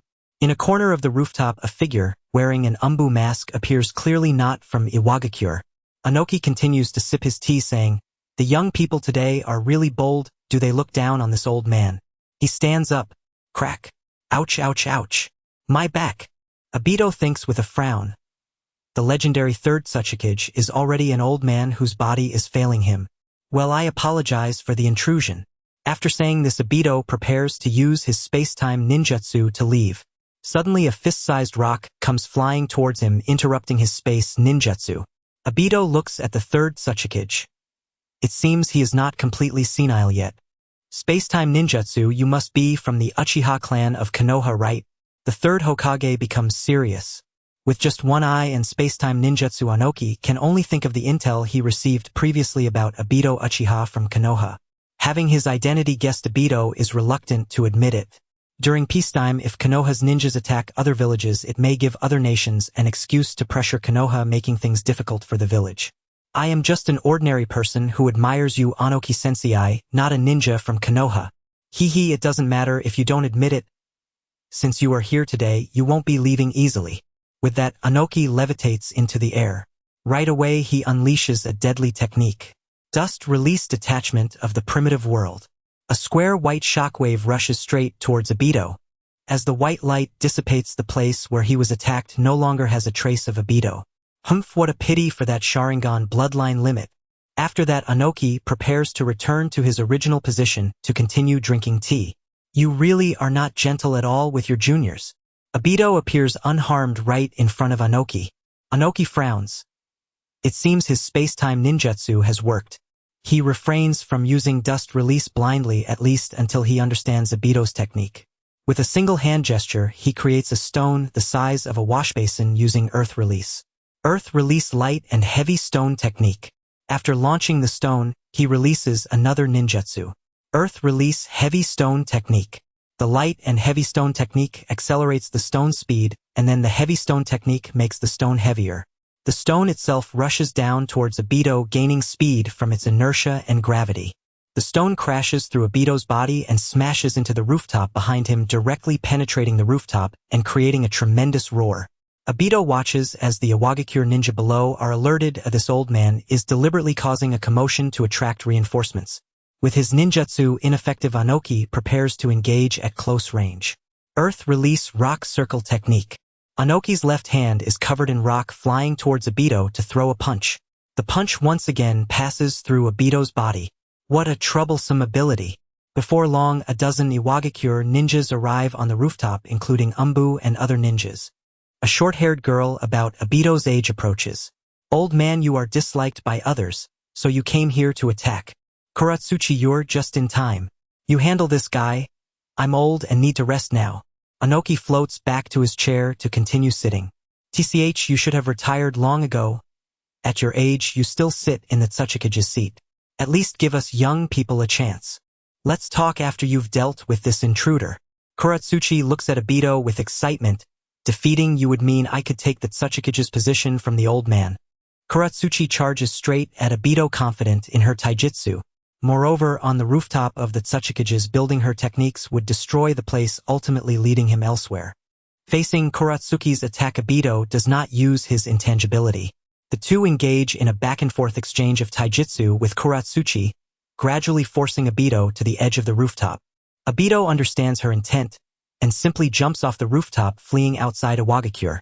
Kuratsuchi follows closely, and other Iwagakure ninjas along with Anoki join in pursuit. Obito stops at a relatively flat area outside Iwagakure. Kuratsuchi sees him stop and says, "If you keep running, I really won't be able to catch you. Now you're surrounded." More than 20 Iwagakure ninjas surround Obito, and Anoki hovers above them. The other Iwagakure ninjas and Anoki do not attack. Evidently, Anoki wants Kuratsuchi to give it a try. He wants to see how the young Iwagakure ninjas fare against Konoha's young ninjas. The future of Iwagakure depends on them. He has grown old. Kuratsuchi quickly forms hand seals. Earth Release Earth Stone Spire. The ground begins to tremble as countless sharp rocks, resembling bamboo shoots, burst from the ground, attempting to pierce Obito's body. Obito easily dodges using his intangibility. Anoki in the sky sees Obito use this ability again. What technique allows his body to become like a shadow, letting all attacks pass through him? Seeing it ineffective, Kuratsuchi forms hand seals again. Earth Release Rock Pillar. A gigantic stone pillar erupts from beneath Obito's feet. Obito rises alongside the emerging stone pillar, finally standing steadily atop it. Your attacks are over, now it's my turn. With that, Obito disappears from the stone pillar and reappears behind Kuratsuchi. Watch out! Anoki's warning comes a moment too late, as Kuratsuchi is punched by Obito and heavily crashes into the ground far away. Coughing, Kuratsuchi struggles to stand up, spitting out blood. Damn it, then try this. Lava Release Lime Condensation Technique. A large amount of lime spews from Kuratsuchi towards Obito. Water Release Water Bullets Technique. When water release meets the lime instantly solidifies. Yet Obito appears unharmed. Bloodline Limit Lava Release. Kuratsuchi, watch out behind you. Obito appears behind Kuratsuchi again.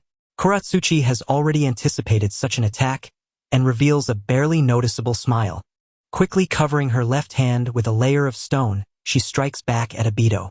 Earth Release Rock Fist. Obito is caught off guard and can only abandon his attack using intangibility to evade her rock fist.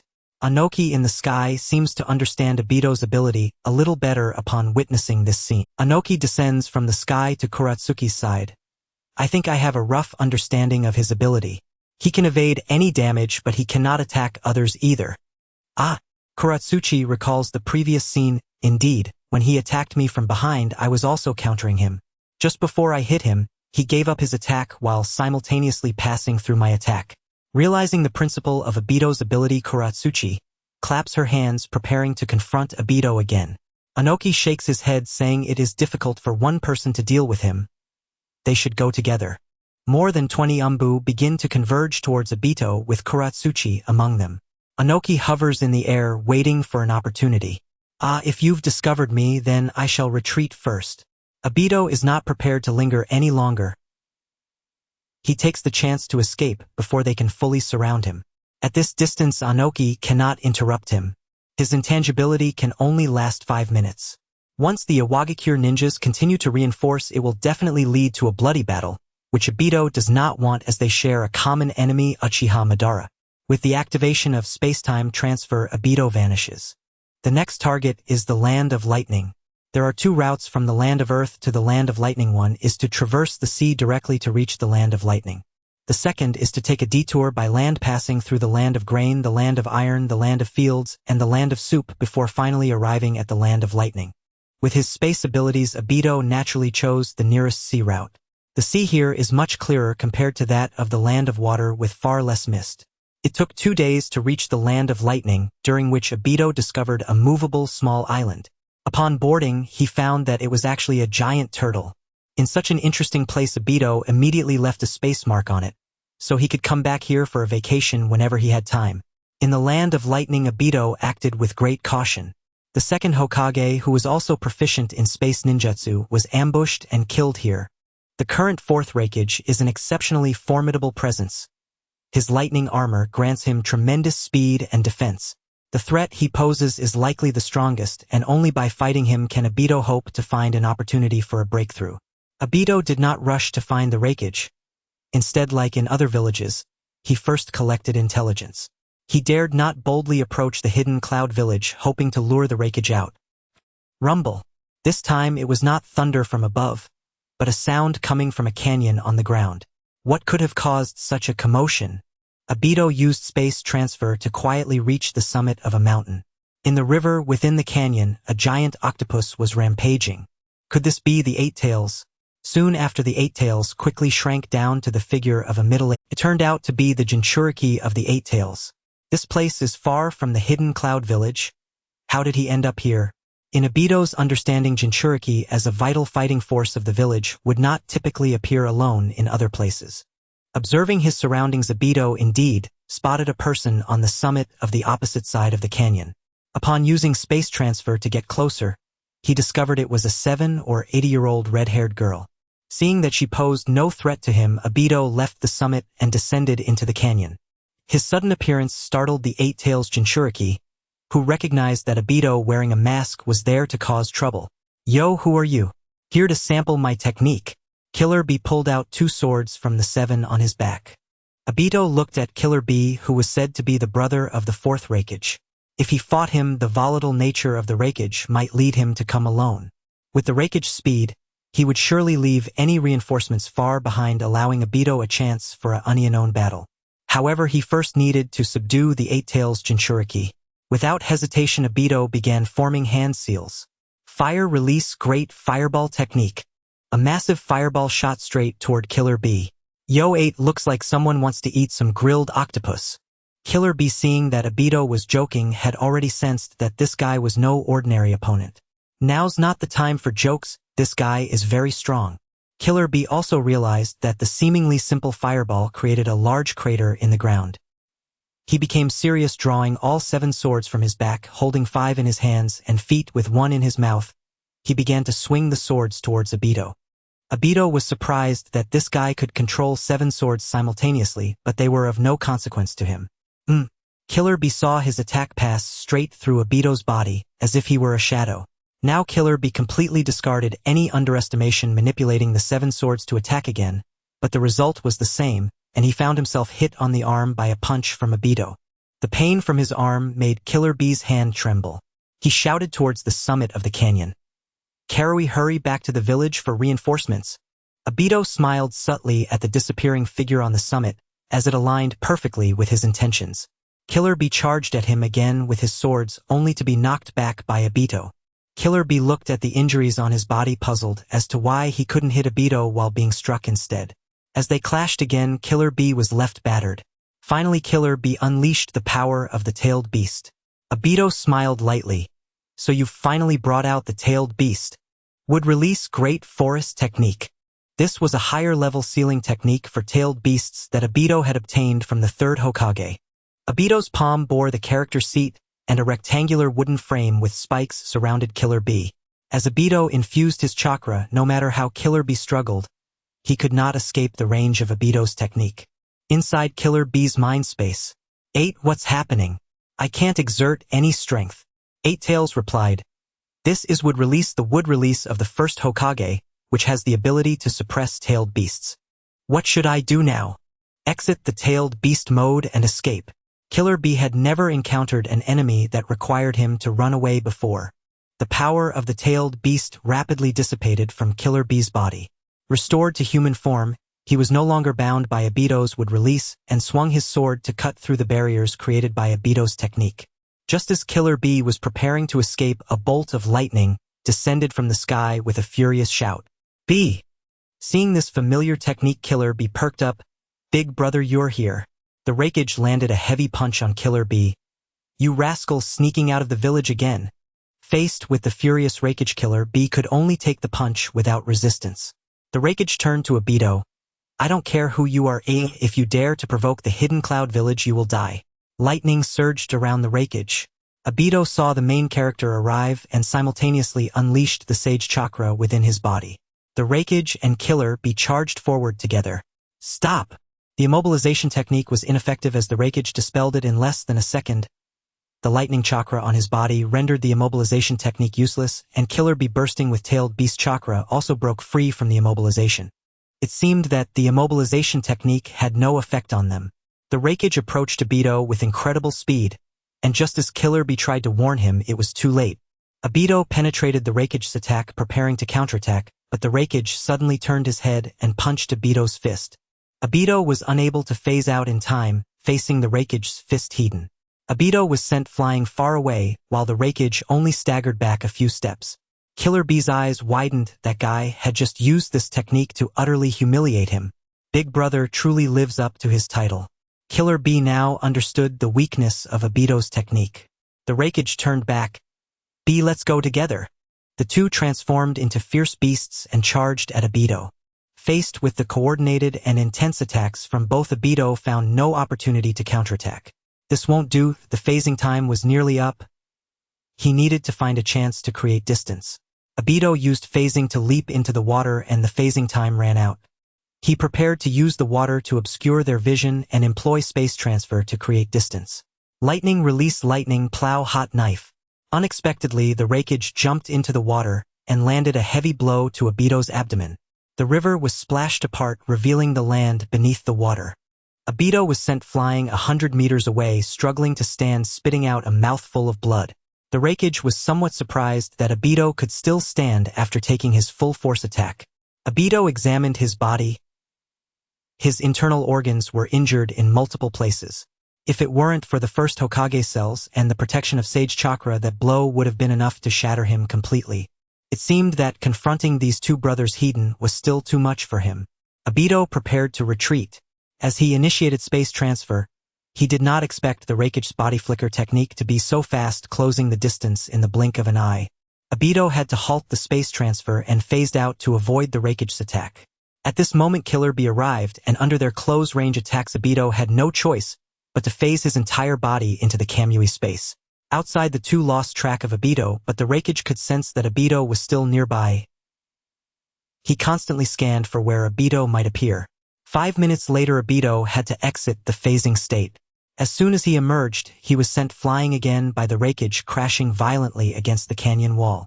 The Raikage thought the battle was over, but unexpectedly Obito stood up again.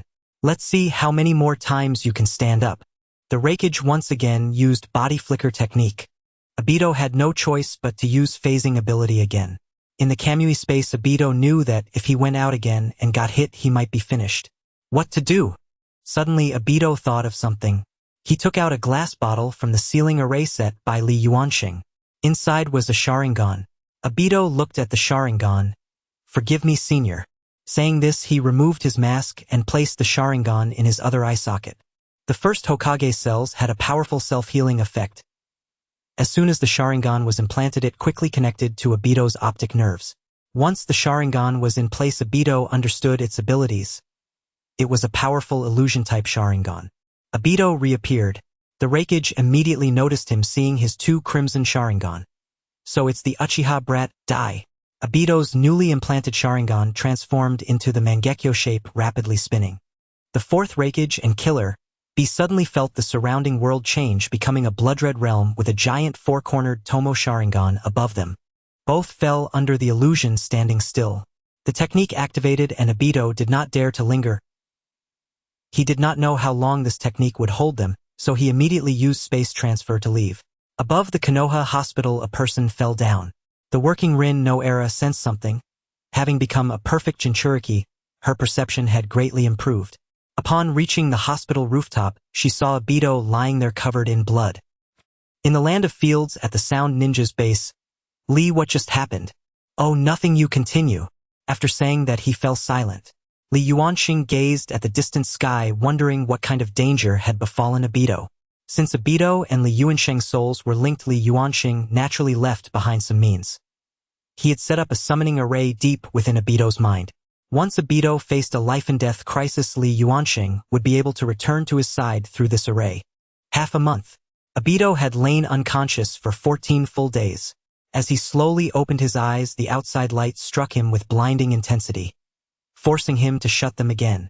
Only after repeating this several times did his vision gradually adjust. What greeted him was a circle of earnest, caring faces. Rin Kakashi, the third Hokage, Might Guy Asuma Sarutobi, and Kurenai Yuhi.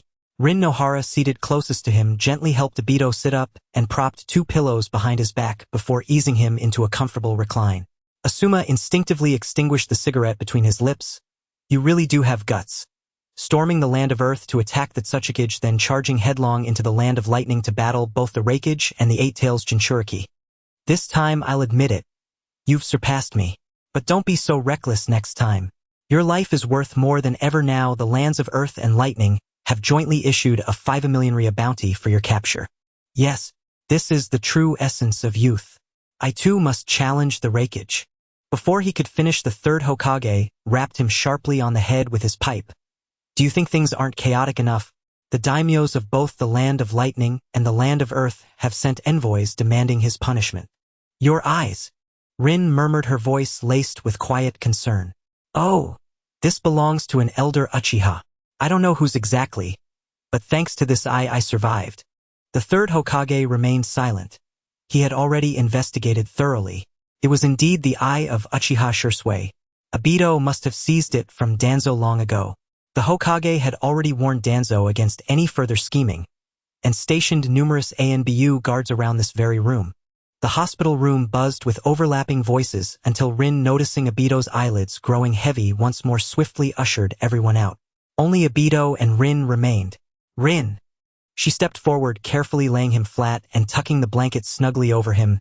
Promise me. You'll never do anything so dangerous again. Obito nodded, gazing at her gentle face. You've been unconscious for over 10 days. I'll go prepare some kanji for you, she said softly, then slipped away. Obito lay still, staring up at the ceiling, surrounded by comrades' warmth, cherished by the one he loved. He longed just for a moment to let time stand still. Yet reality pressed in, danger still loomed. Now was no time for sentiment. He turned his focus inward, conducting a meticulous self-examination. Multiple internal organs were damaged, 7 or 8 ribs fractured. Yet all injuries were steadily mending.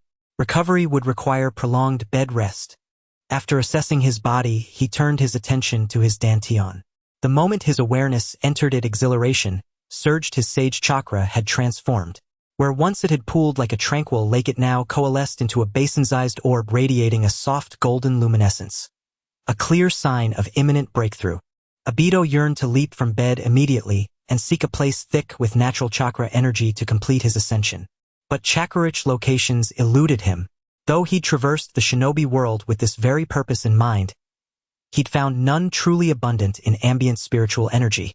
Perhaps he'd need to follow Li Yuansheng's advice, to visit one of the 3 sacred realms of the summoning beasts. If they cultivated sage techniques, surely they harbored places steeped in potent chakra. First, though, he needed full recovery. If no suitable site emerged, he'd consult either Jiraiya or Tsunade, the Sannin themselves. The third Hokage stood before the Hokage rock, gazing upon the carved visage of the first Hokage, Honorable First Hokage. Konoha has birthed another extraordinary shinobi. Our village's future is secure. His renown and strength alone qualify him to bear the mantle of Hokage. Yet, he is of the Uchiha clan. The annihilation of the Uchiha. My failure bears undeniable responsibility. His gaze shifted to the second Hokage's stone face. Master, if you were here, would you truly oppose an Uchiha as Hokage? But what if he proves to be like your own disciple Uchiha Miru, devoted utterly to Konoha, aspiring wholeheartedly to become Hokage? If only you Minato were still alive, the tragedy might never have unfolded thus. Let me be the one to end these cycles of vengeance. In the Konoha council chamber, both senior advisors cried out in unison, absolutely not. Hamura Mitokado and Koharu Uchiha exchanged glances. Hamura continued, Hiruzen. If Obito Uchiha learns the truth behind the Uchiha massacre and turns hostile, his power alone could shatter Konoha. The third Hokage met their stares unsurprised. Don't rush to judgment. First hear my plan. They crossed their arms, clearly unwilling to listen. Undeterred, he pressed on. Obito is currently at his most vulnerable. Revealing the truth now carries little risk. He lacks the strength to act against the village. Moreover, we will invite Kakashi and Rin Nohara, two individuals irreplaceable to him. Especially Rin. She is his greatest vulnerability. With them present as mediators, even if Obito seeks retribution, he must weigh their safety and feelings. I hope their presence steadies him. If he truly loves this village, he will understand. Even embrace the burden. This is his trial to become Hokage. What? Make him Hokage. The third Hokage nodded firmly. Konoha stands weakened. My age advances. We need a formidable leader. One who commands both strength and loyalty. The recent crisis with the lands of Earth and Lightning reveals their intent to exploit our weakness for territorial gain. We cherish peace. But without power, peace remains illusory. Have you forgotten the disgrace of the Hyuga clan head's brother, taking his own life years ago? A child devoted to Konoha, burning with the dream of Hokage, wielding unmatched strength. Yet you dismiss him solely because he bears the Uchiha name. Konoha owes the Uchiha a debt. Tell me, what would you do if Uchiha Itachi had been captured instead? Silence fell. Neither advisor could reply. Koharu broke the silence at last. I accept your proposal, but we demand full involvement. Danzo must join us as well. Hiruzen was taken aback by her readiness. Outside the chamber, Hamura asked Koharu, Koharu, what are you thinking? Koharu had signaled him earlier to trust her lead. Adjusting her glasses, she replied, Konoha needs a powerful Hokage. Should Obito choose betrayal, the three of us, Danzo, you and I, can eliminate him before Hiruzen's very eyes. That is precisely why Danzo must be included. Should he remain loyal, then Hiruzen, you and I will ensure Danzo makes no move against him. Hamura conceded the logic. But unease lingered. And what of Rin and Kakashi? Their abilities are formidable. They'll attend as observers, stationed at a respectful distance. Hamura sensed something amiss but found no words to counter her reasoning. 3 days later, the third Hokage, 2 advisors, and Danzo, who has lost an arm due to Tobi and currently does not have a prosthesis. Lastly, there are Kakashi and Rin. Tobi glanced at Kakashi's signaling to ask what was going on, wondering why the higher-ups of Konoha had all come to his hospital room. Kakashi didn't know either, only shaking his head. Rin signaled to Tobi to stay calm, assuring him that nothing would happen as she and Kakashi were there along with the third Hokage. The third Hokage cleared his throat. Tobi has gathered everyone here today to announce something important. Uchiha Tobi has gathered intelligence from various countries, with nearly every piece of information being N-level mission. In just these few months, he has delivered a total of 97 pieces of intelligence, which is one of his merits. Secondly, he has deterred the 2 major nations, the Land of Earth and the Land of Lightning, with his absolute strength. Thirdly, he saved Rin from the village, adding another Jinchuriki to our ranks. After discussions among the village's higher-ups, we have decided to make Uchiha Tobi a candidate for Hokage. Kakashi and Rin felt genuinely happy for Tobi upon hearing that he had become a Hokage candidate. Oh, his dream was about to be realized. No wonder so many people were called here today. Toby was also at a loss for words, overwhelmed with excitement as his childhood wish was about to come true. Danzo, however, wore a gloomy expression on his face. The third Hokage suddenly spoke with a somber tone. As a Hokage candidate, there's something I must tell you. The third's expression made Toby feel that this might not be good news. This matter dates back 2 years. The third Hokage began recounting the Uchiha massacre, from the Uchiha clan's desire to rebel to Itachi Uchiha becoming a double agent to the fallout that led to the massacre and finally Itachi entrusting Sasuke to the third Hokage. After hearing the truth about the Uchiha's Kakashi, and Rin looked worriedly at Toby. Rin wanted to comfort him but was stopped by the two advisors. Toby murmured softly, so that's how it is. Toby had heard Kakashi speak of Itachi before describing him as a person deeply devoted to peace, and his village someone who loved his family dearly. How could such a person commit such acts for power? To maintain the village's peace, he bore the blame for the massacre and betrayal, while preserving the Uchiha clan's reputation, ensuring they would not be remembered as traitors in the ninja world. I understand now. I will be a good Hokage and won't allow such tragedies to occur in the village like the third did. For now I want some peace and quiet. You all can leave. The two advisors exchanged glances and Chojuro shook his head. Before leaving, Chojuro instructed Rin to stay behind to take care of Toby. Once they left, at the moment Danzo turned to leave, Toby's two Mangekyo Sharingan activated, revealing a tangible murderous intent. This scene startled Rin, who quickly positioned herself between Toby and Danzo, but fortunately Danzo did not turn back and Toby did not launch an attack. Kakashi's blocked Sharingan also twitched. He glanced at Toby before leaving the room. After they exited, the third Hokage dismissed Kakashi. Kakashi bowed and took his leave. What do you think, Naidame? The third Hokage sighed. It's certain that he harbors resentment, but I believe he will come to understand.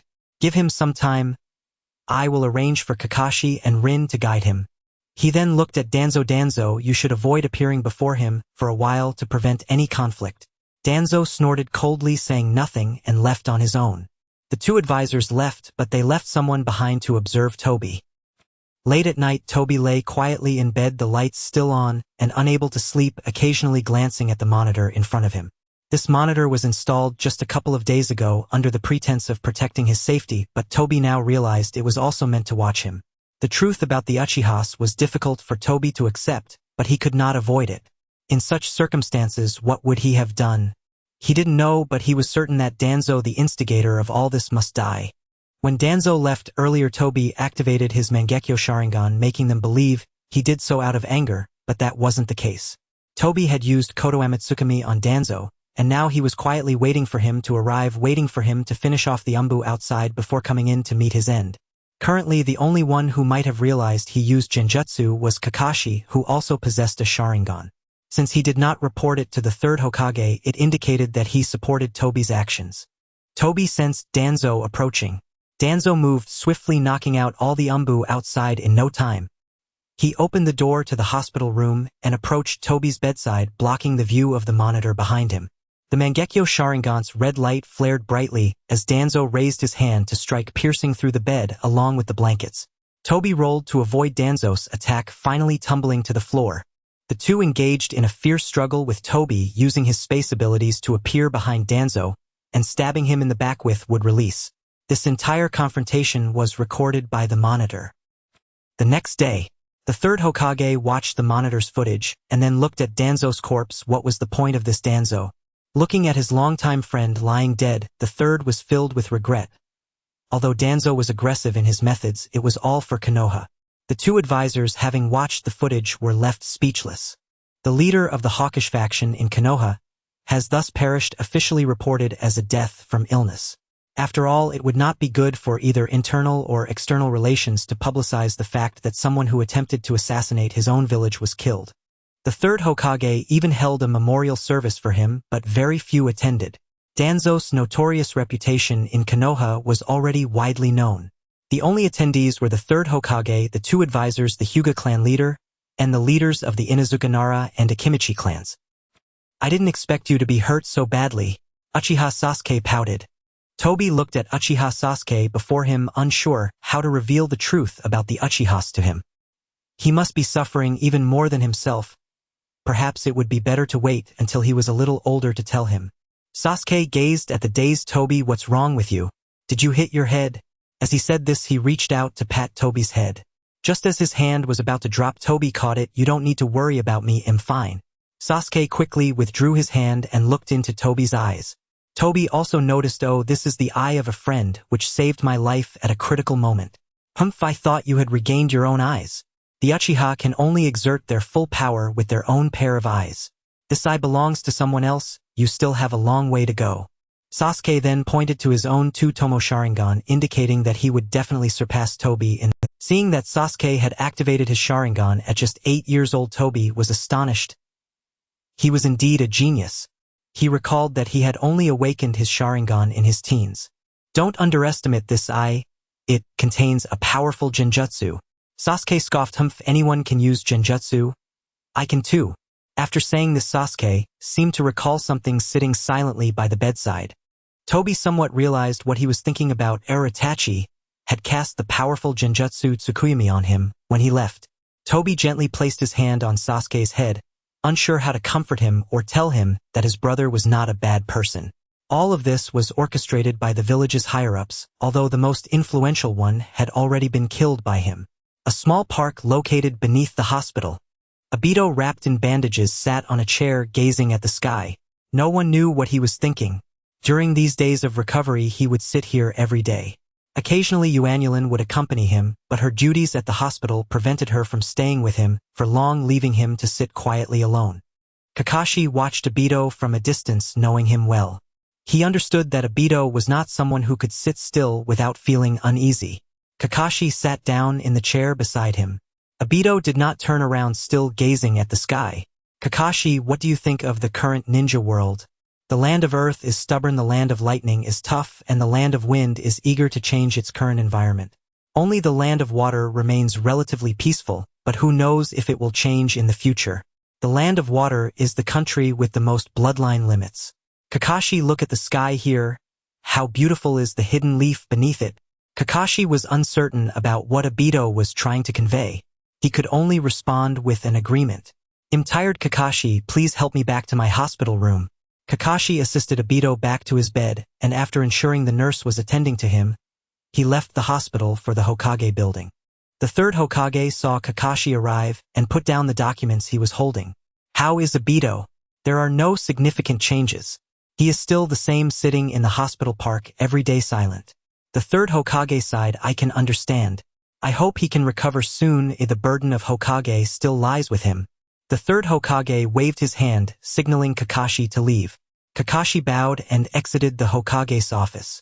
Over a month later, Uchiha Obito finally discharged from the hospital. The Umbu monitoring him remained close by as his emotions were still unstable. After his discharge, Obito headed straight to the Hokage's office. The third Hokage looked up upon seeing him. You've come. How do you feel now? Thank you for your concern, Lord Hokage. I have mostly recovered. Obito continued, I would like to know about Jiraiya and Tsunade's whereabouts. Why are you inquiring about them? The third Hokage questioned. There are some cultivation issues I need to consult them about. Well, actually, I don't know where they are right now. The third Hokage added, I have a rough idea of where Jiraiya might be, but as for Tsunade, she hasn't sent any news back in 2 years. Then please tell me the information about Jiraiya, Lord Hokage. The third Hokage did not hesitate and began rummaging through his desk. After half a minute, he pulled out a scroll. Here you go, this is the intelligence report Jiraiya sent back 3 days ago. Obito took the scroll and opened it, realizing it contained information Jiraiya gathered in the land of rivers. Given Jiraiya's character, he will likely stay in the land of rivers for a while. If you hurry, he might not have left yet. The third Hokage glanced around, ensuring no one was watching, then beckoned Obito to come closer. Obito was unsure why he was being called over, but complied and approached. The third Hokage gestured for him to come even closer and whispered a few words in Obito's ear. After listening, Obito's face turned red. I understand, thank you for the reminder, Lord Hokage. In the land of rivers, this street is bustling with various entertainment industries. Everywhere attendants dressed flamboyantly beckoned to the tourists on the street. Obito never imagined that Jiraiya would be in such a place. He began searching from the first shop on the street, where a woman inviting customers at the door grabbed him and pulled him inside. My name is Kazeling. Just point out which lady you like in the shop. Obito blushed at the scene inside the shop. Upon seeing Obito's expression, Kazling realized he was a novice and quickly called over the shop's girls. After a lot of fuss, Obito finally managed to shake them off. Obito wandered around the living room but could not find Jiraiya's trace. He knew there were rooms upstairs, so he made his way to the corridor on the second floor. Faint sounds of dubious nature could be heard from inside the rooms. Using his spatial abilities, Obito quietly approached one of the rooms and peeked inside only to find it was not Jiraiya. He moved on to the next room and still did not find him. After searching the entire shop, he concluded that Jiraiya was not there. Obito decided to use his spatial abilities to search through all the shops on the street, but still could not find any trace of Jiraiya. Could it be that he had already left? Afterward, Obito saw an advertisement on the street for a newly opened hot spring south of the town. He could only cling to this last hope and go take a look. Upon arriving at the entrance of the hot spring, he found the place to be quite large. Using his spatial abilities, he entered.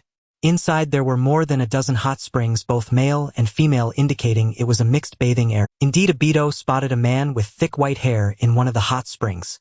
Taking out a photo of Jiraiya, he compared it and confirmed that it was indeed Jiraiya. Obito made his presence known and walked toward Jiraiya. The other patrons in the hot spring noticed Obito fully clothed and began to jeer. Ignoring them, Obito walked straight to Jiraiya. Jiraiya recognized Obito by the hidden leaf forehead protector on his forehead, and wondered if something had happened in the village that required him. Jiraiya wore a disappointed expression, stood up, and went to the bathing area to wash up. After cleaning himself, he put on his clothes and followed Obito out of the shop. So what does the old man want from me?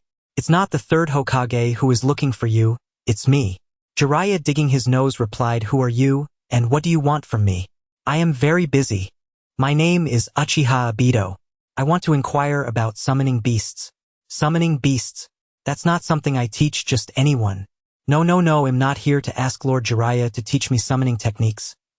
I just want to cultivate at the summoning sanctuary." "Why would you want to cultivate at that place?" "It's very dangerous." "Well, I know. My sage art is about to break through and I need to find a place rich in natural energy for cultivation." "You can use sage art?" Jiraiya seemed skeptical. "Yes, Lord Jiraiya." To prove his point, Obito unleashed his sage chakra. Jiraiya observed Obito's sage face, and was taken aback realizing the boy was capable of using sage art in an instant. "Indeed, it is sage art. Let's go. I will take you to the Toad's summoning sanctuary." Jiraiya readily agreed to take him to the summoning sanctuary, as this person was a disciple of his disciple Minato, and it was said that he mastered space-time ninjutsu like Minato. Ninjutsu summoning technique. Jiraiya bit his finger and slammed it onto the ground. After a puff of smoke, a toad of similar size to Jiraiya was summoned, and he opened the toad's mouth. "All right, go inside." Obito looked at the slimy saliva in the toad's mouth. "I crawl inside." Jiraiya nodded. "That's right, he will take you to the Toad's summoning sanctum." Given the circumstances, Obito had no choice but to comply. Pinching his nose, he slowly crawled into the Toad's mouth. Once Obito was fully inside, the Toad closed its mouth. Summoning technique release. The Toad transformed into a puff of smoke and vanished. Jiraiya formed hand seals again. Reverse summoning technique. Jiraiya disappeared just like the Toad. The Toad summoning realm. Obito was by a river, gagging repeatedly. After feeling somewhat better, he wanted to wash his face with the river water but was stopped by Jiraiya.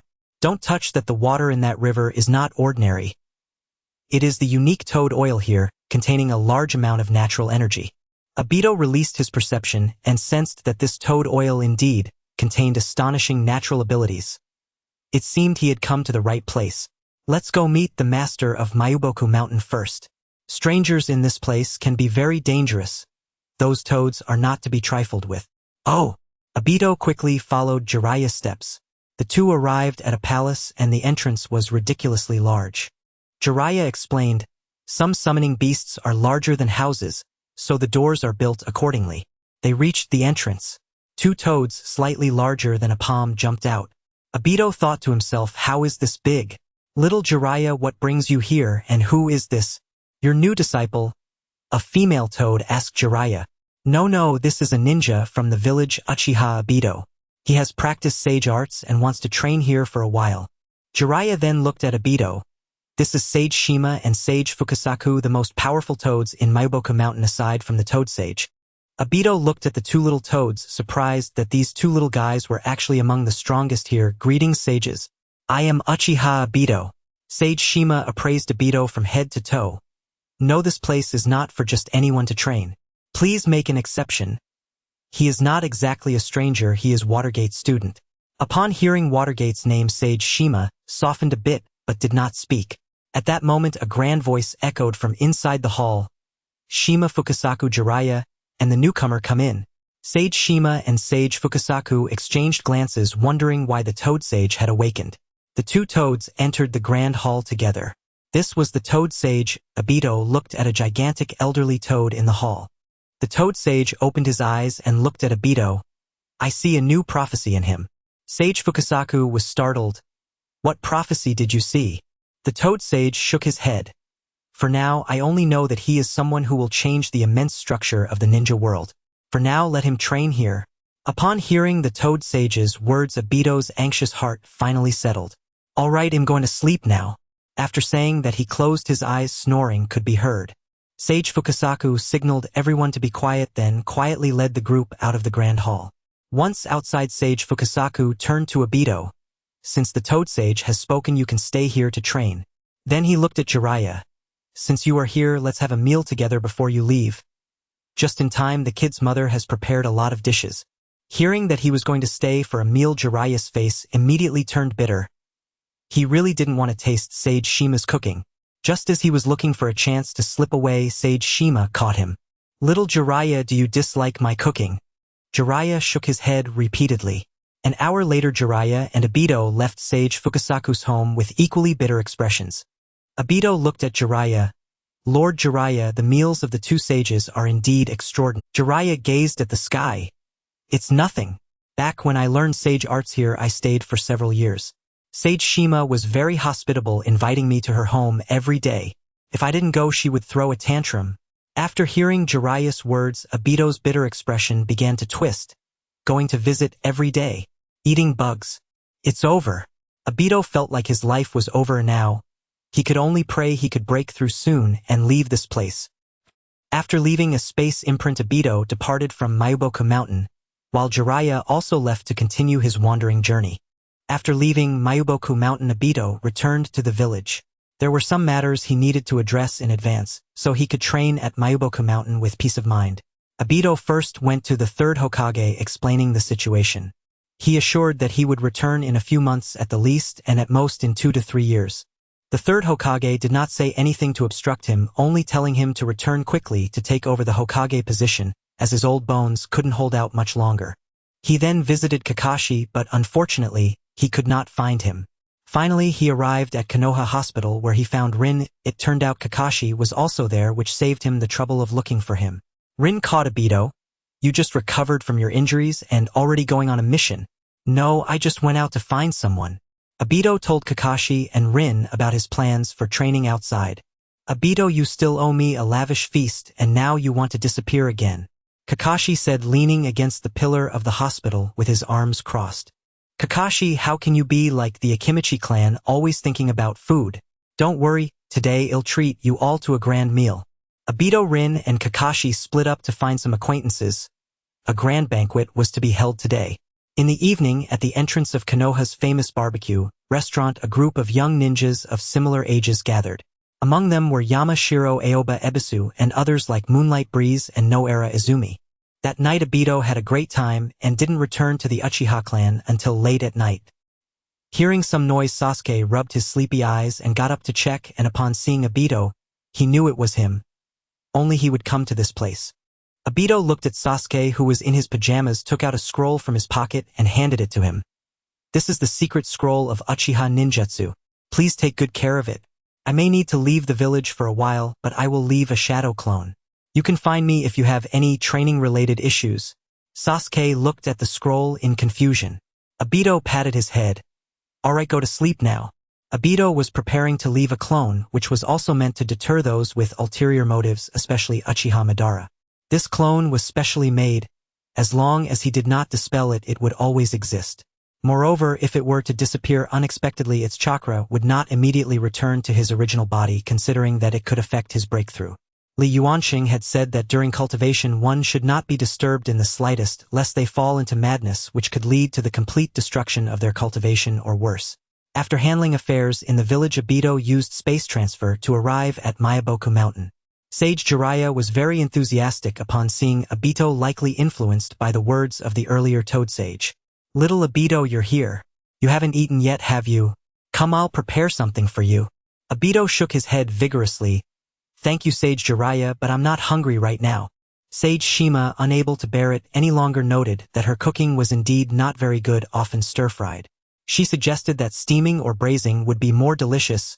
"Mother of the child, go find a suitable place for Obito to cultivate first." "Oh right, cultivating is important." Jiraiya put down the pot and ladle she had seemingly pulled from nowhere, showing her unique dedication to her cooking. Under the guidance of Sage Jiraiya and Sage Shima, Obito found a decent location, a small pond filled with toad oil with a giant lotus leaf in the center that was just right for him to cultivate on. After introducing the place, the two sages left. Obito had informed them that he needed to cultivate without interruption and requested that they inform the other toads on Miyaboku Mountain. To ensure safety, Obito set up a barrier. Although it wasn't very strong, it could still block quite a bit of attack, allowing him time to stabilize his energy and avoid falling into demonic distraction. Before breaking through, he needed to adjust his state to the best condition. After returning to the shinobi world, Obito had not cultivated sage techniques for years. As his dantian approached a breakthrough state, his chakra seemed rather insufficient. Thus, he first needed to fill his dantian with chakra. Obito sat cross-legged and began to silently recite the Fantian decision method. Gradually, the natural energy within the toad oil was drawn out and entered Obito's body. Obito did not expect that this toad oil contained such pure natural energy. He gradually entered a meditative state while the two sages observed him quietly from a distance. They were not trying to steal Obito's sage arts, but were concerned about the dangers of using toad oil, which could lead to petrification if uncontrolled. After a long while, seeing that Obito was still safely meditating, the two sages quietly left. The time spent cultivating always passes in a flash. 10 days had gone by in the blink of an. At this point, Obito had finally filled his dantian with chakra. Next, he needed to adjust his physical condition, a process he never expected would take him a whole year. The reason was that he could not stabilize his emotions. The various experiences he had gone through kept resurfacing in his mind, especially the truths about the Uchiha clan he had recently learned. Li Yuansheng told him that if these emotions were not resolved, he could not begin his breakthrough, or otherwise being consumed by his inner demon and becoming a mere shell of a man who only knew killing would be the best outcome. Obito cultivated here while his clone lived in Konoha. Only the third Hokage, Kakashi Rin and Jiraiya, knew he was cultivating here. Konoha Village. Asuma Gai and Yuhi Kurinai gathered together. "Hey Asuma, have you noticed the changes in Obito? Ever since he recovered from his serious injuries, he has changed entirely." Gai whispered to the others. Asuma took a puff of smoke. "Well, not much has changed. Don't you remember how we used to study together? He's returning to his essence." Hearing Asuma's humorous quip, Kurinai stifled a laugh. Gai didn't find it funny at all. Obito had indeed returned to his goofy self from their school days. At this moment, Obito was holding his head with both hands, chewing on a piece of unknown wild grass, seeming curious about everything on the street and wanting to touch it. While wandering the street, Obito spotted Gai and the others, observing them sneaking around, and quietly moved towards them. After reaching their side, he spoke in a low voice. "I am Uchiha Obito, the man who is about to become Hokage." The three of them simultaneously looked back, recognizing the comical voice that indeed belonged to him. The trio was puzzled as to why his voice had changed after his injury. Did he injure his vocal cords? Asuma grabbed Kurinai and made a run for it.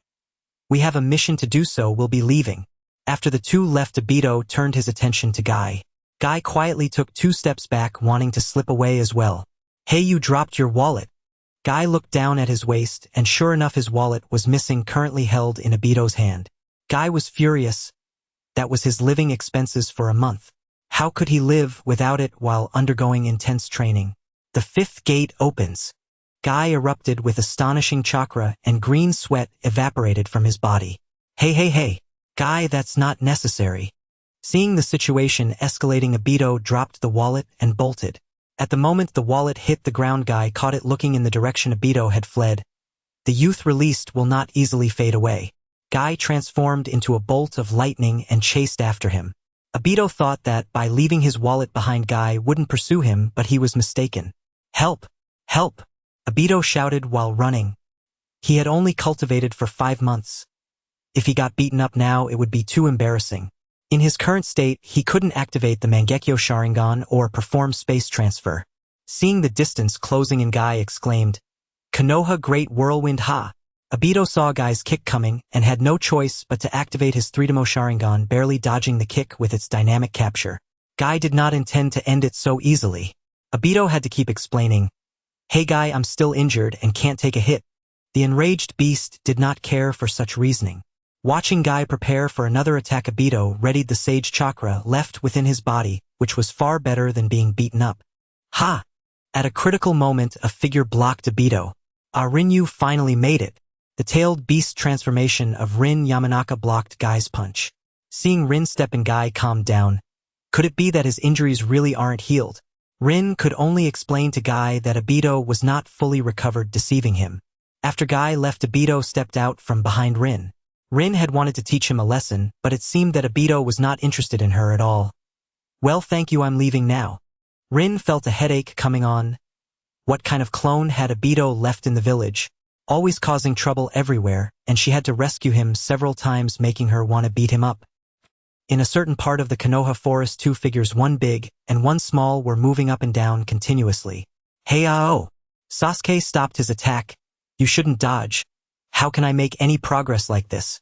"Well, this is to train your accuracy. If you can't even hit me, how can we talk about offense?" "Damn it!" Sasuke pounded the ground. How had this guy changed so much? In the land of Rain, Pain used the projection technique to contact Kisame and Itachi Uchiha. "How is the intelligence gathering going?" Itachi said nothing and Kisame stepped forward. "That person is too dangerous. We didn't dare to go too deep and only gathered some intelligence."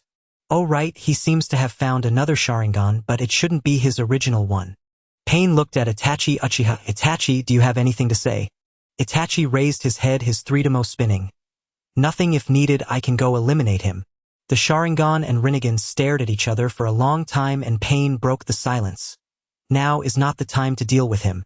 This is your new mission." Itachi took the mission and closed the projection technique. A figure emerged from Pain's side. It was Uchiha Madara. Since Uchiha Obito was injured, he seems to have become a different person, staying in Konoha and not taking on any missions. I suspect that is not his true body, or his injuries are too severe and he hasn't recovered yet.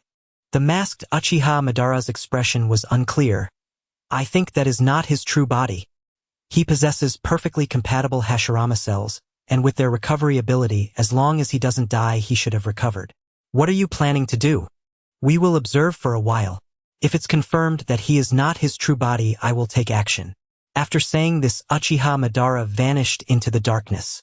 Shaun and the members of Akatsuki have gathered, and we are about to implement the next tailed beast. I understand we have also gathered nearly all the intelligence on the tailed beasts. Once Itachi's mission and the one from Joninkangle are completed, we can start implementing the plan. Very good. Half a year later, in the sound ninja base of the land of Rice, Orochimaru looked excitedly at the creature in the crystal container. It was a humanoid experiment with a pale complexion. "Li Kuan, we finally succeeded. I have a perfect body." Li Yuansheng reached into the crystal container, feeling the sensations from the body. "It seems I was right to find you, Orochimaru." Li Yuansheng activated the switch of the container, releasing the unknown liquid inside. At that moment he had waited too long, and even with his temperament he felt a bit excited. He slowly walked into the container and began to merge with the body. The arrival of the soul caused the stiff body to start changing, the skin began to gain luster, and the pupils of the eyes started to show color. Finally the corners of his eyes moved, and the bald head began to grow long dark hair, stopping when it reached the length of Li Yuansheng's previous hair.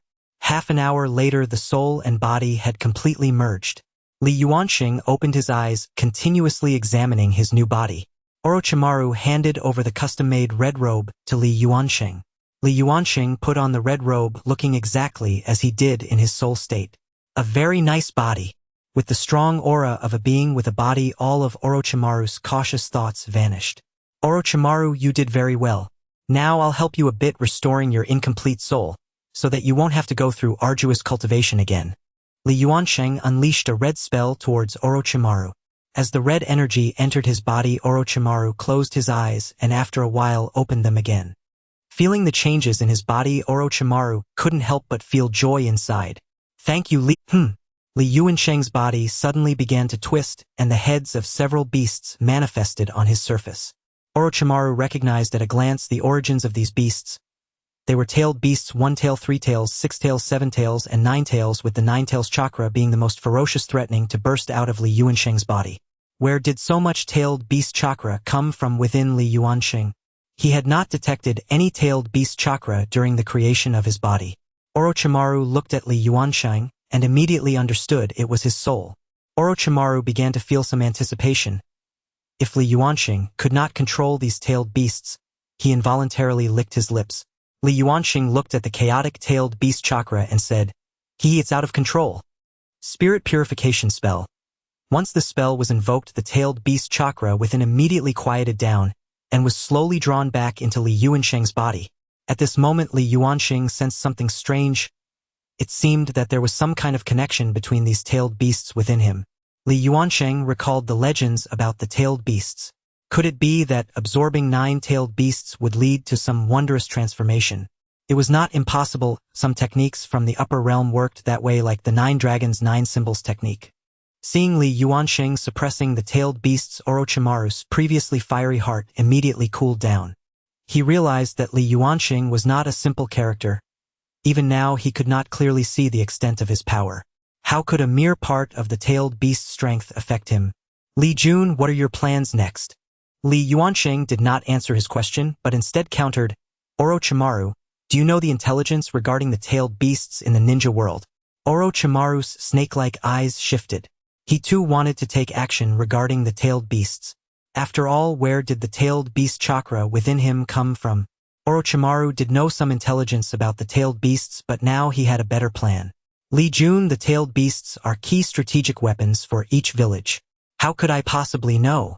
However, I have heard of an organization that has been continuously collecting intelligence on the tailed beasts. Oh, which organization? Tell me about it. Li Yuansheng became slightly interested. The Akatsuki organization. I was once a member, but I defected due to certain reasons. As far as I know, they have been collecting intelligence on the tailed beasts. Akatsuki. Li Yuansheng did not expect this organization. Orochimaru, if I join Akatsuki, will they accept me? Well, the core members of Akatsuki are all rogue ninjas from various villages. If I'm not mistaken, they only accept those who have conflicts with major powers in the ninja world. What they aim to do is probably to overthrow the current rule of the 5 great nations. I see. Orochimaru, wouldn't your land of rice be considered a significant force in this? Orochimaru had a bad feeling. Before he could react, Li Yuansheng slowly flew up, extending his palm, from which a terrifying pressure was released, causing the ground to tremble. Boom! The area within a 5-kilometer radius collapsed, leaving only the spot beneath Li Yuansheng's palm intact, while Orochimaru's laboratory remained unscathed. Orochimaru looked at the surrounding ruins, and even someone like him felt a chill in his heart. At this moment he could no longer harbor any small thoughts. All that remained was fear of the powerful. Orochimaru began to regret his calculations against Li Yuansheng, as he had long since seen through everything. Li Yuansheng descended from the air and remarked, Not bad, my strength has recovered quite a bit. He approached the stunned Orochimaru and asked, What's wrong, Orochimaru? Are you worried about your laboratory? Orochimaru shivered, saying, No. Very well, inform the ninja world of my bounty as quickly as possible. He left behind a picture of himself and departed. Lord Orochimaru, should we go and capture this person? A boy around 12 or 13 years old appeared before Orochimaru holding Li Yuansheng's image. Juanmalu, you don't need to concern yourself with this matter. I have my own plans. Oh! Juanmalu, disappointed, took the image and walked out as he was very eager to help Orochimaru with something. At this time, posters of Li Yuansheng's bounty were posted everywhere within the land of rice, and a mission to capture Li Yuansheng was also dispatched to other great nations. The high bounty attracted many ninjas who rubbed their hands in anticipation. Li Yuansheng looked at his bounty message and nodded in satisfaction, feeling that Orochimaru had done quite well. Konoha village.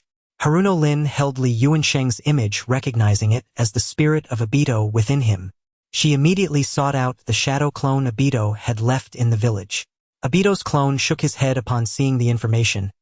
The original is currently at a crucial moment in his training. It's best not to disturb him. Haruno Lin wanted to say something but was interrupted by Obito. Don't worry, teacher is strong and nothing will happen. The other major nations, however, did not attach much importance to this matter. This person was merely a test subject of Orochimaru, who had rebelled. A bounty of 80 million probably arose from offending some noble in the land of rice. In the land of rain, Pain, this person named Li Yuansheng seems to have some skills. He caused quite a commotion with Orochimaru and even escaped. Perhaps we can recruit him into the organization. He may be useful against that traitor Orochimaru in the future. Xiao Nen said, while holding Li Yuansheng's bounty notice. Pain opened his eyes and replied, that could work. However, before that we must first confirm whether he has truly defected or if Orochimaru deliberately sent him as a spy. Orochimaru operates in secrecy, and he has always been wary of us. It might not be easy to obtain intelligence. Pain stood up and walked to the edge of the high building, saying, go test his strength. As long as his power is on par with Orochimaru or even stronger, then he should not be Orochimaru's spy, because someone like that would never obey Orochimaru. Then send Sasori and Deidara. They happen to be active in that area. Understood. TCH, who is this person? Why does the leader want us to find him? Deidara complained in dissatisfaction, having just completed a mission, and wanting to rest for 2 days. A test subject of Orochimaru reportedly defected. If his strength is sufficient, bring him back to Akatsuki. He may be useful when we deal with Orochimaru in the future. Orochimaru? The guy who defected before me. Exactly. TCH, why not just blow him up? Why go through all this trouble? Don't underestimate Orochimaru. He is not as simple as you think. When he first defected, the leader issued a kill order against him. Akatsuki does not allow anyone to defect, yet he still managed to escape. After hearing Sasori's words, Deidara remained unconvinced. Wasn't he just a guy who knew how to run away? As long as he encountered him, he would definitely make him experience the power of my explosions. Alright, according to the leader's intel, that person is in this area. When we engage, be careful not to blow him up. I understand, brother Sasori. He still obeyed Sasori's orders. Li Yuansheng walked along the streets of the small town, contemplating whether to visit the land of rain or embark on a quest for information about the tailed beasts. Alternatively, he could leverage his absolute strength to compel the leader of Akatsuki to reveal information about the tailed beasts. However, shaking his head, Li Yuansheng dismissed this idea, thinking that the leader he had encountered in the cave, Uchiha Obito, exuded an aura that suggested he was at least a nascent soul-level powerhouse, particularly with that demonic statue behind him. Having nearly restored his own cultivation to the nascent soul level, it would be unwise to face danger recklessly. Thus, he decided to proceed with caution. As he walked, Li Yuansheng noticed 2 pursuers trailing him. In the past few days, numerous groups had aimed to claim his head for the bounty on it. Perhaps it would be wiser to keep a low profile. His attire stood out starkly, making him easily recognizable. Exiting the town, Li Yuansheng headed towards the forest outside with the 2 pursuers still on his tail. After a considerable distance, he halted only to find that the number of enemies had doubled. Come out, you two. Deidara and Sasori exchanged glances, having been discovered. Since they were already spotted, there was no need to hide any longer. Just as they prepared to step out, 2 more individuals appeared. They appeared to be burly, with one wielding a large sword. One of the bald men shouted at Li Yuansheng, "You are the one named Li Yuansheng." Li Yuansheng glanced at him, casually, causing the bald man to shiver, internally wondering what was wrong with this guy. That would be me. The other bearded man abruptly thrust his sword into the ground, but failed to notice the stone beneath him. The sword's tip struck the stone and accidentally ricocheted, hitting him in a sensitive area. The bearded man dropped his sword, clutching his groin in agony, unable to utter a word. The bald man, seeing his comrade suddenly incapacitated, hurriedly asked him what happened. At this point, the bearded man could barely speak, merely pointing at Li Yuansheng and gesturing frantically. The bald man roared in anger, "You treacherous scoundrel! You have the audacity to ambush my brother. Once he recovers, I will settle the score with you." With that, he hoisted the bearded man onto his shoulder and retreated, running until they were out of Li Yuansheng's sight. Hiding in the bushes, Deidara and Sasori exchanged glances, puzzled as to why these two had come out only to babble before fleeing. Moreover, they had not witnessed Li Yuansheng make a move. "Hey, are you two still going to hide and watch?"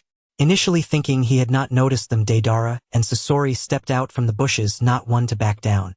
Li Yuansheng observed their attire. These two were members of Akatsuki, and had not expected them to come looking for him. Sasori stepped forward, stating, "We are not here to capture you, but to invite you to join Akatsuki." Finally they had approached him, but he still needed to maintain appearances. "I've never heard of it, and why should I?" Sasori smirked coldly. "Hey, I don't care about that. My task from the leader is to recruit you into Akatsuki. Of course you must have sufficient strength, or otherwise I will have to eliminate you. Deidara, step back and let me handle this." Upon hearing he wasn't allowed to engage, Deidara was unwilling, saying, "But Sasori, you said I could take my turn." Sasori shot him a fierce glare, causing Deidara to promptly close his mouth. Li Yuansheng scanned the two with his divine sense and found Sasori intriguing. The outer shell, which resembled a scorpion, was merely a puppet disguise, while the true form hidden inside was even more fascinating, having been modified into a puppet with only an energy core. It was evident that the world was full of individuals with a passion for the arts. Sasori removed the outer Akatsuki cloak, revealing a sharp mechanical scorpion tail, dripping with venom that sent chills down one's spine. He stood still, and suddenly the mechanical tail elongated and shot towards Li Yuansheng at an incredible speed. To everyone's surprise, Li Yuansheng effortlessly pinched the mechanical tail between two fingers, unable to be shaken off by Sasori, no matter how hard he struggled against Li Yuansheng's seemingly delicate grip. Deidara, seeing this, quietly reached into his waist pouch. With a firm pull, Li Yuansheng yanked the puppet scorpion towards him, revealing a youthful figure inside which also appeared to be a mechanical puppet based on its structure. Deidara had his explosive clay ready, just waiting for Sasori's command. The youth-like Sasori coldly regarded Li Yuansheng, stating, "All right, you have passed the test. Congratulations on joining Akatsuki." Li Yuansheng returned the puppet scorpion to Sasori, saying, "I never said I wanted to join your Akatsuki. Are you looking for death?" Sasori unleashed a potent killing intent, revealing he was not a patient man. "Well, I'm currently being hunted by Lord Orochimaru, and I fear that joining you might bring you trouble." Li Yuansheng shrugged. "You need not worry about that. If he dares to come for you, it will be his end. Akatsuki is also on the lookout for this traitor." "Really? Has Lord Orochimaru also been a member of Akatsuki?" "Indeed, but he defected. The leader wants you to join because he hopes you can provide information about Orochimaru." Li Yuansheng pretended to contemplate for a moment, then stated, "Fine, I will join Akatsuki. Let's go, follow me back to the Akatsuki base." Seeing that everything was settled, Deidara felt it was boring since he had prepared his explosive clay. "In the land of rain, the leader, I have brought him back. His strength is considerable, and I can confirm he is not Orochimaru's spy." A figure emerged from the darkness. "Very well." Pain looked at Li Yuansheng, saying, "I am Pain, the leader of Akatsuki. Welcome to Akatsuki." Rinnegan. Looking into Pain's eyes, Li Yuansheng remembered the figure he had seen before, Nagato. How did it come to be that this person had taken on his appearance? Li Yuansheng studied Pain, recognizing that this face was strikingly familiar. After a moment of recollection, he realized it was Yahiko. Indeed, it was him. Compared to his younger self, he now appeared more mature. How had he transformed Akatsuki into a terror organization? What changes had occurred over the years? Subconsciously, Li Yuansheng used his divine sense to scan the area, realizing that this was not Yahiko. It was merely his corpse being manipulated by someone from behind. "It is an honor to join an organization like Akatsuki." Pain nodded, producing a black robe with red clouds similar to their Sasori. "You will act alone from now on. Li and Deidara will form a new team." Upon hearing this, Deidara was displeased. Sasori was the only one who understood his art. How could they be separated so easily? Pain ignored Deidara's complaints and ordered him, "Deidara, explain the rules of Akatsuki to Li." Sasori had no objections. He preferred to act alone. Although Deidara was unwilling, he did not dare defy Pain's command. "Newcomer, let's go. I'll introduce you to the rules of Akatsuki." In a dim chamber within the Rain Nation, a gaunt red-haired man sat at the center with black steel rods driven into his back. He suddenly opened his eyes. "What is it, Chongmen?" Xiaonan noticed his agitation and stepped forward to ask. "That Li Yuansheng has sensed my presence. It turned out that the one pulling the strings behind Mayan was Changmin, though he looked utterly ruined now. Shall we kill him? No. He is likely a perception-type ninja. Xiao is currently short of a sensor-type ninja. Based on the angle of the intelligence, he too seems to be a perception-type ninja. As for his other abilities, I will assign him some particularly difficult missions. Daidala will report back to me. Xiaonan said nothing more, only worrying for Changmin's body. Since Mayan's death, he had been deteriorating day by day. When Itachi returns and Li's intelligence is largely verified, Xiao will pause taking on new missions, and the plan to capture the tailed beasts will move into its preparation phase. Kakashi raced through the mountain passes. The two Umbu operatives who had accompanied him on the mission had already fallen. You cannot escape. A space distortion opened ahead and a masked man stepped through. Kakashi gasped for air. This was the Yuzhibo band that Daitu had spoken of. Damn. If Kai were here, I could have stalled him and waited for reinforcements. The two Umbu companions had already been cut down. Alone, he was no match. Although he had summoned a spirit dog messenger, the village was still half a day's distance away. It was likely already too late. Here he comes. Kakashi pushed his 3 Tomo Xiaolunian to its limit, straining to discern Yuzhibo Ban's attack vector. Behind him he hurled a kunai with all his force. Yuzhibo Ban, however, appeared before him. Kakashi could not react to the reaching hand. Ah! Kakashi's Xiaolunian was pried free and tossed into a prepared glass vial. I will spare you this time, Chimu Kakashi. With that, Yuzhibo Ban vanished. Kakashi returned to the village and immediately reported the incident to the third Hokage. The third Hokage, seeing Kakashi's bleeding, I summoned the medical nin and had him taken to my hospital. Yuanya Lin, upon hearing the news, rushed over and accompanied the medical team. After sending Kakashi away, the third Hokage convened an emergency meeting. The session was presided over by the Mai Intelligence Chief Nyla Lukiyu. Because it was urgent, only 5 attended at present: the third Hokage Nyla Lukiyu, Yixabi Rishiang Rizuo, and a Daitu avatar. Nyla Lukiyu paced the meeting room, glancing from time to time toward the window. After a while, 2 figures appeared not far off. 2 senior advisors. They soon entered the conference room. The third Hokage folded away his kizaru. Lukiyu, begin. Yes, third. Nyla Lukiyu stepped to the center of the room. Kakashi's squad members Chimu Kakashi, Shanzhong Shangye, Rishiang Quanji were returning to the village after completing a mission when they were ambushed by Yuzhibo Ban. Shanzhong Shangye and Rishiang Quanji were killed. Chimu Kakashi lost 1 Xiaolunian. The third Hokage slammed his fist on the table. This is Yuzhibo Ban's second assault on Mai. The last time it cost the fourth and his wife their lives. Thinking of the fourth's death, the third's anger deepened. This time we will root out Ban and Xiao. Hokage, calm yourself. Yuzhibo Ban is not so easily dealt with. Shuomomin Yen cautioned the third. They had all lived through that era and knew how deeply formidable Yuzhibo Ban was. Shuomomin Yen signaled Nyla Lukiyu to continue. Nyla Lukiyu nodded and turned his gaze to Daitu. Daitu, if Ban possesses that Xiaolunian, how powerful might he become? Nyla Lukiyu's question drew everyone's eyes to Daitu. He rose and spoke in a low voice, terrifying. Even if Mai united its strength, it might not prevail. Xuanxuan Xiaochun, who had been sitting quietly, leapt to her feet. Such a grave matter. Why was it not reported sooner? Why was the Xiaolunian not retrieved? Daida's words darkened the faces in the room. The third Hokage, understanding their bonds, waved to Xuanxuan Xiaochun to calm herself first.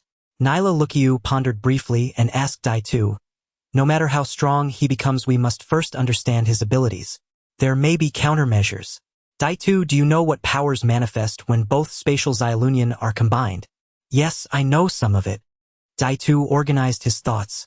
With 2 Xiaolunian, spatial transfer no longer suffers delay.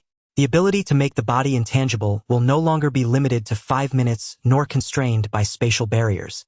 It was indeed a troublesome ability. Daitu continued, Kakashi's Xiaolunian is a Mangekyu type with offensive capability. Within his visual range, he can tear open any point in space and shred anything caught within. What? How perverse. And that is not all. Daitu went on, should 2 Mangekyu Xiaolunian from the same bloodline be united within an Uchiha clan member, they can awaken Susanoo. In Ban's previous battle, he did not employ Susanoo. Perhaps something changed when he was reborn. Now he can awaken it again. Can we know the nature of his Susanoo? Nyla Lukyu moved closer to Daitu. Daitu stared at Nyla Lukyu. Based on our conjecture, it is probably spatial in nature. Perhaps a release capable of tearing my apart in an instant. Hearing Daitu, despair crept over those present. But Nyla Lukyu, Mui's strategist, quickly regained composure. Do not panic. First, the masked man is not necessarily Yuzhibo Ban. If he were Ban, why wear a mask? He may be hiding some shameful secret. Perhaps that is his weakness. Second, Daitus' assessment is only a rough conjecture and may not be wholly accurate. Furthermore, according to current intelligence, the Shao organization seems intent on targeting the tailed beasts of many villages. Thus, the enemy is not only Mui's but the 5 great nations. Nyla Lukyu's words rekindled hope in the room. Daitu, when will your original body finish its training? Once he breaks through, would he stand a chance against Ban? Nyla Lukyu's remark reminded them that there was another Uchiha, the original Daitu, rumored to be training at Jiraiya's spiritual sanctuary. The Daitu avatar shook his head. I do not know. By the original plan, he would finish within about a year. After a year of seclusion, a message arrived saying his closure might be extended. He told me not to tell you because he himself did not know the exact time. However, his original has a teacher, not the 4th Hokage, but a master who taught him senjutsu. That master was a tremendously powerful figure who was grievously injured for certain reasons and has since recovered considerably. If he regains full strength, he would be our strongest card against Ban. Any more detailed intelligence about Daitus' teacher? The others asked. Daitu shook his head. The original only gave me this much. Specifics must wait until he emerges from seclusion. They exchanged uneasy looks. Nyla Lukyu did not dwell on unknowns and moved on to analyze the known intelligence, including core Shao members' profiles. These reports had not been gathered by Mai itself, but delivered by a mysterious informant whom the 3rd Hokage suspected might be Yuzhibo Itachi. Regarding the village's redeployment, the 3rd Hokage and the Hyuga suggested that the Rishiang family send disciples from the clan head. Rishiang Zizu at this moment did not oppose the Hokage and agreed. They also agreed to dispatch envoys to share portions of the Shao intelligence with the other nations, hoping for collective cooperation. The meeting continued until night fell. The 3rd Hokage worked alone in his office, attending to matters that had waited through the day. Knock, knock. A knock sounded at the door. Who would come at this hour? Third, it is Nyla Lukyu. What would he be doing now? Helping me with these documents, the 3rd thought, and a rare smile touched his face. Come in. Nyla Lukyu opened the door, entered, and then closed and bolted it behind him. The 3rd watched him secure the bolt and wondered why. Nyla Lukyu approached the 3rd Hokage. Lukyu, what are you doing? The 3rd asked, eyeing the locked door. Nyla Lukyu inhaled and closed the window as well. I have a hypothesis I wish to report to you alone. Oh, what hypothesis? Concerning Yuzhibo Ban. The 3rd Hokage glanced at the documents in his hand, while letting Nara Shikaku speak. Uchiha Obito might be Uchiha Madara. This statement struck the 3rd Hokage's ears like thunder. Nara Shikaku continued, What are your thoughts on the Obito clone left in the village? The 3rd Hokage pondered.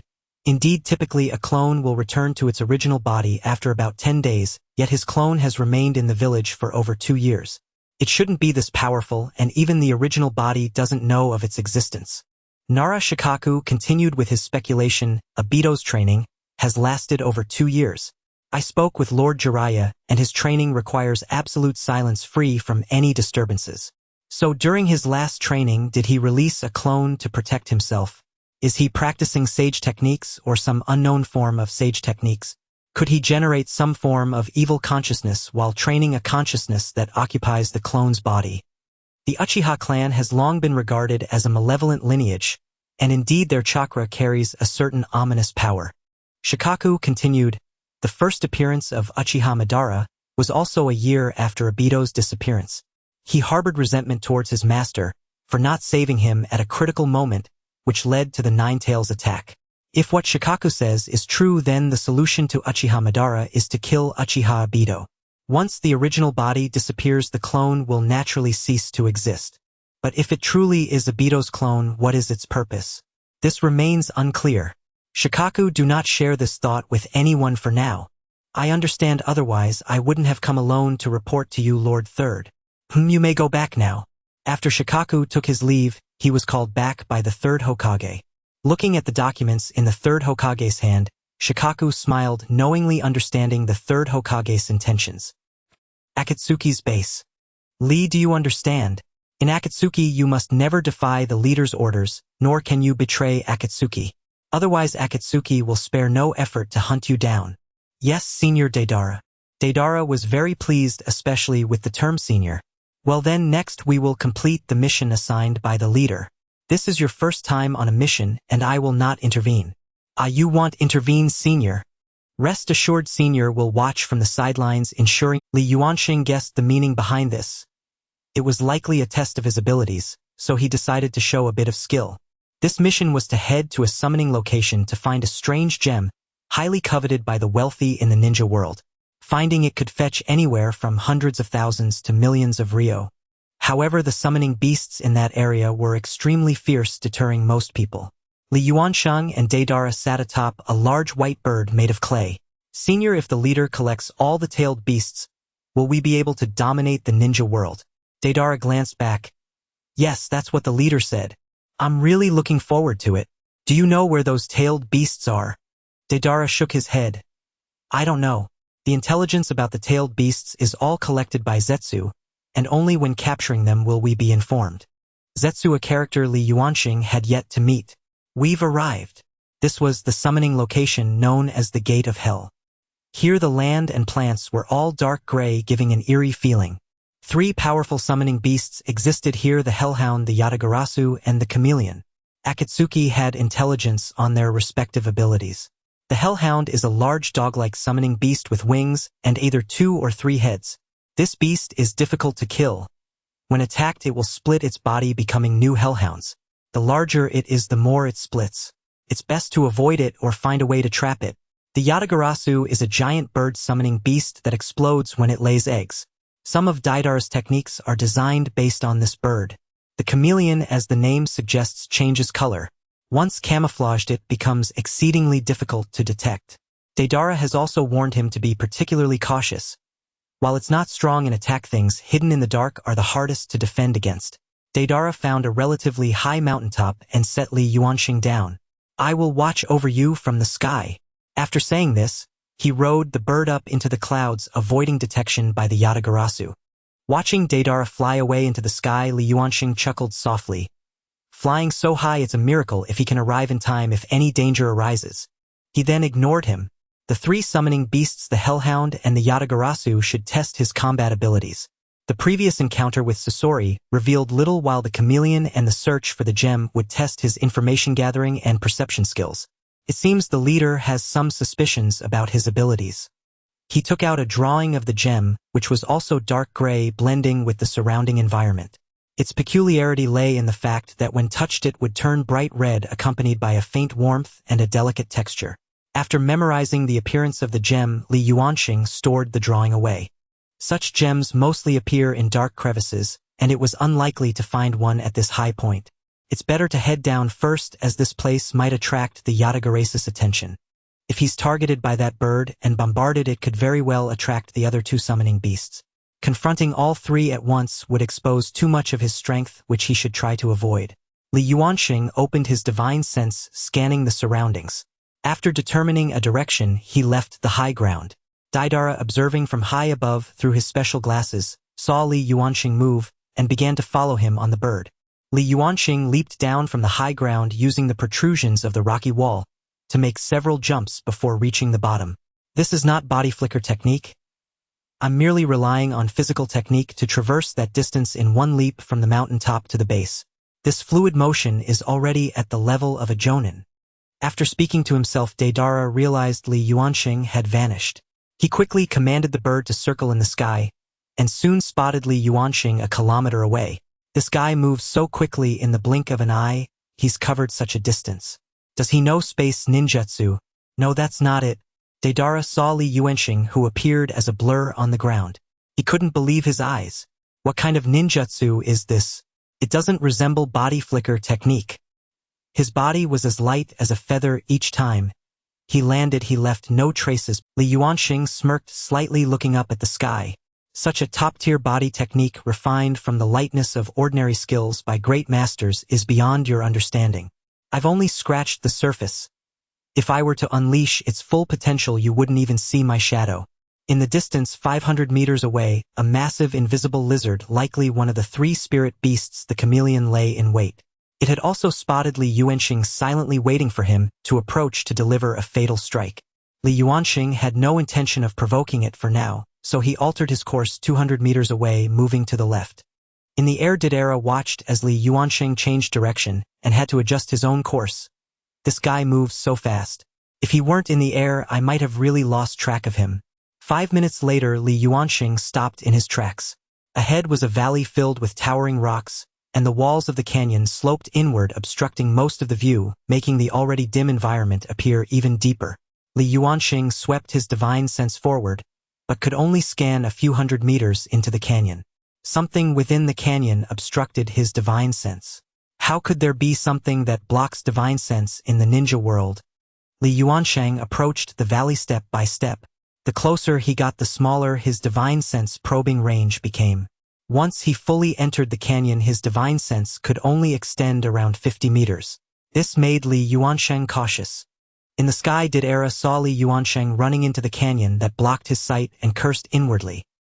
He could only control his giant bird to descend, lowering its flight altitude, and finally spotted Li Yuansheng's figure. Didera now had to keep an eye on the 8-tailed bird in the sky. Seeing Li Yuansheng walking cautiously in the canyon below, did he discover the gem? Li Yuansheng looked up at the sky and also saw Didera. He was not in the mood to deal with him now and wanted to see what could affect his divine sense. After walking about 2 kilometers in the canyon, the ground ahead began to slope downwards, leading to a massive underground stone cave. At this moment, Didera perched on the rock wall above the valley, where he could see the entire situation inside the cave. Li Yuansheng's gaze sharpened as he spotted the stone he had come to find in a crevice inside the cave. At the same time, he also noticed a hellhound with 2 heads on the left side, inside the cave, soundly asleep and snoring like thunder. How did he not detect it with his divine sense earlier? Li Yuansheng released his divine sense again, and indeed the one obstructing it was this hellhound. Li Yuansheng sniffed the air. The cave was filled with a strange odor. He had sensed it from outside, but the smell was much stronger here. This scent was the body odor secreted by the hellhound. Li Yuansheng held his breath and moved step by step toward the crevice where the gem lay. The hellhound was sleeping deeply, and it did not wake even when Li Yuansheng reached the crevice. He bent down and pried the gem from its place. As soon as he obtained the gem, the hellhound opened its enormous eyes, fixing its gaze on Li Yuansheng and letting out an enraged roar. "Not good, I've been discovered." Li Yuansheng hurriedly activated his movement technique and ran toward the cave exit. Upon reaching outside, he looked at the massive rock hanging at the cave's mouth and immediately had an idea. Earth-style Earth Dragon Bullet Technique. A jutsu much larger than a conventional Earth Dragon surged forth. With a rumble, the massive stone at the cave entrance fell, sealing the cave completely. "Li, hurry! 2 8-tailed birds have been attracted." Didera controlled his giant bird to fly down. Li Yuansheng didn't linger and swiftly mounted Didera's bird. Didera did not dare to fly directly out of the canyon as one 8-tailed bird circled above. Meanwhile, another 8-tailed bird was actually bombarding the cave that trapped the hellhound. Seeing this, Didera maneuvered the giant bird with even more effort. Only by bursting out of this canyon and using the dense forest ahead could they easily shake off the 8-tailed bird in the sky. "Watch out!" Li Yuansheng sensed a transparent object attacking. In this canyon, his divine sense was obstructed, and he only noticed the attack when it was close. Didera was completely unaware of it, and his giant bird was pierced by this transparent attack. Both of them fell from the sky. "Be careful, it must be that white dragon." Now both of them had lost their aerial mobility and had to leave the canyon quickly. Didera's explosive clay was difficult to use in such a narrow space, as it could easily harm their own side. The two quickly retreated toward the canyon exit, but there was likely a chameleon hiding ahead, its location unknown. Didera and Li Yuansheng remained vigilant for any potential attacks from the chameleon. Sure enough, the chameleon launched another attack, this time targeting Didera. "Didera-senpai, be careful." Li Yuansheng grabbed Didera's arm and swung him behind himself. The spot where Didera had been was struck by the chameleon's tongue, sending debris flying. Didera was so frightened that cold sweat poured down him. If Li hadn't pulled him in time, he would have been pulverized by the blow. However, that attack from the chameleon also revealed its position. Deidara reacted quickly, crafting a small explosive bird. The chameleon could not evade in time, and was blasted away by Deidara's explosion, revealing its true form as it fell into the canyon. With the chameleon dealt with, Deidara quickly formed a giant flying dragon, and the two rode it to escape the canyon. The flying dragon soared into the sky, concealed by the trees outside. Li Yuansheng took out the stone he had obtained and handed it to Deidara. Deidara looked at the large gem and couldn't help but exclaim, "Li, well done. And thank you for saving me earlier." "No need for thanks. If it weren't for your presence, I would still be stuck in that canyon now." Now let's go back for revenge." Deidara adjusted the flying dragon's direction. "Hey senpai, isn't that unnecessary?" Deidara the bombing maniac naturally wouldn't heed Li Yuansheng's advice. "It's fine. We have absolute initiative now." Deidara controlled the flying dragon to soar above the clouds. Returning to the canyon, the hellhound had been released and 2 8-tailed birds circled low, searching for the thief who had just stolen the gem. Deidara smirked coldly, "Let you experience the power of my art." He placed his hands on his ninja tool pouch at his waist, and when he took them out again, a swarm of clay spiders poured down. With Deidara's specially made telescope, he could clearly see the positions of the clay spiders. When the positions were right, Deidara shouted, "Go!" Boom! Explosions began to erupt around the 2 8-tailed birds. After the explosions, the 2 giant birds fell heavily to the ground. As for the hellhound still in the canyon, Deidara had no intention of letting it go. He put a piece of clay directly into his mouth and chewed continuously. Before long, a humanoid clay model similar in size to Deidara was spat out. This C4 Garuda has enough power to destroy several buildings. Let's see how you can escape now." Deidara tossed the humanoid clay model down. With a massive explosion, the powerful shockwave sent the flying dragon in the sky tumbling. As the dust settled, the canyon was split in two, and the hellhound had been obliterated into chunks of flesh scattered among the rubble. Li Yuansheng looked at Deidara, surprised that this guy could create such a massive explosion. Moreover, Li felt that he probably had even more powerful techniques. Deidara snapped back from his expression of enjoyment. "Excellent. The mission is a complete success." In the land of rain at the Akatsuki base, Pain took the gem from Deidara. "Very well, stay with the organization for now. Once the other members return, the next phase of Akatsuki's plan will soon unfold. Deidara, stay behind to report on the mission. Li, you can head down to rest for now," Pain said again. Li Yuansheng understood what Pain wanted to ask and wisely chose to leave. Once Li Yuansheng was far away, Pain looked at Deidara and said, "Go ahead, tell me what you found out." Deidara found a relatively clean spot to sit down.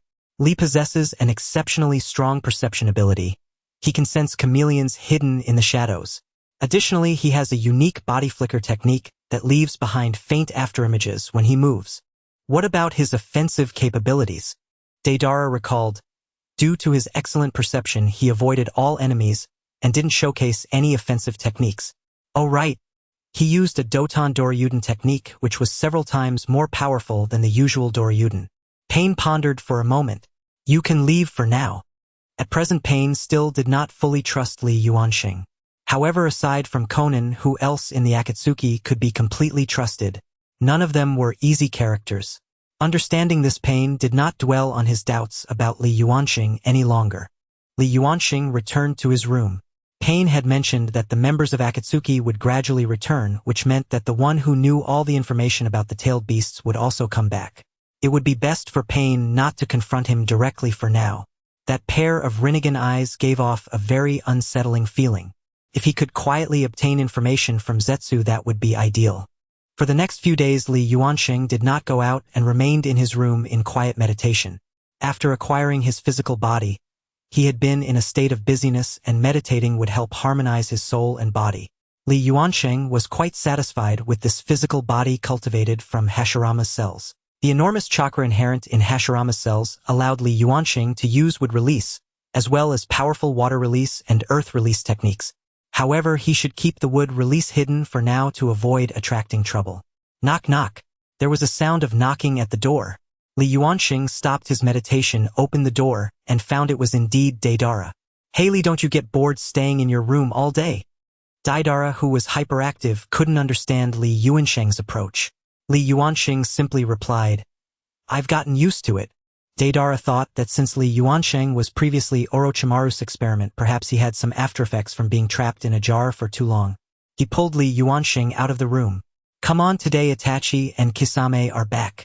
The leader asked me to take you to get familiar with them for future joint operations. Uchiha Itachi, the one who exterminated the Uchiha clan. Li Yuansheng was curious to see what kind of person he was. All right, he said, closing the door behind him and following Deidara. Today, in the land of rain, it was unusually sunny for a day. By the lakeside, two figures dressed in Akatsuki cloaks stood. One stood straight, gazing at the distant lake, while the other sat on a wooden viewing platform by the lake carrying a large sword wrapped in cloth. Itachi, I heard the leader has recruited another core member. Yes, currently Deidara and the new member form a new team and Deidara has already brought him over. TCH being grouped with that brat Deidara means Scorpion will operate alone. Kisame was somewhat dissatisfied. The organization formed small teams for mutual surveillance, and letting Scorpion act alone indicated that the leader had begun to trust him. Enough complaining. Let's go meet this newcomer, Itachi said, looking at Deidara and Li Yuansheng approaching in the distance. Kisame stood up. Deidara and Li Yuansheng quickly walked to the lakeside. Yo Deidara, how does it feel to bring the newcomer along? Kisame grinned, revealing his sharp teeth. Deidara ignored him and said to Li Yuansheng, this guy who looks like a shark is Kisame, and that cold and aloof guy over there is Uchiha Itachi. Deidara then whispered to Li Yuansheng, don't look into Itachi's eyes. He might test you. If you fall for his genjutsu, lying in bed for a few days will be quite unpleasant. Li Yuansheng chuckled softly. Don't worry, General, genjutsu doesn't affect me. Deidara saw that Li Yuansheng was not heeding his advice and thought, let him experience some hardship. Itachi's genjutsu is not just any genjutsu. Li Yuansheng stepped forward. Hello, my name is Li Yuansheng. Kisame had no qualms. Kisame, he said, looking towards Uchiha Itachi. Uchiha Itachi. Itachi's eyes transformed into the Sharingan state. Deidara stood by waiting to watch the show. At the moment Li Yuansheng looked into Itachi's eyes, a subtle stream of mental energy invaded Li Yuansheng's brain through Itachi's gaze. Interesting. This person's genjutsu is many times more sophisticated than Obito's. It seems he is indeed the genjutsu-type Sharingan that Obito spoke of. After a moment Itachi looked at Li Yuansheng with surprise, realizing that his genjutsu had no effect. It seems this newcomer has some skill. This probing should stop here. The more advanced genjutsu Tsukuyami requires the Mangekyo Sharingan. His body is already facing significant issues, and he should avoid using the Mangekyo Sharingan if possible. To not reciprocate is impolite. Li Yuansheng focused his divine sense and launched a divine sense attack towards Itachi. Li Yuansheng's divine sense attack was detected by Itachi, who activated the Mangekyo Sharingan imbued with Tsukuyami. Seeing Itachi activate the Mangekyo Sharingan, Kisame began shouting and distancing himself from Itachi. Hey, is it really necessary to activate the Mangekyo Sharingan? However, the Mangekyo Sharingan only activated for an instant before shutting off again. Li Yuansheng frowned at Itachi. He released his divine sense again, this time not to attack but merely to scan Itachi's body. As expected, his body had issues. Excessive use of the Mangekyo Sharingan had overloaded it.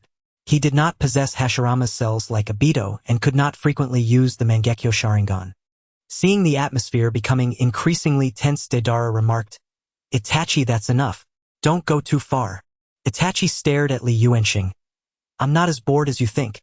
This newcomer, Mr. Li, is quite strong. Oh, my genjutsu had no effect on him. Upon hearing this, both Kisame and Deidara turned to look at Li Yuansheng, surprised that Itachi's genjutsu was ineffective against him. Kisame became intrigued. Anyone who could make Itachi falter deserved a match. Interesting idea, like to test this newcomer's strength too. Kisame pointed his samahata at Li Yuansheng. I'm happy to oblige. Deidara and Itachi utilized body flicker technique to retreat a bit as Kisame's attack range was too wide, especially near the lake, which favored him greatly. Li Yuansheng looked at the water beside him and chuckled softly. I heard your water release is quite impressive. Let's see how you fare against this. Li Yuansheng quickly formed hand seals. Water release, water dragon bullet technique. Water from the lake rapidly gathered, forming a gigantic water dragon. Interesting. Kisame observed the water dragon and quickly formed hand seals. As the splash of water dissipated, Hoshigaki Kisame charged towards Li Yuansheng wielding his sword the Samahata. Li Yuansheng unarmed could only evade continuously or use the force of Kisame's strikes to deflect them. Suddenly the tip of Kisame's sword sprouted a jagged mouth and spikes emerged from the blade tearing apart the wrappings. Kisame looked at the excited Samahata, wondering what had gotten into it. Samahata lunged at Li Yuansheng pulled by Kisame. It had gone out of control and Kisame attempted to rein it in, but the sword's hilt grew spikes piercing Kisame's hand. After escaping Kisame's control, it opened its mouth wide, intent on swallowing Li Yuansheng. Naturally, Li Yuansheng would not sit idly by. Earth-style earth wall. Samahata took a bite of the earth and seeing it still struggle, Li Yuansheng formed another seal. Earth-style earth prison technique. Samahata was trapped inside, repeatedly slamming against the walls of the earth prison. Samahata approached in confusion, wondering why its little treasure had gone berserk all of a sudden. Kisame placed his hand on the surface of the earth prison, water continuously oozing from his hand until it dissolved the prison, grabbing Samahata and allowing it to absorb his chakra. After absorbing Kisame's chakra, Samahata calmed down. Li Yuansheng dispelled the earth prison technique. Samahata seemed eager to pounce on Li Yuansheng again, but Kisame managed to control it in time. Once Samahata was settled, Kisame took a fresh strip of cloth from his ninja tool pouch and wrapped it around Samahata, calming it down. Having dealt with Samahata, Kisame turned to Li Yuansheng and said, "It seems you possess something that has attracted this little guy. Now that I have severed its sense of smell, it won't act up again." With the commotion from Samahata, Kisame lost interest in continuing the fight. "See you later," he said, dragging Samahata away. Deidara, seeing there was no more excitement, also decided to leave. Uchiha Itachi prepared to head back. "Uchiha Itachi," Li Yuansheng called out to him. "What is it?" Itachi turned back. Nothing much." Itachi felt puzzled and threw a glance at Li Yuansheng before departing. Li Yuansheng watched his retreating figure, deciding it would be best to leave it to Obito, as it was a matter concerning their clan. He still had not gathered any information on the tailed beasts, and besides, how long that guy's body could last was also a question. Initially, he thought the other members of Akatsuki would return in a few days, but unexpectedly this wait lasted for half a year. It was said that the leader planned to initiate the next phase of the plan and would cease accepting all missions, using the excuse that Akatsuki's funding was insufficient, while wildly accepting missions outside no matter what kind as long as they paid well. This guy was either a workaholic or a money grubber. Pain had also exhausted all his patience after waiting for half a year and issued a final ultimatum to Kakuzu. If he didn't return soon, he would be considered a deserter. Kakuzu and his partner returned to the organization just yesterday. With that, all the core members of Akatsuki were gathered: Pain, Konan, Uchiha Itachi, Hoshigaki, Kisame, Kakuzu, Haiden, Deidara, Sasori, Zetsu, and Li Yuansheng. Seeing Zetsu, Li Yuansheng could confirm that Akatsuki was being controlled by the figure behind the scenes, Obito. When Pain saw everyone had arrived, he jumped onto a high platform. Akatsuki's funds have accumulated to a certain extent. This phase of the plan ends here, and we will now initiate the next phase, the capturing of the tailed beasts. This is also key to whether Akatsuki can dominate the ninja world. Pain was aware that most members of Akatsuki were rogue ninjas from various ninja villages, and they understood the strength of the 5 great nations. They certainly harbored doubts about whether a mere underground organization like Akatsuki could truly dominate the entire ninja world. Some trump cards had to be revealed beforehand, or otherwise it would be hard to instill confidence. Pain slammed his hand on the ground. Summoning Outer Path Golem. Boom! A massive cloud of smoke erupted as Pain summoned something. As the smoke slowly dissipated, a gigantic emaciated monster revealed itself with 9 tightly shut eyes on its forehead, 4 on each side and 1 in the center. Its hands and feet were shackled. This is the shell of the Ten-Tails. Even in its current form, it is unmatched by any of the other 9-tailed beasts. Pain manipulated the Outer Path Golem to let out a hoarse roar. A few of them quickly covered their ears. Once the Outer Path Golem absorbs the chakra of all 9-tailed beasts, it will be revived. The revived Ten-Tails will grant us the power to dominate the ninja world. Under Pain's persuasion, some members of Akatsuki displayed expressions of anticipation and longing. Li Yuansheng stared at the Outer Path Golem, realizing it was the same one he had seen in Obito's cave. Would it really revive after absorbing the 9-tailed beasts? It seemed to be the most crucial part of Uchiha's plan for world destruction. He still didn't know how powerful this giant would be once revived, but with his current strength, he likely wouldn't stand a chance. Li Yuansheng was already contemplating how to destroy this golem. Unfortunately, after revealing the golem pain, sent it back to its original place, giving Li Yuansheng no opportunity whatsoever. Preventing Akatsuki from collecting the tailed beasts was merely a temporary measure. Obito could always find someone else or take matters into his own hands. With the ability of that eye of Obito's, he couldn't find him at all, and could only wait for Obito to— Perhaps he could inform the 5 great nations to gather the Jinchuriki or protect themselves, but before that he needed to obtain information on the remaining tailed beasts and get their chakra before alerting them. Otherwise, once the Jinchuriki were protected, he would be unable to acquire their chakra. Pain began assigning tasks with the 1 tail assigned to Sasori. The 2 tails were given to Kakuzu and Haiden. The 3 tails and 9 tails were given to Itachi Kisame Daidara and Li Yuansheng, with the 4 working together. I will provide you with the information on the tailed beasts shortly.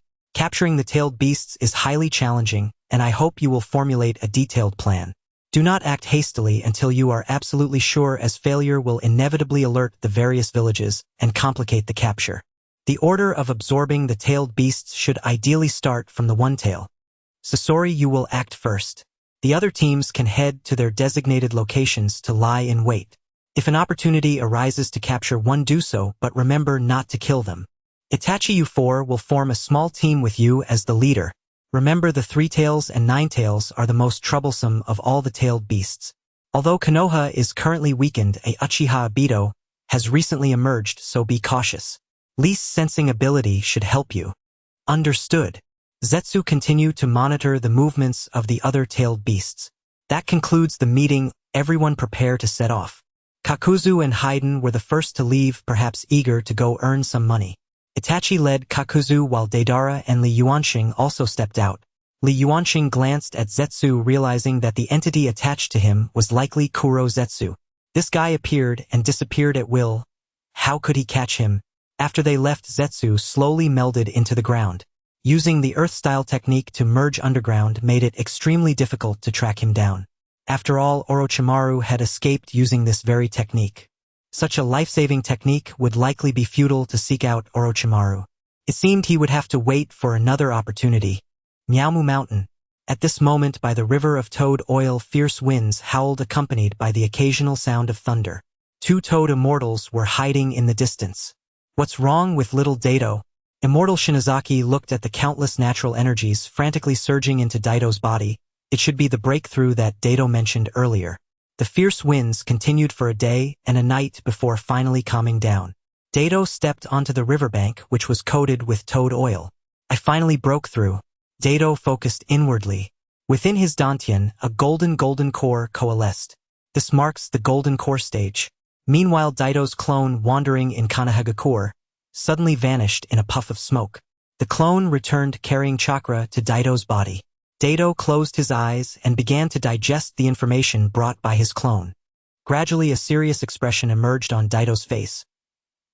He had not anticipated that so many events had transpired in the village during his 4 years of seclusion, the most significant being that Madara had taken Kakashi's Sharingan.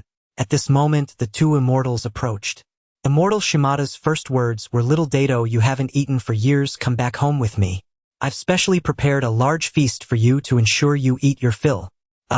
Thank you for your kindness, but the village is currently facing a major crisis, and I must return immediately. I will come again next time to savor your culinary skills. After Daito finished speaking, he used spatial transfer to leave Miaomu Mountain. In Konoha, Daito walked on the familiar streets. It feels good to be back. While wandering the streets, Daito noticed many unfamiliar ninjas from other villages. What was going on? For now, he decided to check on the Uchiha clan. Daito arrived at the Uchiha clan grounds, which looked as desolate as ever. Sounds of grunting and exertion came from the Uchiha training grounds. As Daito approached, he saw Uchiha Sasuke. Now he had grown into a teenage boy. He was practicing throwing techniques he learned from his master. Daito admitted that he didn't know this technique. He had practiced it before, but found it too difficult and gave up. Sasuke noticed someone approaching and threw a kunai directly at Daito. Daito extended 2 fingers to catch Sasuke's kunai. Sasuke, seeing that it was Daito, said, "Oh, it's you. What brings you here?" Daito was surprised, wondering why he couldn't come here. Then he remembered the actions of his clones over the years, smiling softly. No wonder Sasuke seemed to have a cold attitude towards him. What can't I come here? Sasuke keenly sensed that this Dato was different from the previous one. Has the real body returned? Oh, had he guessed that the one left in the village was a clone? Sasuke pulled out a kunai and charged at Dato. The two began an intense clash. Sasuke had improved significantly over the years, which was also related to his growth. The battle only ended when Sasuke was too exhausted to stand. Dato looked at the forehead protector on Sasuke's head. Not bad, you've already qualified as a genin. I'm about to obtain the title of Chunin. I'm currently participating in the joint Chunin exam of multiple nations. Oh, no wonder I saw so many ninjas from other countries in the village before. Who is your team leader now? Hatake Kakashi. Very good. He is a formidable ninja. Dato added, make sure to rest well. I have some matters to attend to. Dato arrived at the office of the third Hokage and informed him of his return from seclusion. You've finally returned. Once this Chunin exam is over, let's gather the village's higher-ups for a meeting. This Chunin exam might encounter some unexpected changes. Dato, keep your return a secret for now. The people from other countries have probably guessed that the Dato left in the village is just a paper tiger. Understood, Lord Third. The Chunin exam was underway with great fervor. Today, the individual matches officially began. Dato was in the observation stand. At this moment, it was Lee, the student of Captain Guy. Gaara in the stands below noticed Dato in the audience. This is Gaara. How did the Sand Ninja bring him here? The two began an exciting duel, and Lee surprisingly managed to learn Guy's 8 gates and could open up to the 5th gate. Unfortunately, his opponent was Gaara, the Jinchuriki of the One Tail, and he ultimately lost. After defeating Lee, Gaara walked straight towards Dato. The Sand Ninja Maki also noticed Dato. Why was Gaara going over there? Although the 4th Hokage said there might be a chance to test whether Dato is the real body, it wasn't the right time. Gaara approached Dato. Thank you. He bowed to Dato before turning back to the Sand Ninja's observation stand. Kankuro and Temari approached nervously. Hey Dato, are you alright? Brother, sister, I'm fine. That's good. Don't go too close to that man. Maki warned them. Today's matches came to an end with the next match scheduled for a month later, when the prominent figures from various nations would come to watch. Hey Dato, I have the most crucial match of the Chunin exam in a month. You need to come and give me special training, Sasuke said to Dato, who was eating. Dato waved his chopsticks. No way, I have important tasks to carry out.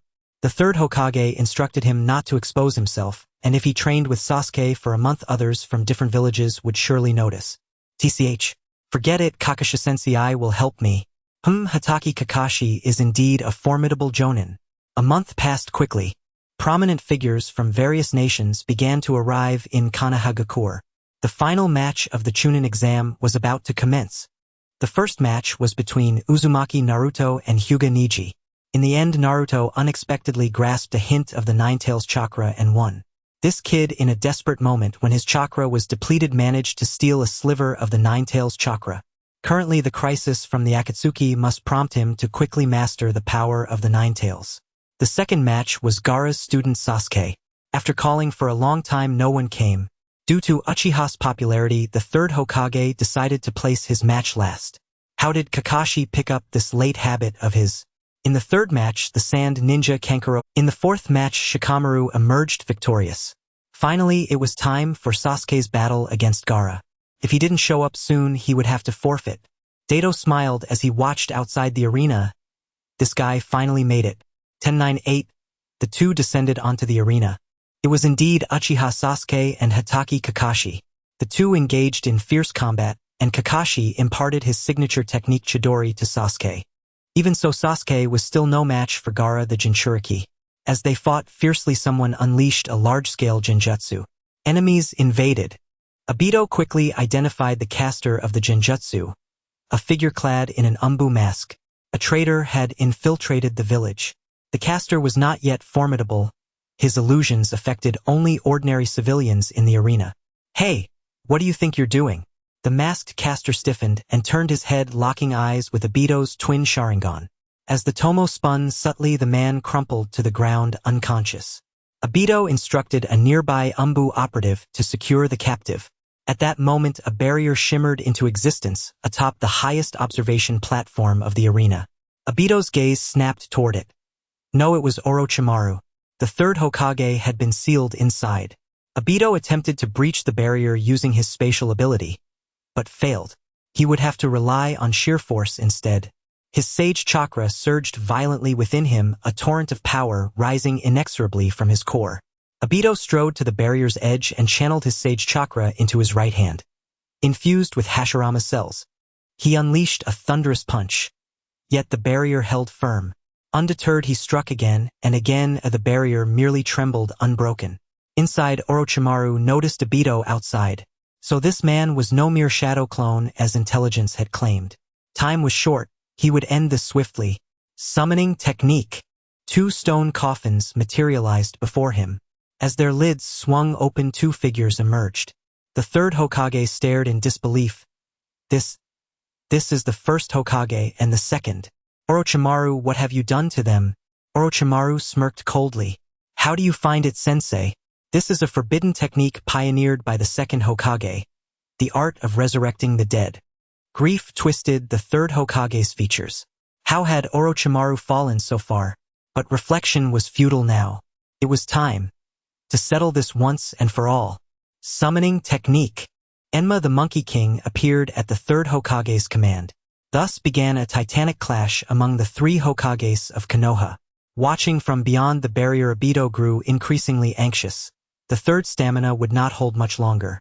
Suddenly Obito witnessed the first Hokages would release technique, Mokutan Shinju no Kyuin, erupting within the barrier. Perhaps he could replicate it. He shattered the rooftop above and dropped into the chamber below, directly beneath the barrier imprisoning the third Hokage. Obito pressed his palms together. Would release Shinju no Kyuin. A colossal serpentine tree erupted from the earth in an instant. What in the world? Orochimaru felt the tremors rise from below, growing stronger, deeper, until a titanic tree burst forth, its branches spiraling upward under Obito's chakra, engulfing the entire Red Yang formation. The 4-sound ninja maintaining the barrier grimaced in agony. Orochimaru, withdraw. We can't hold on. Orochimaru sensed the dire shift. His barrier was compromised. Retreat was imperative. That man was still far beyond his reach. Withdraw. At Orochimaru's command, the 4-sound ninja instantly dispelled the barrier. As they fled, thick wooden tendrils lashed out, binding them all. Orochimaru abandoned his subordinates, without hesitation severed the vines constricting him, and vanished beneath the earth. Obito barely registered Orochimaru's escape. Saving the third Hokage was paramount. He shot upward through the soil, reached the treetop, and severed the branches entwining the third Hokage. Third Hokage, sir. Are you all right? The third Hokage coughed up blood. Obito's eyes fell to the elder's hand clutched over his abdomen. The fatal wound inflicted by Orochimaru's Kusanagi blade. Obito, the village rests in your hands now. With those words, his eyelids slowly closed. Obito placed 2 fingers upon the third Hokage's neck. No pulse remained. Outside, battle raged on. After securing the third Hokage in safety, Obito returned to the front lines. Seeing Orochimaru's defeat, the invading sand and sound ninja began retreating en masse. Obito spotted a familiar silhouette. His space-time ninjutsu activated. In an instant, he reappeared hundreds of meters away. Maki, so soon to leave. Maki paled at the sight. When had this man returned? Brother Obito. Gaara stepped forward from behind. Gaara, get back here now. Maki's heart clenched. The Jinchuriki was vital to Sunagakure. If captured here by Konoha, catastrophe would follow. Gaara, it seems you've grown quite accustomed to the beast within you. Yes, though Shikaku is proud, we've become true comrades. So what will you do now? Gaara hesitated. He had been sent to attack Konoha, yet now stood face-to-face with its most enigmatic protector. Obito pointed at Maki. He stays. You may go. Temari stepped forward from behind Maki. No. We won't abandon our sensei. Maki drew a deep breath, gazing at Temari. I accept. Sensei? She asked, bewildered. Gaara, Temari Kankuro. Retreat immediately. You are the future. Do not let it wither here. Temari opened her mouth to protest. That is an order. Maki commanded sharply. Gaara met Obito's gaze. Brother, sister. Let's go.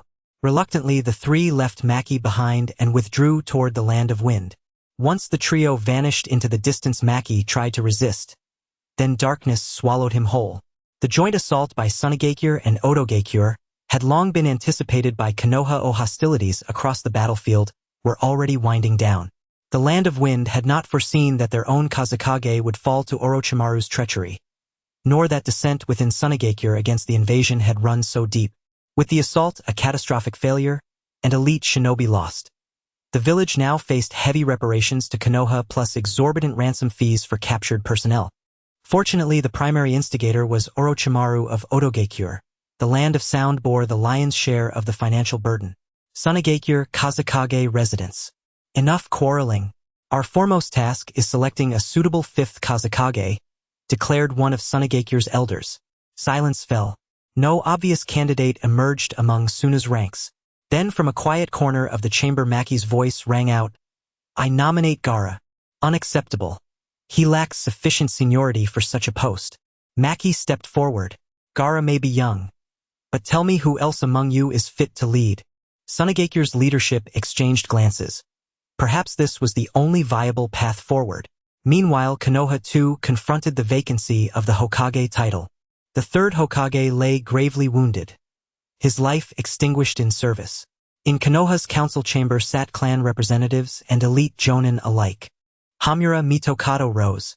"Our immediate priority is appointing the next Hokage, one whose authority commands both internal unity and external deterrence."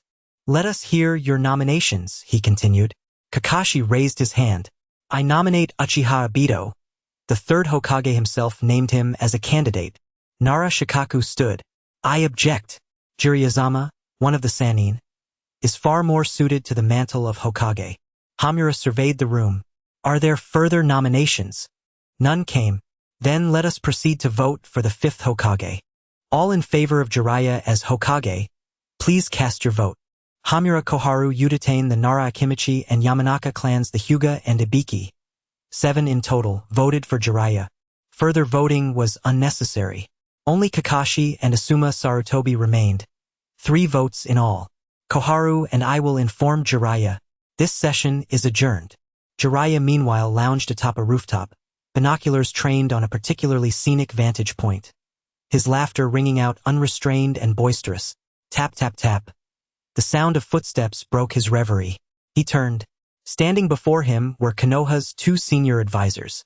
"What brings you here, advisors?" Hamura spoke. "Jiraiya, you know why we've come. TCH, the Hokage title. Surely others are better qualified than I." Leaning against the parapet, Jiraiya added, "Indeed, he was once the ideal choice. Even the third endorsed him. Yet unforeseen circumstances have rendered him temporarily unfit. Or perhaps it's your prejudice against the Uchiha advisor," Jiraiya retorted skeptically. Hamura moved closer, whispering something low and urgent into his ear. "What? Such a thing is possible?" Jiraiya demanded. "Have you consulted Uchiha Obito? What is his stance?" The advisors shook their heads. "Not yet. Though still speculative, this matter is grave. He must be informed. Should the suspicion prove true, countermeasures must be prepared without delay. That falls to you as Hokage. For now, however, he remains unsuitable for the position." Jiraiya paused, thoughtful. True, the Hokage could not be entrusted to one harboring latent peril. With Konoha besieged by crisis within, and without a leader of unquestioned stature was needed, immediately. Yet Jiraiya had no desire to drown in paperwork behind a desk. "I understand. Still, there is another candidate besides myself. Tsunade." All 3 uttered the name in unison. "The Lady Tsunade has been absent for years. We lack even her whereabouts." Jiraiya smiled faintly. "Don't worry. I know where she is." The advisors knew well Tsunade was even more dependable than he. "Very well, but find her swiftly. Obito, I'm afraid the position of Hokage may now fall to Lord Jiraiya." Obito hastily finished his last bite of ramen and drained the broth from his bowl. "Ha, refreshing.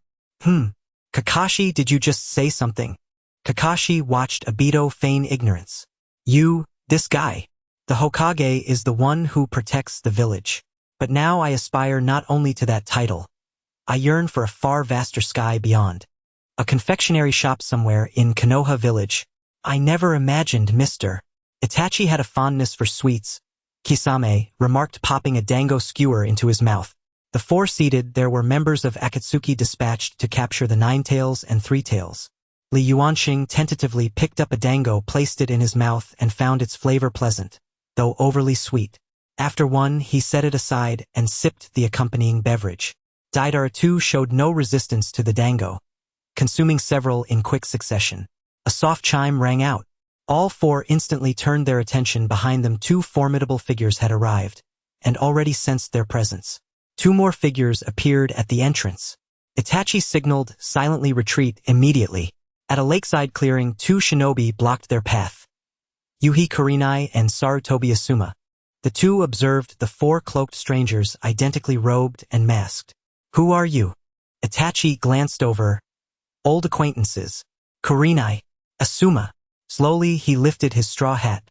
Recognizing Itachi's face and his Sharingan, Kurenai and Asuma instantly identified him, Uchiha Itachi. It seems Mr. Itachi has encountered old friends, Kisame said, lowering his own hat. Kakashi and Obito arrived moments later. Asuma. Kurenai. Kakashi fixed his gaze upon the two. Seeing them arrive, Asuma finally relaxed. When Obito laid eyes on Uchiha Itachi, he murmured to Kakashi, Kakashi. This is Uchiha Itachi. Both knew the truth behind Itachi's deeds, and wondered what purpose had brought him back to the village. Li Yuansheng, spotting Obito, immediately discerned his cultivation had reached the golden core realm. Yet this was not the moment to reveal himself. Retreat. The Uchiha Obito before us is no mere clone but his true body. Li Yuansheng had been searching for an opening to slip away. Now it was unnecessary. Upon Itachi's command, the four began their withdrawal. Obito's group, of course, refused to let them escape unchallenged. Pursue them. Seeing their relentless chase, Itachi ordered, split up. Regroup at the temporary base. With that, the four scattered in separate directions. Obito's team likewise dispersed in pursuit. Obito chased Itachi. Kakashi pursued Deidara. Kurenai pursued Li Yuansheng. Asuma targeted Kisame.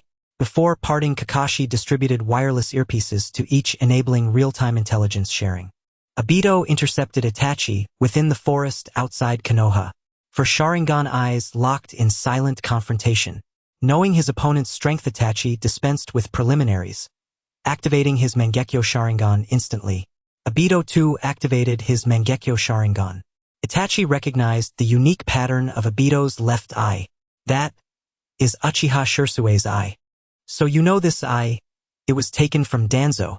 Is that so? Itachi recalled intelligence of Danzo's failed assassination attempt on Obito, and how Obito had slain him in self-defense. You deliberately killed Danzo. Obito gave a slight nod. As the chief architect of the Uchiha massacre, it was only fitting he fell by an Uchiha's hand. Those words struck Itachi like thunder, shattering illusions, revealing the long-buried truth. You? Yes. I know everything. Obito deactivated his Sharingan. I will become Hokage. The Uchiha tragedy shall never repeat itself. Itachi, return. Become the true root beneath Konoha's soil. Akatsuki is orchestrating a plan to annihilate the entire shinobi world. I remain within to monitor them closely. Before Obito could respond, Itachi's Mangekyo Sharingan whirled, and Obito was drawn into a genjutsu space. Itachi materialized midair. Here time and space bend entirely to my will. 3 days pass within this realm, yet outside scarcely a blink elapses.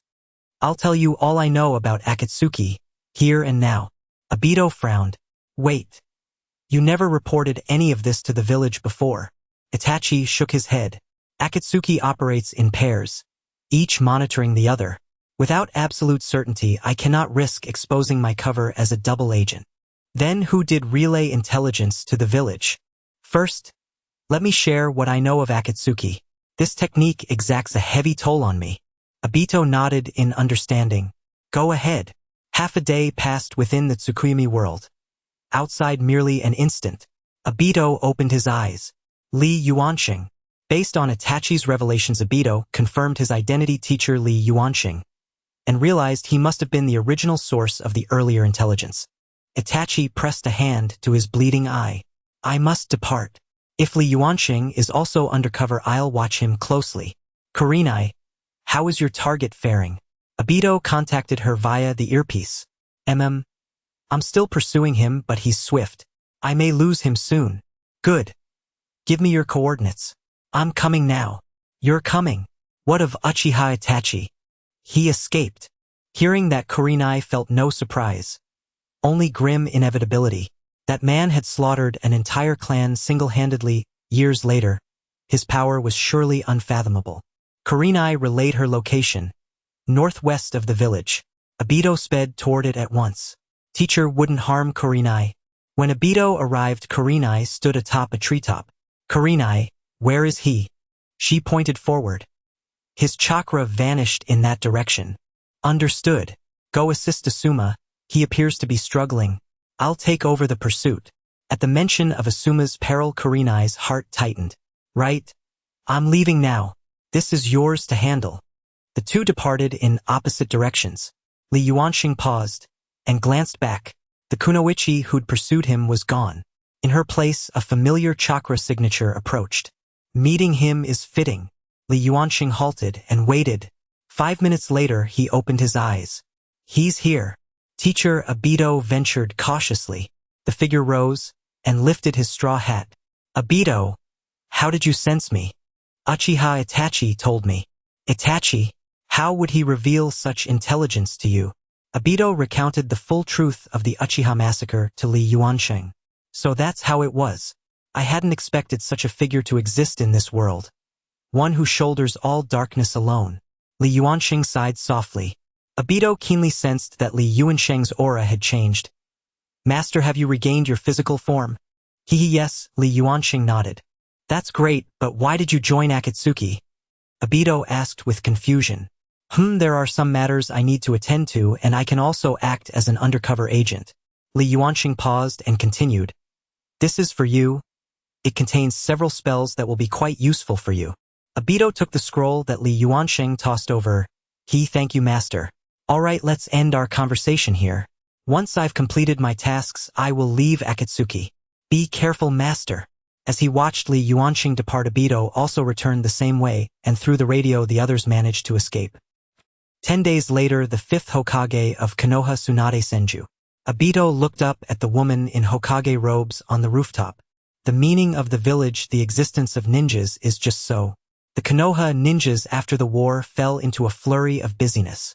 Obito became a task machine, completing in 1 month what others would take half a year to accomplish, earning the village's respect as a mad taskmaster.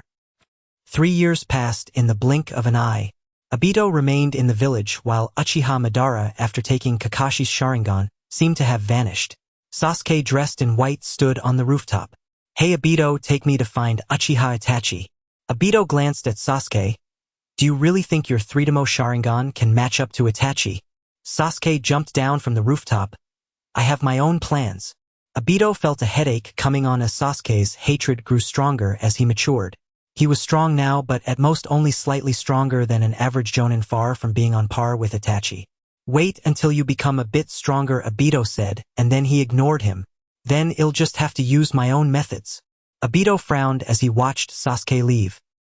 The next day, Obito was called to the Hokage's office. What? That bastard Sasuke actually left the village. Obito did not expect Sasuke to take such extreme measures, having knocked out the guarding ninja late last night. Lord Fifth, please do not hastily label his actions as betrayal. He does not harbor any ill intentions toward the village, but is merely blinded by the flames of revenge. Tsunade set down the documents in her hand. Don't worry, I'll leave this matter to you to handle.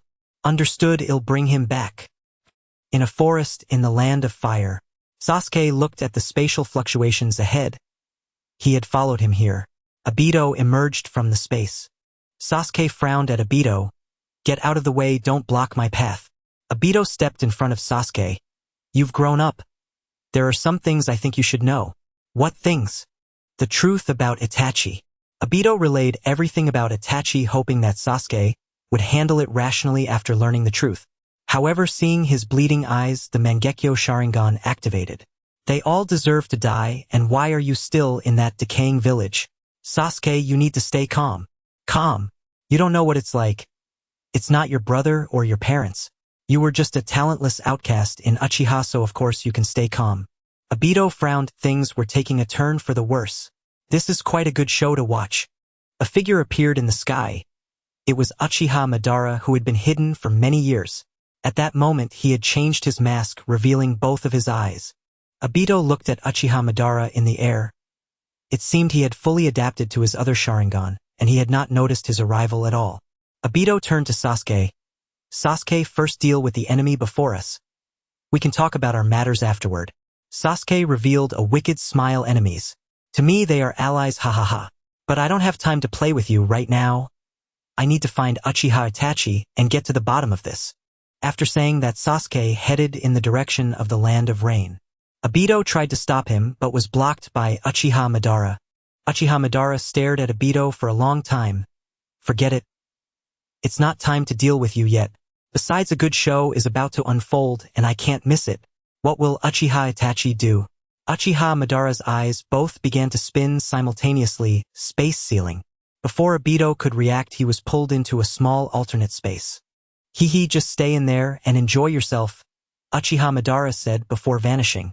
Obito attempted to use space displacement but to no avail. It seemed this was the new ability gained from having both Sharingan. Uchiha Sasuke. Sasuke stopped in his tracks, looking at the suddenly appearing Uchiha Madara. Get out of the way. Oh, you really are heartless. I just helped you deal with Uchiha Obito. Uchiha Madara paused for a moment before continuing. I can take you to see Itachi. At the Akatsuki headquarters in the Land of Rain, most of the core members had gathered. Pain stood on the platform. Scorpion has already set out to capture the one-tail Kakuzu Haiden. You can also start your mission to capture the two-tails. Kakuzu left with Haiden. After exiting the room, Haiden said dismissively, we started laying out the plan to capture the tailed beasts 3 years ago. Aside from the 5 tails captured by the leader himself, we haven't captured a single tailed beast. Haiden, don't underestimate the strength of the Jinchuriki. Moreover, to avoid unnecessary complications, it's best to concentrate the capture of the tailed beasts, not giving the 5 great countries a chance to react. Otherwise, once they become alert, the tailed beast capture plans will be exceedingly difficult. After Haiden and Kakuzu left, Pain turned to Deidara and Li Yuansheng.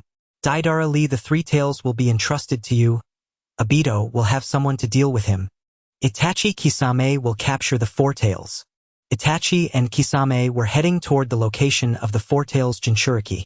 Suddenly 2 figures appeared before them. Seeing the newcomers, Itachi's pupils constricted. Sasuke step by step walked toward Itachi. Brother, I know everything now, or is it true? Itachi looked at Uchiha Madara. Don't believe what this man says. Uchiha Madara shrugged helplessly. I haven't said anything. It was Uchiha Obito who told him. Sasuke, Itachi gently embraced him. Sasuke, unable to control himself, burst into tears. I'm sorry, Sasuke. Suddenly a crow with a Mangekyo Sharingan flew out and landed on Itachi's shoulder. Sasuke instinctively looked over. The Mangekyo Sharingan in the crow's eye rotated. Sasuke briefly lost consciousness but quickly regained it. He looked up at Itachi. Brother. Uchiha Madara, seeing the crow appear, shouted in alarm. This is the strongest genjutsu Kotoamatsukami.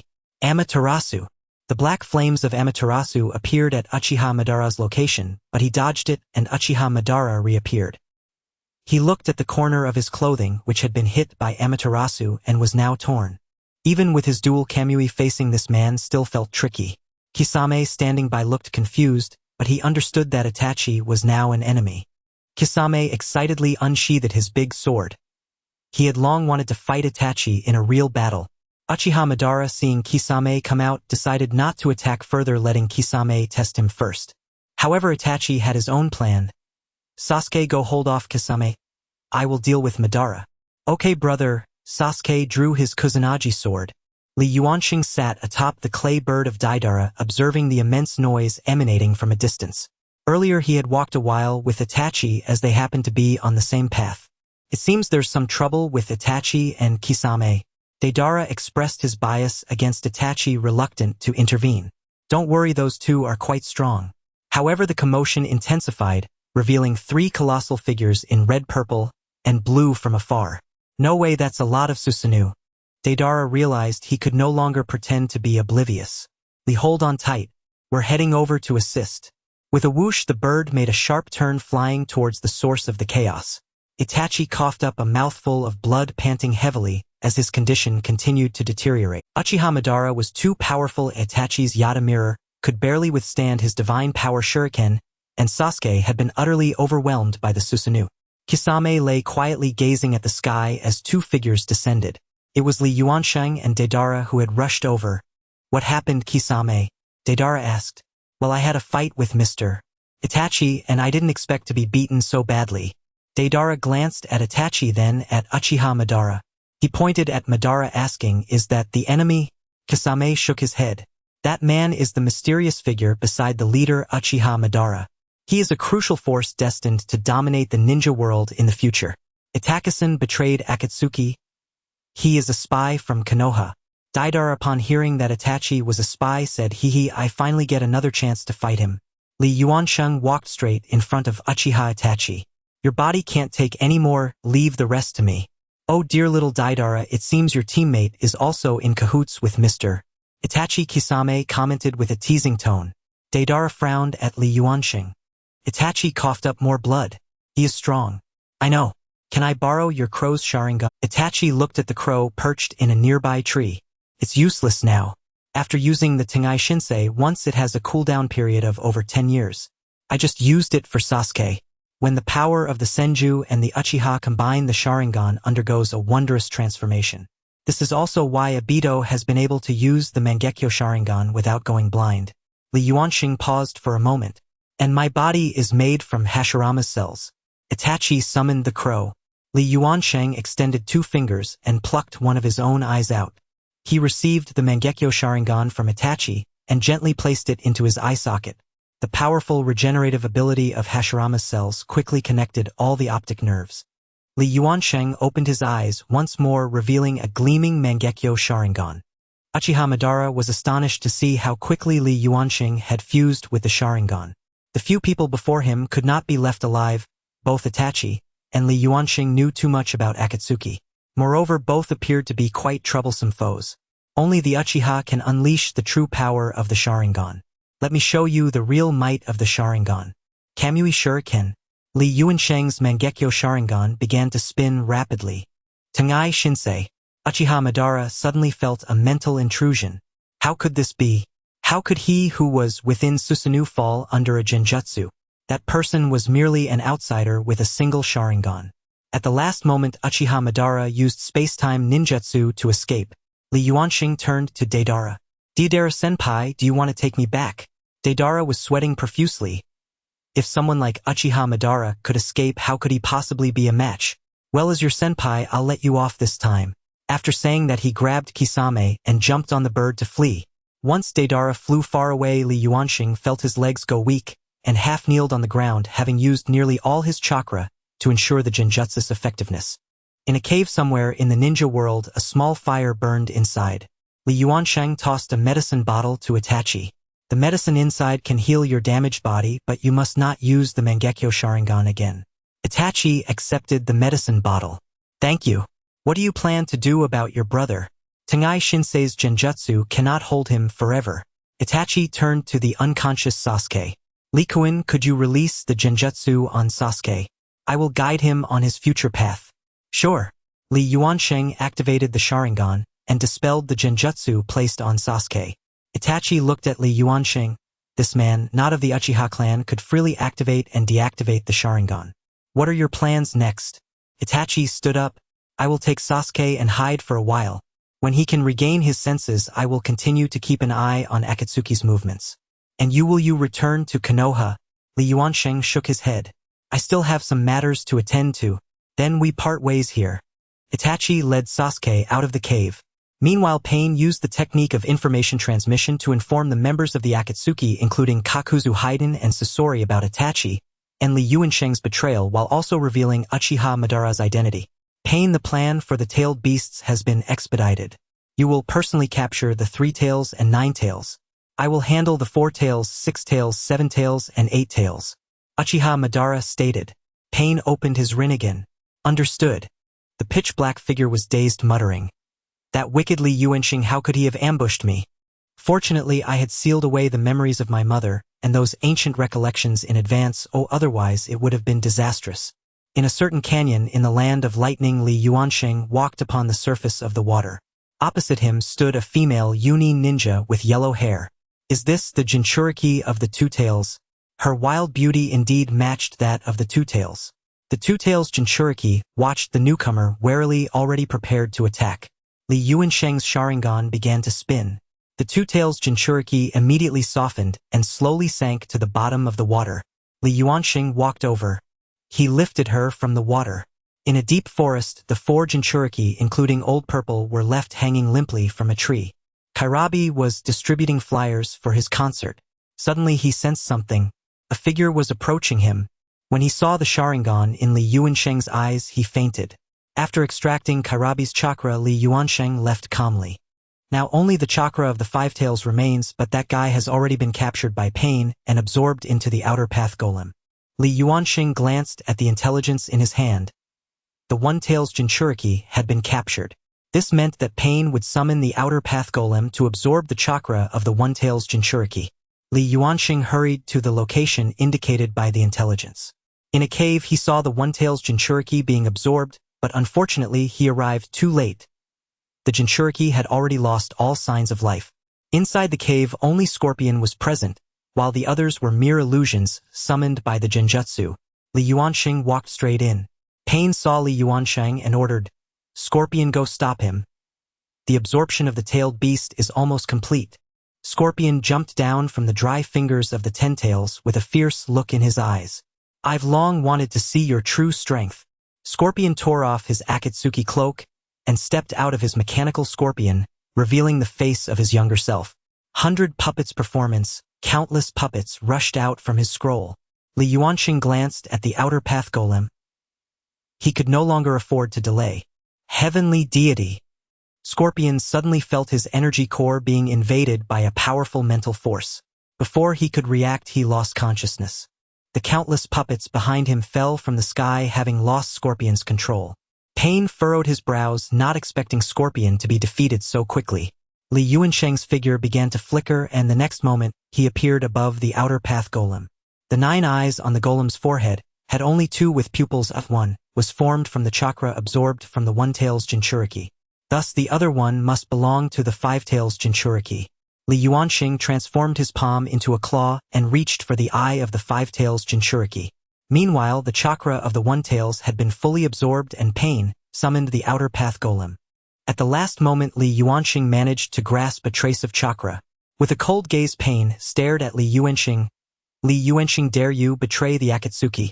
Prepare to face the wrath of the gods." After saying this, Pain and the illusory figures of Conan and others vanished. Li Yuansheng paid no heed to Pain's threat. If he truly wanted to hide, no one would be able to find him.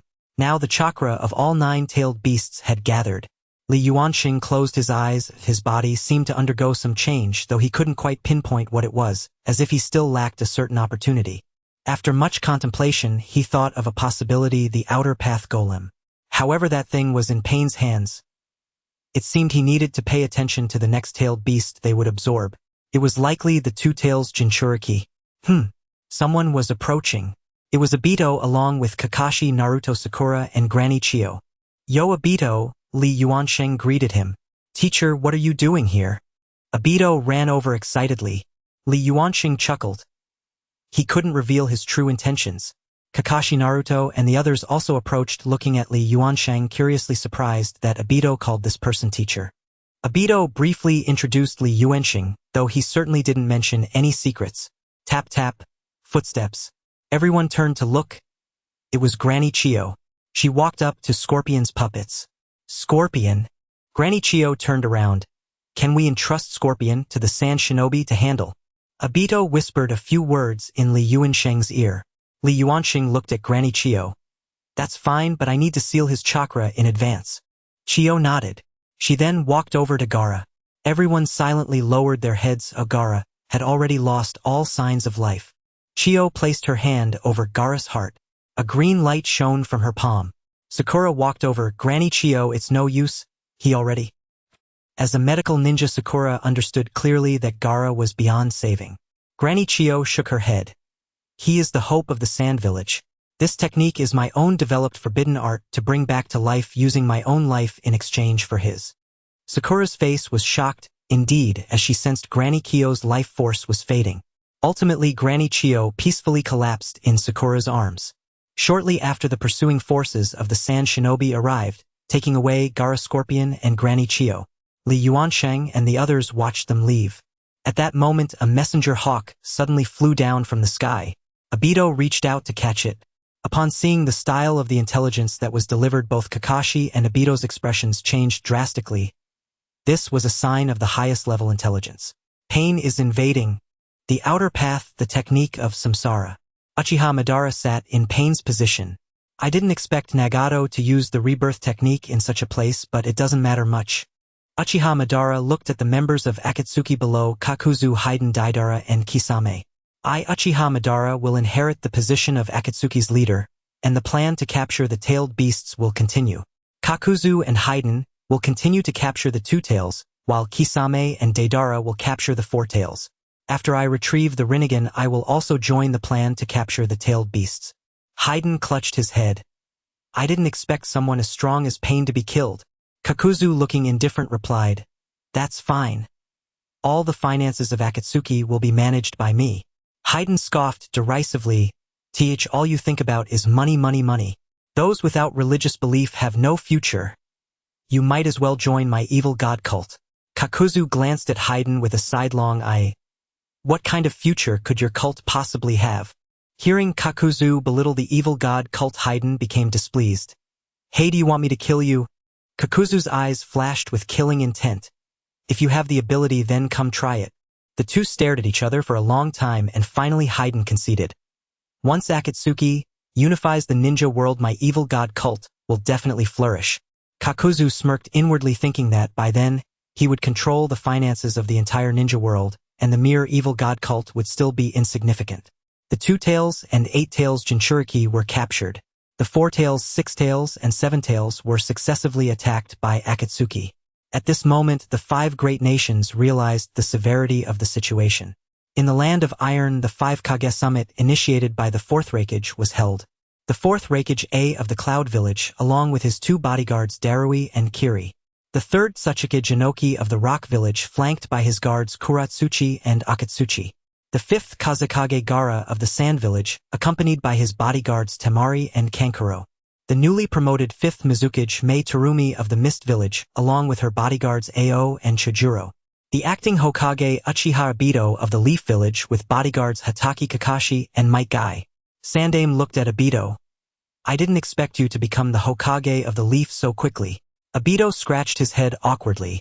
Because the village suffered an attack from Akatsuki Lady Tsunade, the 5th Hokage was severely injured, so I am only acting as Hokage. At this moment, Kuratsuchi from the Tsuchikage's side spoke out defiantly. I wonder if some unspeakable means were used. Before Obito could respond, Kakashi behind him spoke coldly. "Please speak with caution." Kuratsuchi wanted to say something but was stopped by the Tsuchikage. The 4th Raikage looked at Obito, thinking that if this guy became Hokage in the past, it would have been very troublesome, but now was not the time to worry about that. Mei Terumi on the side remained silent, quietly observing them. Gaara had even less presence. He was smiling at Obito, thinking that Obito had indeed become Hokage. The relationship between their 2 countries should improve considerably. Sandaime cleared his throat twice. "The meeting begins." The Raikage, with his volatile temper, got straight to the point. "Akatsuki's goal is simple: to collect the tailed beasts. Based on the intelligence received, only the 3 tails Jinchuriki and the 9 tails Jinchuriki of the Leaf have not been captured. Although the leader of Akatsuki has already perished, that Uchiha Madara is even more troublesome. My suggestion is to concentrate protection on the 3 tails and 9 tails." The Raikage paused and looked at Obito. "Extreme measures can be taken if necessary." Upon hearing this, the Mizukage Wind Kage and Fire Kage expressed their opposition. The Raikage and Tsuchikage supported it, while Sandaime remained neutral. The Raikage slammed the table, nearly breaking it. "Do you all understand the seriousness of the situation?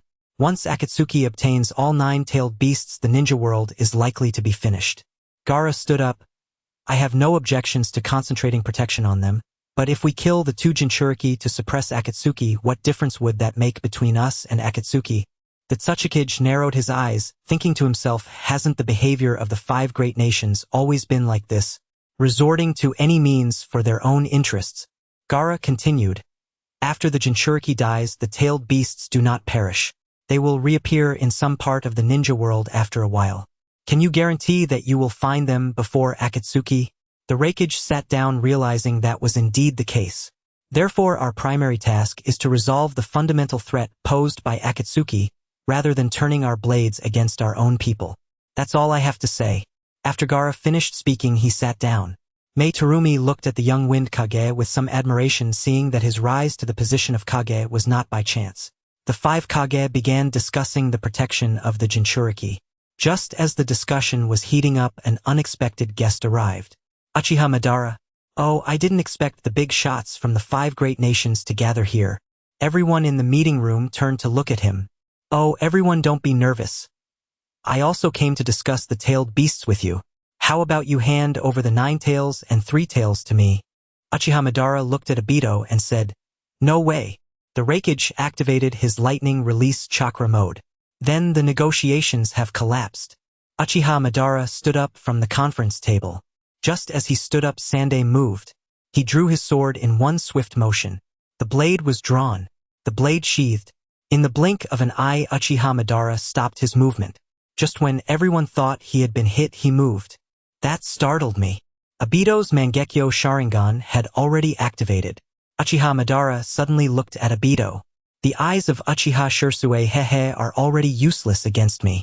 Uchiha Madara's eyes changed into 1 Sharingan and 1 Rinnegan. Obito was taken aback. This was Nagato's eye. What have you done to Konan? Uchiha Madara smiled wickedly. Who knows? Damn it. Obito's left Sharingan activated. Kotoamatsukami.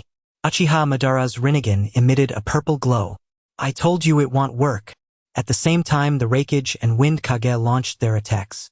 Unfortunately, they were all ineffective, and the Raikage smashed the conference room to pieces. Uchiha Madara also flew outside.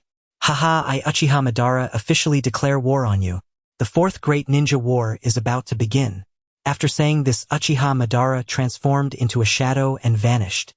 It was ultimately decided to send Naruto and Rin Yamanaka to the turtle island of Kumogakure. Upon hearing the Raikage's description, Obito immediately recalled something. Ah, the giant turtle.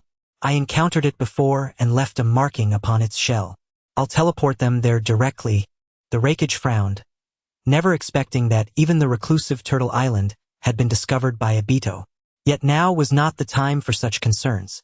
The Raikage continued, let us now assign the protective detail. The Tsuchikage stepped forward. I propose that Konoha and Kumogakure jointly deploy elite shinobi for their protection. After all, Konoha previously safeguarded 2 Jinchuriki. The Raikage replied, that poses no issue. I will dispatch our village's elite forces. Given Konoha's distance, sending a few trusted jonin would suffice. Obito stroked his chin. As for personnel, I have 1 candidate in mind. My teacher Li Yuansheng. He recently told me he needed a tranquil place to consolidate his cultivation. Turtle Island fits perfectly. The Tsuchikage glanced at Obito, your teacher. Instantly his thoughts turned to that man. The golden flash of Konoha Namake's Minato. Obito nodded yes. You've surely seen intelligence reports from our village. Li Yuansheng, who fought pain, was my teacher. The Tsuchikage pressed on. If it is him, then there should be no objection. With that, the Kage summit concluded. Each Kage returned to their village to mobilize forces for war against Akatsuki. Obito escorted Kakashi and Might Guy back to Konoha, held a brief meeting. And there, unmistakably present among the Konoha jonin, stood Li Yuansheng, who was not even a native of the village. Very well, Obito declared. Kakashi, lead Konoha's contingent to rendezvous with the other 4 nations' shinobi. I will personally escort Naruto and Rin Yamanaka to Turtle Island. Obito turned to Li Yuansheng. Master, I entrust them to you. Li Yuansheng rubbed his temples. He had no desire to involve himself in such an arduous protective mission. Suddenly inspiration struck. I have a far better candidate. All Konoha jonin in the chamber fixed their gaze upon him as Li Yuansheng calmly announced Uchiha Itachi and Uchiha Sasuke. Itachi had already sent word. Sasuke had begun to comprehend his actions. Though still reluctant to return to the village, his presence would ensure stability. All present were stunned. Most Konoha jonin already knew the truth behind Itachi's deeds. Obito turned toward Konoha's strategist Nara Shikaku. After a moment's reflection, Shikaku spoke, "I believe it feasible. The village owes Itachi restitution for what transpired years ago, and this mission may serve as the path to his formal reinstatement." Obito surveyed the others. They voiced no objections. "Very well, master. Please contact Itachi and urge him to join us without delay." Li Yuansheng rose. "Understood. I depart at once." He is stationed just beyond the village's outskirts. Meanwhile, Orochimaru lurked silently in the shadows. Uchiha Madara turned his head step forward. To see Orochimaru emerge, daring to enter Akatsuki's very lair, was astonishing. Uchiha Madara. Just who are you truly? Orochimaru stepped fully into view. Madara regarded him coldly. "You a traitor to Akatsuki. How dare you return?"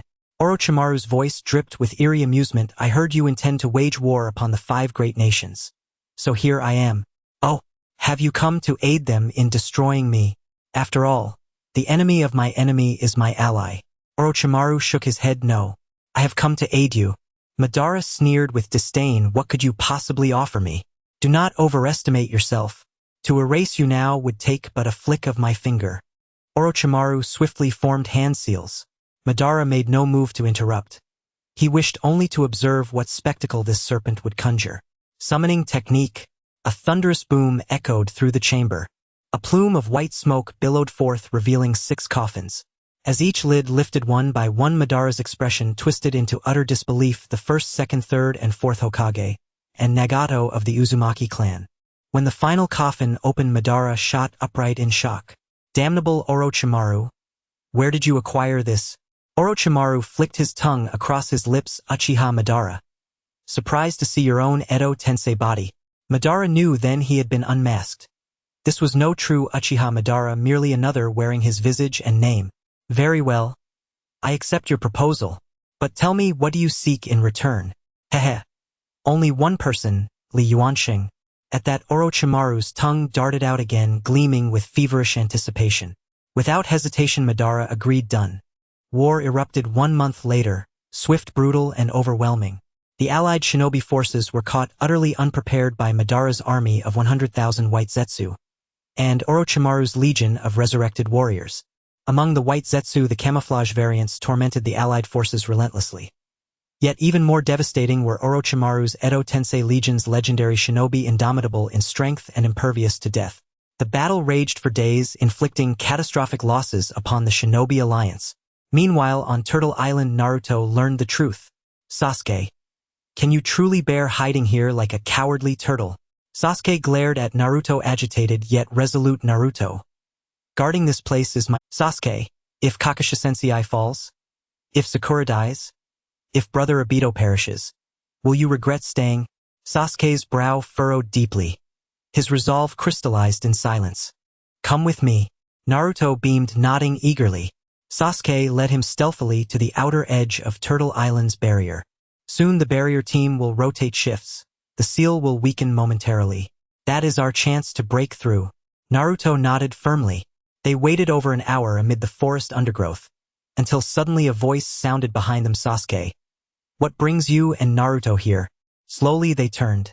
There stood Uchiha Itachi, the mission's designated commander for Naruto's protection. Sasuke offered a sheepish smile. "Brother." Itachi cut him off. "Intelligence gathered these past days indicates the allied forces are faltering. We must proceed to the front lines without delay." Sasuke and Naruto exchanged a startled glance, disbelief warring with dawning hope. "It's true, Naruto," came Rin Yamanaka's voice from behind Itachi. In the command center of the 5 great nations, Lei Ying learned that the 3-tailed Jinchuriki and the 9-tailed Jinchuriki had escaped from Turtle Island. They even fled under the leadership of the action team captain, and he glared furiously at Obito. "The person you selected actually led the Jinchuriki to escape. If they are captured, all our efforts will have been in vain." Obito had yet to explain. Urgent reports came from ahead. "The 1st, 2nd, 3rd, and 4th Hokage of Konoha have appeared.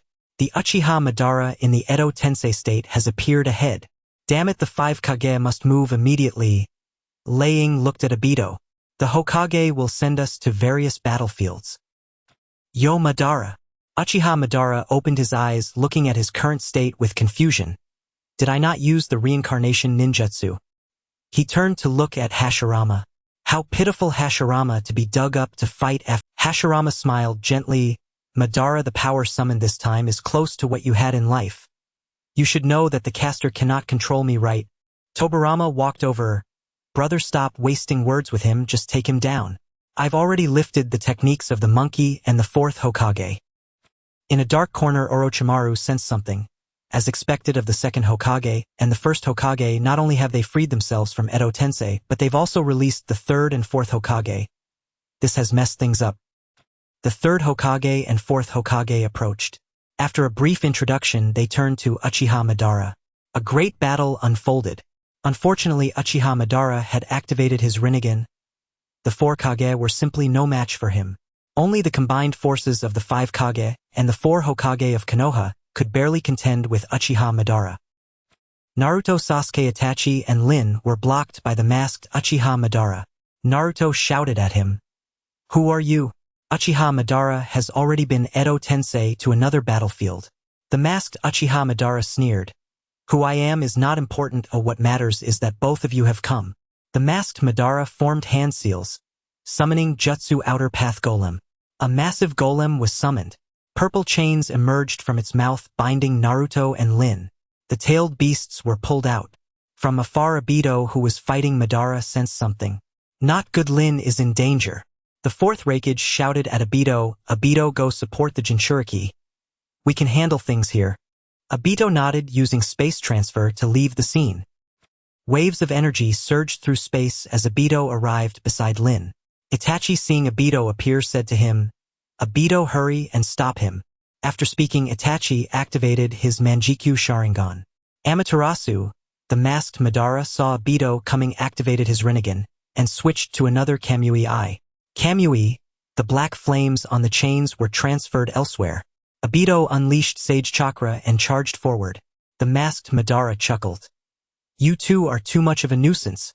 Both of his Sharingan began to spin. Space sealing. This was the jutsu that had previously trapped Obito. Obito, Itachi, and Sasuke were sealed in a different space. Seeing the annoying ones dealt with, the masked Madara equipped his Rinnegan again. Just as the tailed beasts were about to be absorbed, a red figure appeared. Clang! The chains of the Outer Path Golem were severed. The newcomer was Li Yuansheng. However, the chakra of the Three Tails and Nine Tails was still significantly absorbed by the Outer Path Golem. Upon seeing Li Yuansheng appear, the masked Madara immediately jumped onto the Outer Path Golem. Although the effect will be somewhat diminished, I don't have time to wait any longer. The masked Madara began to form hand seals. Li Yuansheng launched another attack. The masked Madara, however, kept using intangibility to evade without attacking. Li Yuansheng's gaze sharpened. Freeze! The masked Madara exclaimed in shock. What? I can't become intangible. Crack, crack. The mask fell off. Li Yuansheng looked at the face behind the mask. It was exactly the same as Obito's. Li Yuansheng recalled that during the soul division with Obito couldn't control the soul, as well as he could, which allowed a fragment of the soul to escape. You were the one who escaped back then, right?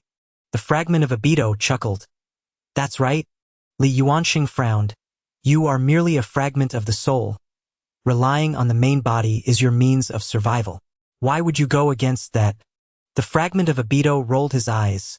I want to replace him and become the true Obito. Li Yuansheng shook his head. You can never replace him. As long as he dies, you will also vanish. Li Yuansheng continued. Even if you imprison him in a different space, I have ways to contact him. Once Obito learns the truth, he will surely choose to end his life in there. Hearing Li Yuansheng's words, the fragment of Obito sneered. You signed a soul contract with him. If he dies, you die too. This means all three of us will die. Li Yuansheng smiled faintly. That contract became ineffective once I restored my physical body.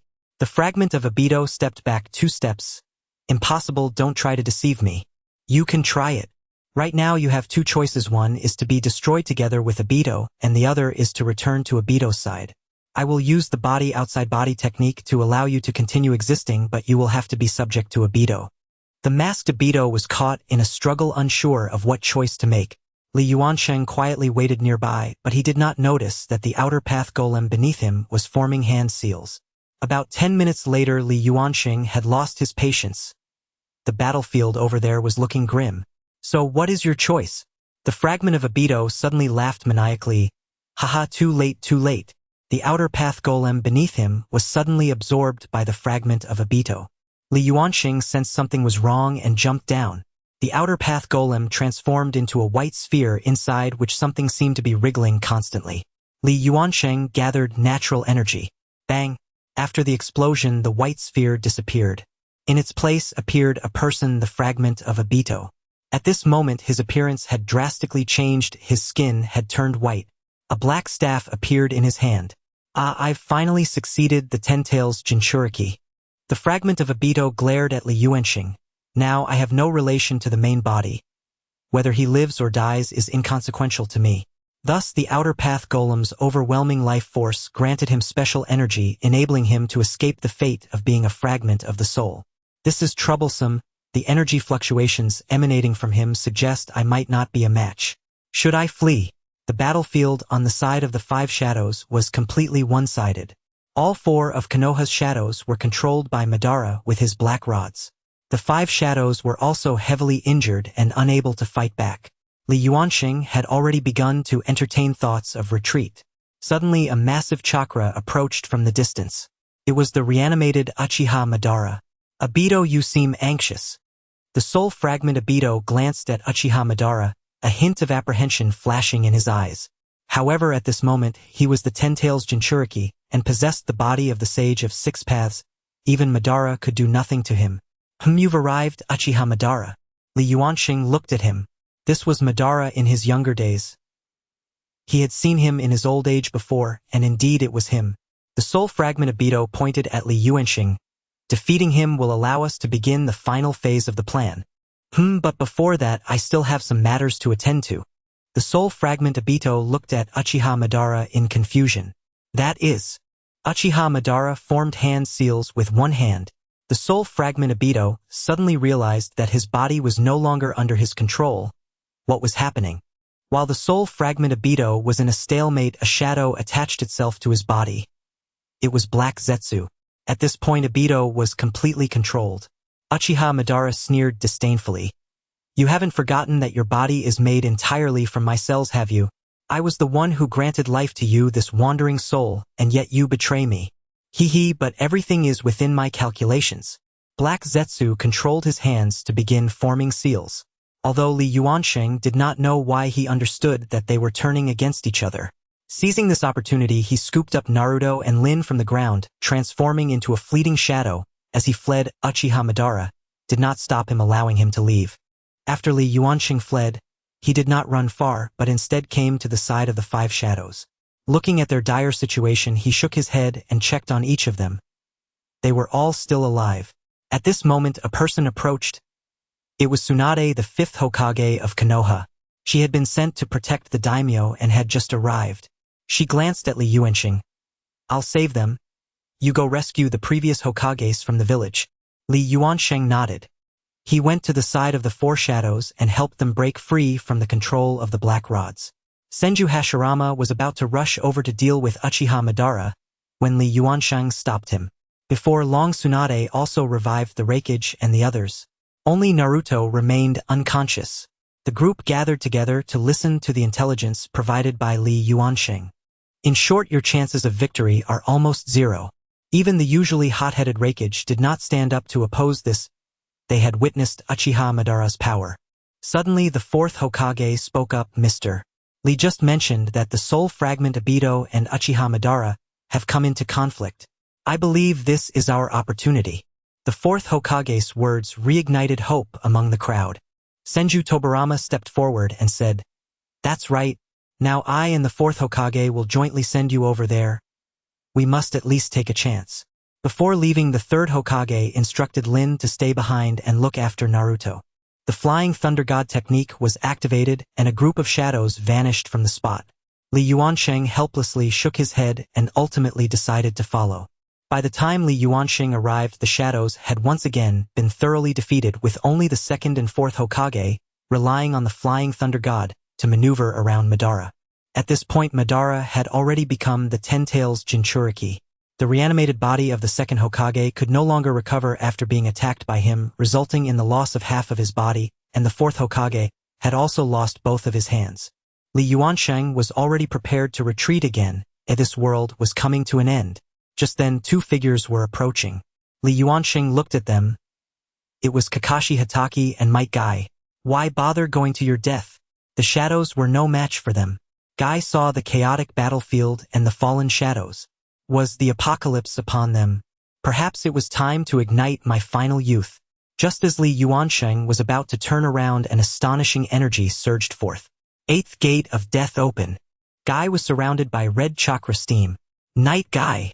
Guy transformed into a giant dragon and charged towards the Sage of 6 Paths Madara. Ultimately, he only managed to injure half of Madara's body and one of his arms. However, he quickly recovered again.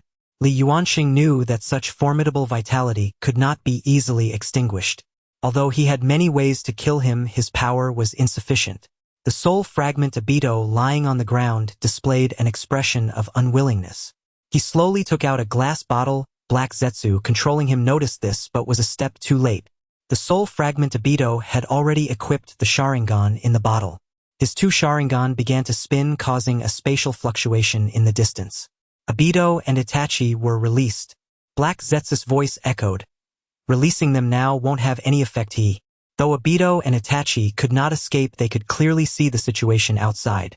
Obito pulled Itachi and Sasuke over to Li Yuansheng. Teacher. Li Yuansheng shook his head. This person was too strong for them to contend with. Madara walked up to Guy. You are strong, what a pity. Just as he was about to deliver the final blow to Guy, he was suddenly kicked away. It was Naruto, and at the same time Sasuke, who was beside Obito, also awakened. Li Yuansheng felt that these two seemed to have changed, bearing a hint of Madara's aura. Naruto activated the Sage of 6 Paths mode, while Sasuke also activated a Rinnegan with Atomo. What was happening? Who granted them this power? Naruto, Sasuke, and Obito engaged in a fierce battle against Madara. To their surprise, the 3 of them managed to gain the upper hand against him. Li Yuansheng gazed at the sky, realizing that every world has its own guardians. However, the situation quickly changed. Madara absorbed the god tree that he had summoned at some unknown point. A crimson Sharingan emerged from his forehead. Sasuke, Naruto, and Obito were all knocked down to the ground. At that moment, Li Yuansheng was suddenly contacted by a wave of mental energy. He was pulled into a mental space. An old man appeared. Who are you? Li Yuansheng asked in confusion as he looked at him. The old man replied directly, I am the Sage of 6 Paths, and I can only reappear through Madara's arm. Li Yuansheng recalled Madara's arm that was kicked off by Guy earlier. Indeed, that arm had emitted unusual chakra, and Li Yuansheng had thought that Madara had retrieved it himself. The Sage of 6 Paths quickly stated, I granted those 2 children the power of the 6 Paths, but now I see that they are still far from enough. I discovered that you have gathered the chakra of 9-tailed beasts within you, and your body also contains Ashura's chakra. Only you can defeat Uchiha Madara now. Li Yuansheng pointed to himself. Me. If I can restore all my previous strength, it shouldn't be a problem. Although the Sage of 6 Paths didn't know how strong Li Yuansheng's original strength was, this method had nothing to do with his original power. The Sage of 6 Paths continued. After gathering the chakra of Ashura and Indra, you can unlock the Rinnegan. Madara's arm contains the power of the 6 Paths. If you absorb it, you will become the embodiment of the 6 Paths. Li Yuansheng understood the sage's intent. I see, but I won't follow your method completely. I have my own way. Li Yuansheng exited the sage's mental space. Upon returning to the real world, he approached Obito. Obito, give me that Sharingan. Obito looked puzzled but still removed the Sharingan. Li Yuansheng placed it into his own eye. Madara watched Li Yuansheng with interest. You don't intend to control me with just 2 illusionary Sharingan, do you? Li Yuansheng replied calmly. You'll find out soon enough. Very well, I will wait for you. Li Yuansheng turned to Obito. Bring me the treasures of the Star Ninja Village. Obito retrieved the star from the Kamui dimension. Once he had the star, Li Yuansheng went to Sasuke's side. Sasuke frowned at the man before him, who had been hiding behind them, only to show up now that they were heavily injured. Li Yuansheng lifted Sasuke's shirt and gently made a cut on his chest, extracting a drop of heart's blood. Sasuke wanted to rage, but found himself unable to move due to his severe injuries. Li Yuansheng placed the drop of blood in his mouth. Slowly he closed his eyes, and when he opened them again, his Sharingan had transformed into the state of the Rinnegan. Madara was taken aback. How could he possibly unlock the Rinnegan? Li Yuansheng began to absorb the energy from the star in his hand. Madara sensed something was wrong. That was part of the Ten-Tail's body. A tomo began to appear slowly on Li Yuansheng's chest. A staff manifested in his hand. 6 truth-seeking orbs floated behind him. How is this possible? How did you activate the 6 paths mode? Li Yuansheng opened his eyes and said casually, although I don't have chakra as vast as yours in this state, you won't be able to defeat me. As he finished speaking, the 6 truth-seeking orbs transformed into flying swords. Go! The 6 flying swords shot toward Madara, instantly striking him down. Madara attempted to block with the staff in his hand, but was instantly sliced into pieces by the flying swords. Before he could activate the truth-seeking orbs behind him, 4 flying swords pierced through his limbs, pinning him to the ground. The last 2 flying swords struck his abdomen and the Sharingan on his forehead. Madara could no longer move. How is this possible? How could this happen? Li Yuansheng floated over, placing his hand on Madara's face, murmuring an incantation.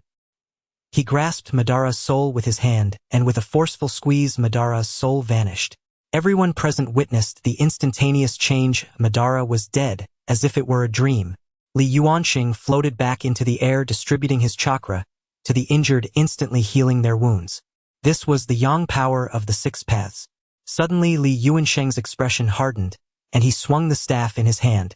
It struck the ground beside Madara's corpse. A black shadow was struck. Li Yuansheng approached it, saying, Kagaya, did you really think the seal in your mind could stop me? This is where it ends for you. After doing all this, Li Yuansheng turned to the split soul of Obito. Given your Bodhi's uniqueness, even if the Ten-Tails is stripped away from you, you will still not die. So now do you choose to perish or to stay by Obito's side and survive? The split soul of Obito struggled for a moment. I am willing to follow the main body. Li Yuansheng beckoned to Obito. Obito walked over, looking at the split soul, realizing that this guy had been the one causing trouble all along. Li Yuansheng said, This is what I meant by an external avatar. You will plant a seal on him, and he will be invaluable in the future. Obito approached the split soul, imprinting his spiritual mark on it, and absorbing a trace of its original soul. After finishing this, Obito took out a mask and handed it to him. From now on you shall be known as Uchiha Shadow, existing as a shadow by my side. The shadow donned the mask and stood up, walking behind Obito. Li Yuansheng looked at Uchiha Obito, saying, I am leaving now. With the power of the 6 paths, I can shatter the void. Uchiha Obito gazed at him, feeling a sense of reluctance, but more so sending his blessings, hoping that Li Yuansheng could restore his full strength soon. Before leaving, Li Yuansheng transferred all the remaining power of the 6 paths to Uchiha Obito. These powers were of little use to him. The first 5 Kage summit after the Ninja World War. The 4th Raikage, the 5th Kazekage, the 5th Mizukage, the 6th Hokage, and the 3rd Tsuchikage gathered.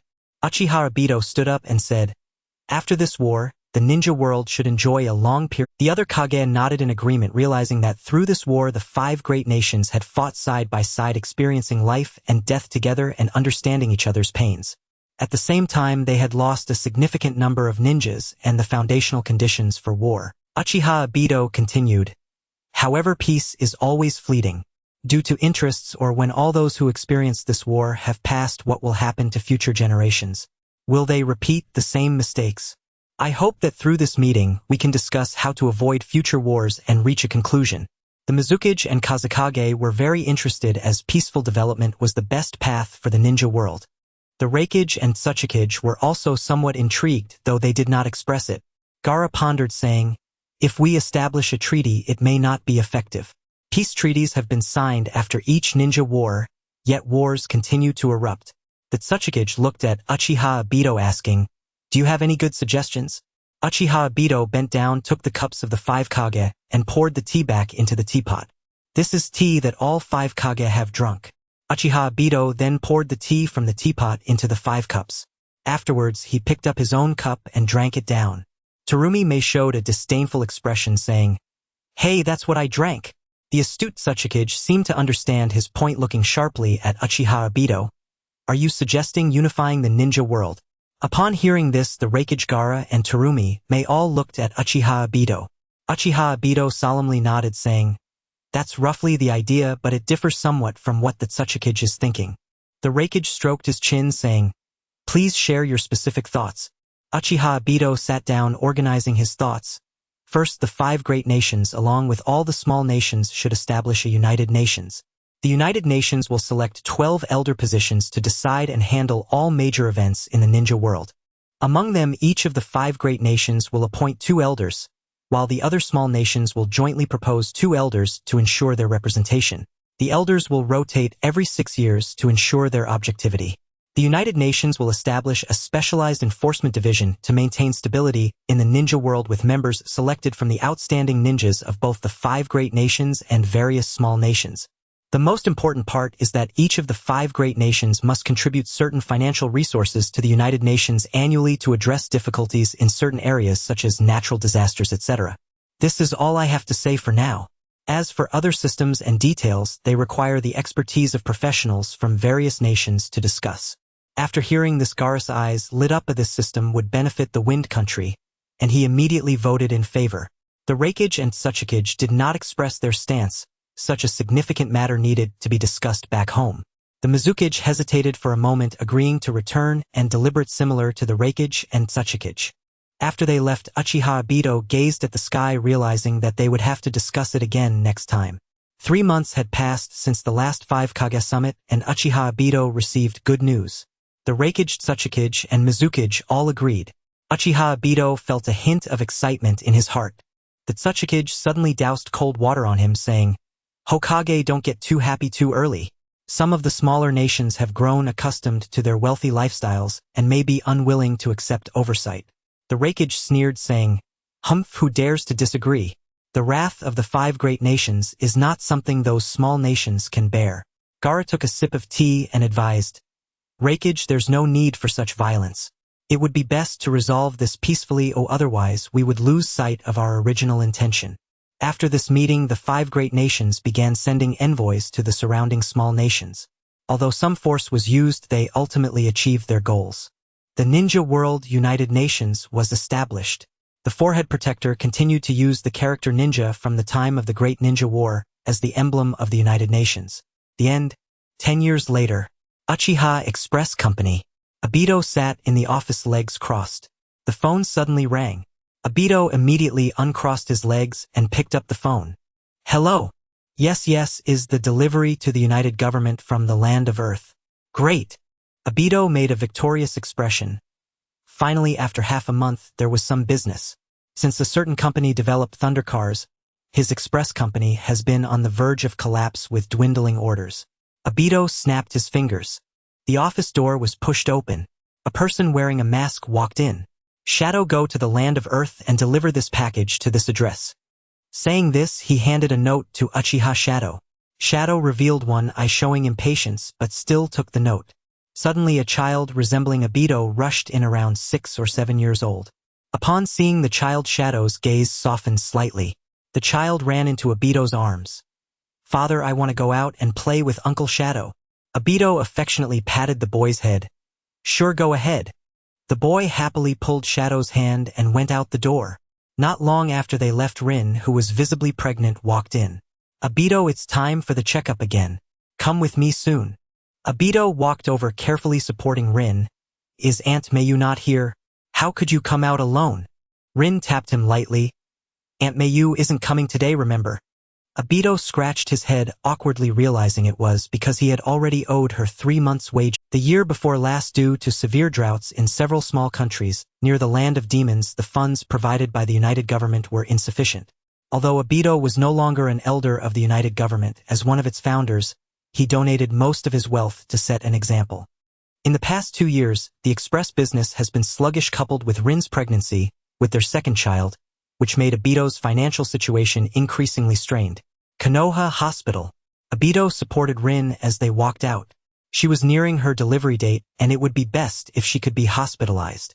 As a former Hokage, family medical expenses were naturally covered by the village's welfare, but giving birth incurred significant costs.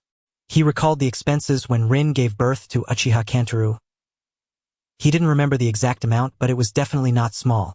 After returning to the Uchiha clan grounds, he laid Rin down on the bed. Obito sat in a chair pondering how to make money. Using wood release to build houses, he couldn't compete with Yamato's exquisite craftsmanship. Did he have to take those cheap delivery orders? For instance, helping construction companies transport materials. Obito took a newspaper published by the United Government from the table looking for ways to earn money. The front page of the newspaper had bold letters announcing that Kakashi Hatake, the elder of the United Government, had resigned from his position as elder, and also stepped down as the 7th Hokage. Naruto Uzumaki replaced the vacant Hokage and elder positions in Konoha. He had known this news for a while. Kakashi was probably tired of the boring life of sitting in the office every day, thus retiring after just 4 years. Obito flipped to the second page and scanned it briefly. A few words caught his attention. The Desert Greening Plan for the Land of Wind, co-funded by Sunagakure and the United Government. They were currently recruiting water release ninjas. The United Government was established next to the Land of Rain. Obito used space-time ninjutsu to arrive here. He directly arrived at the project department of the United Nations. The project manager stood up immediately upon seeing Obito. "Lord Obito, what brings you here?" Obito sat down in a chair in front of his desk. "I heard you are planning the greening project for the Land of Wind." "Yes, Lord Obito." "Good, I will take this project." The project manager was overjoyed to hear that Obito would take on the project. He knew Obito's wood release was quite formidable. "That's wonderful. This will save the United Government a considerable amount of expenses." As soon as he finished speaking, Obito looked at him with a murderous gaze. "I am not here to work for free." The project manager broke into a cold sweat. In the end, Obito secured the Greening Desert project for 9 million Ryo. "Daddy, where's Uncle Shadow? I haven't seen him for a month." Obito patted Kantara's head. "Uncle Shadow is busy with something." Kantaro tugged at Obito's hand. "Then come train with me." "That's not possible. Your mother just gave birth to your sister. I need to take care of them." "Be good, I'll train with you next time." Kantaro tugged at his ear and walked out. Gang Taro and the Shadow were practicing in the woods. The Shadow occasionally spoke to him. Finally, Gang Taro was completely exhausted. The two lay under a tree. Gang Taro tilted his head to look at the Shadow. "Hey Shadow Uncle, why do you always wear a mask? I really want to see what you look like without it." The Shadow remained silent. Gang Taro reached out his hand to take off the mask. Smack! The Shadow grabbed his hand. "It's better if you don't look." "Why not?" The Shadow shook his head. "All right, tell me about your past stories then. I want to know what kind of person you were, Shadow Uncle. I bet you were a great hero." The Shadow was silent. Gang Taro seemed to sense something was off with the Shadow. All right, if you don't want to talk, I'll head to school first." The Shadow watched Gang Taro's departing figure. "All I want to do now is protect you." Gang Taro glanced at the dejected Shadow. In fact, he had already noticed some abnormalities. Shadow Uncle seemed to fear his father. Whatever his father said, Shadow Uncle would comply. He had asked his father and mother, but they wouldn't say anything. At the ninja school, Gang Taro rested his head on the desk. "Hey, why does Gang Taro look so listless?" "Boruto, congratulations. Your dad has become the Hokage." "Haha, that's right. But your dad is also impressive. He was once a Hokage too." Gang Taro suddenly asked Boruto, "Hey Boruto, what do you think of my Shadow Uncle?" "Uchiha Shadow. Well, it seems he always wears a mask and looks quite mysterious. As for the rest, I'm not sure." Boruto looked at Gang Taro curiously. "Isn't he from your family? Why are you asking me?" Gang Taro sighed. "Actually, I don't know much about him either. I don't even know what he looks like." "Ha!" Boruto suddenly thought of a good idea. "Hey Gang Taro, do you want to know your Shadow Uncle's secret?" Gang Taro sat up. "What do you mean?" Boruto smiled mysteriously. "Follow me." Looking at the two people at the archive room's entrance, Gang Taro wanted to retreat but was held back by Boruto. "Hey, don't you want to know Shadow Uncle's secret?" Gang Taro thought for a moment and stopped his departing steps. His eyes turned crimson, the Tudamo Sharingan activated. The two Konoha ninjas guarding the entrance fainted at the sight of his eyes. Boruto pulled Gang Taro into the archive room. The archives of Konoha were incredibly vast. The two began to search separately. Gang Taro looked at row after row of files. He found the Uchiha file. "Oh, Uchiha Itachi's file. He had heard his father mention this person supposedly working in the enforcement division of the United Government now. He opened Itachi's file and began to flip through it. After a long time he closed the file. I didn't expect that the Uchiha was once the first noble family in Konoha. It was due to the dissatisfaction of the ruling powers with the Uchiha strength that the Uchiha massacre occurred. The village's mistakes and the betrayal of the clan were ultimately borne by Uchiha Itachi, a man who bore all darkness. He continued searching the Uchiha archive, but ultimately could not find the file on Uchiha Shadow. "Hey Gang Taro, I found it." Gang Taro ran over. Boruto pointed at the archive shelf. Gang Taro focused his gaze upwards. Missing Nin. How could Shadow Uncle's file be under the category of missing Nin? In his memory, Shadow Uncle had always protected him. Apart from his parents, he had spent the most time with Shadow Uncle. How could he be a missing Nin? Gang Taro reached out to grab it. Suddenly an alarm rang out. A large number of ninjas rushed in. The two were caught on the spot. Clink, they were imprisoned.